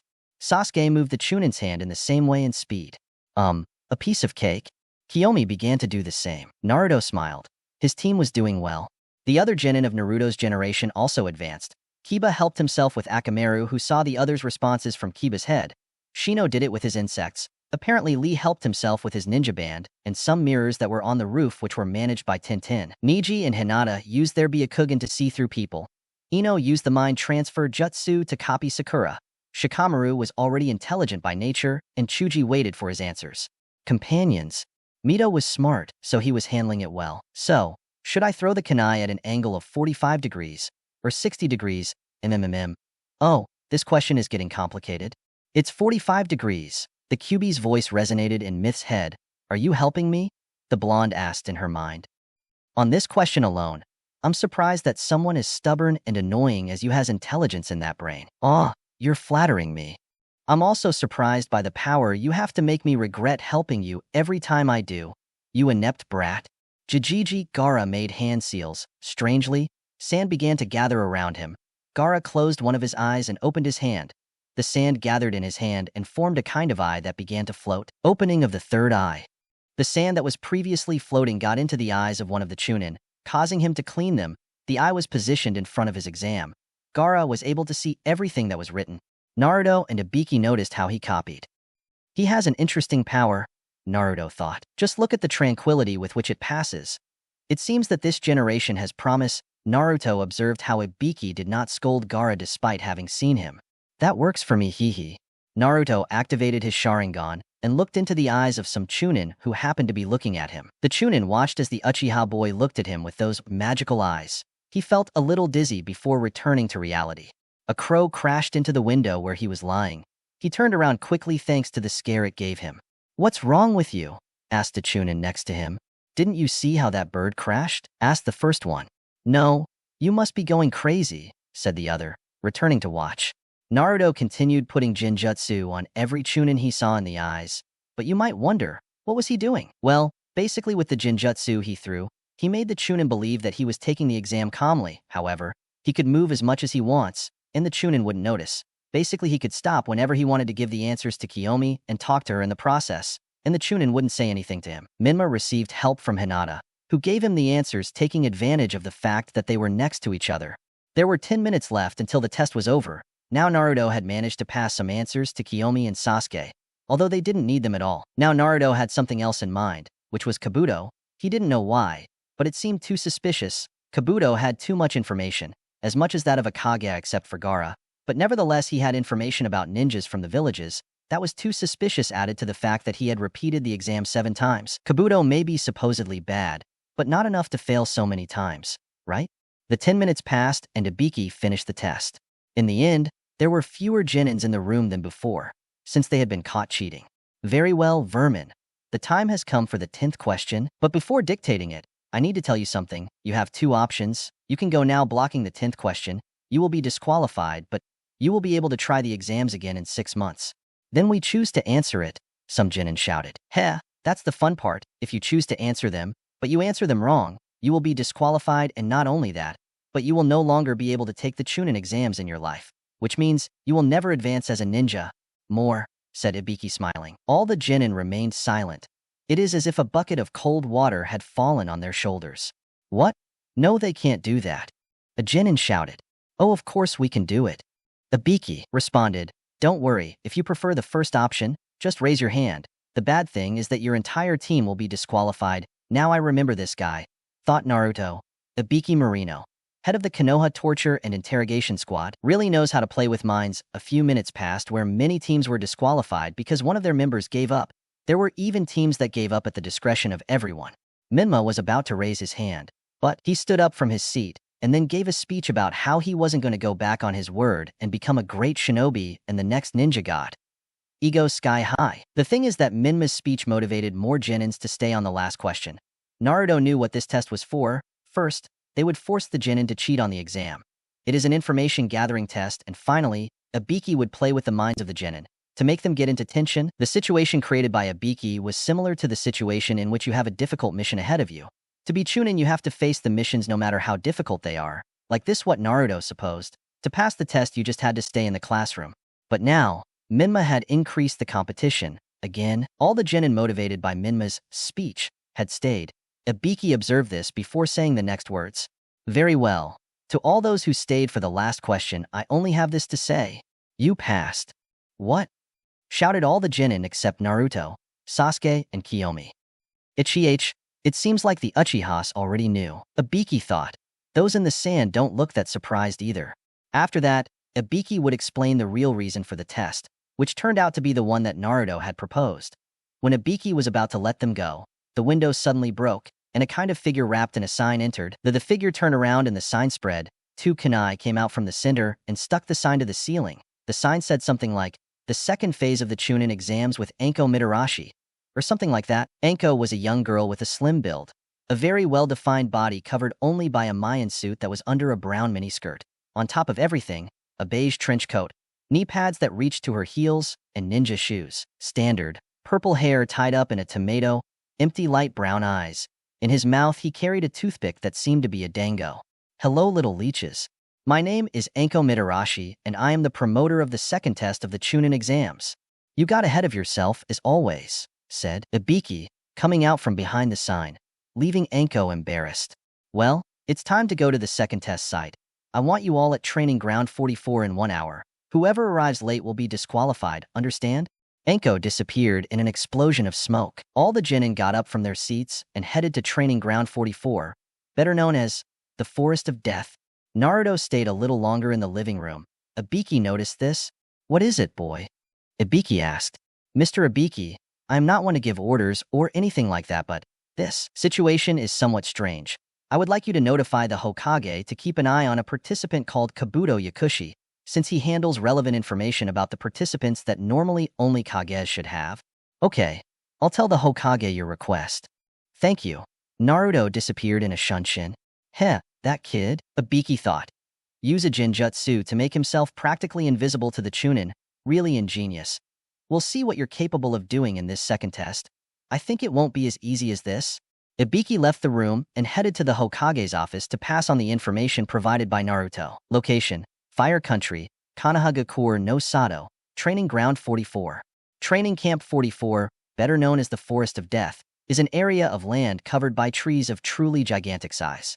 Inside the forest, the light was scarce, and worst of all, wild animals resided within it. More than animals, they were monsters shaped like these.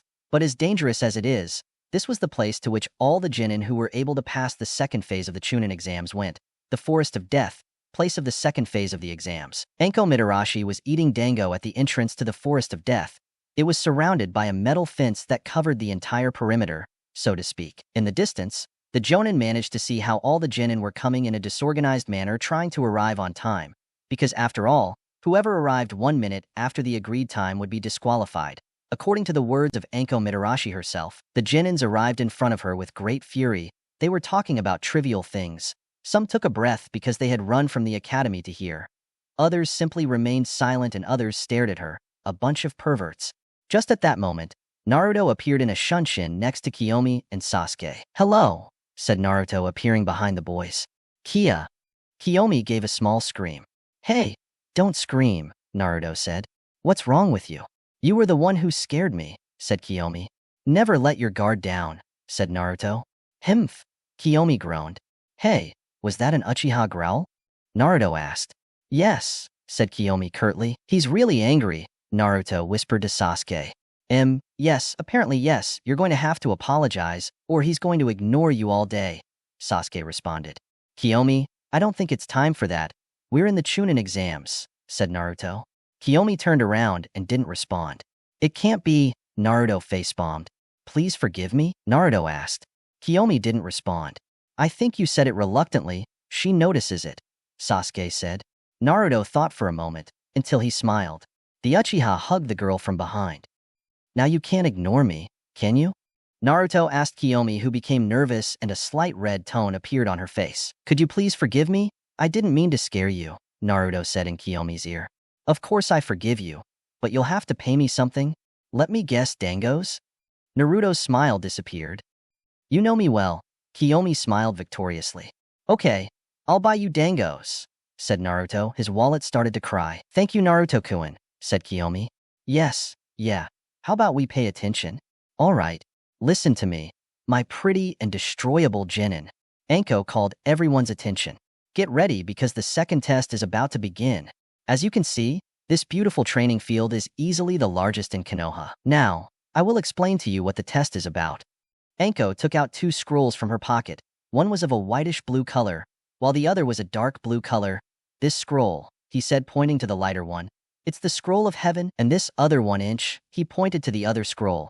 It is the scroll of the earth. The Genin watched attentively. The test consists of the following. Each team will have one of these scrolls, whether from the earth or the sky. They will enter the forest of death and will have to snatch the opposing scroll from one team. In easy words, if your team has the earth scroll, you will have to look for a team that has the sky scroll, defeat it, and get the 2 scrolls.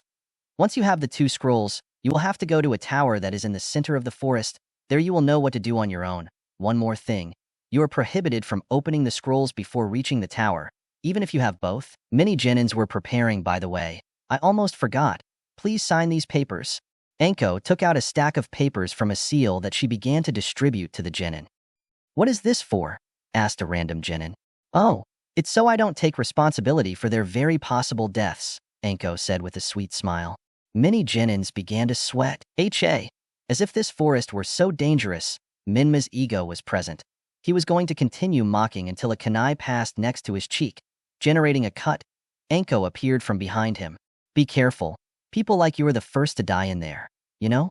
Monsters love the taste of a loser, Anko said while licking Minma's wound, who swallowed saliva. Oh, excuse me, miss, but I think you dropped this. A kunoichi from Kusagakure, country of grass, approached Anko and handed her her kunai. But in a strange way, the woman's tongue extended too far where the kunai was coiled at its tip. Thank you, girl, Anko said, smiling. But then she put on a very serious face. Naruto watched as the Kusa ninja handed the weapon to Anko. He felt the ringing in his head resonate, strongly indicating great danger. The Uchiha turned on his sensory ability and became a little more alarmed. He could feel how that girl was restricting a large amount of chakra, but it didn't escape him. A hand rested on his shoulder. When he turned around, he saw Mito. But this one had the Kyuubi's features highlighted. Myth? Naruto asked. The girl shook her head, leaned close to his ear, and whispered, I am the Kyuubi. I have taken possession of your body for a moment. I have to tell you something important. What's wrong? Naruto asked. I don't have much time, so I'd better tell you in code. That Kusa girl smells like snakes? It was the last thing the Kyuubi said before Mito took possession of his body again. You see. What am I doing here? Asked Mito. It smells like snakes. Naruto repeated that phrase in his head. He was taken out of his thoughts as Anko screamed again. Okay, brats, gather with your teams. Let's give you the scrolls. One more thing. You only have 5 days to reach the tower with the 2 scrolls. If you don't make it, you're out. Each Genin met with their team. Anko and a few more Chunin who arrived began to distribute the scrolls to the different teams. Naruto's team got the scroll of heaven. So we have to get the earth scroll, said Naruto. Yeah, each Chunin began to call the different Genin teams, and they distributed them through the different doors of the Forest of Death. Naruto, Sasuke, and Kiyomi were at the south entrance of the forest. Well, the second phase of the Chunin exams begins in 3. All the Genin became attentive. 2. The breathing of many was short. The saliva went down towards the throat, indicating fear and concern. There are few calm glances. 1. The doors began to open. Now. At the moment Anko shouted, the Genin began to enter training ground 44.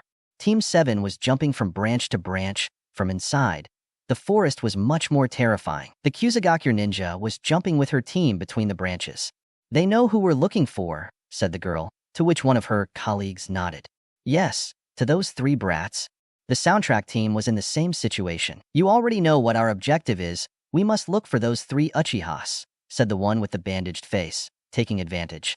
Naruto and the brothers stopped at a very small clearing in the forest. Good. Now we have to come up with a plan. In case an opposing team attacks us or tries to trick us, yes, how about? Kiyomi was about to continue speaking when she heard the unmistakable sound of air cutting.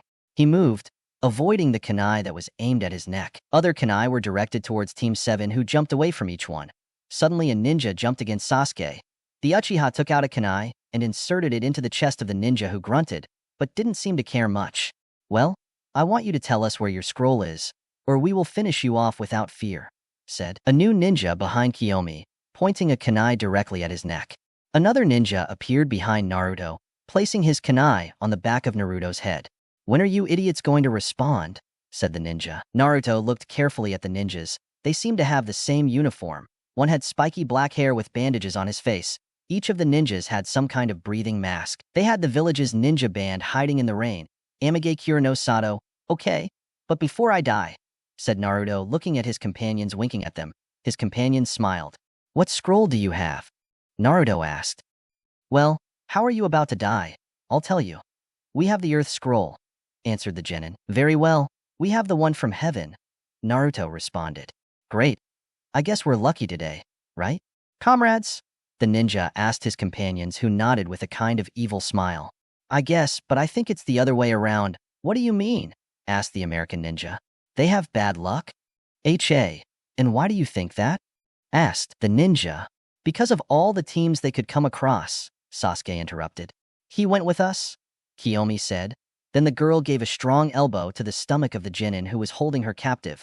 Naruto and Sasuke crouched down, sweeping their legs at their attackers. Kiyomi hit the aim ninja hard in the face, who grabbed his face. His mask had broken a little. The Uchiha girl continued with her assault. Blows fell incessantly on the body of the poor rain ninja. It was until then that he was able to defend himself a little. A taijutsu battle began between the ninja and Kiyomi, who could defend himself quite well. Sasuke hit his attacker in the stomach. Then he gave a low kick to the ninja's leg, who bent. He tried another blow, but the ninja blocked it. I don't think you should hit the jackpot, after all, if you're hurt. Left hook, and the ninja doubled up again. After the sweep, Naruto had no mercy and completely destroyed the ninja. The aim nin tried to defend himself. He attempted a straight blow towards Naruto, who crouched down and gave an uppercut to his stomach. He kicked directly in the stomach, and the aim ninja was hit, pushed back. However, Naruto grabbed his arm and pulled him towards him, elbowing him in the chest. Kick combo. He gave a right kick to the genin's side. With the same leg, he gave a high paw, turned on his axis, and gave a spinning kick with his left leg. Kiyomi pushed his opponent against a tree, threw some kunai and shuriken which buried themselves in the skin of the genin, who screamed. Although his pain was reciprocated by another blow to the stomach that embedded him further into the tree. Kiyomi grabbed the genin's arm and lifted him up, passing it over his body, and gravity continued with the work. The genin fell hard against the ground, creating a small crater. Sasuke grabbed the genin's arm and bent it in a lock that fractured the genin's arm. Kneed him in the stomach, and that's it. The genin fell to the ground. What the hell? Said the genin on the ground. I guess they got too trusting, Sasuke said, taking a small breath. Okay, now, tell me where the Earth Scroll is, said Naruto. Fuck you. I won't tell you. The genin shouted. Well, you see, you didn't need to tell me anyway. Naruto looked in the pockets of the genin on the ground, who tried to move. But Naruto quickly pulled out a kunai and pointed it at the genin's neck. I don't think you want to do that. Sasuke and Kiyomi began to search through the clothes of the other genin who were passed out. Here it is, Kiyomi said, finding the scroll in one of the boys. Well, I guess now we have to. Other kunai headed towards the boys. Another team, really? Sasuke said, somewhat annoyed. Naruto looked at the ninja band. Apparently they are ninjas from AIM 2. How many of those ninjas came to this exam? Kiyomi asked, annoyed. Since we will have to defend ourselves, Naruto took out a scroll from which he unsealed his sword and Sasuke's. At the same time, east area of the Forest of Death. Konoha's teammate was not always very efficient. Kiba and Hinata were good at taijutsu, especially Hinata, who came from the Hyuga clan of Konoha. However, Kiba is blinded by his attitude of being the alpha, while Hinata, she was very gentle. She wouldn't be able to hurt even an ant. Shino was the cool head. He was the most intelligent and the calmest. He was a good strategist and was also very skilled with his insects. Kurenai helped her team as best he could. He dealt with Kiba's attitude and helped Hinata to have more tenacity when it came to fighting. Shino was fine, but something she was undoubtedly proud of was the tracking ability that her team, Kiba and Akamaru with his sense of smell, Shino with his insects, and Hinata with his Byakugan. Currently the team was jumping from branch to branch. It was already very common at this time. However, the three stopped in some bushes in front of a clearing in the immense forest. The reason? Easy, there were two teams in confrontation. Or so they were led to believe, since they were only seeing each other directly. One team was the rain team, and the other team was the sand team. Well, said one of the rain team, how about you give us some parchment? So we can save ourselves the trouble of having to beat them up, arrogance flying around him. I'm not interested in you, Gaara said, turning around. Hey, I'm not done with you. You'll regret underestimating us. The three rain ninjas threw their umbrellas into the sky. Ninpo, Juro Senbon, said the lead ninja. The three umbrellas began to spin rapidly, where suddenly Senbon began to emerge from the umbrellas, a strange current of wind making them spin around their target. which was currently Gaara. You're finished, left, right, up and down. No matter where you move, the needles will catch you. There is no blind spot in this jutsu. Gaara closed his eyes, no expression on his face. Now, the ninja shouted. All the Senbon headed at high speed towards Gaara. A cloud of dust rose up covering the impact point. Heh, laughed the ninja. The dust cloud dissipated, revealing a shocking scene. Gaara was being protected by a kind of sand dome.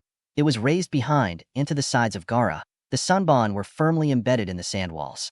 The rain ninja picked up his umbrella again. However, he had a shocked face. He couldn't believe what he was seeing. Tise, this is not over. The ninja pointed his open umbrella towards Gaara. Senbon headed towards Gaara in a threatening manner.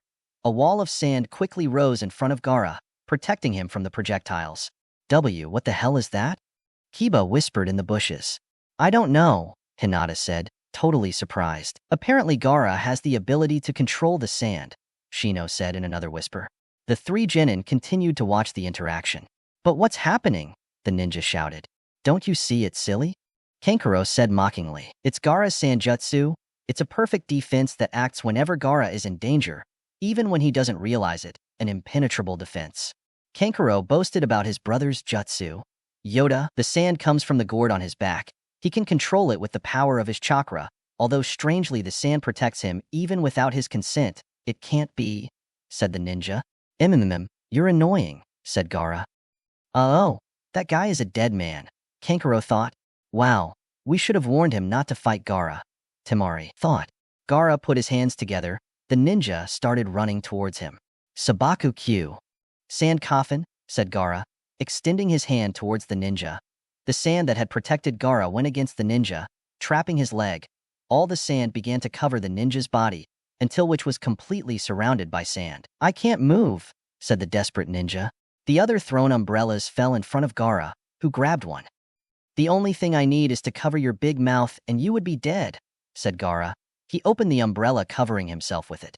But that would be slow and boring, said the redhead. While his hand flexed his fingers, Gaara raised his hand, making the sand rise into the air next to the ninja who was desperately trying to escape. Oh, let me go, said the ninja. I don't think so, Gaara responded. Gaara closed his fist. Sabaku Soso. Sand burial. The sand that held the ninja captive began to press against itself. Only the man's final scream was heard before his body was completely crushed by the sand. A bloody rain fell on Gaara, who covered himself with the umbrella. The ninja's companions had a scared face as their friend's blood covered them. Team 8 looked disturbed at the scene before their eyes. To take the scroll, said one of the rain ninjas, releasing the scroll from the sky, leaving it on the ground. Forgive us, said the other. Gaara extended his hands towards the ninjas. The poor people suffered the same fate as their partner. Hinata covered her eyes with her hands. She couldn't bear to see that massacre again. We have to get out of here, Kiba said, turning around surreptitiously. Where do you think you're going? Gaara said. He had noticed the boy's presence. D-damn, Kiba thought. Gaara extended his hand towards Team 8, who couldn't move due to fear. Very well, Gaara. That's enough, said Kankuro, standing in front of Gaara. They are already innocent. They have nothing to do here, said Kankuro seriously. Don't tell me what to do, Gaara said. Tisk. Kankuro growled and grabbed Gaara by the belt where the pumpkin was tied. Sometimes you have to pay attention to what your older brother says. You hear me? Kankuro said, annoyed. It's a shame that I don't see you as a brother. If you get in my way, I'll kill you, Gaara said without emotion. Tisk. Gaara let go of Kankuro and extended his hand towards where Team 8 was. Oh, listen, Gaara, you don't have to treat us as if we were your enemies. Let this go, okay? Do it as a favor for your older sister, okay? Temari said, putting his hands together. Gaara stretched out his hand, closed his fingers a little. Sand began to accumulate little by little.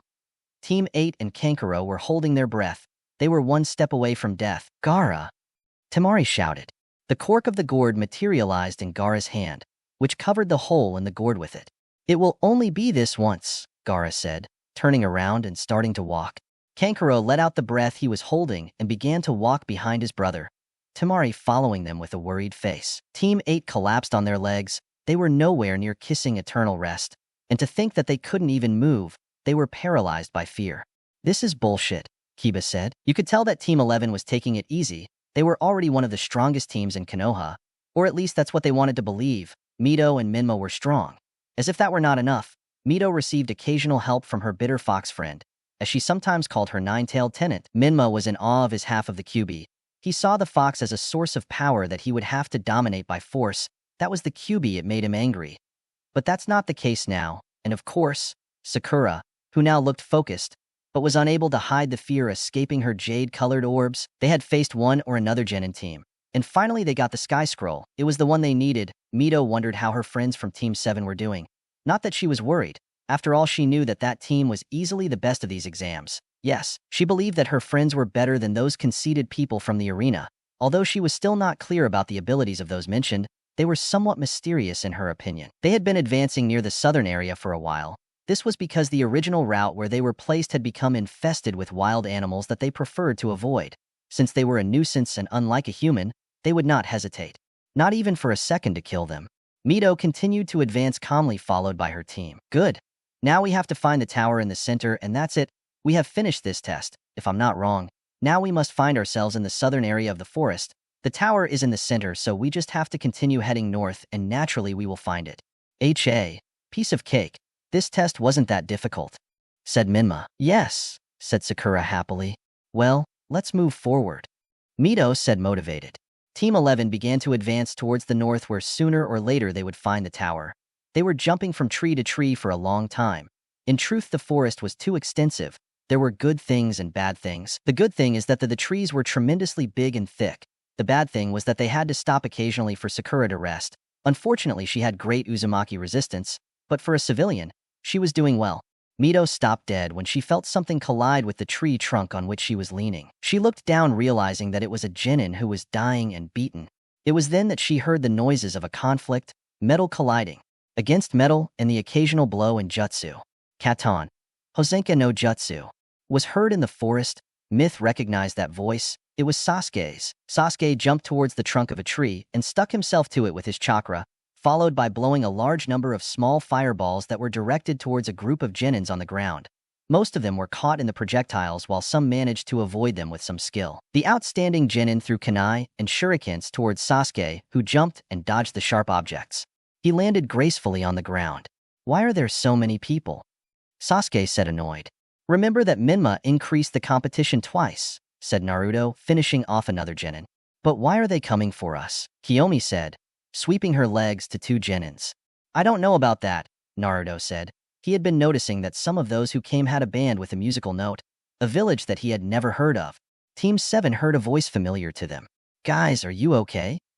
Mito called Team 7. Mito? What are you doing here? Kiyomi asked, happy to see her best friend. Well, I was jumping from tree to tree until an unfortunate crash against the trunk, he said. My fault, said Naruto. The blonde girl looked at all the unconscious bodies. What the hell happened here? Asked Mito. Well, these unfortunates didn't stop attacking us, so we defended ourselves, said Kiyomi. And for some reason they only come for us, Sasuke said. And now we have a pile of scrolls of both forms, said Naruto, pointing to a pile of scrolls of heaven and earth. Wow, those from Team 11 were surprised. Well, but now we can go towards the tower together. After all, both teams have the scrolls we need, said Myth. Yes, we should go together, said Kiyomi, starting to jump from a tree with her friend. I don't see the problem, said Sasuke, starting to jump. Minma growled and began to move too. Sakura and Naruto started jumping. They were jumping for a long time. Naruto was thinking meanwhile about the words that the QB said to him. It smells like snakes. It smells like snakes. What do you mean by that? Naruto thought. I don't see the point. Generally the smell comes from something we normally relate to. A blacksmith smells like iron. A cook smells like food, although of course, there are also perfumes to hide the smell. But that's not the point. Case, it could be that the smell of snakes has to do with something you relate to. That has to be it. It could be, wait. Naruto almost crashed into a tree. Hey, are you okay? Sasuke asked, looking back. Yes, don't worry, I'm just thinking, he responded with a smile. PFFF, well, I never worried, Minma said, avoiding her sister's annoyed look.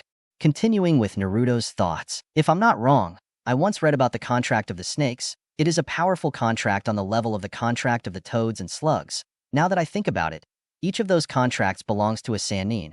The one of the toads belongs to Jiraiya, the wise toad. The one with the slugs belongs to Princess Tsunade, and the one with the snakes belongs to... Wait. Naruto's heart started to race.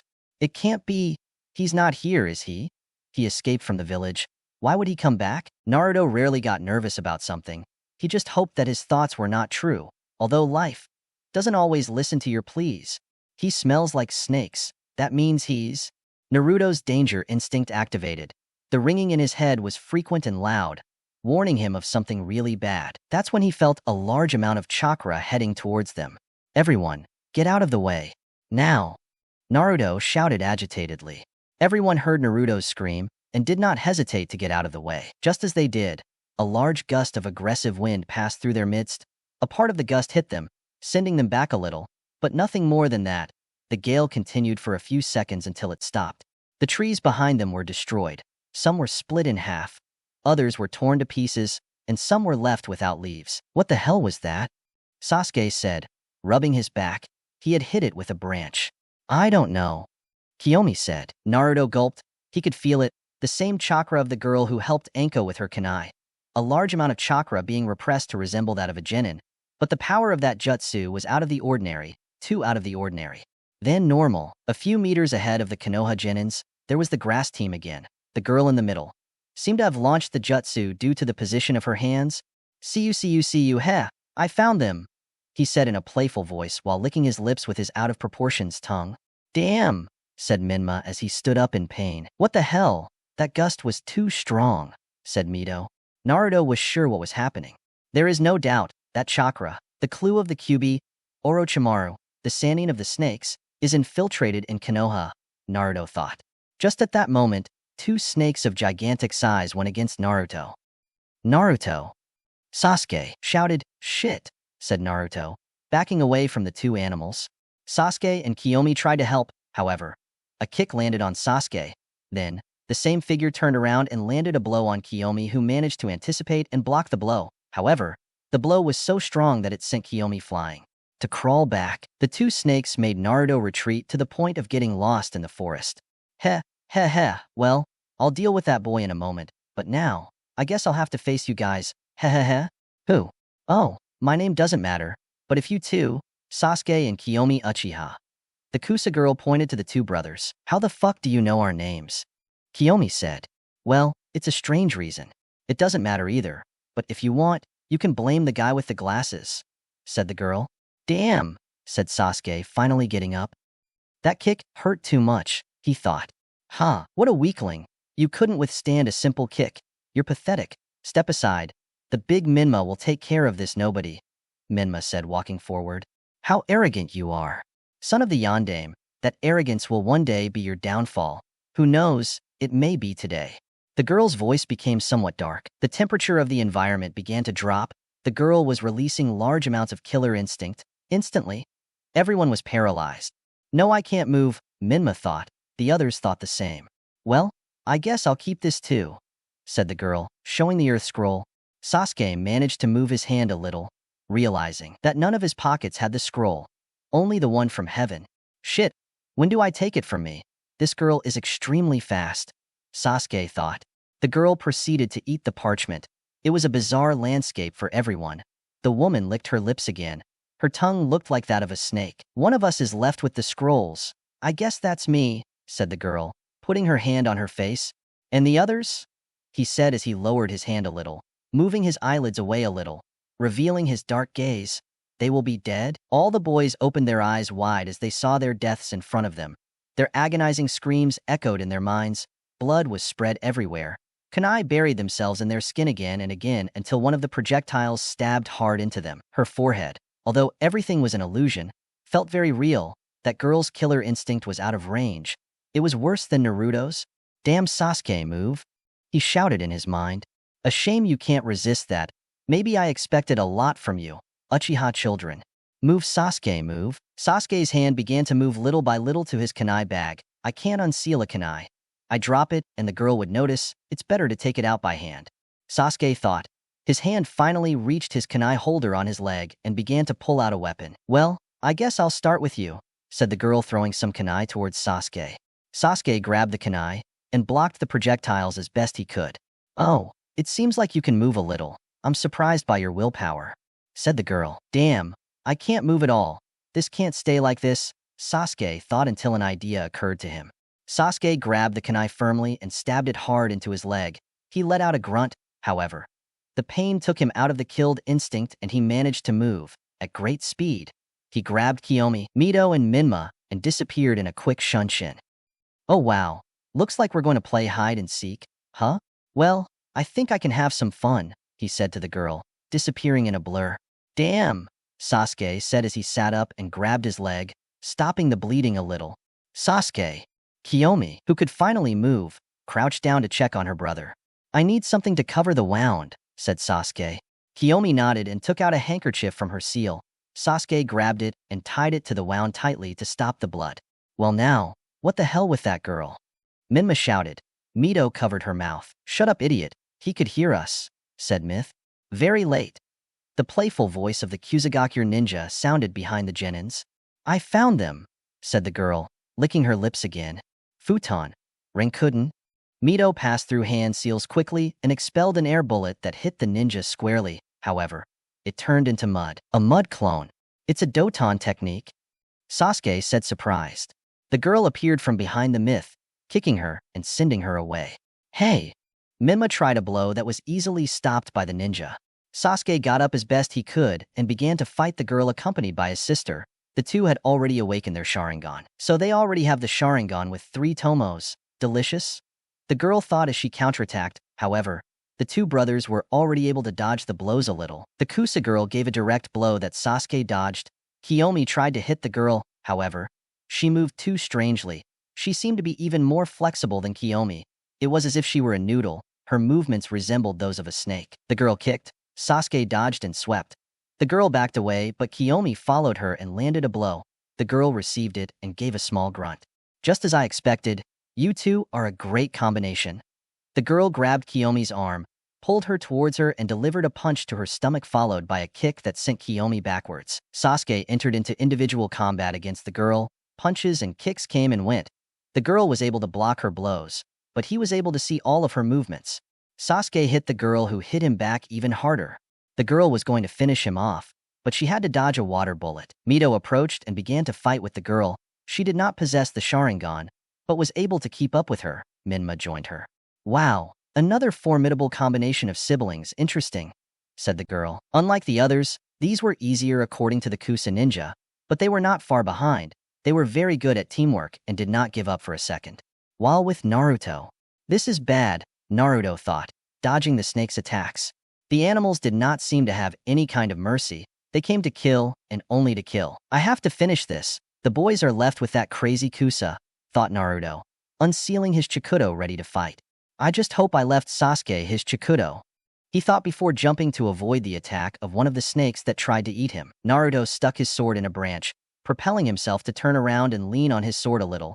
Just below him, the large snake tried to eat him again.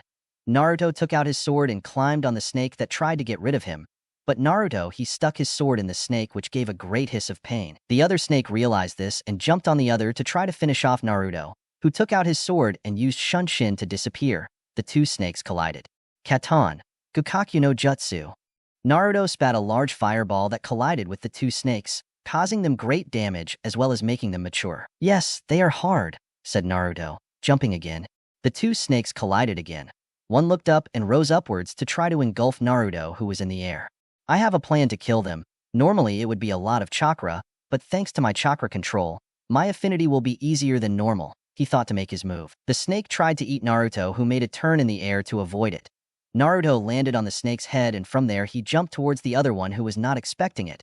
Naruto grabbed his sword, 2 hands on the hilt. Without any remorse he buried the blade in the snake's eye, which hissed in pain. He took out his weapon and, taking advantage of the snake's daze, he made hand seals, futon, Kazakiri no Jutsu. Naruto extended his hands with the dragon seal. Suddenly, a large gust of sharp wind was directed towards the other sapient who was injured with large cuts. Once the jutsu finished, the animal surprisingly disappeared in an explosion of smoke. Their invocations. That means he's close. Oh shit, Naruto thought, getting tense.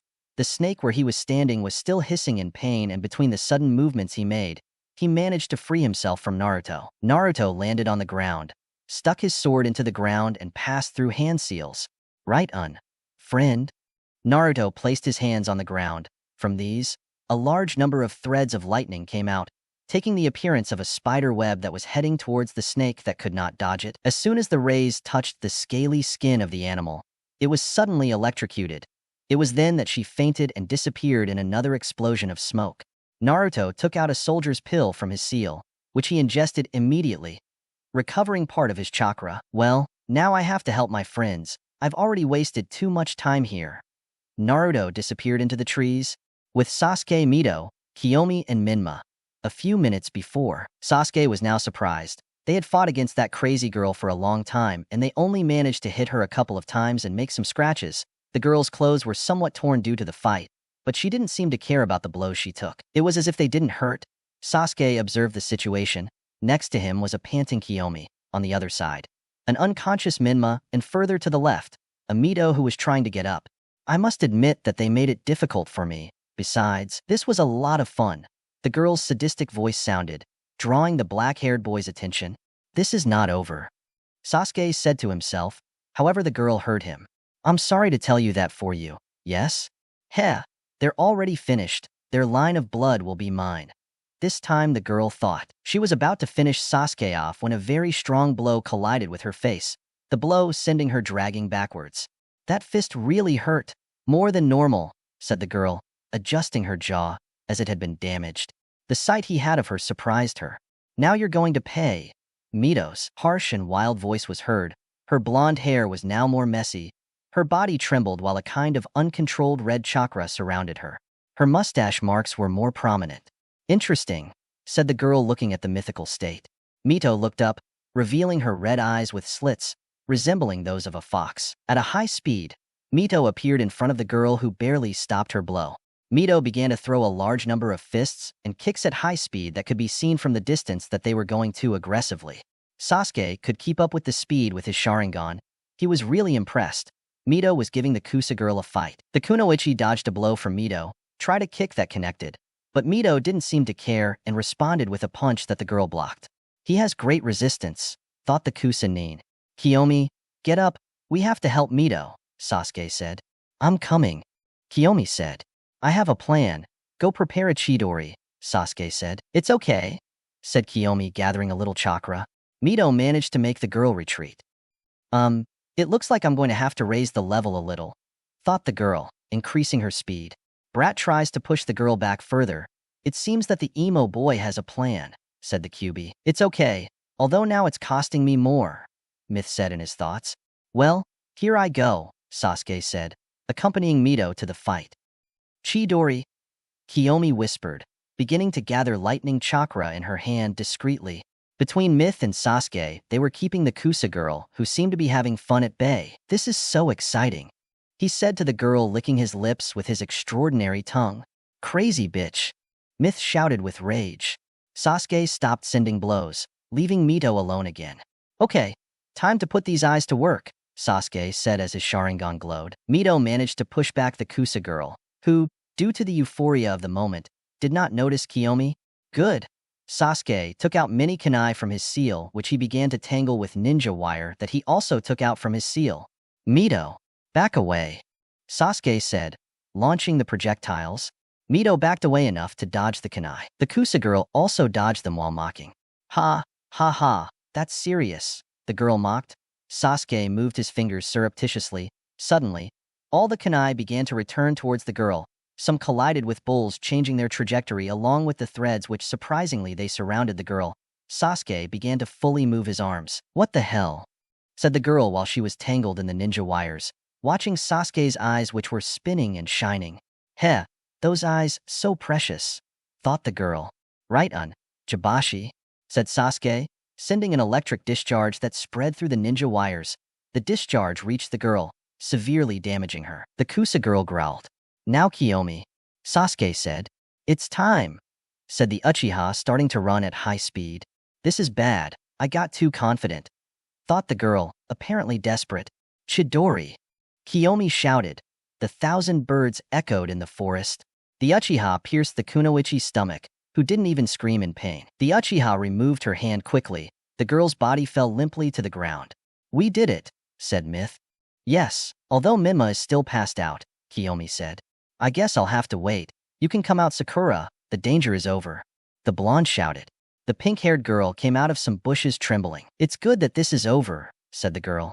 I don't think they should celebrate. The girl's voice sounded, but this time it was deeper. The Kusa woman stood up weakly, however. When she was upright, she opened her mouth in bizarre proportions. Very strangely, hands came out of the mouth, which grabbed the lips and opened the orifice further. The body of the woman. The girl was apparently deflating while another figure came out of the mouth, the same girl, but when she turned around, she showed paler skin. In addition to her face appearing to be torn while showing that one of her eyes was yellow with pupil slit and thin, like a snake. In addition, a liquid was slipping from his body that at first glance looked sticky and disgusting. What the hell? Sasuke was dismayed. He had never seen or imagined anything like it. The least he could compare it to was a snake shedding its skin. That was disgusting, said Kiyomi, who was once again paralyzed. Mito had no room for his surprise. Minma was still fainted. Well, I guess I have to finish them now. The girl's voice sounded too deep and dark, but at the same time playful.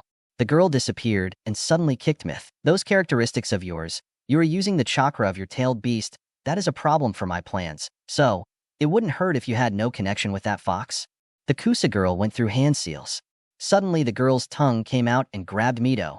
Lifting her up, the Kusa nin finished the seals. Fuinjutsu, Gojio Fuin, said the girl, opening the palm of her hand. At the tip of the 5 fingers appeared 5 different kanji that were surrounded by a kind of purple fire. The girl slammed her fingers together with great force. Against Myth, who screamed in pain. Immediately the Kyuubi's features disappeared. The girl threw away a fainted Myth. Unhappy, Kiyomi shouted, trying to hit the woman, but she received her with a kick that sent her away. What's the point? You guys are already very tired, said the girl with her man's voice. Only you are left. The boy Naruto is busy with my pets. Besides, marking him would be too difficult, so I will stay with you. An Uchiha with great potential just like Naruto, said the Kusa nin, who made a strange hand seal, crossing his index fingers behind his middle fingers. Sealing art, cursed seal of heaven, said the girl. Her neck extended to incredible levels. She grew some fangs. Damn, I can't move. Sasuke thought. Accept your destiny, Sasuke Uchiha, said the girl, about to bite Sasuke. However, a kick landed on the girl's face, who went flying. Sasuke, are you okay? Naruto's serious voice reached Sasuke's ears. Naruto? Sasuke said. Naruto just nodded and approached Kiyomi. Sasuke followed him. Naruto knelt next to Kiyomi and helped her up. Guys, I need you to take Minma and Mito with Sakura to a safe place, said the black-haired man with blue tips. What? Are you crazy? And leave you alone with this maniac? Said Kiyomi. Kiyomi, from the last thing I saw, the girl wants something from us. Besides, you and the others are tired and hurt. I'm sorry to tell you this, but you would be another burden. Leave this to me, okay? Said Naruto. Don't worry. But, Kiyomi, he's right. That girl wants something from us. It's clear that she's not the Royo. Otherwise she would have left or killed us. It's dangerous. Besides, we're a burden now, he said, Sasuke clutching an injured arm. Kiyomi hesitated for a moment, her body trembling, her mouth twitching. Kiyomi, said Naruto, who did not finish as he was hugged by the girl. Just come back, okay? Okay? That girl is very dangerous, said the girl, holding back the urge to cry. Don't worry, I promise you that I will return. I will not go back on my word. That is my ninja way, said the boy, reassuring Kiyomi. Kiyomi nodded and broke the hug for a moment, wiping away some of the blood that Naruto had on his face with his thumb. It was the blood of the sapients he defeated. Take good care of yourself, Naru, said Kiyomi, and then turned around and went to pick up the others with Sasuke and Sakura. It's been a long time since no one told me like that. Heh, I guess I'm very special to you. Although you are also special to me. All of you are, Naruto thought, watching as Sasuke carried Minma and Sakura helped Kiyomi. With Myth, the group disappeared among the trees. I promised him. I'm going to protect them even with my life. Wow, until Naruto-kun appears, said the girl, although she no longer knew exactly what it was. Anyway, she was getting up. That blow was very strong, worthy of a prodigy like you. The girl licked her lips. You don't have to hide anymore. I know very well who you are, said Naruto seriously. Heh, I should have expected it from you. Naruto Kukuku? What do you want? Orochimaru, said Naruto. Kukuku, I just want those little eyes of yours. Well, They could also be those of your black-haired friends. I won't let you lay a single finger on them, said Naruto, annoyed, preparing for what was to come. Although you are very special, come, fight with me. Show me the power of the Senju and Uchiha blood in one. Senju Uchiha Naruto. Orochimaru was overflowing with happiness and ecstasy. He was about to taste the perfect specimen. Or at least that's what he called it. You will eat your words, said Naruto, taking out a kunai and placing it in his mouth. The time has come to fight seriously, he thought, preparing for what would be one of his greatest challenges. Come, fight with me. Show me the power of the blood of Uchiha and Senju in one. Naruto Uchiha Senju. You will eat your words. It's time to fight seriously, Naruto thought, and then placed a kunai in his mouth. Sharingan active. That look, so tenacious and confident. I like it, said Orochimaru. Confident? Heh. The black-haired man couldn't say if he was confident. His hand was trembling. Perhaps it was fear? Come on, Naruto. You can't fail now. If you let it happen, he will go after Sasuke or Kiyomi. Even who knows what he would do to you. You shouldn't let that happen. Orochimaru bent his posture slightly as he opened his arms. I'm waiting, he said anxiously, his out-of-proportion tongue passing over his lips. You can't stay paralyzed now. You promised you would protect them. You promised him. The image of Itachi passed through Naruto's mind. I know you have become strong, Itachi. My goal is to find you and know the truth about what happened that night. But Naruto got into a battle pose. How will I be able to face you if I'm not able to face this guy? Naruto closed his eyes and took a long breath. It's time, Naruto thought as he opened his eyes and showed his Sharingan shining. A leaf from a tree swayed gently. A strong breeze passed, making it sway faster until it finally fell from its place. It fell softly and patiently as the breeze played with it. It continued falling until it reached to a small lake, where he finally rested. At the moment of touching the crystalline water, different slingshots spread through the liquid. Starting the combat, Naruto launched himself at high speed against Orochimaru, who received him with a blow that Naruto dodged. This attempted an uppercut that the snake Sannin blocked. The two stared at each other for a moment until they began to quickly exchange blows. Naruto grabbed the Sannin's fist and then landed a right hook on Orochimaru's side, who grunted. Yes, it is more effective, plus its physical strength is incredible. Orochimaru tried a blow that Naruto dodged by crouching down, trying to sweep his legs at the snake, who managed to dodge it by stepping back, however, gaining momentum from the ground. The Uchiha jumped, giving a great flurry of kicks to Orochimaru, who blocked them all. Or so I believed until he tried a direct hit. Naruto turned in the air and grabbed Orochimaru's arm. He supported himself on the ground and, taking another jump, he kicked another kick in the Sannin's chest. The black-haired man opened his eyes wide when he saw that the blow did not seem to have affected the snake, who gave a merciless blow to the poor exposed stomach of the Uchiha. However, Naruto endured the pain as best he could, and with great force he kicked with his another leg. The kick was so strong that it seemed that Naruto was propelled against a wall. Orochimaru stepped back while Naruto, being in the air, unsealed several kunai and threw them at great speed with deadly precision. Among them was the kunai that before it rested in his mouth. It's different, Orochimaru thought as he dodged the projectiles quite easily and gracefully. Naruto pushed himself between the trees. There came a point where he leaned heavily on one and took a big jump, directing a kick at Orochimaru, who blocked it. Naruto was deflected, but by turning in the air he managed to recover. Although he had to move quickly, Orochimaru went through hand seals. Futon. Shinkigyoku. Orochimaru launched the air projectiles that cut everything in their path. Naruto performed evasive maneuvers by jumping and retreating, doing acrobatic somersaults. Between his evasion, Naruto leaned on his arms and took a big jump. One of the projectiles hit his leg, causing a cut. The Uchiha landed as best he could, but he didn't wait for Orochimaru's attack that sent him crashing into the ground. Trunk of the tree they were fighting on. Orochimaru tried to finish off with another blow, but Shunshin. Naruto disappeared from his sight for a moment. So elusive, but don't think I'm that stupid, said Orochimaru, stepping back, dodging Naruto's axe kick, which upon impact with the branch broke the bark. Orochimaru attempted a spinning kick. Naruto bent his trunk, dodging the attack. He jumped back while performing hand seals. Katon. Hozenka no Jutsu. Naruto launched multiple fireballs from his mouth.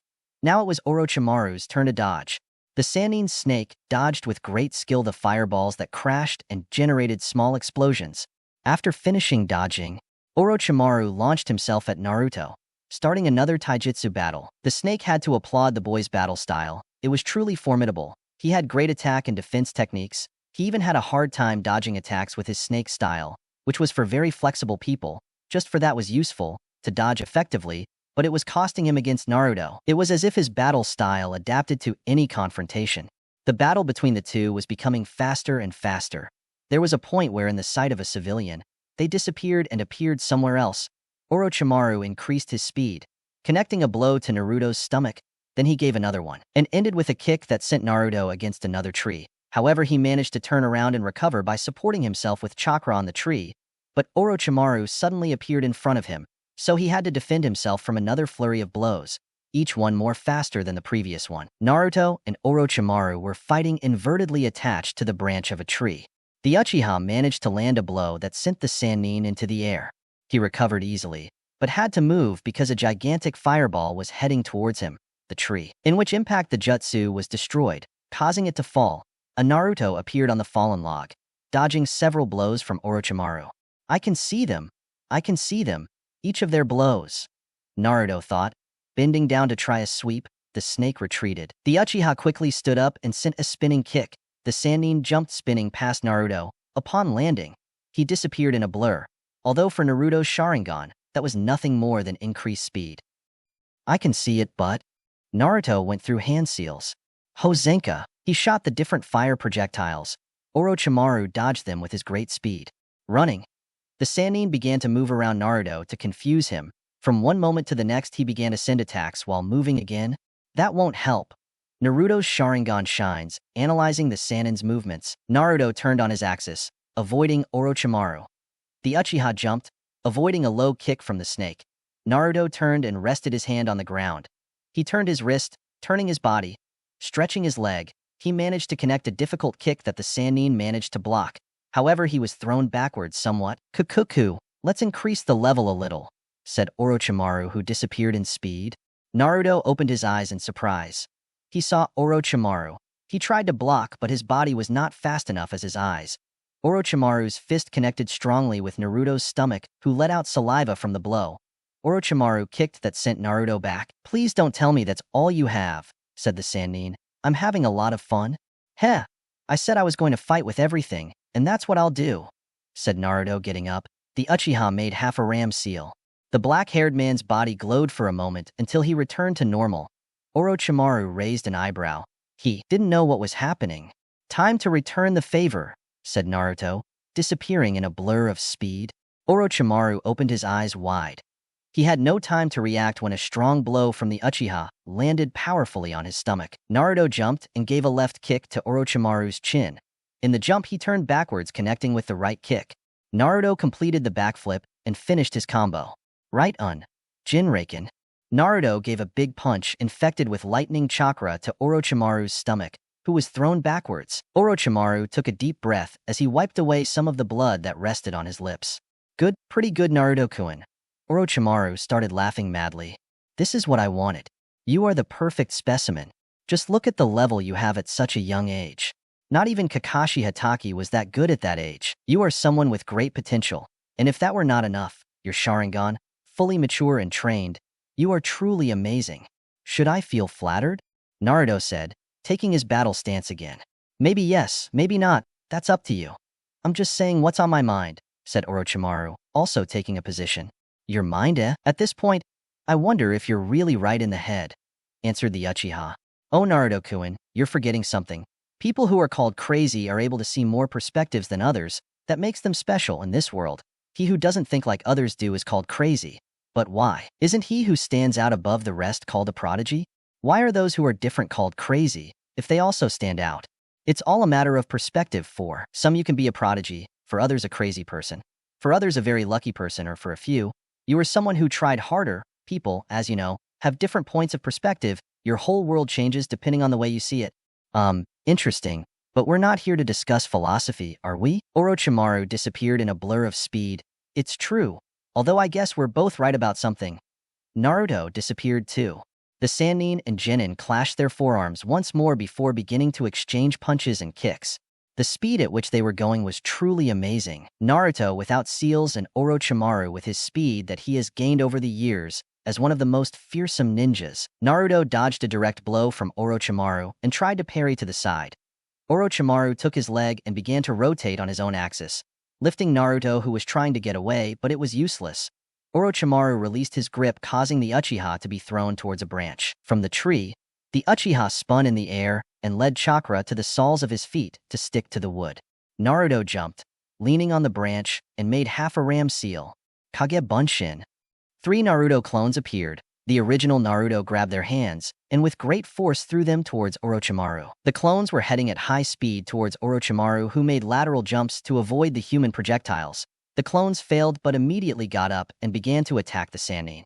Orochimaru expertly dodged the clones' blows, which increased his speed. Orochimaru swept, dispelling 2 of the clones. The last clone gave everything he could to not be dispelled so easily. The Sannin hit the clone, who before dissipating managed to make another clone that grabbed Orochimaru from behind.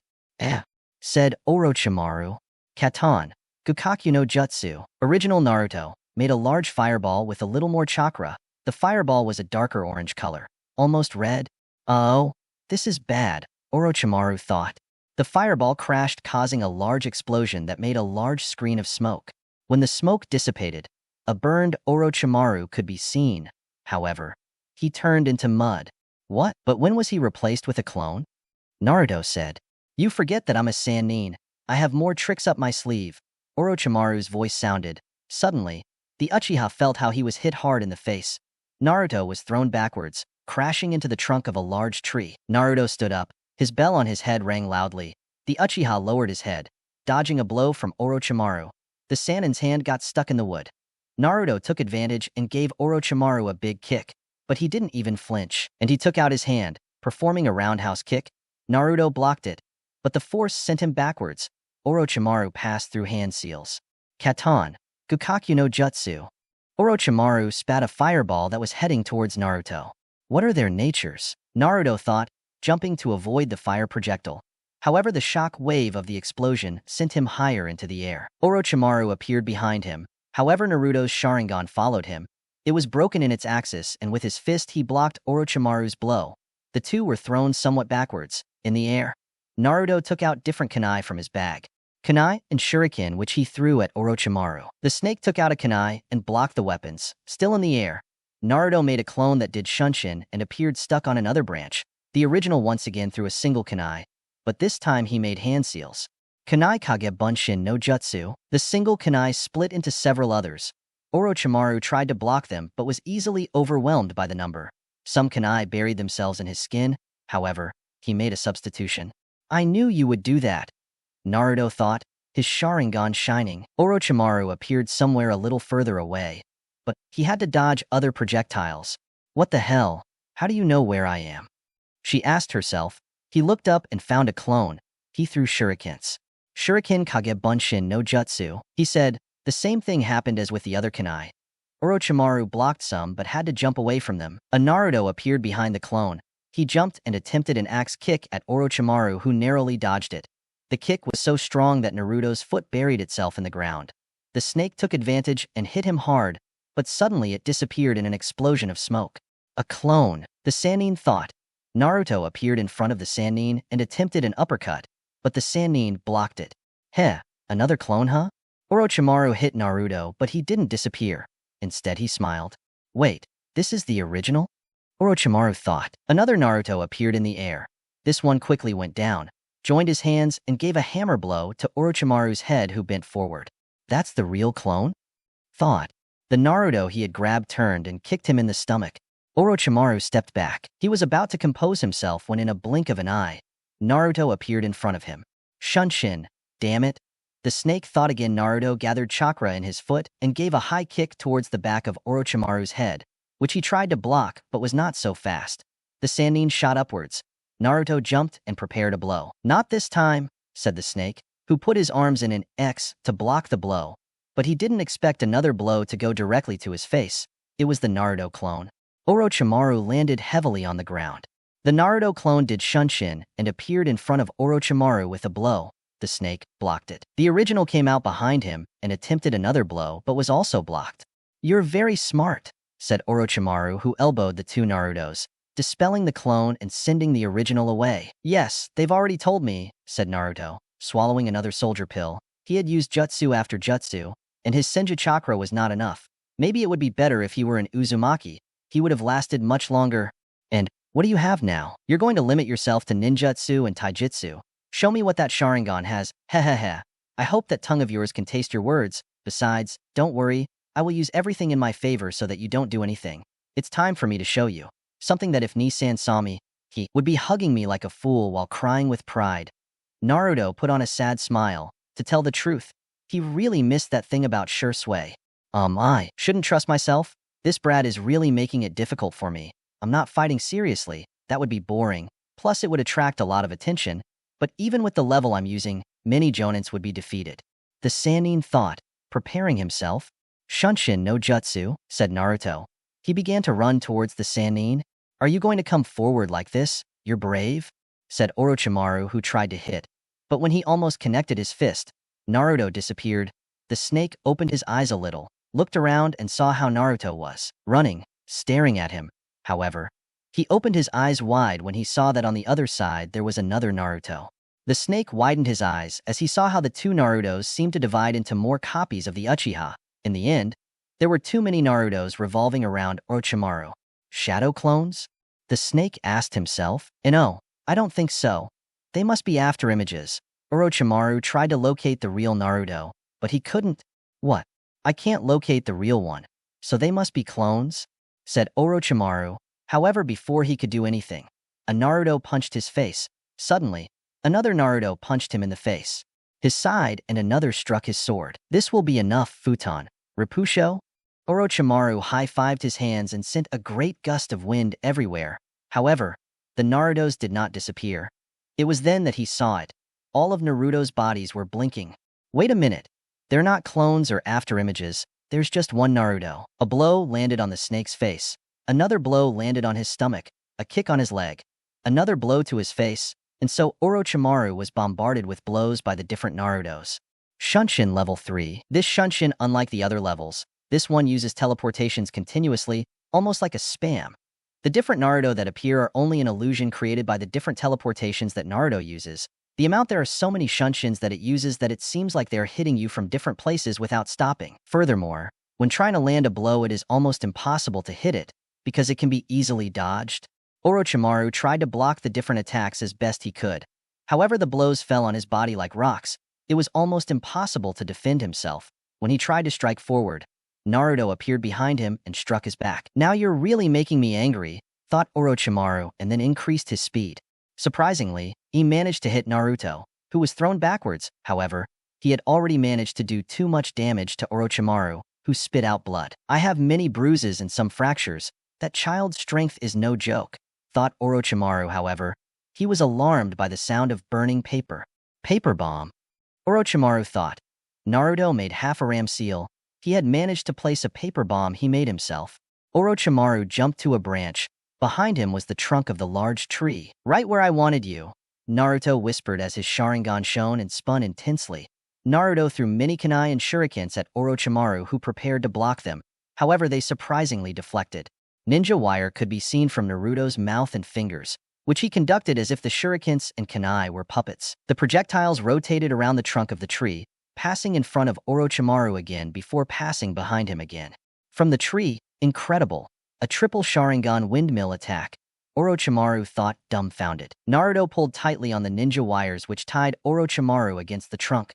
The wires squeezed tightly, hurting the Sannin's skin. Naruto prepared himself. He had the Sannin right in his trap. He would do a lot of damage with the next jutsu. This is bad, very bad, Orochimaru thought, alarmed. Naruto planted his feet strongly on the branch where he was standing. He was a few meters above Orochimaru. He tightly squeezed the wire that he had in his mouth, which was connected to the other wires that had tied the Sannin. As best he could, he performed hand seals. Katon. Naruto gritted his teeth as a bit of smoke came out of his mouth. Ryuka no jutsu. Naruto thought. A strong burst of fire escaped from Naruto's mouth, which was conducted through the ninja wires to Orochimaru. The fire was aggressively directed towards Orochimaru that the only thing he could do was wait for the attack. The really hot fire collided strongly with Orochimaru, who screamed in pain. The tree trunk was charred as the fire surpassed him. With the others, a few minutes before, Kiyomi, Sasuke, and Sakura had been jumping for a long time. Sakura helping Kiyomi with the fainted myth. While Sasuke carried Minma, Sakura couldn't ignore the worried face of the Uchihas. Kiyomi's was more prominent. She seemed scared. She couldn't do much, other than give comforting words. Guys, calm down. Naruto is very strong. I'm sure he can beat that crazy woman. Sakura didn't hear a response from Kiyomi. She looked ahead where she saw Sasuke smiling at her. Thank you, Sakura. Really? Sasuke said. He had caught Sakura's intention. He turned his head. Although beating her, that is very unlikely. Sasuke thought. The group of boys stopped for a moment when they saw a clearing in the forest. There was a giant tree that seemed to have a giant hole, which at the same time seemed like a comfortable place in this shitty forest. Words from Sasuke. The boys approached the place and left Mito and Minma lying down. Minma seemed to be fainted, but Mito seemed to suffer while she was fainted. Sasuke opened the myth close a little in the stomach area. What are you planning to do, Sasuke? Kiyomi asked. I'm just going to check something. It seems that crazy Kusa did something to the myth seal. I may not know much about Fuinjutsu like Naruto, but at least I want to see if I can see something in plain sight. Sasuke looked at the myth seal. It seemed to have 5 kanji engraved around it. In addition, the part where the Kusa girl had placed her fingers was red, indicating the force with which the technique was executed. I don't know what it is, but that one looks bad, said Sasuke. We'll have to wait for Naruto to arrive. He's a Fuinjutsu master, Kiyomi said. For now we have to rest. I'm going to have to bandage this arm. It's hurt, Sasuke said while Kiyomi helped him bandage his limb. Sakura help me with this, Kiyomi. Yes, said the girl, tending to another wound. I just hope you're okay, Kiyomi thought with concern. With Naruto. Naruto had finally stopped shooting fire from his mouth. A few flames rested around him, but they quickly went out. Naruto took a long breath. And to think that this is not over yet, he said while making hand seals and biting his left thumb, spreading blood down his right hand. Kuchiyos no jutsu, said Naruto, slamming his hand against the ground. From the cloud of smoke formed a white fox with 3 well-kept tails came out. It was a messenger fox. Oh, it's you, Naruto-sama. Tell me what I can do for you, said the little fox. The Uchiha crouched down to the fox's height. I need you to go to the exit of this forest. I assure you that if you go down that straight path, you will be able to find one of the entrances. I need you to find a woman named Anko Mitarashi. She has purple hair and is dressed in a trench coat. And finally, I need you to tell him that the snake Sannin, Orochimaru, is infiltrating the Chunin exams, and that he is on the southern path to the forest tower. I need him to come with an Umbu's team if necessary, he said. Naruto. The fox memorized the information, nodded, and got lost in the forest at high speed. Well, said Naruto looking at the place where Orochimaru was, who broke the ninja wires. His body was completely burned. It seemed like he was about to crumble into ashes. I have to admit that hurt, he said with a wrinkled voice. Orochimaru opened his big mouth from which he took out another body, just as he did with the other genins. This time, the body that came out was that of the real Orochimaru. Orochimaru has really white skin, some kind of purple marks around his eyes, which were yellow with slanted pupils. His hair was still really long and straight black. You really are impressive, but Naruto opened his eyes when he saw Orochimaru disappear. He tried to block the blow that was coming towards him. However, it landed hard on his stomach. It's still not enough to beat me, said Orochimaru, starting to fight hand-to-hand with Naruto. Naruto began to feel cornered against Orochimaru. He began to use Shunshin to be able to even the balance. There came a time when Orochimaru's speed increased, landing several blows on Naruto. Naruto tried to dodge as best he could, matched his speed, and the battle began to escalate to another level. Naruto made shadow clones which began to fight alongside him, and using Shunshin, they gave the Sannin problems. Tisk. Orochimaru bit his finger. Kuchiyos no jutsu, said Orochimaru, summoning a snake that began to fight against Naruto. The snake dispelled the clones and took Naruto away, making Orochimaru lose sight of him for a moment. Ugh, I must admit that I've gotten a little tired. I don't have as many chakra reserves as an Uzumaki or Senju, but the years of training have helped me, said Orochimaru. However, he was surprised at having to dodge an attack from the snake he summoned. What? Why is it attacking me? Even if it were blind, it would recognize me by my smell, thought Orochimaru. But he saw the eyes of the snakes, which were not normal. They were red eyes with 3 atoms. Now you use Genjutsu, huh? Orochimaru said, dodging the snake's attacks. Naruto was breathing a little. I have a plan that might end him. I haven't used this in a while. I guess it's time. After all, I said I would use it to protect the ones I love, no matter how harmful it may be. The Uchiha thought. Orochimaru had no choice but to dispel the snake. Eventually the Genjutsu would be removed, although it was quite annoying. The Sannin dodged a kick from Naruto. The Uchiha introduced him into a taijutsu battle. In the middle of the battle, the Uchiha threw some dirt that he had in his hand into Orochimaru's eyes, who was unable to react and received the dust in his eyes. He grabbed them in clear annoyance and received a kick from Naruto. Orochimaru rubbed his eyes and opened them slowly. He looked a little irritated at Naruto. However, he made a mistake. He looked directly into the boy's red orbs. Megan, Jigaku Ino Tabi, demonic illusion, journey to hell, whispered Naruto, who in Orochimaru's eyes turned into crows. Orochimaru's world turned 360 degrees. Everything around him turned red with a kind of dark mist. Around Orochimaru, many copies of him were dead on the ground, giving off a bad smell. The puddle was blood was directed towards one last copy of him, which was standing. However, his face was covered by a veil that did not allow him to see it. This is just a Genjutsu, he said to himself as he exploded his chakra to free himself from it. The world flickered a little, but nothing else happened. What? Why doesn't it work? Orochimaru exploded his chakra again.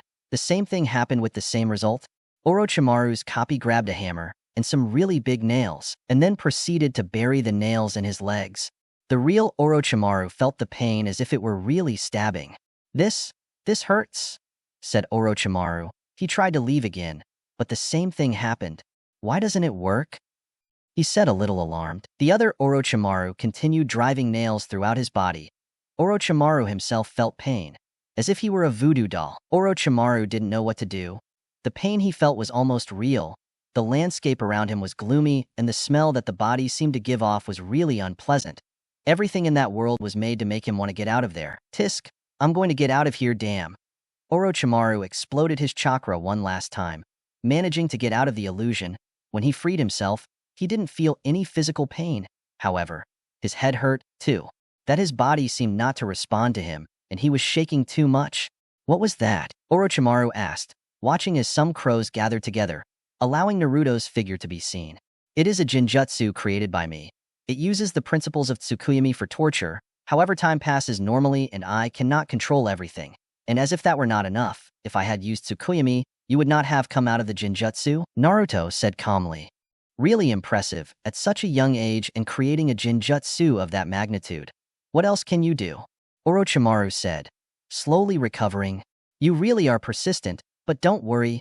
Naruto closed his eyes. I'll show you what I'm capable of. Naruto opened his eyes. The tomos of his Sharingan were spinning strongly. What is happening? Orochimaru asked himself. The tomos of Naruto's Sharingan joined together, giving way to a black background. However, there was a strange pattern in his eyes. A pinwheel shaped like a four-pointed vortex. And it can't be to those eyes, Orochimaru said, paralyzed. He had a little trauma with those eyes. Thanks to a certain Uchiha deserter, Naruto closed his left eye, gathering a large amount of chakra in that same eye. I will show you the power of Naruto Uchiha, said Naruto, opening his eye. A small tear of blood came out of it. His manjikyu shone too bright. Amaterasu, Naruto whispered softly. Not a second later, Orochimaru was consumed by strange black flames. The snake screamed in pain as the flames quickly burned its body. What is this? Asked Orochimaru, who was almost dying. It burns too much, he thought desperately, starting to turn to try to extinguish the flames, which did not stop and became stronger. Rot in hell, literally, said Naruto, watching as Orochimaru was dying. Although, I doubt I'll finish you off that easily. Naruto thought. I have no choice, thought Orochimaru. The snake opened its large mouth from which another Orochimaru crawled out. Not even the ashes of Orochimaru's old body remained. I almost didn't tell it, said Orochimaru, surprised. He even had some burns even though he had changed bodies. That's the power I want, Orochimaru shouted. No, he needed that power. He had researched so much about the Sharingan, but despite all his efforts, he never knew more than the name of the next one. Evolution of the aforementioned dojutsu, the Manjikyu Sharingan. All he could know was that it had an impressive power. Knowing that Itachi had achieved such power, he could not stand the temptation and had tried to take over the body of the Uchiha boy. However, Not a second had passed when he was at the mercy of the Sharingan prodigy. Now that he had the opportunity to keep a Sharingan, he never thought that his new target was possessing the power of the Manjikyu. Now, he really needed to take over Naruto's body. He has to. Naruto grabbed his left eye in clear pain. It really hurt, however. He had to dodge a blow from Orochimaru. Now that you've shown me what you're capable of, I think it's time to stop playing games for a bit, Orochimaru said somewhat seriously. Even though Orochimaru had increased his speed a little, Naruto still had his Manjikyu activated, which helped him with his perception ability. The Uchiha was able to see all the Sannin's movements. It seemed like he was moving in slow motion. However, his body continued to move at the same speed. Orochimaru gave a big kick to Naruto's stomach, which sent him flying backwards. Ninpo, Mandara no Jin, formation of the 10,000 snakes. Orochimaru lay down on the ground and opened his mouth, from which too many snakes came out with the aim of attacking Naruto, who took out his chikudo from its seal. He grabbed it and began to advance. He cut each snake that lunged at him in half. Damn, there are too many. Katon. Kane Senpu, whirlwind of fire. A large mass of fire surrounded Naruto, which began to rotate and expand rapidly, generating a small explosion of flames that incinerated all the snakes. Orochimaru had suddenly replaced himself.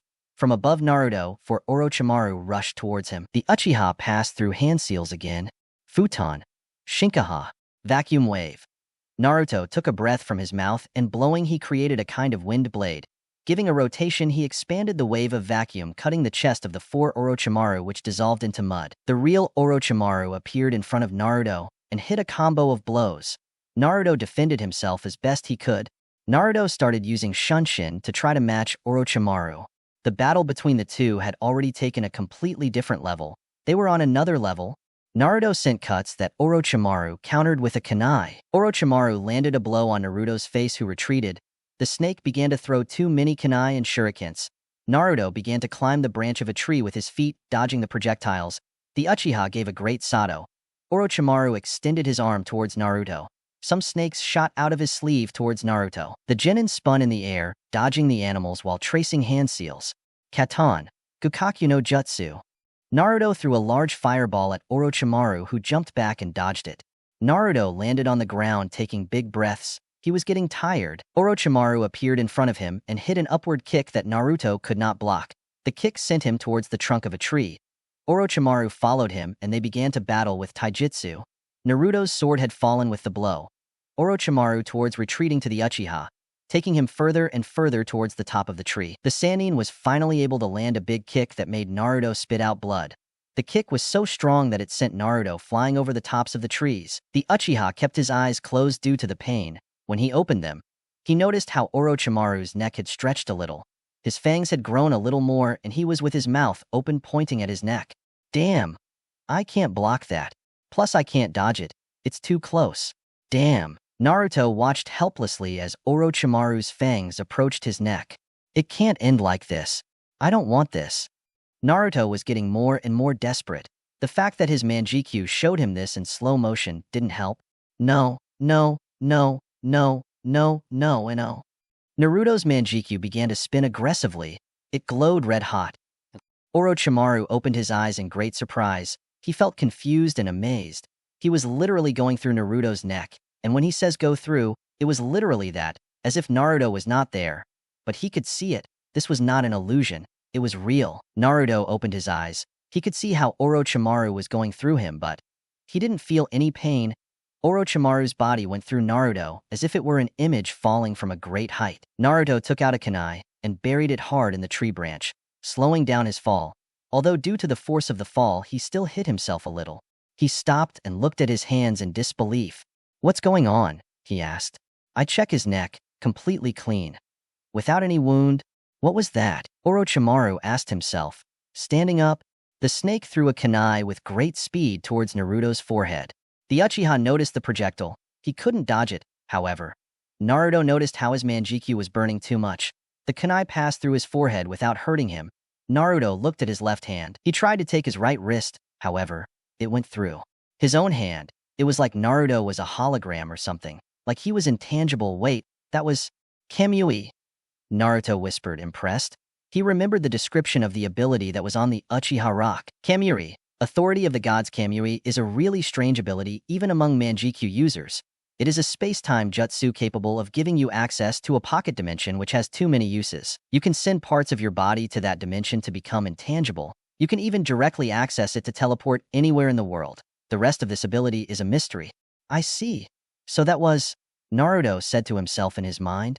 And how do I deactivate it? He asked himself. Maybe if I think, deactivate? Naruto thought that word.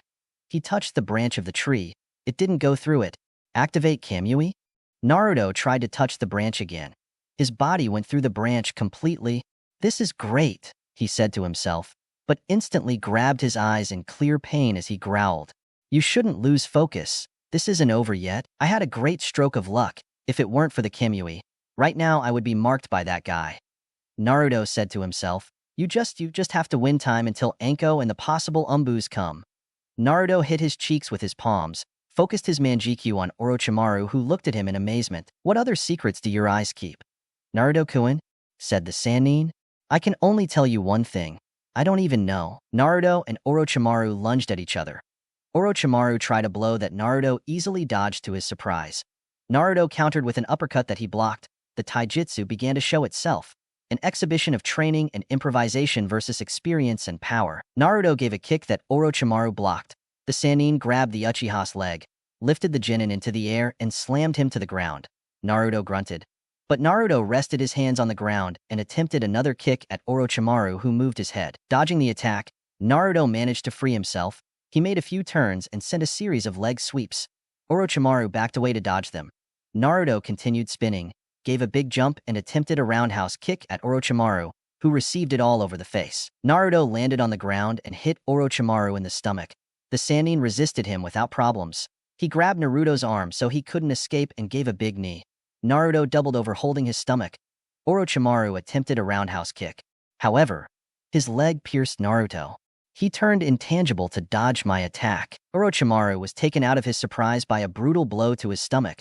The blow was reinforced with chakra. He knew it because he heard something inside him creak, and if it wasn't reinforced with chakra, he would be really impressed by the brute strength of Naruto. Orochimaru stepped back and looked at Naruto for the first time with a serious look. I guess I can't take you as a game anymore, said Orochimaru, who disappeared. Naruto managed to see it. He tried to block the blow, but it was connected. I'm already wasting too much time here. Orochimaru began to beat Naruto, who was defending himself as best he could. He was even becoming intangible for a few seconds, avoiding most of the attacks, but the excessive use of his Manjikyu was collecting bill. Damn. Naruto thought. Just a little more. A few minutes passed. Naruto defended himself as best he could. He was getting really tired. The worst of all was that he knew that Orochimaru had not fought seriously, but he was proud of something. He put one of them in trouble, the Sannin. But that was the least important thing to him. Naruto was pushed against a tree branch. The landscape around him was catastrophic, broken branches, and some fire. There were also cut snakes and charred earth. Naruto was breathing very heavily. He had one eye closed. Some blood was dripping from his left eye. From the shadows, an almost unharmed Orochimaru appeared. I have to admit that you are really strong. But I won this battle. I may not have fought seriously, but the level I used was enough to defeat any Jonin. Well, to be specific, any Jonin? Who am I kidding? You really gave me problems, Naruto-kun. Heh. What are you laughing at? Orochimaru said, confused. Haven't you wondered why I haven't done so much ninjutsu? Naruto said. Orochimaru raised an eyebrow. I've been gathering chakra for one last attempt. Orochimaru opened his eyes wide. He tried to dodge, but it was too late. Naruto opened his left eye, his Manjikyu glowing. Amaterasu. Orochimaru was once again enveloped in black flames. There was no other way. Orochimaru changed his body again. Now he had really used up a lot of chakra. He had replaced himself many times, and that jutsu cost him too much chakra. Tisk. Orochimaru frowned for the first time. Heh, in that face, are you angry? Naruto said mockingly. It may be. Sometimes you can be very annoying, Orochimaru said. But well, in the end I won. Orochimaru made the strange seal that he did before against Sasuke. Without, however, it was interrupted by Naruto. You're wrong, I won, said Naruto. It was then that Orochimaru heard someone's voice. Anko-san, look. It's destroyed here. They must be here. Some Umbu shouted. What are we waiting for? Let's go now. Anko's voice resonated. She sounded upset and worried. Orochimaru growled. Wow, it seems like I'm out of time. Plus, I don't have that much chakra. Well, you win for now, but rest assured this is only the first round. Naruto-kun, kukuku. Orochimaru trace seals. Reverse summon. Orochimaru disappeared in a burst of smoke. Naruto stared at that place with a lost look. My god, what happened here? Anko said. Let's just say it got out of control. Naruto said weakly. Oh my god, boy. Are you okay? Anko knelt down to Naruto's height. Not to be rude, Anko-san, but do you think I'm okay? Well, no, but you look good for someone who fought Orochimaru. We received the message from your furry friend? Anko said amused. Well, I guess I should take you out of the exam. We'll look for your team and… Anko was interrupted by Naruto. And no, I can continue. Naruto got up with great effort. But what are you saying? Don't you see how you are? Anko shouted at Naruto. Believe me, I can continue. Naruto said, smiling at her. Also, if I die, you won't be responsible, will you? Anko laughed at Naruto's statement. I have 5 days left to rest. Besides, look, I was able to stand up to a Sannin. Do you think any Genin can stand up to me? Naruto let out some Uchiha arrogance. Why, how superb. Well, I guess I'll leave you. Anyway, I don't care if you die. You are in the forest of death after all, said Anko. I'm going to tell Hokage-sama, by the way. If you discover more, don't hesitate to report it. Anko said, disappearing with the umbus. Naruto sighed. Just hold on a little longer. You have to get to them, he said while turning on his sensor sense to find his friends. 36 minutes later, location. Forest of Death, clearing in the forest. Kiyomi was starting to worry. Sasuke was resting with his shoulder bandaged. Mito seemed to be sick. Well, she was basically passed out with a fever, while Minma seemed to be passed out, nothing more. Sakura was curled up in a ball with a thoughtful face. Kiyomi didn't like any of this. At what point did everything change? That didn't matter now. It had already happened and Naruto was left fighting against that powerful, crazy woman. Kiyomi turned on her senses when she saw how a bush moved. She came out of the tree with a battle pose, ready for any danger. However, her eyes widened when she saw the person who had her worried. Naruto-kun? She said, surprised. She observed Naruto's deplorable state. Blood was dripping from his left eye. He had bruises and some cuts, one deep on his leg. In addition, he also had his clothes dirty and was clutching his stomach. Hello, Kiyomi, said Naruto, smiling weakly. I finally found them. You don't know how much I wanted to get there. Naruto-kun, you survived? Kiyomi said happily. Heh, yes, but please, son, I just want to rest. Naruto began to fall forward. Kiyomi moved at great speed and caught Naruto. The boy's head rested on Kiyomi's chest. You really are very strong. Kiyomi carried Naruto with effort and laid him on the ground. Kiyomi responded with regret as Naruto had sacrificed himself for them to escape. Unlike us. Kiyomi heard Naruto's weak voice. Don't even think about saying that you are weak. You are very strong. Remember that we will always need help, but if you stop believing in yourself, your strength will be worthless. Kiyomi, have I never told you that you're very pretty? Naruto said weakly. Eh? Kiyomi blushed. Apparently, Naruto no longer meant what he was saying. Heh, I guess I'm really tired. I trusted you to protect me while I take a nap? Naruto's head lowered, indicating that he had fainted. You trust me, huh? Besides, I'm very pretty too? Kiyomi leaned a little, placing a soft kiss on the Uchiha's forehead. I promise you that I will protect you too. Besides, you are also very handsome. Kiyomi stood up, observing that Sakura was staring at her. You didn't see anything, okay? Kiyomi said threateningly. Why, yes, said Sakura, sitting down again. Will you help me set up some traps, yeah? Sakura nodded. Heh, who knew these exams would get so difficult? Well, I guess we have to keep going. Ugh, we're finally done, yeah. Kiyomi and Sakura lay down on the walls of the large hollow of the tree, somewhat exhausted. They had been setting traps around their location, in case any team dared to attack them in the terrible state they were in. Mito and Minma completely fainted. Sasuke injured and at the same time asleep. And to top things off, a Naruto in a deplorable state after having fought hand-to-hand against the Sannin of the Snakes.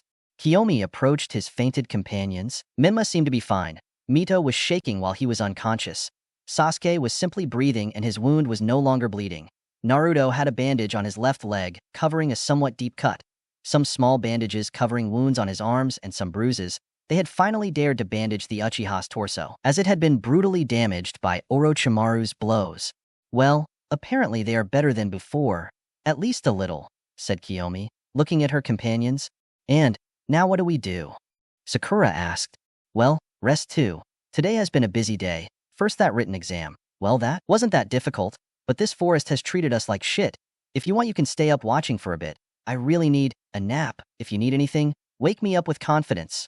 Kiyomi approached her brother and lay down next to him. Sakura sighed tiredly and looked at the clearing in the forest. It seemed to be calm. She could see some small squirrels moving through the branches. The pink-haired girl smiled. It seemed that there was a little beauty in this damn forest. They had already forgotten completely that this was a training ground. 3 hours later, Sakura had lost track of time. Was it day or was it night? She didn't know what to think. They had started this exam at 9 in the morning. The exam took approximately 1 hour, so at that time they shouldn't be longer. At 10, then it took them half an hour to reach the Forest of Death. After the explanation, they entered the forest itself at approximately 11 in the morning. After that, nothing. I no longer knew how to locate myself and I had everything his mind on surviving in the damn forest. Kiyomi was probably taking the biggest nap of her life. Apparently she was very tired. Sasuke had woken up a couple of times and had talked to her a little before going to sleep again. Another person who had woken up was Naruto. Although he hardly lasted anything before fainting again.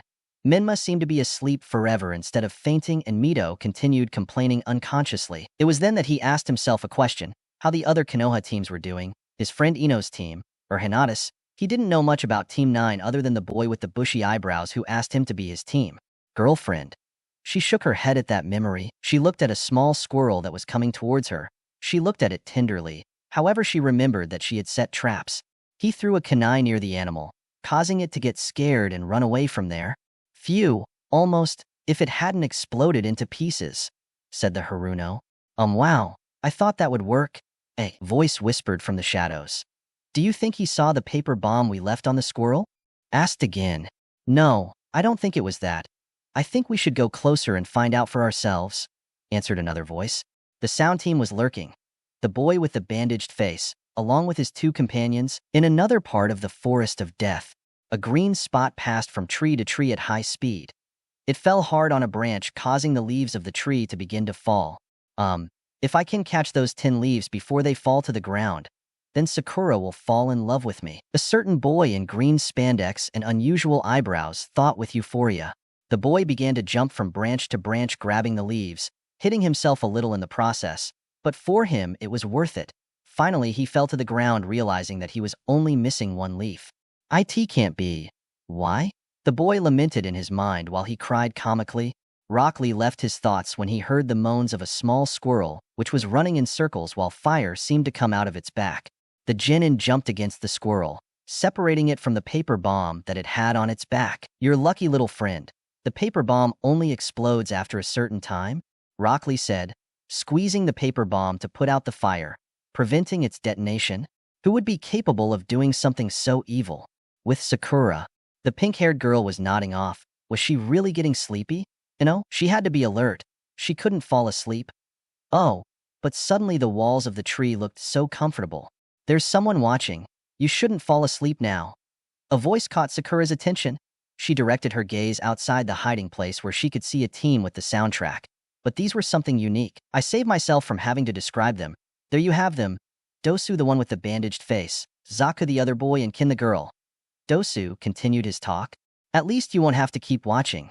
There's no point if we already find them. Now wake up Sasuke, or that Naruto guy. We want to fight them. You could never beat them. Sakura took her trembling hand to her kunai bag. What are they looking for here? But what are they really looking for? I already know that Orochimaru is behind them, said Sakura. The sound team opened his eyes wide. Why are you chasing them? You're after them too, and now that they can't defend themselves, you're going to fight them? The sound people got irritated at that statement. I can't allow you to stay alive after talking to us like that, said Zaku. It's already decided. First I'll kill her, then Sasuke, and finally I'll go after that Naruto. Wait a moment. Look, at this grass, it seems too strange. Besides, these grasses here. I speak pointing to a kind of green mass. They don't grow in this type of land. Look, girl, if you're going to put some traps, at least make an effort to do them well. Now, we can kill her. The 3 sound ninjas took a big jump, avoiding Sakura's traps. However, she smiled and with a kunai cut a ninja wire that was at a distance. On its side, this wire detached another one which had a giant log tied to it. A neat trunk, said Zaku, somewhat alarmed. You're going to have to try it some other way. Dosu placed his hand on the trunk, suddenly pulling up the sleeve of his sweater, revealing some kind of machinery tied to his wrist. The trunk suddenly broke into pieces as if nothing had happened. That was nothing. It's not obvious that you don't have ninja talent. Someone should try harder, don't you think? The sound ninjas were getting closer to Sakura, who saw them with a terrified face. She was about to call Kiyomi when Hurricane Leaf. A green spot appeared in the middle of the ninjas. Rock Lee appeared and kicked the ninjas, which sent them backwards. What? Sakura asked. I didn't tell you I told you I would protect you to the death. Rock Lee appeared in his battle pose, completely upright. One hand behind his waist clenched tightly into a fist while his right hand passed through the front, completely straight and with the palm open and facing inward. The little squirrel he had helped rested on his shoulder and the wind moved his hair. Everything and everything. It seemed that Rock Lee was a handsome hero, or those princes who they saved the girl in fairy tales.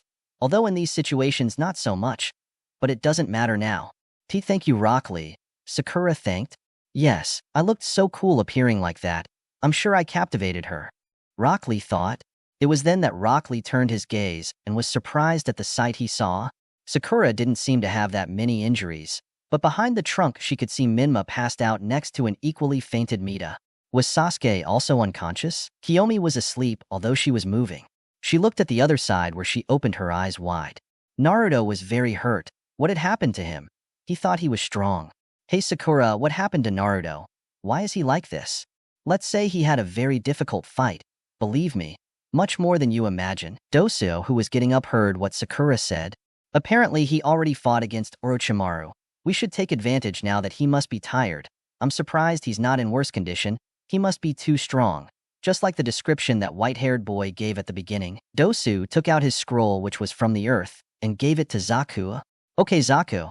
I'll let you take care of Sasuke or Naruto. I'll take care of these two. Sakura doesn't seem in a position to fight. I guess I'll go alone. I'll have fun with you. Dosu began to run towards Rock Lee, who put his fist into the ground. When he raised his arm, everyone was surprised to see how he pulled out one of the roots of the large tree with apparent ease, blocking a kind of shock wave generated by the machinery of Zaku's arm. Your attack has already been seen once, so I won't waste time blocking it in every possible way. I find myself at a disadvantage, since they are 3 against 1. But that doesn't matter. I will have to go one by one. I will defeat them with my power. Let the flames of youth burn. Rock Lee began to unwrap the bandages that were tied to his arms. Sorry, Guy-sensei, but I think it's time to use this jutsu. Time to. Dosu started running towards Rock Lee. The time to protect someone precious. Rock Lee disappeared just when Dosu was in front of him. What? He disappeared? Dosu said. However, not a second later Rock Lee appeared, giving him an upward kick that made Dosu rise into the air. Rock Lee made a big leap, quickly appearing after Dosu. It's not over yet, Rock Lee said. Did the bandages on his arms start to move on their own? They were positioning themselves around Dosu until they tied themselves tightly to the ninja of sound, having him completely subdued. Rock Lee began to spin very quickly as he descended. Omote Ringe. Primary Lotus. Rock Lee shouted his Tessuna. Oh no, this looks bad for Dosu. Zaku buried his hands in the dirt while strangely sending a kind of pulse under this. The pulse reached what seemed to be the point of impact of the technique. A small explosion in the earth interrupted Rock Lee's technique, separating the two ninjas abruptly. Zaku fell on a kind of really soft earth while Rock Lee was thrown backwards. I noticed breathing heavily. That jutsu is terrifying. It almost defeated me despite falling on this soft earth. Dosu said, coming out of the mound of earth with some injuries. But it's time for this to end, he said, directing chakra to the machinery in his arm, from which an annoying squeak was heard. Lee's vision began to distort as he saw less and less. What's happening? He asked himself in alarm, clutching his ears due to extraordinary pain. Maybe you can avoid my blows, but you can't escape this? Rock Lee knelt in pain while putting his hands on the ground. Surprisingly, his ears began to bleed. Lee began to complain and almost cry from the pain he felt in his ears. It's all thanks to this little artifact here. Dosu pointed to the artifact on his sleeve. I don't need to hit you with my fists. When I can hit you with sound, tell me, Does anyone here know what it really is? Sound? Vibrations. Sakura responded with a frown. Give the bubblegum girl a prize, you're right. The vibration of the molecules in the air creates a sound wave that enters your ears. It travels through the external auditory canal until it reaches your eardrums. The rest, as they say, is pure anatomy. But what interests me are your inner ear organs, the ones that control your sense of balance, your ability to move. Don't even try to get up for a while. You see, little friend, Zaku interrupted, that old-fashioned taijutsu won't help you against us. I'm not saying you're not good, just what do you gain? We're more advanced. Zaku took his hands out of the ground, showing the holes in his palms. You see, I can handle ultrasonic waves and air pressure. What you saw now is a demonstration. I was able to spread the rocks, making the earth soft like a pillow. Face it, you are defeated against the jutsu of the future. Now, little girl, said Dosu, referring to Sakura, it's your turn. Dosu began to run at high speed towards Sakura, who remained paralyzed. I won't allow it, thought Rock Lee. Leaf Hurricane, Rock Lee shouted, launching a spinning kick towards Dosu. However, he stopped a little midway due to a sharp pain throughout his body, thus letting Dosu block his attack easily. It's not as easy as it was at the beginning, right? Dosu asked, throwing a blow at Rock Lee, who barely blocked it. However, a really high-pitched and annoying sound came out of Dosu's gauntlet, damaging his ears even more. By Rock Lee, J.E., what do you think? This device can also amplify the vibrations of the impact and convert them into sound waves. Rock Lee fell to the ground. Let's finish this, said Dosu. I don't think so, said Sakura, throwing some kunai at the ninja who blocked them with his device. Team 10 had been watching the fight from some nearby bushes. Wow, it seems that Sakura is completely alone against those guys. What do you want to do, Ino? Shikamaru asked his partner, who seemed very thoughtful. Sakura threw shurikens at her opponents. However, Zaku stood in front of her companions, extended her hands, and launched a strong gust of wind, dispersing the projectiles and heading dangerously towards Sakura, who jumped to the side, avoiding the attack. However, he was surprised to receive a kick on his leg, causing him to kneel, a hand aggressively placed on his hair. You know, your hair is much brighter and silkier than mine. If you have so much time to take care of it, how come you don't train? Said Kim, who was the one holding Sakura. Sakura tried to move. Don't move, Kim shouted. You know, Zaku, I have a funny idea. How about we kill Naruto and Sasuke in front of their little friend, right? Sakura opened her eyes. Naruto and Sasuke were now vulnerable. Come on, Sakura, move. Useless attempt.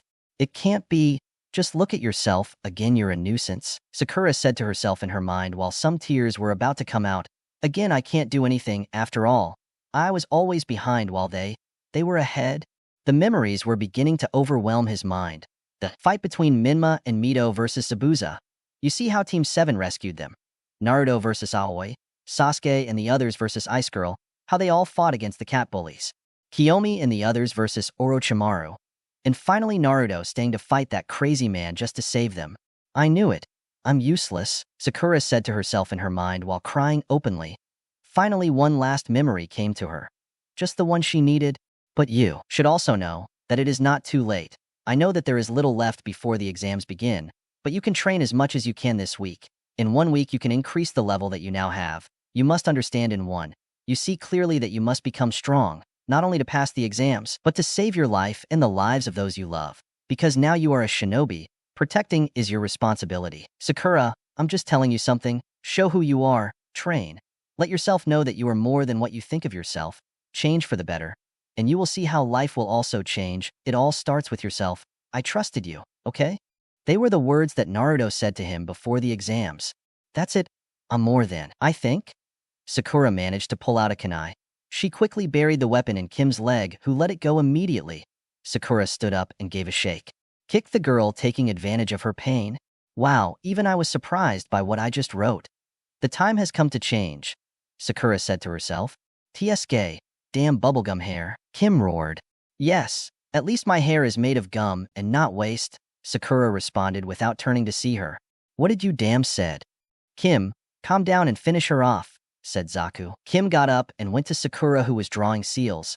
The sound Kunoichi tackled the Konoha girl, however, she disappeared in an explosion of smoke, showing a log. Substitution. Thought the girl surprised?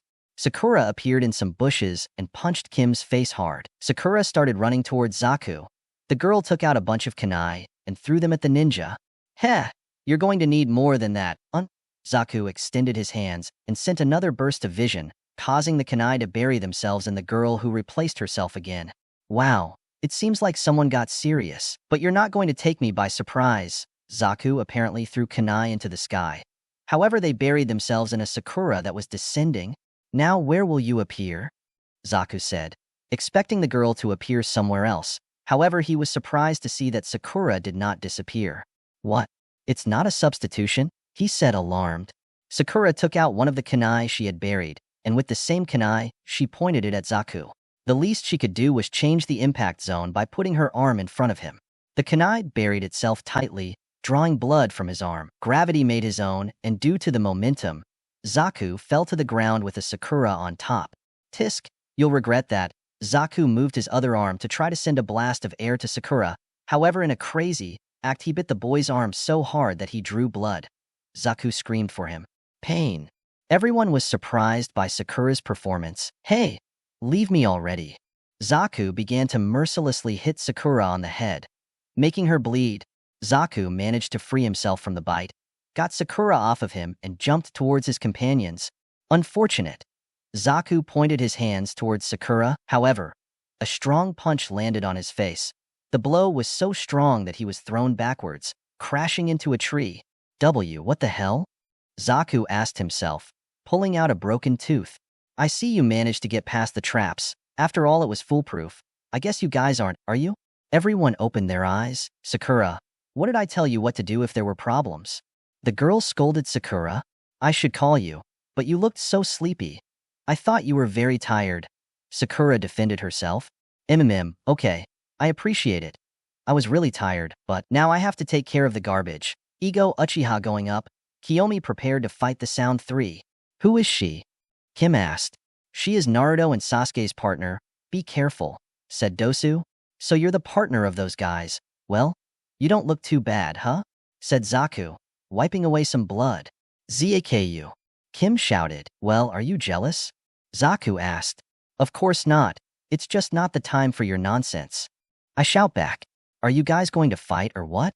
Kiyomi shouted, interrupting the Sound guys. The girl did not wait and launched herself against the Uchiha. The taijutsu battle did not take long. Blows came and went. For the Uchiha, it was too easy to dodge the blows. After the Sound girl had a deep wound in her leg, the Sharingan was able to see each one of them. His blows. Kiyomi delivered a direct blow to Kim's stomach, who doubled over. The Uchiha dodged a kind of gust of air. Don't get rid of us, said Zaku. Kiyomi began to dodge the different blasts that Zaku sent. Katan, Gukakyu no Jutsu. Kiyomi spit out a large fireball. Zaku extended his hands and sent a very strong blast, seeing that he barely dispersed the fire. Ugh, that almost didn't work, he said. Kiyomi appeared behind him and gave a big kick, but suddenly the Uchiha grabbed her ear in pain. It was Dosu with her strange jutsu. Kim took advantage and tried to hit the girl. However, Hurricane Leaf. Rock Lee appeared kicking the girl. The Genin quickly crouched down and gave after series of kicks and then jumped and gave one last kick to the girl's face. The attack left her almost out of combat. Kiyomi-san, we have to finish with the bandaged boy. Apparently the machinery he has, I think I can get an idea of what it does. Thank you for saving me, said Kiyomi. No problem, said the boy, although he grabbed his ears in pain. I think you should still rest, said the girl. Don't worry about my Kiyomi-san. I can always get by. So we have to finish with the device. Kiyomi launched himself against Dosu. Starting a taijutsu battle, the Dosu device did its job, making the vibration of the blows turn into that horrible sound. Even if your device makes that sound, you can't help but hurt yourself, although it seems like you're already very used to it, said Kiyomi. Zaku approached Kiyomi from behind. However, Rock Lee intercepted him. You're going with me, said Lee. Tisk, move away. Let's see how good you are at hand-to-hand. Lee began to fight against Zaku, who could not defend himself from Lee's great taijutsu. Lee, grab Zaku. Lee heard the Konoha girl scream. Lee nodded, and in a quick movement he stood behind Zaku and grabbed him tightly. The force he used was so much that the crunching of Zaku's bones could be heard, who screamed a little. Dosu attempted a blow to Kiyomi's head. She crouched down and moving quickly grabbed Dosu from behind. The girl focused her eyes on Zaku, who was staring at her. Megan, Kasegui, Kiyomi thought. Zaku felt 5 giant stakes stick into his body, The boy screamed as his body weakened. Lee felt the loss of resistance. So he let go of the boy, who fell to the ground paralyzed. Lee, without wasting time, advanced and punched Dosu's stomach hard.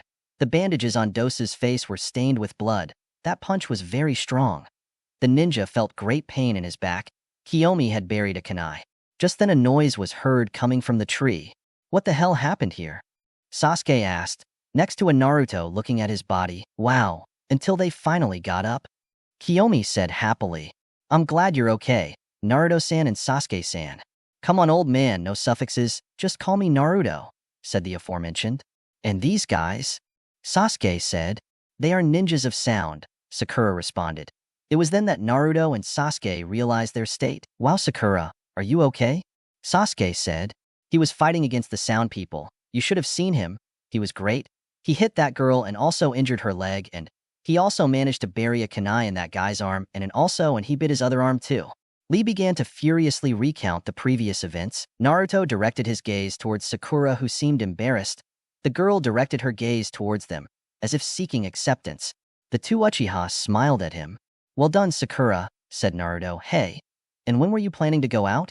Sasuke looked towards the bush where Team Tin was. Well, said Chuji, coming out of the bush, scratching the back of his neck. Troublesome.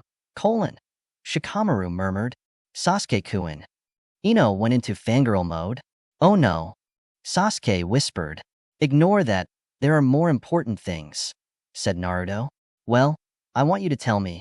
What are you looking for besides the Royo? Said Naruto. Well, they must also be with Orochimaru, said Sakura. The mere fact that they are allied with him is reason enough to kill them, said Naruto. The three of the sound opened their eyes. As if they were capable of doing it, said Zaku, finally getting up, although with difficulty. You won't be able to defeat my jutsu, said Zaku, extending his hands. How annoying. Kim appeared next to Zaku. Dosu managed to free himself and jumped towards his companions. These guys still want to fight. Lee said. Humph. Naruto grunted. And that growling Uchiha? Kiyomi said, amused. I'm already starting to get pissed off with this fucking forest, said Naruto softly, although his words showed what he really felt. Haha, me too, Kiyomi laughed. These guys are very annoying apparently, said Naruto. And that you say it. Sakura and Lee agreed on words. We will finish you off, said Zaku, getting ready. Naruto made half a ram seal. Instantly a clone appeared. What are you going to do with that? Kim asked mockingly. Oh, you'll see, said Naruto. The Naruto clone performed Shunshin and appeared behind the sound ones, who opened their eyes. What? Zaku said. Naruto kept his ram seal. Bunshin Daibakuha. Naruto whispered. The Naruto clone glowed a little before exploding loudly. Everyone was shocked at what they had just seen. Naruto had created a clone that disappeared and appeared behind the sound ones and then exploded. The smoke from the explosion dispersed, showing those in the sound completely injured and on the ground, unable to move. That was great, Rock Lee shouted. Hey, that jutsu, Sasuke said. Yes, Itachi showed it to me, said Naruto as he approached the sound people. What scroll do you have? We won't give it to you, you bastard, said Zaku. You really are annoying, said Naruto. I'm going to finish you off, said the one with the sound again. You don't see yourself in a position to achieve anything more than complaining like an idiot? Naruto said coldly. He approached Kim, crouched down and put a kunai very close to her neck. I won't repeat it. Give me your scroll, or the girl dies, said Naruto. Releasing his killer instinct, the air dropped in temperature, and he felt great heaviness. Dosu put his hand in his pocket and took out a scroll from the ground, giving it to Naruto. Well, just the one we need, the Uchiha thought. Well, now could you let us go? It seems that we underestimated you, said Dosu. It's okay. There's no point in killing them now. Naruto left Kim and stood up, addressing his companions. Dosu grabbed his companions, took one last look at Naruto before jumping into the trees with great difficulty. Okay, now what? Naruto asked. I wanted to know if you can help me with some myth, said Kiyomi, grabbing Naruto's hand and leading him to the tree. Everyone followed them. Upon entering, they realized that Minma was awake. Until you wake up, you moron, said Sakura, annoyed. What? Don't bother me, said Minma. Hey, don't talk to Sakura-san like that, Lee said, somewhat annoyed. And what are you doing? Stop bothering too. My eyebrows are normal. Red now if I was angry. Naruto approached the unconscious myth. What's wrong? The Uchiha asked. Well, Orochimaru did something to his seal, Sasuke said. Naruto opened the myth clothes in the stomach part and looked at his seal, the 5 kanji around the original seal. Naruto opened his eyes wide. What do you have? Kiyomi asked. Well, this is the Gojyo Fuin, seal of the 5 elements. It is a seal created to destabilize a person's chakra. However, it also serves to separate the chakra of a bijou from its jinchuriki. That is why the myth looks so wrong. With this seal, he surely cannot communicate with the Kyuubi, nor use his chakra, and furthermore, he cannot control his own chakra well. Naruto explained. Is there a way to counter it? Sasuke said. Yes, I need you to hold myth, said Naruto. Okay. Sasuke positioned himself behind Mito and grabbed her, making her straighten up a little. That's when the girl woke up. What's happening? The girl asked. She could see her team, her friends and the boy with big eyebrows from the other time. They were all hurt. What happened to them? What are they doing to me? Myth said. Don't worry, Myth. You see that you can't communicate with the Kyuubi, said Naruto. What? Of course I can. Mito closed his eyes, concentrating, but nothing happened. Oh, I can't, he said sadly. Well, it's all thanks to that seal you have around your original seal. Right now I'm going to counter it, so I need you to prepare, said Naruto. All right. Naruto went through hand seals, Fuin Jutsu, Gojyo Kaien, unsealing of the 5 elements. Naruto opened his hand a little with his fingers somewhat closed. Suddenly, the tips of his fingers lit up in a kind of blue fire, while that kanji could be seen from the fire. This is going to hurt, said Naruto, making Mito swallow but nod. Good. Without further ado, Naruto slammed his 5 fingers into Mito's stomach, who gave a small scream from the pain. The girl let out small tears while the 5 kanji around her seal disappeared. Aesargerg. Finally, that seal is really a nuisance. Mito heard the Kyuubi roar. Hey, I hear you, little fox. She thought happily. I already told you not to call me that. The Kyuubi roared. I'm glad to be with you again. The girl thought. Humph, me too. I guess, said the Kyuubi. Aw, how cute. Thought happy, Myth. Once again you make me regret it. The Kyuubi cut the connection. In theory you should already talk to him, said Naruto. If I can talk to him now. The wounds of Myth began to heal quickly. You can already see that his chakra is flowing again, said Mito, recovering energy. Wow, those are the advantages of a Jinchuriki. I can feel how your chakra is replenished quickly, said Naruto. Yes, said Myth happily. Minma was also cured, but his reserves were not filled. Hey, why don't I recover chakra? Minma said.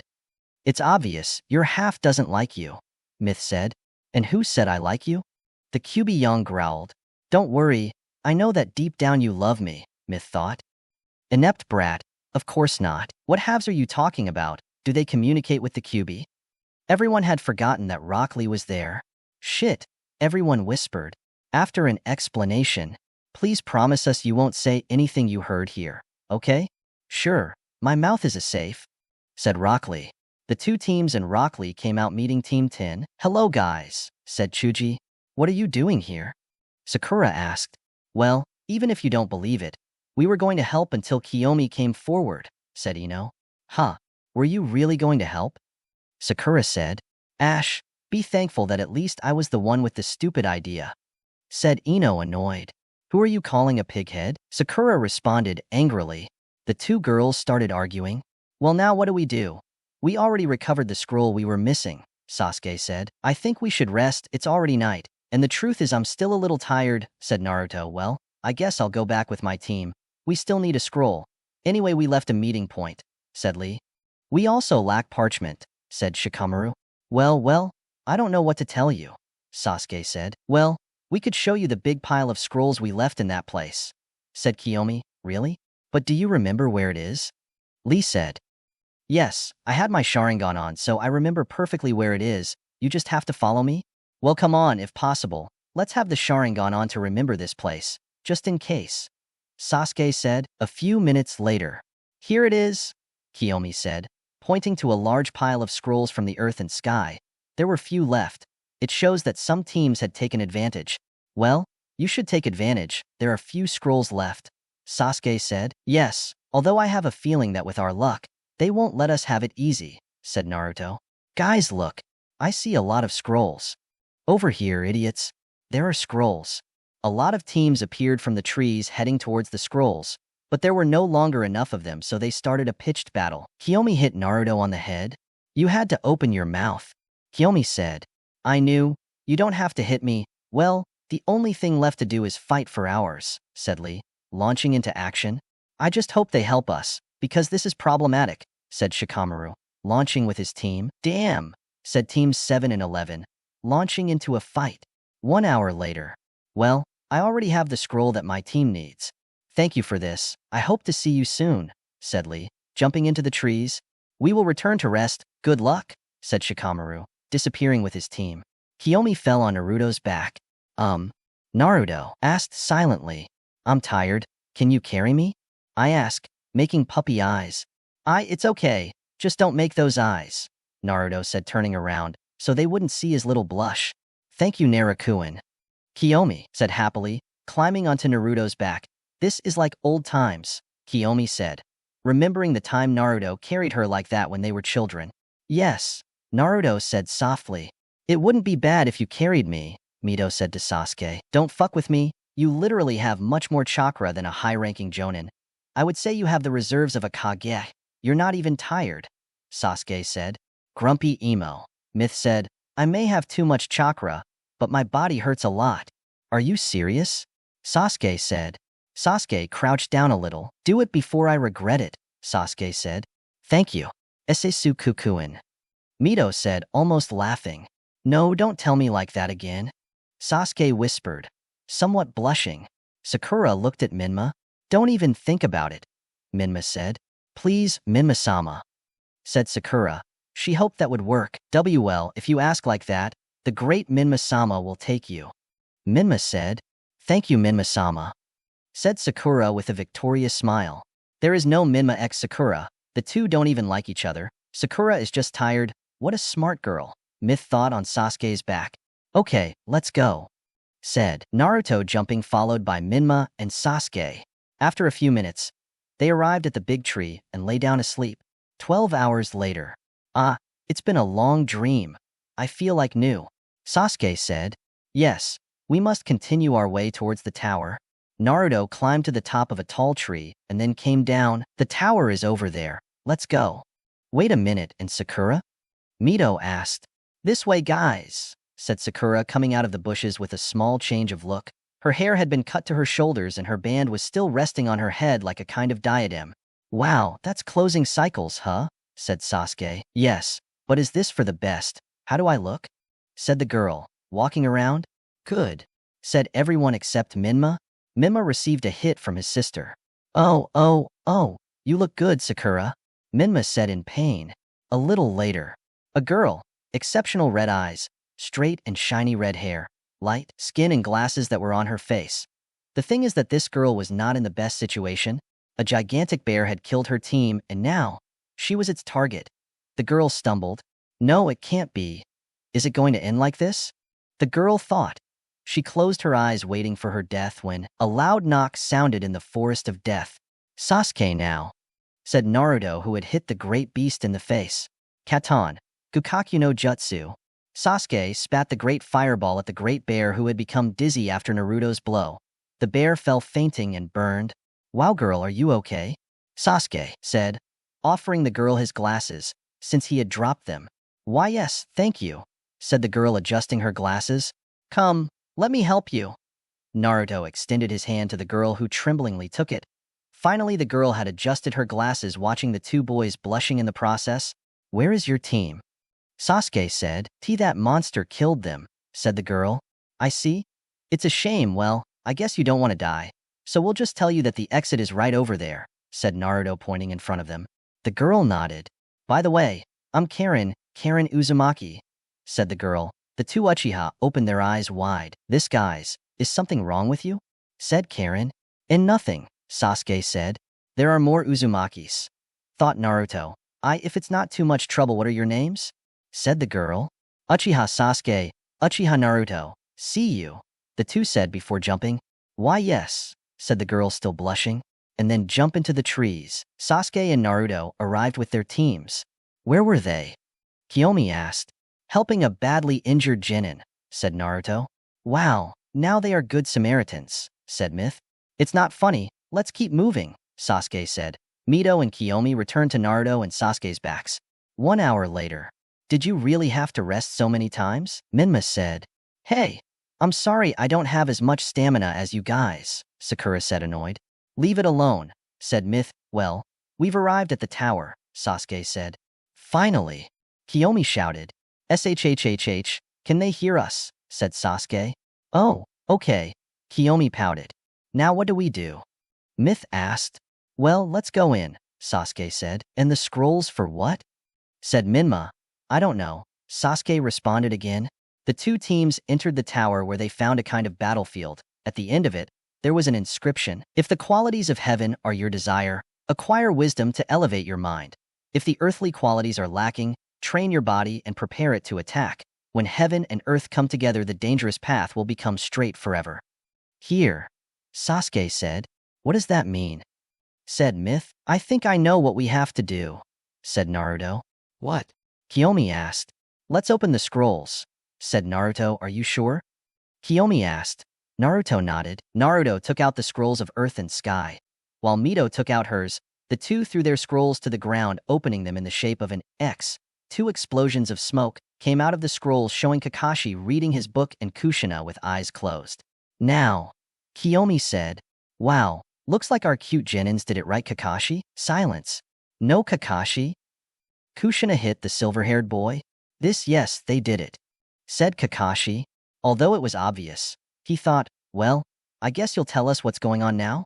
Yes, well, Kakashi was interrupted. Wait, Kakashi, first we have to give them the explanation. Kushina said. This, Kushina-san, I don't think that's necessary. There, why do I ask you?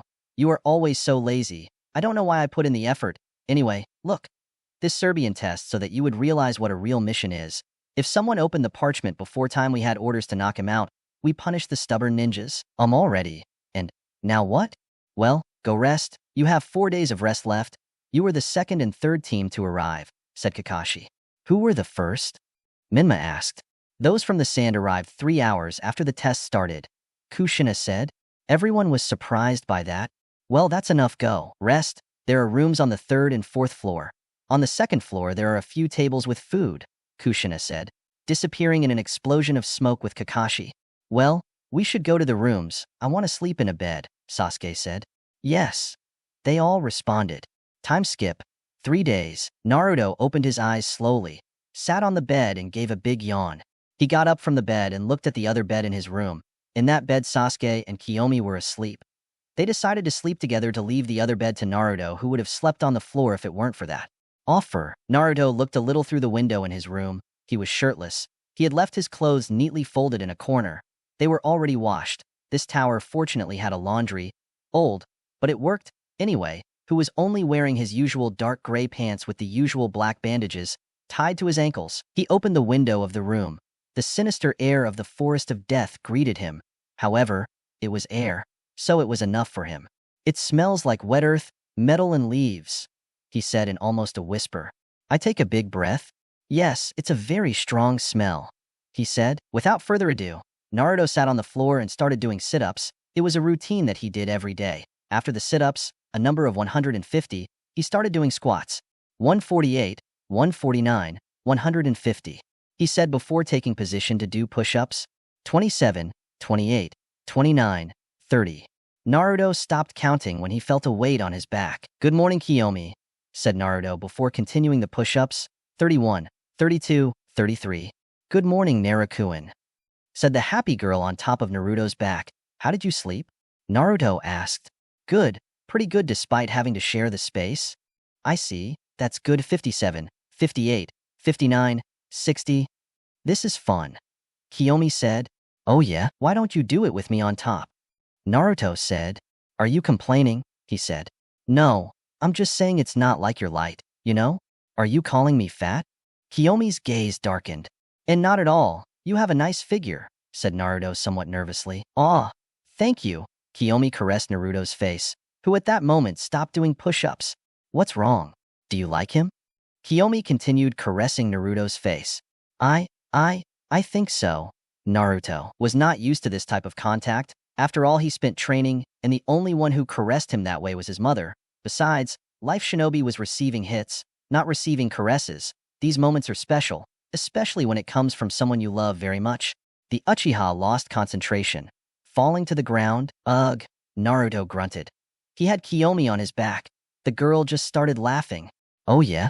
We'll see. Naruto placed his hands on the ground and got up quickly, getting rid of the girl who fell and hit herself. Ow! The girl complained. Naruto let out a light laugh. Hey! Said. Kiyomi quickly grabbed a pillow and threw it at Naruto's face. Hey! Stop that! Naruto picked up the same pillow and threw it in Kiyomi's face.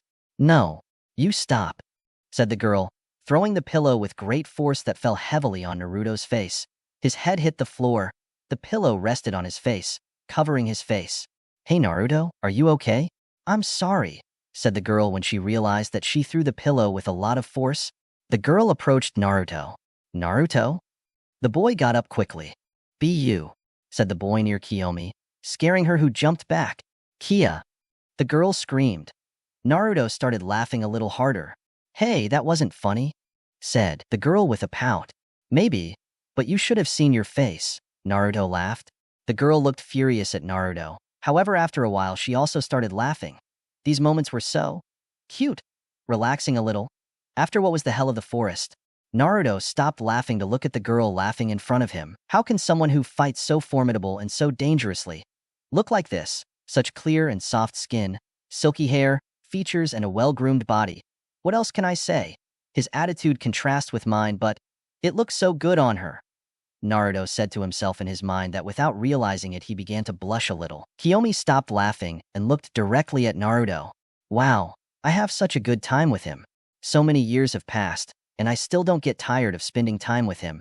He's so nice, and if that weren't enough, he takes care of me and understands me. Kiyomi looked straight into Naruto's eyes. I must admit that I'm getting lost in them. They are black like mine, but they look so enigmatic. Her face is very pretty. It's clear, and it doesn't seem to have any imperfection. How crazy. And to think that it takes hits fighting so often, it's not normal. Kiyomi looked deeper at Naruto. What can I say? Just look at that. He has an incredible body. Well, that can be explained by his arduous training. The eyes of the two met again. They're black, but why do they shine so much to me? Naruto wondered. It's like being in a void that you don't want to leave, Kiyomi thought. Wait, why do I think this? They both asked themselves. Maybe Naruto thought, I'm, Kiyomi thought, in love with you? They both asked themselves. A pillow hit their faces hard. Could you at least let me sleep a little more, please? I have one day left before the second test ends, and I want to rest as much as I can, said Sasuke. Sure, said Kiyomi, getting up. Whatever you say, Naruto said, also stuttering. What's wrong with you two? Sasuke said. Nothing. They both shouted. What's wrong with you? They said to each other at the same time. Nothing. They synchronized again. Sasuke raised an eyebrow. Are they okay? They're red. Sasuke said. Roha. Me? I don't believe it. Kiyomi said. It must be your imagination, said Naruto, calming down a little. Well, I have to go to the bathroom. Kiyomi quickly left the room. Naruto started doing the push-ups he needed. How strange, Sasuke said, settling down on the bed. In the bathroom. What the hell was that? Kiyomi looked at herself in the mirror, her face blushing. But the strangest thing was, her Sharingan was active. She didn't know when it had activated. But why? He said, was it a bad feeling, or was it a good one? Sharingan, I have feelings. 30 minutes later, Naruto went up to the 4th floor. It was the last floor of the tower. He was wearing his black long-sleeved shirt. He was not going to fight. He was going to a small meeting with the Hokage and certain other people. Naruto reached the floor and walked down a small hallway to a door, which he knocked 3 times. Forward, Naruto opened the door, finding the Hokage behind a desk. Next to him was Kushina, Kakashi, Enko, and also Ibiki. I'm ready, Hokage-sama, said Naruto, bowing slightly. Well, Naruto, you are here to tell me about your meeting with Orochimaru. Naruto nodded and began to relate the facts in great detail. I see. So I separate you from your team. I attack my children and your teammates. I managed to seal the chakra of myth and the Kyuubi, and you also say that he is looking for something from you or Sasuke or Kiyomi. Naruto nodded. But what is he looking for? Kushina asked himself. Well, I have an idea, said Naruto. Me too, Enko said to herself. I've been with him. After all, he was my teacher. He seems to have a kind of obsession with power. Maybe he wants the Sharingan. But how is he going to get it? Said Ibiki. That's right. Besides, he said something about me being the perfect specimen or something. Minato opened his eyes. According to what you told me, he had another face and another body before fighting you, didn't he? Naruto nodded. And if Orochimaru is capable of changing bodies, I don't know. We know almost nothing about him. Besides, we don't know where his hiding places are. Yes, in addition, he wanted to place a kind of seal on my neck. Don't let me do that to you. Enko shouted. Obviously I wouldn't let him mark me. But why are you so upset? Naruto asked, trying to calm the Jonin. Because he also marked me, however. Then he threw me away like garbage, he said while Enko moved the raincoat away from his shoulder, lowering his Mayan shirt a little, showing a kind of mark in the part between his back and his neck. The mark was like a kind of 3-volume pattern similar to the Sharingan enclosed in a circle. He said something about me not being compatible with the seal or something. Enko said, however, this seal has caused me too much pain. It hurts my body, and also every time I see it, it reminds me of that disgusting being that is. Enko finished with venom in her voice. Let me examine it, said Naruto, asking permission. Why would I leave you? You're a child. You don't understand that. I don't think you're right, Enko. After all, Naruto is better at Fuinjutsu than me, said Minato, laughing a little. What? Are you telling me that this brat is better than the Yandame at something? Well, yes, that, said Minato. Well, if you say so. Enko approached Naruto, showing him her seal. This seal really is a mystery. I don't know what it will be able to do. I really can't do anything without knowing what the seal is supposed to do. Well, for some reason, I hear Orochimaru's voice sometimes. Enko said. It may be that this seal unites you to him in some way, said Naruto. Naruto touched the seal and activated his sensing sense, feeling slight signatures of Orochimaru's chakra. Apparently it's like a part of him is stuck to you, said Naruto. And can you remove it? Enko asked somewhat hopefully. I could, but not now, said Naruto. Enko hung her head in disappointment. Hey, don't worry. I promise that one day I will remove that seal from you, okay? You better not give me false hope, or I will break your bones. Do you understand? Enko responded. Got it, Naruto said, swallowing hard. But for now I can do this. Naruto went through hand seals. Uzumaki Fuinjutsu, Fujinbutsu no Ko Satan, intersection of impurity. Naruto placed his hand on the Enko seal. On Naruto's hand, kanji began to extend until he placed it under it. When he removed his hand, it could be seen that Enko's seal had a kind of circle of kanji surrounding it. Well, with that seal, Orochimaru's seal will not be able to interfere with your chakra, and also, you will no longer feel the pain you felt before, said Naruto, smiling. Thank you. Thank you. Thank you, Enko said, almost shouting. Hugging Naruto. It's okay, Naruto said somewhat awkwardly. Enko separated from Naruto. Well, that would be all for today, Naruto. It would be best if you rest. Tomorrow the second test is over, and I have an announcement to make, said Minato. Naruto said goodbye to everyone in the room with a bow, and then disappeared in a shunshin of leaves which were subsequently burned. Wow, how pretty, Enko said, looking at the leaves burning in the air. A swirl of leaves appeared, showing Naruto, who went down to the first floor, in the large combat arena, in which basically all the teams met to talk. Oh well, the teams that arrived, or survived. When he arrived, he could see how there was almost no one.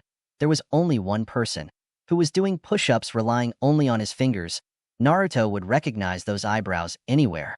Yo, Rock Lee, how are you? Said Naruto. Rock looked away to see Naruto. Oh, hello, Naruto-kun. What's up? Do you want to join me to increase your flames of youth? Asked the boy. Flames of youth? Naruto asked himself in his mind. No, Rock Lee. I already exercised today, said Naruto. Oh, okay, said Rock Lee, going back to doing push-ups. Naruto stayed for a moment watching Rock Lee. Why do you train so much? I haven't seen a person try too hard, Naruto asked himself. Well, I don't have the right to say that. I also kill myself training. It was then that I realized something I hadn't thought of. Now that I think about it, I never felt a chakra signature coming from Lee. Naruto closed his eyes, expanding his sensory sense. But what? Lee's chakra is almost zero. He feels almost nothing. Discreetly activated his Sharingan. Lee's chakra barely ran through his chakra network, which apparently had never been used because it was very thin and the chakra didn't pass as fast as it normally does. What the hell happened to his chakra network? It's like it was a baby's, even worse, Naruto said to himself. Is something wrong, Naruto-kun? Lee asked. Seeing how Naruto was staring at him with his Sharingan, it honestly scared him a little. No, nothing's wrong, said Naruto, reassuring Lee, who went back to doing push-ups. It was then that Naruto and Lee heard someone enter the apartment screaming. Naruto looked at the person who had entered and was very surprised. Bull hair, big eyebrows, green spandex with orange leg warmers, basically a big version of Lee. They even had the ninja band in the same place, tied around the waist. The only difference was the Jonin vest, and that the person wearing just entered. He was obviously older than the two of them. Huh. I finally found you, Lee, said the person. Gai-sensei, Lee said, getting up. The two began to run towards each other as if they were going to hug each other. However, Naruto was surprised to see how Gai punched Lee hard in the face. You little fool, said Gai-sensei, watching Lee fall to the ground with a little blood on his nose. I found out that you used the primary lotus in the second test of the Chunin exams. What were you thinking that I told you about the conditions to use that technique? Gai said, reprimanding Lee. But Gai-sensei, it was to protect a loved one, I swear. Lee said, crying comically. You mean the bubblegum girl you told me about? Said Gai. Naruto assumed they were talking about Sakura. Oh, Lee, if that's the case, I'm sorry. I didn't know what the situation was, forgive me. Gai knelt down to the height where Lee was leaning on the ground. No, Gai-sensei, it's my fault too. I was very irresponsible to use that technique so hastily. Lee and Gai started to cry. Naruto watched everything with a face of massive confusion. Gai-sensei, read. Gai-sensei, read. The two began to hug each other while from Naruto's view. The landscape changed from the combat arena to the edge of a small cliff of rocks on which the sea waves crashed furiously, while Gai-sensei and Lee were still hugging. But what kind of Genjutsu is this? Naruto felt a wet sensation on his face. He ran his hand over his face, realizing that he was crying. But what? Naruto said to himself, surprised. How was it possible that he was crying? If he didn't feel sad, it was then that the pair of eyebrows noticed the presence of the third, who was looking at them with wide eyes. Oh, wow. Looks like we have company, said Gai, separating himself from Lee. Oh, that's right. Look, Gai-sensei, this is Naruto Uchiha, a friend of mine. Lee said. So Naruto Uchiha, huh? Apparently he's a student of Kakashi. Heh. I'd like to see what he's capable of. Gai thought. Well, very well. I introduce myself. I am the great green beast of Konoha, the handsome and always young Gai-sensei, said Gai, making a kind of pose. Uchiha Naruto, am nice to meet you. Naruto was still stunned. From what I see, you are a student of my eternal rival. Kakashi, eternal rival, asked Naruto. That's right. Throughout our career, we have competed in different incredible challenges. Currently, we are 50 to 49, and I am winning, said Gai. Gai-sensei is so cool. I would love to have my eternal rival too. Lee shouted. Don't worry, little pupil. You will have your eternal rival. He may be closer than you think, said Gai. Do you really believe that? Lee said. That's right, said Gai. Great. I'm very excited. Well, how about now we are going to do another 1,000 push-ups. Whoever can't do them will have to do 1,000 more, said Gai. Yes, Gai-sensei. The two got down on the ground and started doing push-ups. Wow, just wow, Naruto thought before disappearing in his shunshin of burnt leaves. The two in spandex had not noticed. Naruto appeared in his room, noticing that Sasuke was looking at the window while Kiyomi was sitting on the bed with a small blush. Yo, said Naruto. Kiyomi turned her head and said in a soft tone, hello? What's wrong, Naruto? What are we going to do today? Said Sasuke. Well, I don't know. I guess it's the same, training or maybe resting. After all, tomorrow the second test ends, and there may be preliminaries. I have a sneaking suspicion that too many teams qualified thanks to our little mistake, Naruto said. Yes, you're right. Sasuke remembered the pile of scrolls they had left lying around. Well, time passes by itself, said Naruto. Skip time. One day, all the Genin teams that qualified were currently in the combat arena on the first floor. Everyone was on the battlefield while the Hokage was in the observation box. All eyes were watching him. Well, everyone listen to me, Minato shouted. First of all, I want to congratulate all the teams that managed to pass the second test of the exams. Naruto was on the battlefield watching, and, to tell the truth, he was surprised. There were many fewer teams than he thought. He recognized the Sound team. They surely got their scroll from some team of failed Genins. There was also Team 11, Team 8, Team 9, and Team 10. There were also those from the arena, a team of random ninjas, and at the end, a strange team made up of two guys in purple clothes and the silver-haired boy from the first test, Kabuto.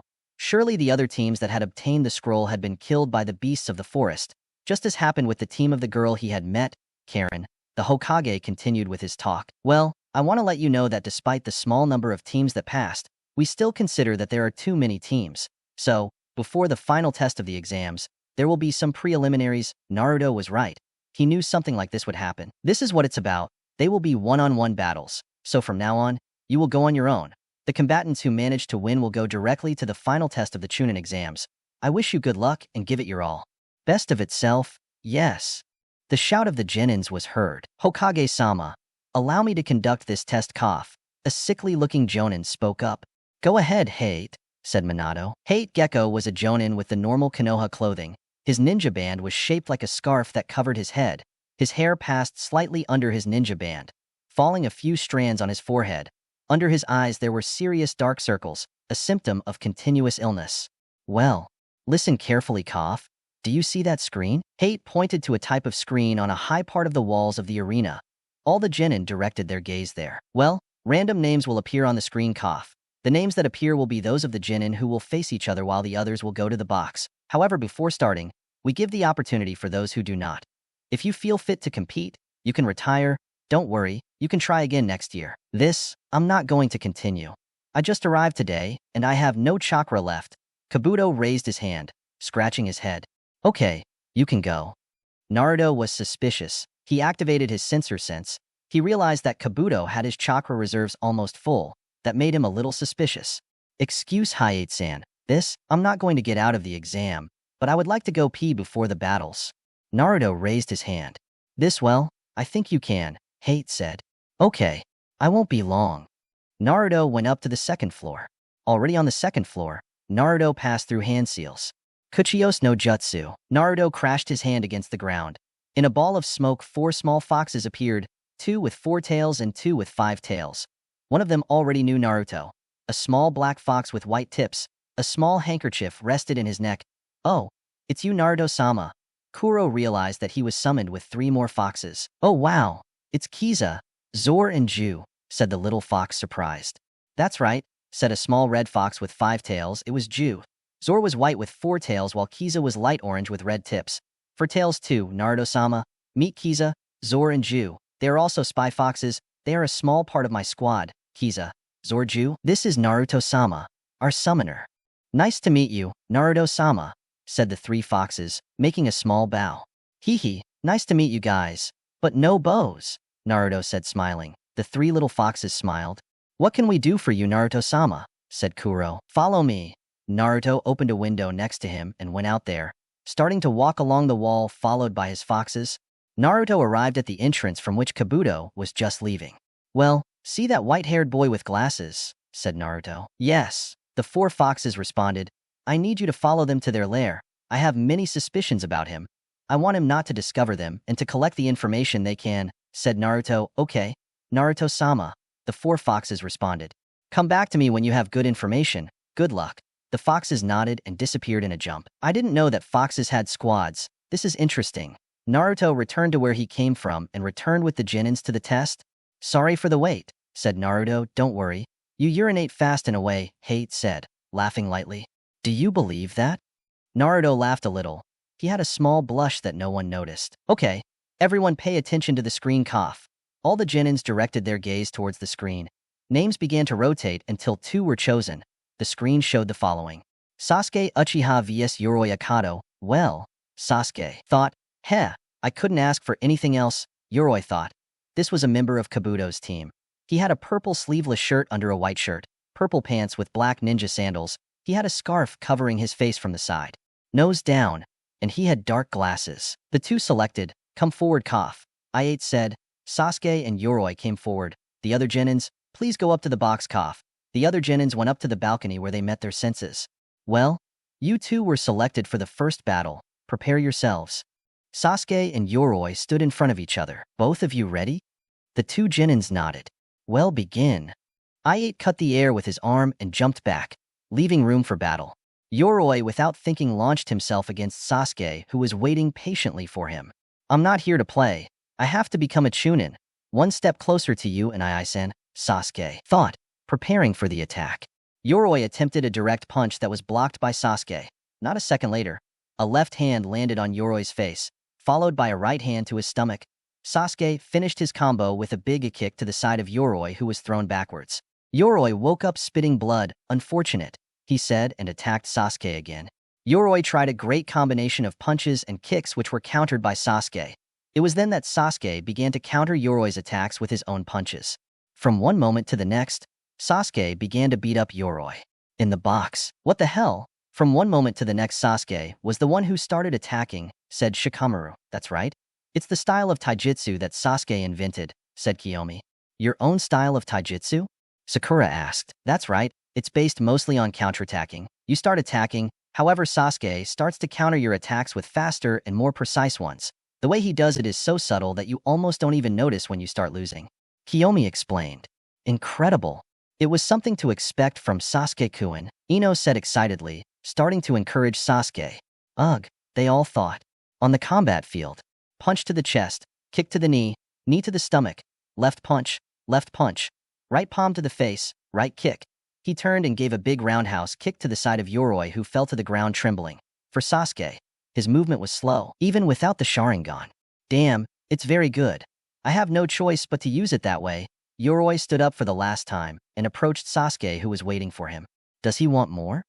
Sasuke asked himself mentally as he lowered his guard a little. From one moment to the next, Yoroi jumped towards Sasuke, who received him with a blow to the stomach. However, Yoroi grabbed Sasuke's arm with his left hand. Tisk, let me go.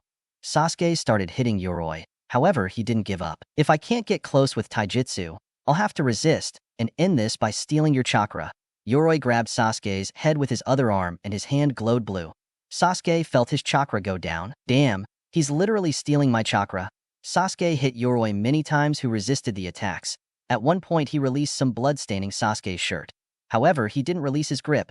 Sasuke's blows little by little decreased in strength due to great fatigue, while Yoroi gained more strength every time. In the box, it seems that Sasuke is in trouble now, said Mido.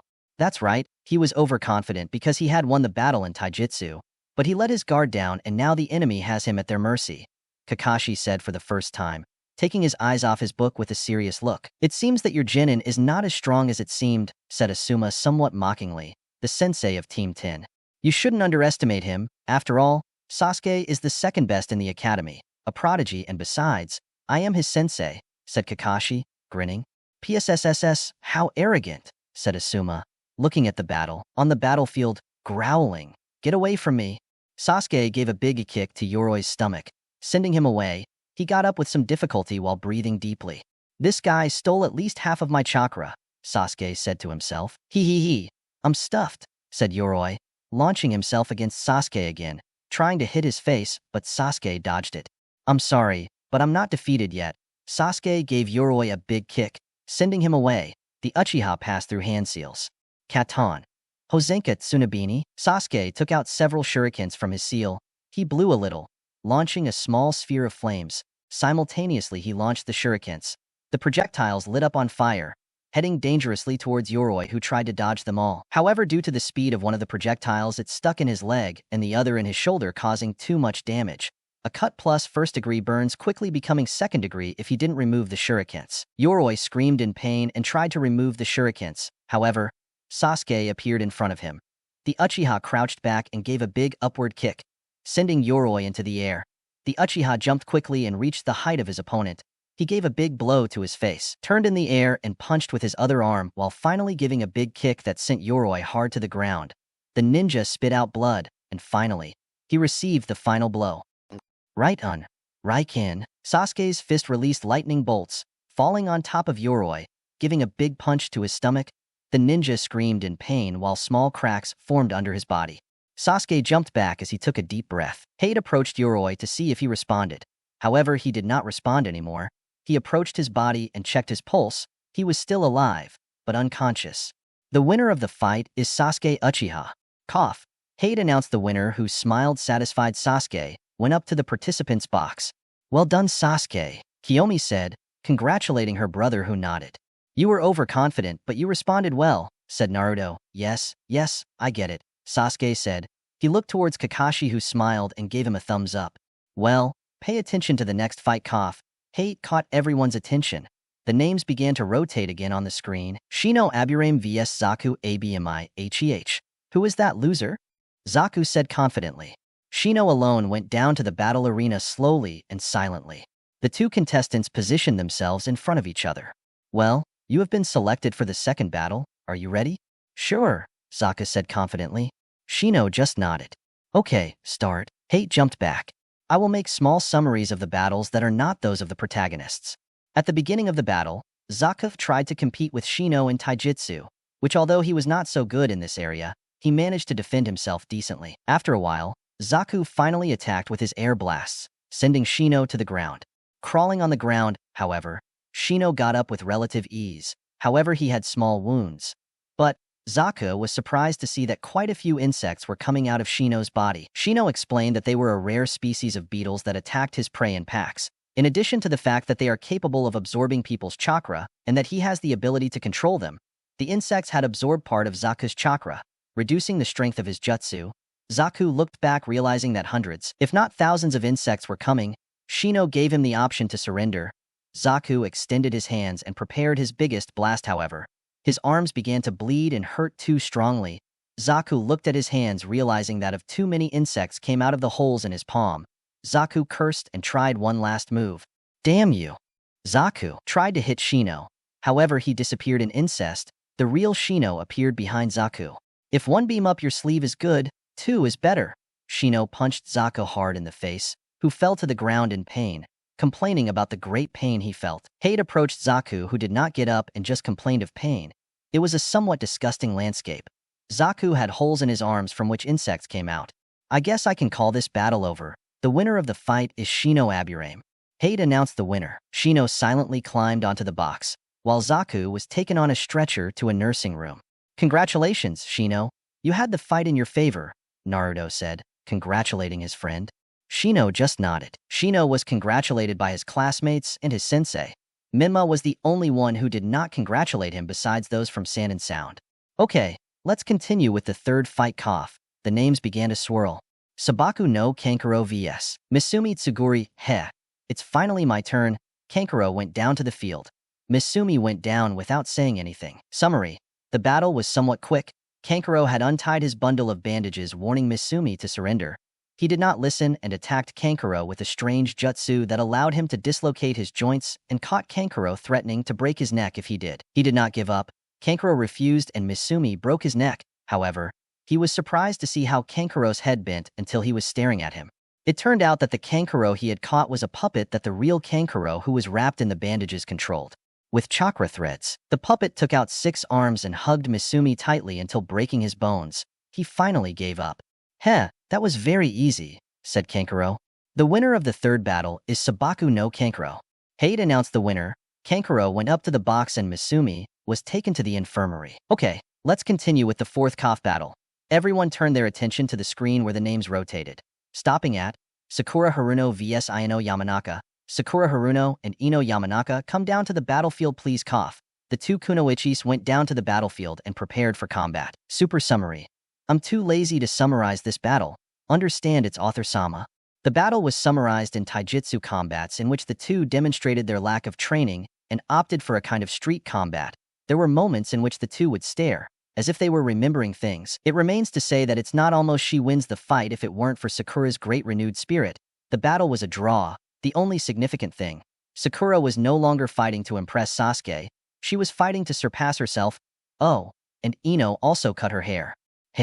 Well, since the two shinobi cannot continue, I declare this a tie, so both of them are disqualified.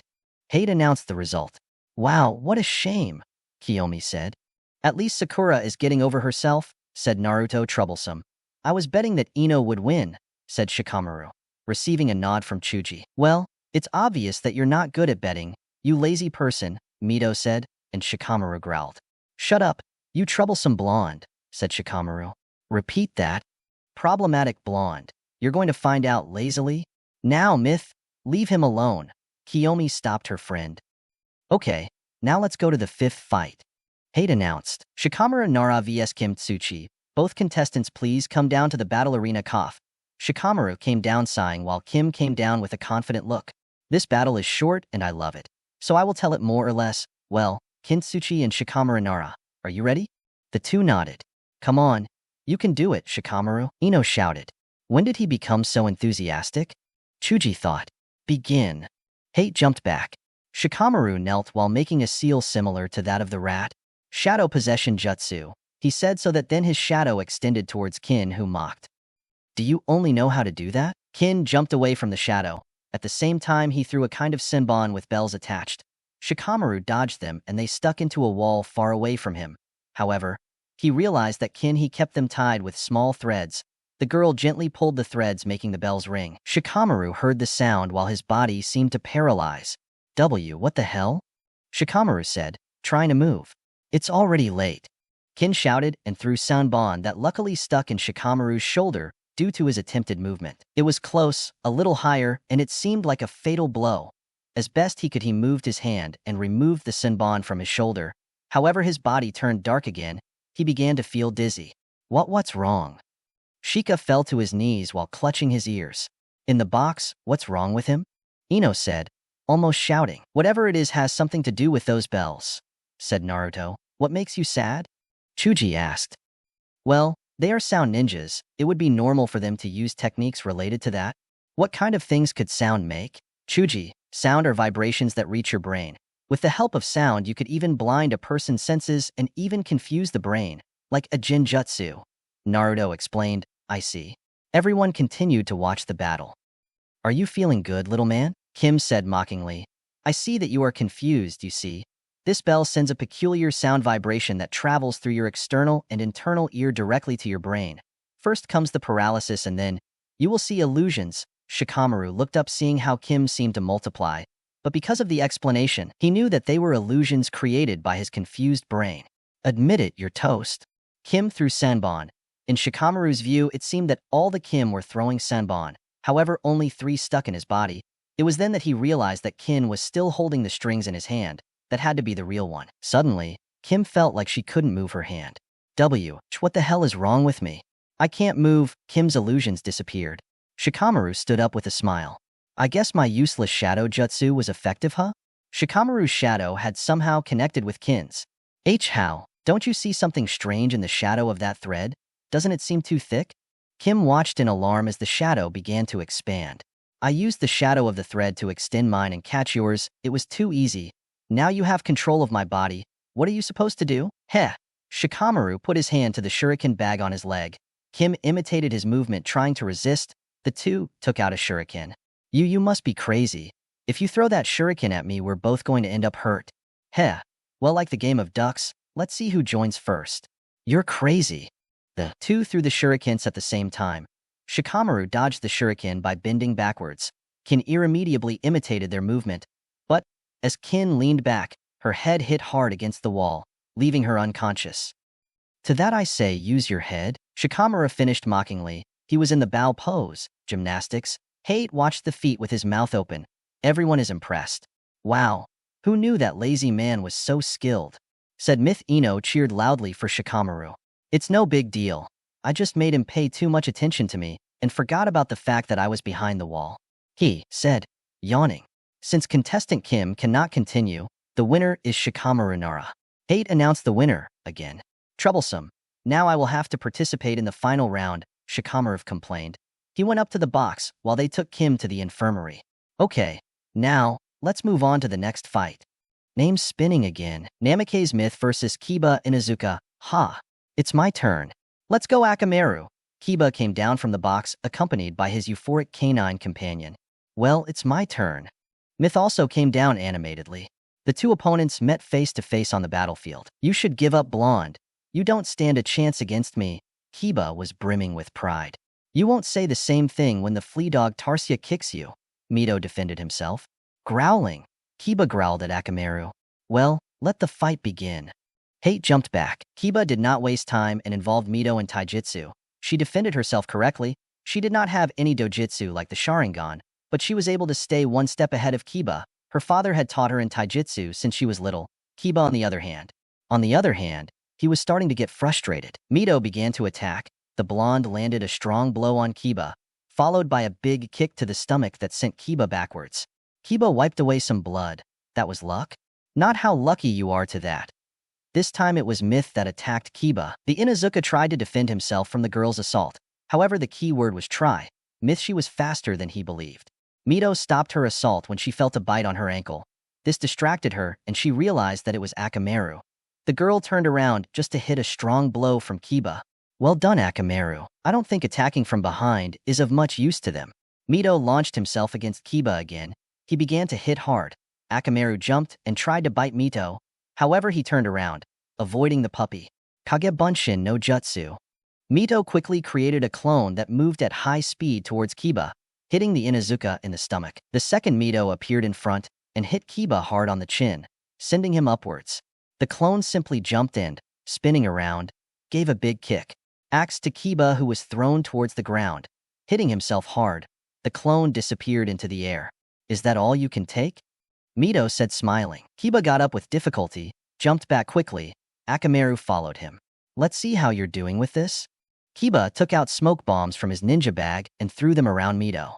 Now try to block my vision. Mito received a blow to his leg. He was barely able to block a blow that came from the front. Futon, Rapusho? Mito applauded, and a great gust of wind came out of his body, dispersing the smoke. Kiba and Akamaru's positions were discovered. Both of them were next to each other. Wow, it seems that strategy didn't work. Mito knows elemental ninjutsu, said Hinata. Yes, it seems that Kiba has it difficult. Shino gave his contribution. TSK, I guess I have to use that. Kiba took out a kind of brown sphere from his ninja bag and fed it to Akamaru. The little dog ate the sphere and suddenly turned a reddish color, while it seemed to growl more aggressively. That was a food pill, hey? Is that allowed? Mito asked. Well, food pills are tools like kunai and shuriken, so I guess so. You don't help at all, Myth murmured. Okay, let's go, Akamaru. Kiba crossed his hands in a strange, tiger-like seal as he hunched his figure. Akamaru positioned himself on his back. Animal mimicry. Kiba's features became a little wilder while Akamaru was covered by an explosion of smoke. When the curtain dissipated, it was possible to see how Akamaru had become another Kiba. Beastman clone, said the two Kibas. Mito opened her eyes a little. Well, let's go. Maximum taijutsu technique. Kitsuga, Fong on Fong. The two Kibas began to run and suddenly jumped, starting to turn laterally. The speed was so much that they took the form of two giant drills. Mito jumped at the last moment, dodging the devastating attack. Don't escape. Kiba's voice was heard from one of the drills. The two began to return towards Mito, trying to reach her. The speed of the attack surprised Mito, who did not react in time and was hit by the two drills. He could only put his arms in X. The girl was pushed back as the two Kibas stopped spinning. Heh, this is over, said Kiba when he saw Mito on the ground. I don't think so. Mito jumped up, leaning on his arms. I have to admit that hurt. What? Impossible. Kiba shouted. Wow, Mito was able to withstand that attack. Kiyomi said in surprise. Yes, it's very strong. Naruto said, smiling. Okay, it's my turn. Mito ran at a great speed that Kiba couldn't continue, giving Kiba a big blow in the stomach. The Inuzuka spit out blood and was thrown back. Kiba crashed into the wall, creating small cracks. Incredible. How he has that strength. Sakura said, surprised. Hey, I think Mito reinforced his fist with chakra, said Sasuke. Where he learned that, you must have great chakra control to be able to handle it that way. And counting on the great reserves of Myth, it seems impossible. He. Kushina laughed proudly. Working so hard on chakra control pays off. I told you, Myth. Kushina thought. I guess working so much on chakra control wasn't that bad. Wow. I guess Mom is laughing at me now for saying that was useless. Mito turned to look at her Kushina, who was looking at her with a mocking smile. Why do I even doubt it? That's my mother, Mito said with a sigh. The other Kiba, who was actually Akamaru, tried to hit Mito. However, she quickly turned around, grabbed his arm, and slammed him to the ground. Akamaru's transformation vanished. Kiba stood up, rubbing his stomach. That really hurt, he said to himself. He could feel like something had broken. What are you saying? Do you give up, puppy? Mito said. This angered Kiba. Tisk, motherfucker. I would never give up on someone like you. Kiba began to run despite the pain. Akamaru was out of combat, so only he and his taijutsu remained. since he had no Genjutsu and no elemental ninjutsu. Kage Bunshin no Jutsu, Mito whispered, for clones of her appeared. What are you saying, stupid emo? Would you let me copy your style a little? Mito thought, anticipating what he was going to do. On. Kiba tried to hit Mito, but she stopped his blow as if it were nothing. Let's go.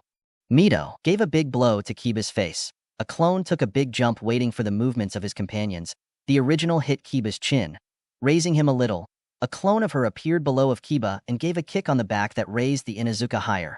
Another clone appeared below Kiba and gave another kick, raising the boy higher. Finally, the other clone on the ground performed the same movement.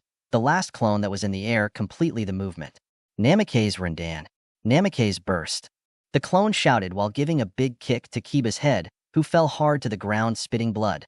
The clones dissipated, leaving the original alone. Hate approached Kiba, who was complaining without being able to continue. The winner of the fight is Mito Namikaze. Hate said. Wait a minute, said Sasuke. Don't tell me she? I copied Sasuke's movement a little. Well, at least I changed his name, said Kakashi. Mito climbed up victorious, jumping with happiness. Congratulations, Mytho, said Kiyomi. Thank you. Thank goodness you beat that brat. He was very unbearable, said the QB. Hee, right? Mito laughed. Well, let's continue with the next battle. Cough. Names spinning. Hinata Hyuga vs Niji Hyuga. Please. Both opponents go down to the arena. Hinata and Niji came down from the box. This is bad, Kurenai said. Why? What's wrong? Kakashi asked. Well, I don't know if Hinata can do anything. I don't doubt her strength, but she would never be able to hurt a person, especially if it is someone in her family. Kakashi didn't say anything and just watched the fight. Summary. At first, the pearl-eyed girl wanted to refuse to fight with Niji, with whom it had been discovered that they were cousins. Niji, however, decided to attack without remorse. Hinata was only trying to defend herself, without attacking. The battle was summarized in incessant attacks by Niji, who seemed to hold a certain grudge towards Hinata due to the conflicts between the main and secondary branches of the Hyuga. It will be explained later. Hinata seemed to feel bad about it, which lowered his defense and allowed Niji to do more damage. The worst thing is that the Hyuga used one of the most lethal styles of taijutsu, the Jukin, soft fist, a style that goes in conjunction with their dojutsu, Byakugan. This dojutsu allowed them to see through things and at long distances, but its most lethal function was to see the enemy's chakra network in great detail, being able to see the 361 chakra points that make up the body. The Jukin was a type of blow with great force capable of closing the chakra points. The Hyuga are the only ones capable of doing this thanks to the ability of their eyes. The two cousins separated. Niji took advantage of the moment to tell Hinata that she was not fit to be a genin, or even a ninja. Due to her gentle and kind personality, she would not be able to kill a fly. In the box, that unfortunate man. How dare he talk to you like that? Myth shouted. I can't help it if he makes me angry. Sasuke said. He had been in interactions with Hinata and had to admit that he liked her. He doesn't have the right to say those things to her. Kiyomi said. But no matter how much you reply, you can't deny that he's right, said Naruto, earning everyone's gaze. Hey, why are you saying that? Mito said, somewhat angry with Naruto. Niji is right. Hinata is very gentle and kind. She can't stand hurting anyone. And the fact that her family practices a posture that causes so much harm fills her with insecurities. Ninjas, we have the obligation to hurt if necessary. Necessary, for the good of the village. And I just can't imagine how Hinata will feel when... Yes, I know what you're referring to. Sasuke's gaze darkened at the memory of his first death. Mito and Kiyomi, even Minma, were quiet and serious, however. In a strange way, the redhead seemed restless. Admit it, you will never be able to surpass yourself, Hinata. Niji sentenced his words. Hinata's look was painful just to describe. She seemed shocked and sad. Under her gaze, and small tears began to appear from her sweet pearl eyes. But suddenly, something that no one expected happened. Hey, are you seriously going to let me talk to you like that? Don't fuck with me. You're getting on my nerves. You don't know how angry it makes me to admit that he's right. Why are you here then? Show him that you can do more. Stop standing there. I know you've trained. Show it. Minma stood up and screamed angrily. The contestants' box remained silent. Maybe he. This must be a joke. I think something is wrong with the world, brat. Myth was interrupted by her nine-tailed tenant. You must be joking, Kiyomi said. Something tells me that our time has come. Sasuke gave his opinion. Naruto just smiled. Strangely, It seemed like Minma didn't just show negative emotions. Hinata widened her eyes in surprise. Is he supporting me? Hinata went through a series of memories. Mini flashback. Naruto, Uchiha, and Minma Namikaze come forward. Hinata watched an 8-year-old Naruto and Minma in front. After that, she watched the quick way the battle ended. The winner is Uchiha Naruto. Naruto-kun is so cool. The girl's usual chorus sounded. Tisk, next time I'll beat you, you'll see. He said a year passed. Uchiha Naruto and Namikaze Minma come forward. The battle between Minma and Naruto was repeated, with the Uchiha winning. Naruto-kun is amazing. Hinata watched as a stoic Uchiha retreated from the arena, while an angry Minma stood up. I am sure I'll beat you next time. Minma stood up and pointed at Naruto, who turned around and gave him a smile. After that day of school, Hinata followed Minma, who seemed to be training hard. I'm sure next time that Uchiha will be at my feet crying out for mercy. I just have to be stronger, so I can overcome myself, and eventually I will overcome him, Databeo. He had forgotten the suffix for so long. Dashda. Hinata looked at Minma in amazement. Didn't he give up? He had already lost a few times against Naruto. Why didn't he just give up? Did he really believe he could beat him? She knew that Naruto also trained very hard. After all, he had saved him from his kidnapping attempt. Hey, I know you're there. Get out already. Oh, he discovered me. A shy Hinata came out from her hiding place. What were you doing spying on me? Minma said somewhat angrily. Hinata was cut off. Come on, answer at once. Minma shouted. Hinata lowered her head.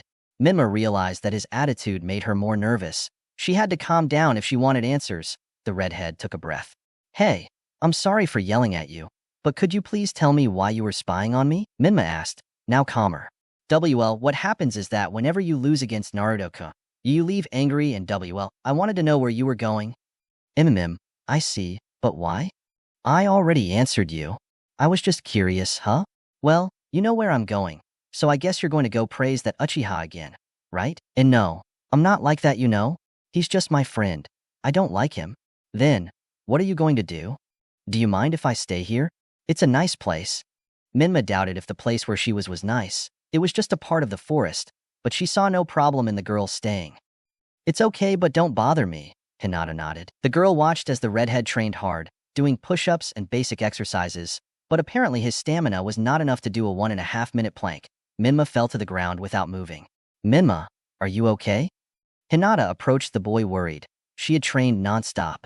Why yes, don't worry about anything. I'm very resilient, Minma said, standing up. Why do you train so hard? Is it just to beat Naruto? Well, yes, basically it's one of the reasons, not all of them, but one that I have very much in mind. I want that Uchiha to realize that I'm better than him. Minma's eyes shone with anger. Everyone in the academy always idolizes him. I even hear the people in the village talk about him as if he were a prodigy born every I don't know how many years. Ridiculous. But people also praise you, Minma. I would say even more than Naruto, said Hinata. Yes, but it's partly because I'm the Hokage's son, and also because, Minma stopped. I don't think she has to know that I keep the Kyuubi under control. That was Minma's thought. I want them to see me as someone with their own strength. They only see me because I am the son of the Hokage. I am more than that. I am Minma Namikaze, and I will overcome my limits as many times as I need to let them see who I am, Databeo. Hinata looked at Minma in surprise. She was also recognized for being the heir of the honorable Hyuga clan. But was she really suitable for that? Why could she be recognized? But for her that did not matter now. She had someone so determined in front of her. He liked that. He blushed without realizing it. Well, I would like to be there. When you are very strong and everyone recognizes you, Hinata said softly. Minma barely heard her. Oh, thank you, Hihi. Minma mentally scolded himself for stuttering. But hey, you should go home, Minma said, getting up. Do you think you could come with me? And no, I don't think I'm busy and… Yes, okay. I understand, busy getting strong. Good luck, Minma-kun. Hinata said goodbye with a soft voice. I don't need it. I'll be the strongest. But, thank you. Wow, I've never said that word, said Minma. This is without a doubt one of my favorite scenes. In flashback, he is supporting me, even if I try to hide it. So Hinata started going through hand seals. I will also fight to prove. I will not back down from what I say. That is also my ninja path. Moving forward without looking back is the best way to show who you are. Hinata stopped making seals with the tiger seal held up. Byakugan. The veins around Hinata's eyes stood out while her eyes seemed to gain a slight, almost invisible pupil. So you're going to get serious. I don't think it will help you much.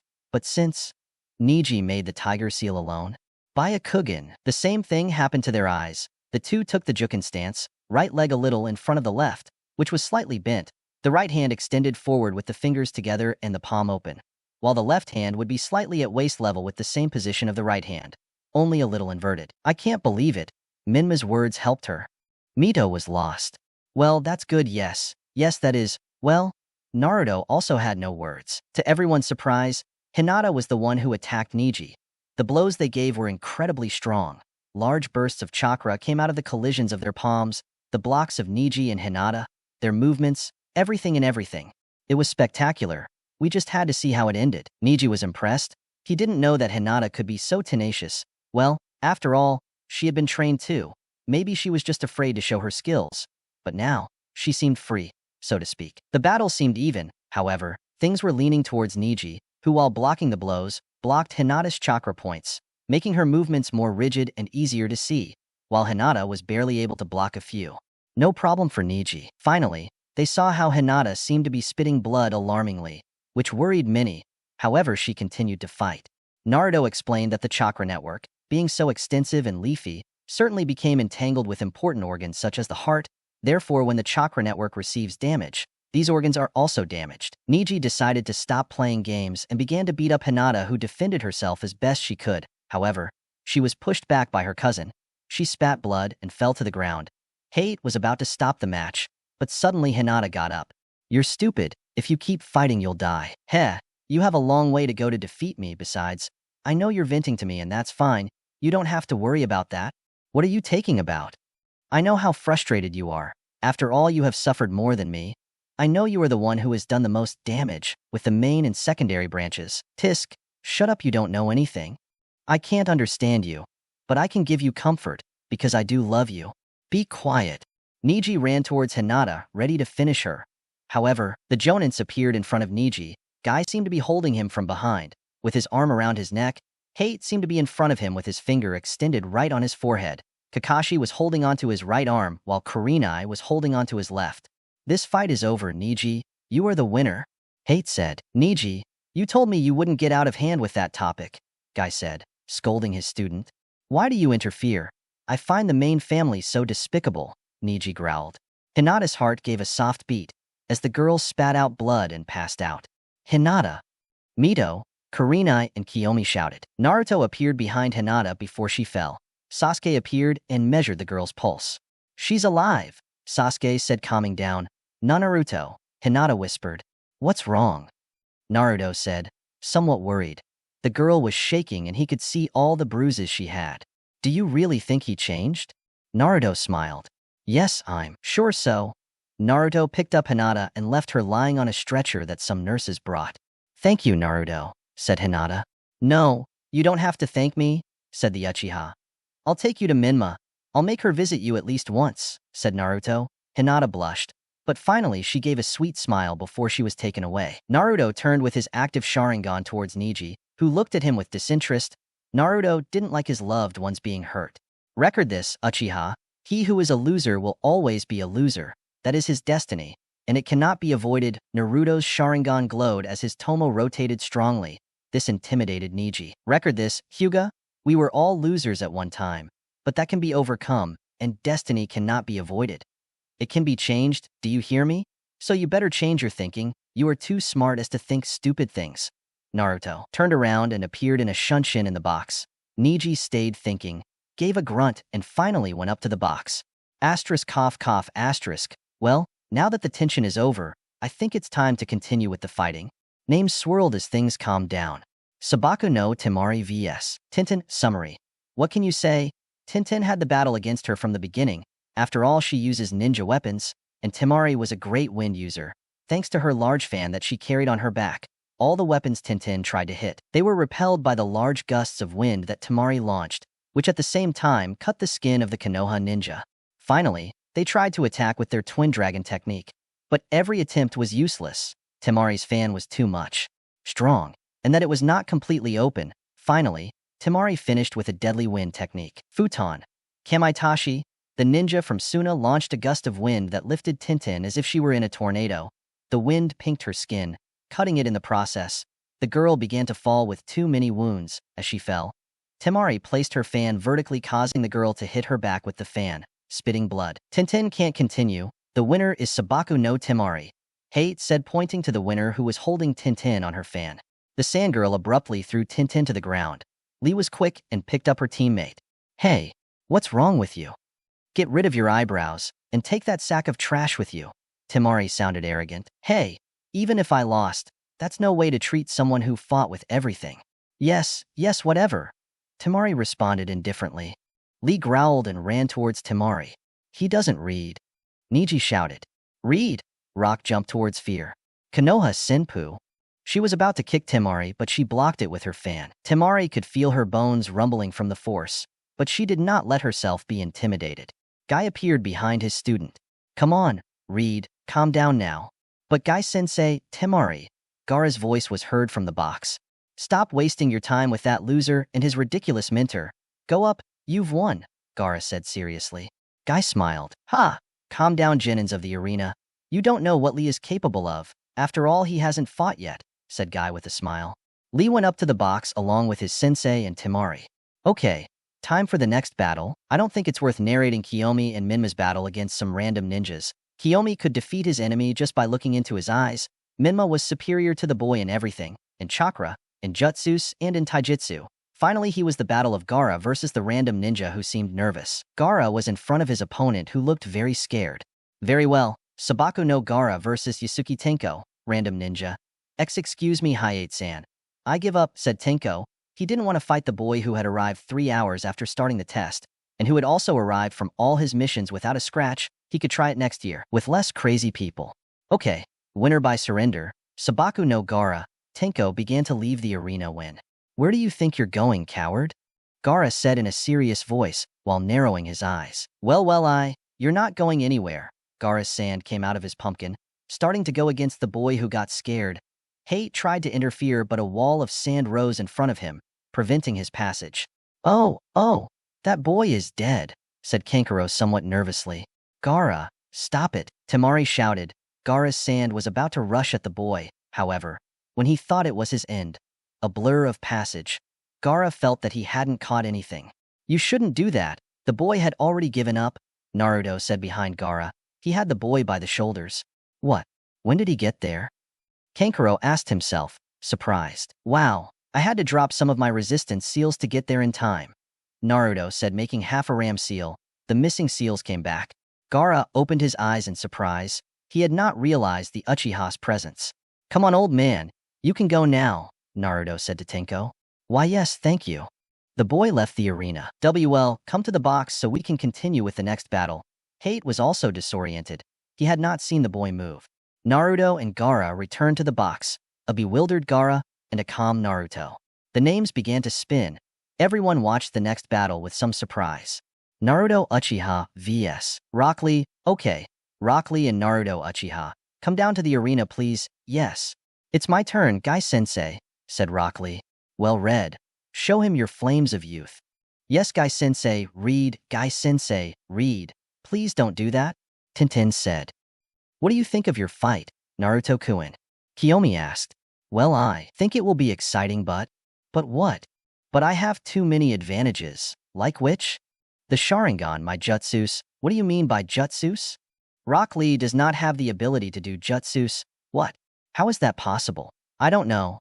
It seems his chakra network is not developed, or it is simply a symptom of some strange disease, said Naruto. Well, then what do you plan to do? Well, Naruto started to think until. I have an idea. Naruto smiled and went towards Rock Lee. Hey Lee, said Naruto. What's wrong, Naruto-kun? What do you think? Today I woke up hungry for challenges, so I propose something to you. What is it? How about I fight with only taijutsu? No ninjutsu, genjutsu, or bloodline, do you think? Lee opened his eyes like everyone else who heard Naruto's proposal. What are you saying? It's a fair fight, without tricks as you say, said Naruto. What? Seriously? Of course. Lee said, raising his fist. Haha, Lee, it seems that you have found someone with a fiery spirit like yours. You finally have your eternal rival. Why you think Gai-sensei? Of course. Brilliant. Asterisk cough, asterisk cough. Please, participants are asked to come down to the arena. Okay, let's go there. Good luck, Naruto, Sasuke said. Yes, we have to meet in the finals, right? Naruto said. Sasuke smiled. Good luck, Naruto-kun. Kiyomi shouted.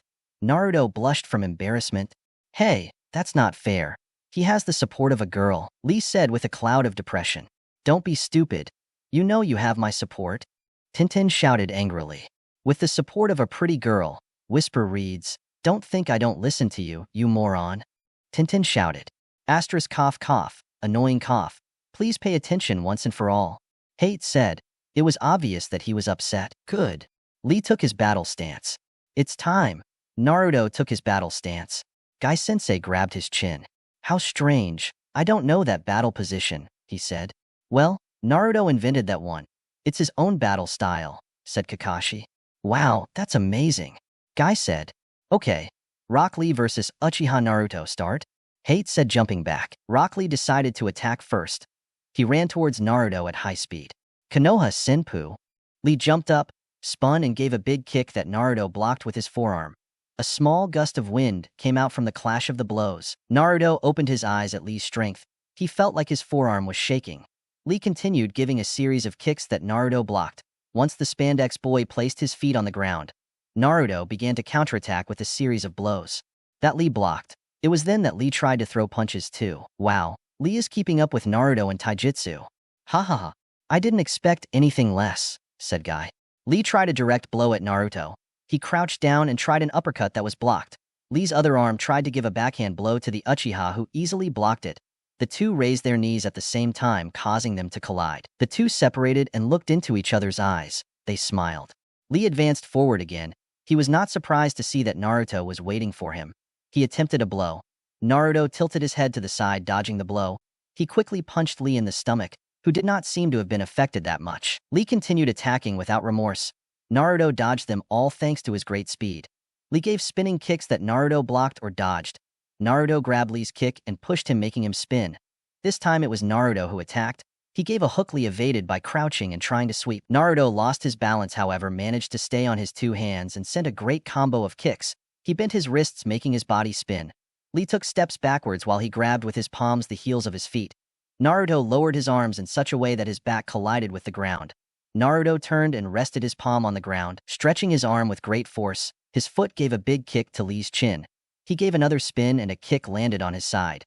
With a great acrobatic movement, Naruto finally stood up and tried a big blow to Lee's face, but he recovered in a great way and blocked the blow. They exchanged blows before Lee managed to land a blow on Naruto's shin. This opened Naruto's defense a bit, or at least that's what Lee thought. The spandex boy ducked and attempted an upward kick. Great rise of the blade. However, Lee was surprised to see that Naruto blocked him with ease. Don't think I let my guard down so easily.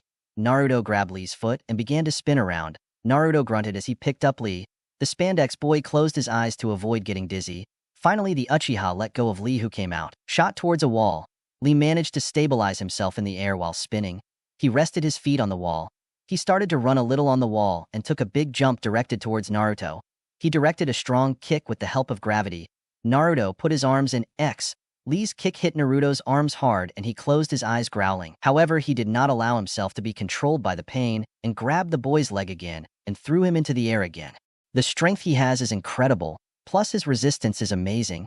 He takes my blows like it was nothing, thought Naruto. Lee took out a bunch of kunai and shurikens from his ninja bag, which he threw at Naruto from the air. Naruto unsealed a kunai and blocked the projectiles while doing acrobatic spins. Lee landed and headed at high speed towards Naruto, who dropped the kunai and waited for the boy. Lee gave a right blow that Naruto blocked with his left hand. He attempted a right blow blocked by Lee's left hand. The two began to measure the strength of the other. It's amazing how they fight, Sakura said openly. Yes, it's amazing, said Ino. The others watched the battle in silence, but they were quite surprised to see how Lee kept up with Naruto. Naruto released his fist and attempted an elbow. Lee crouched down and gave Naruto a big elbow. The Uchiha endured the pain and kicked Lee.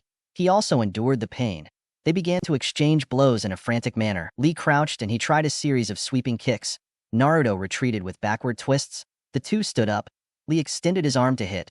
Naruto turned sideways and grabbed Lee's arm. He pushed him over him and slammed him into the ground.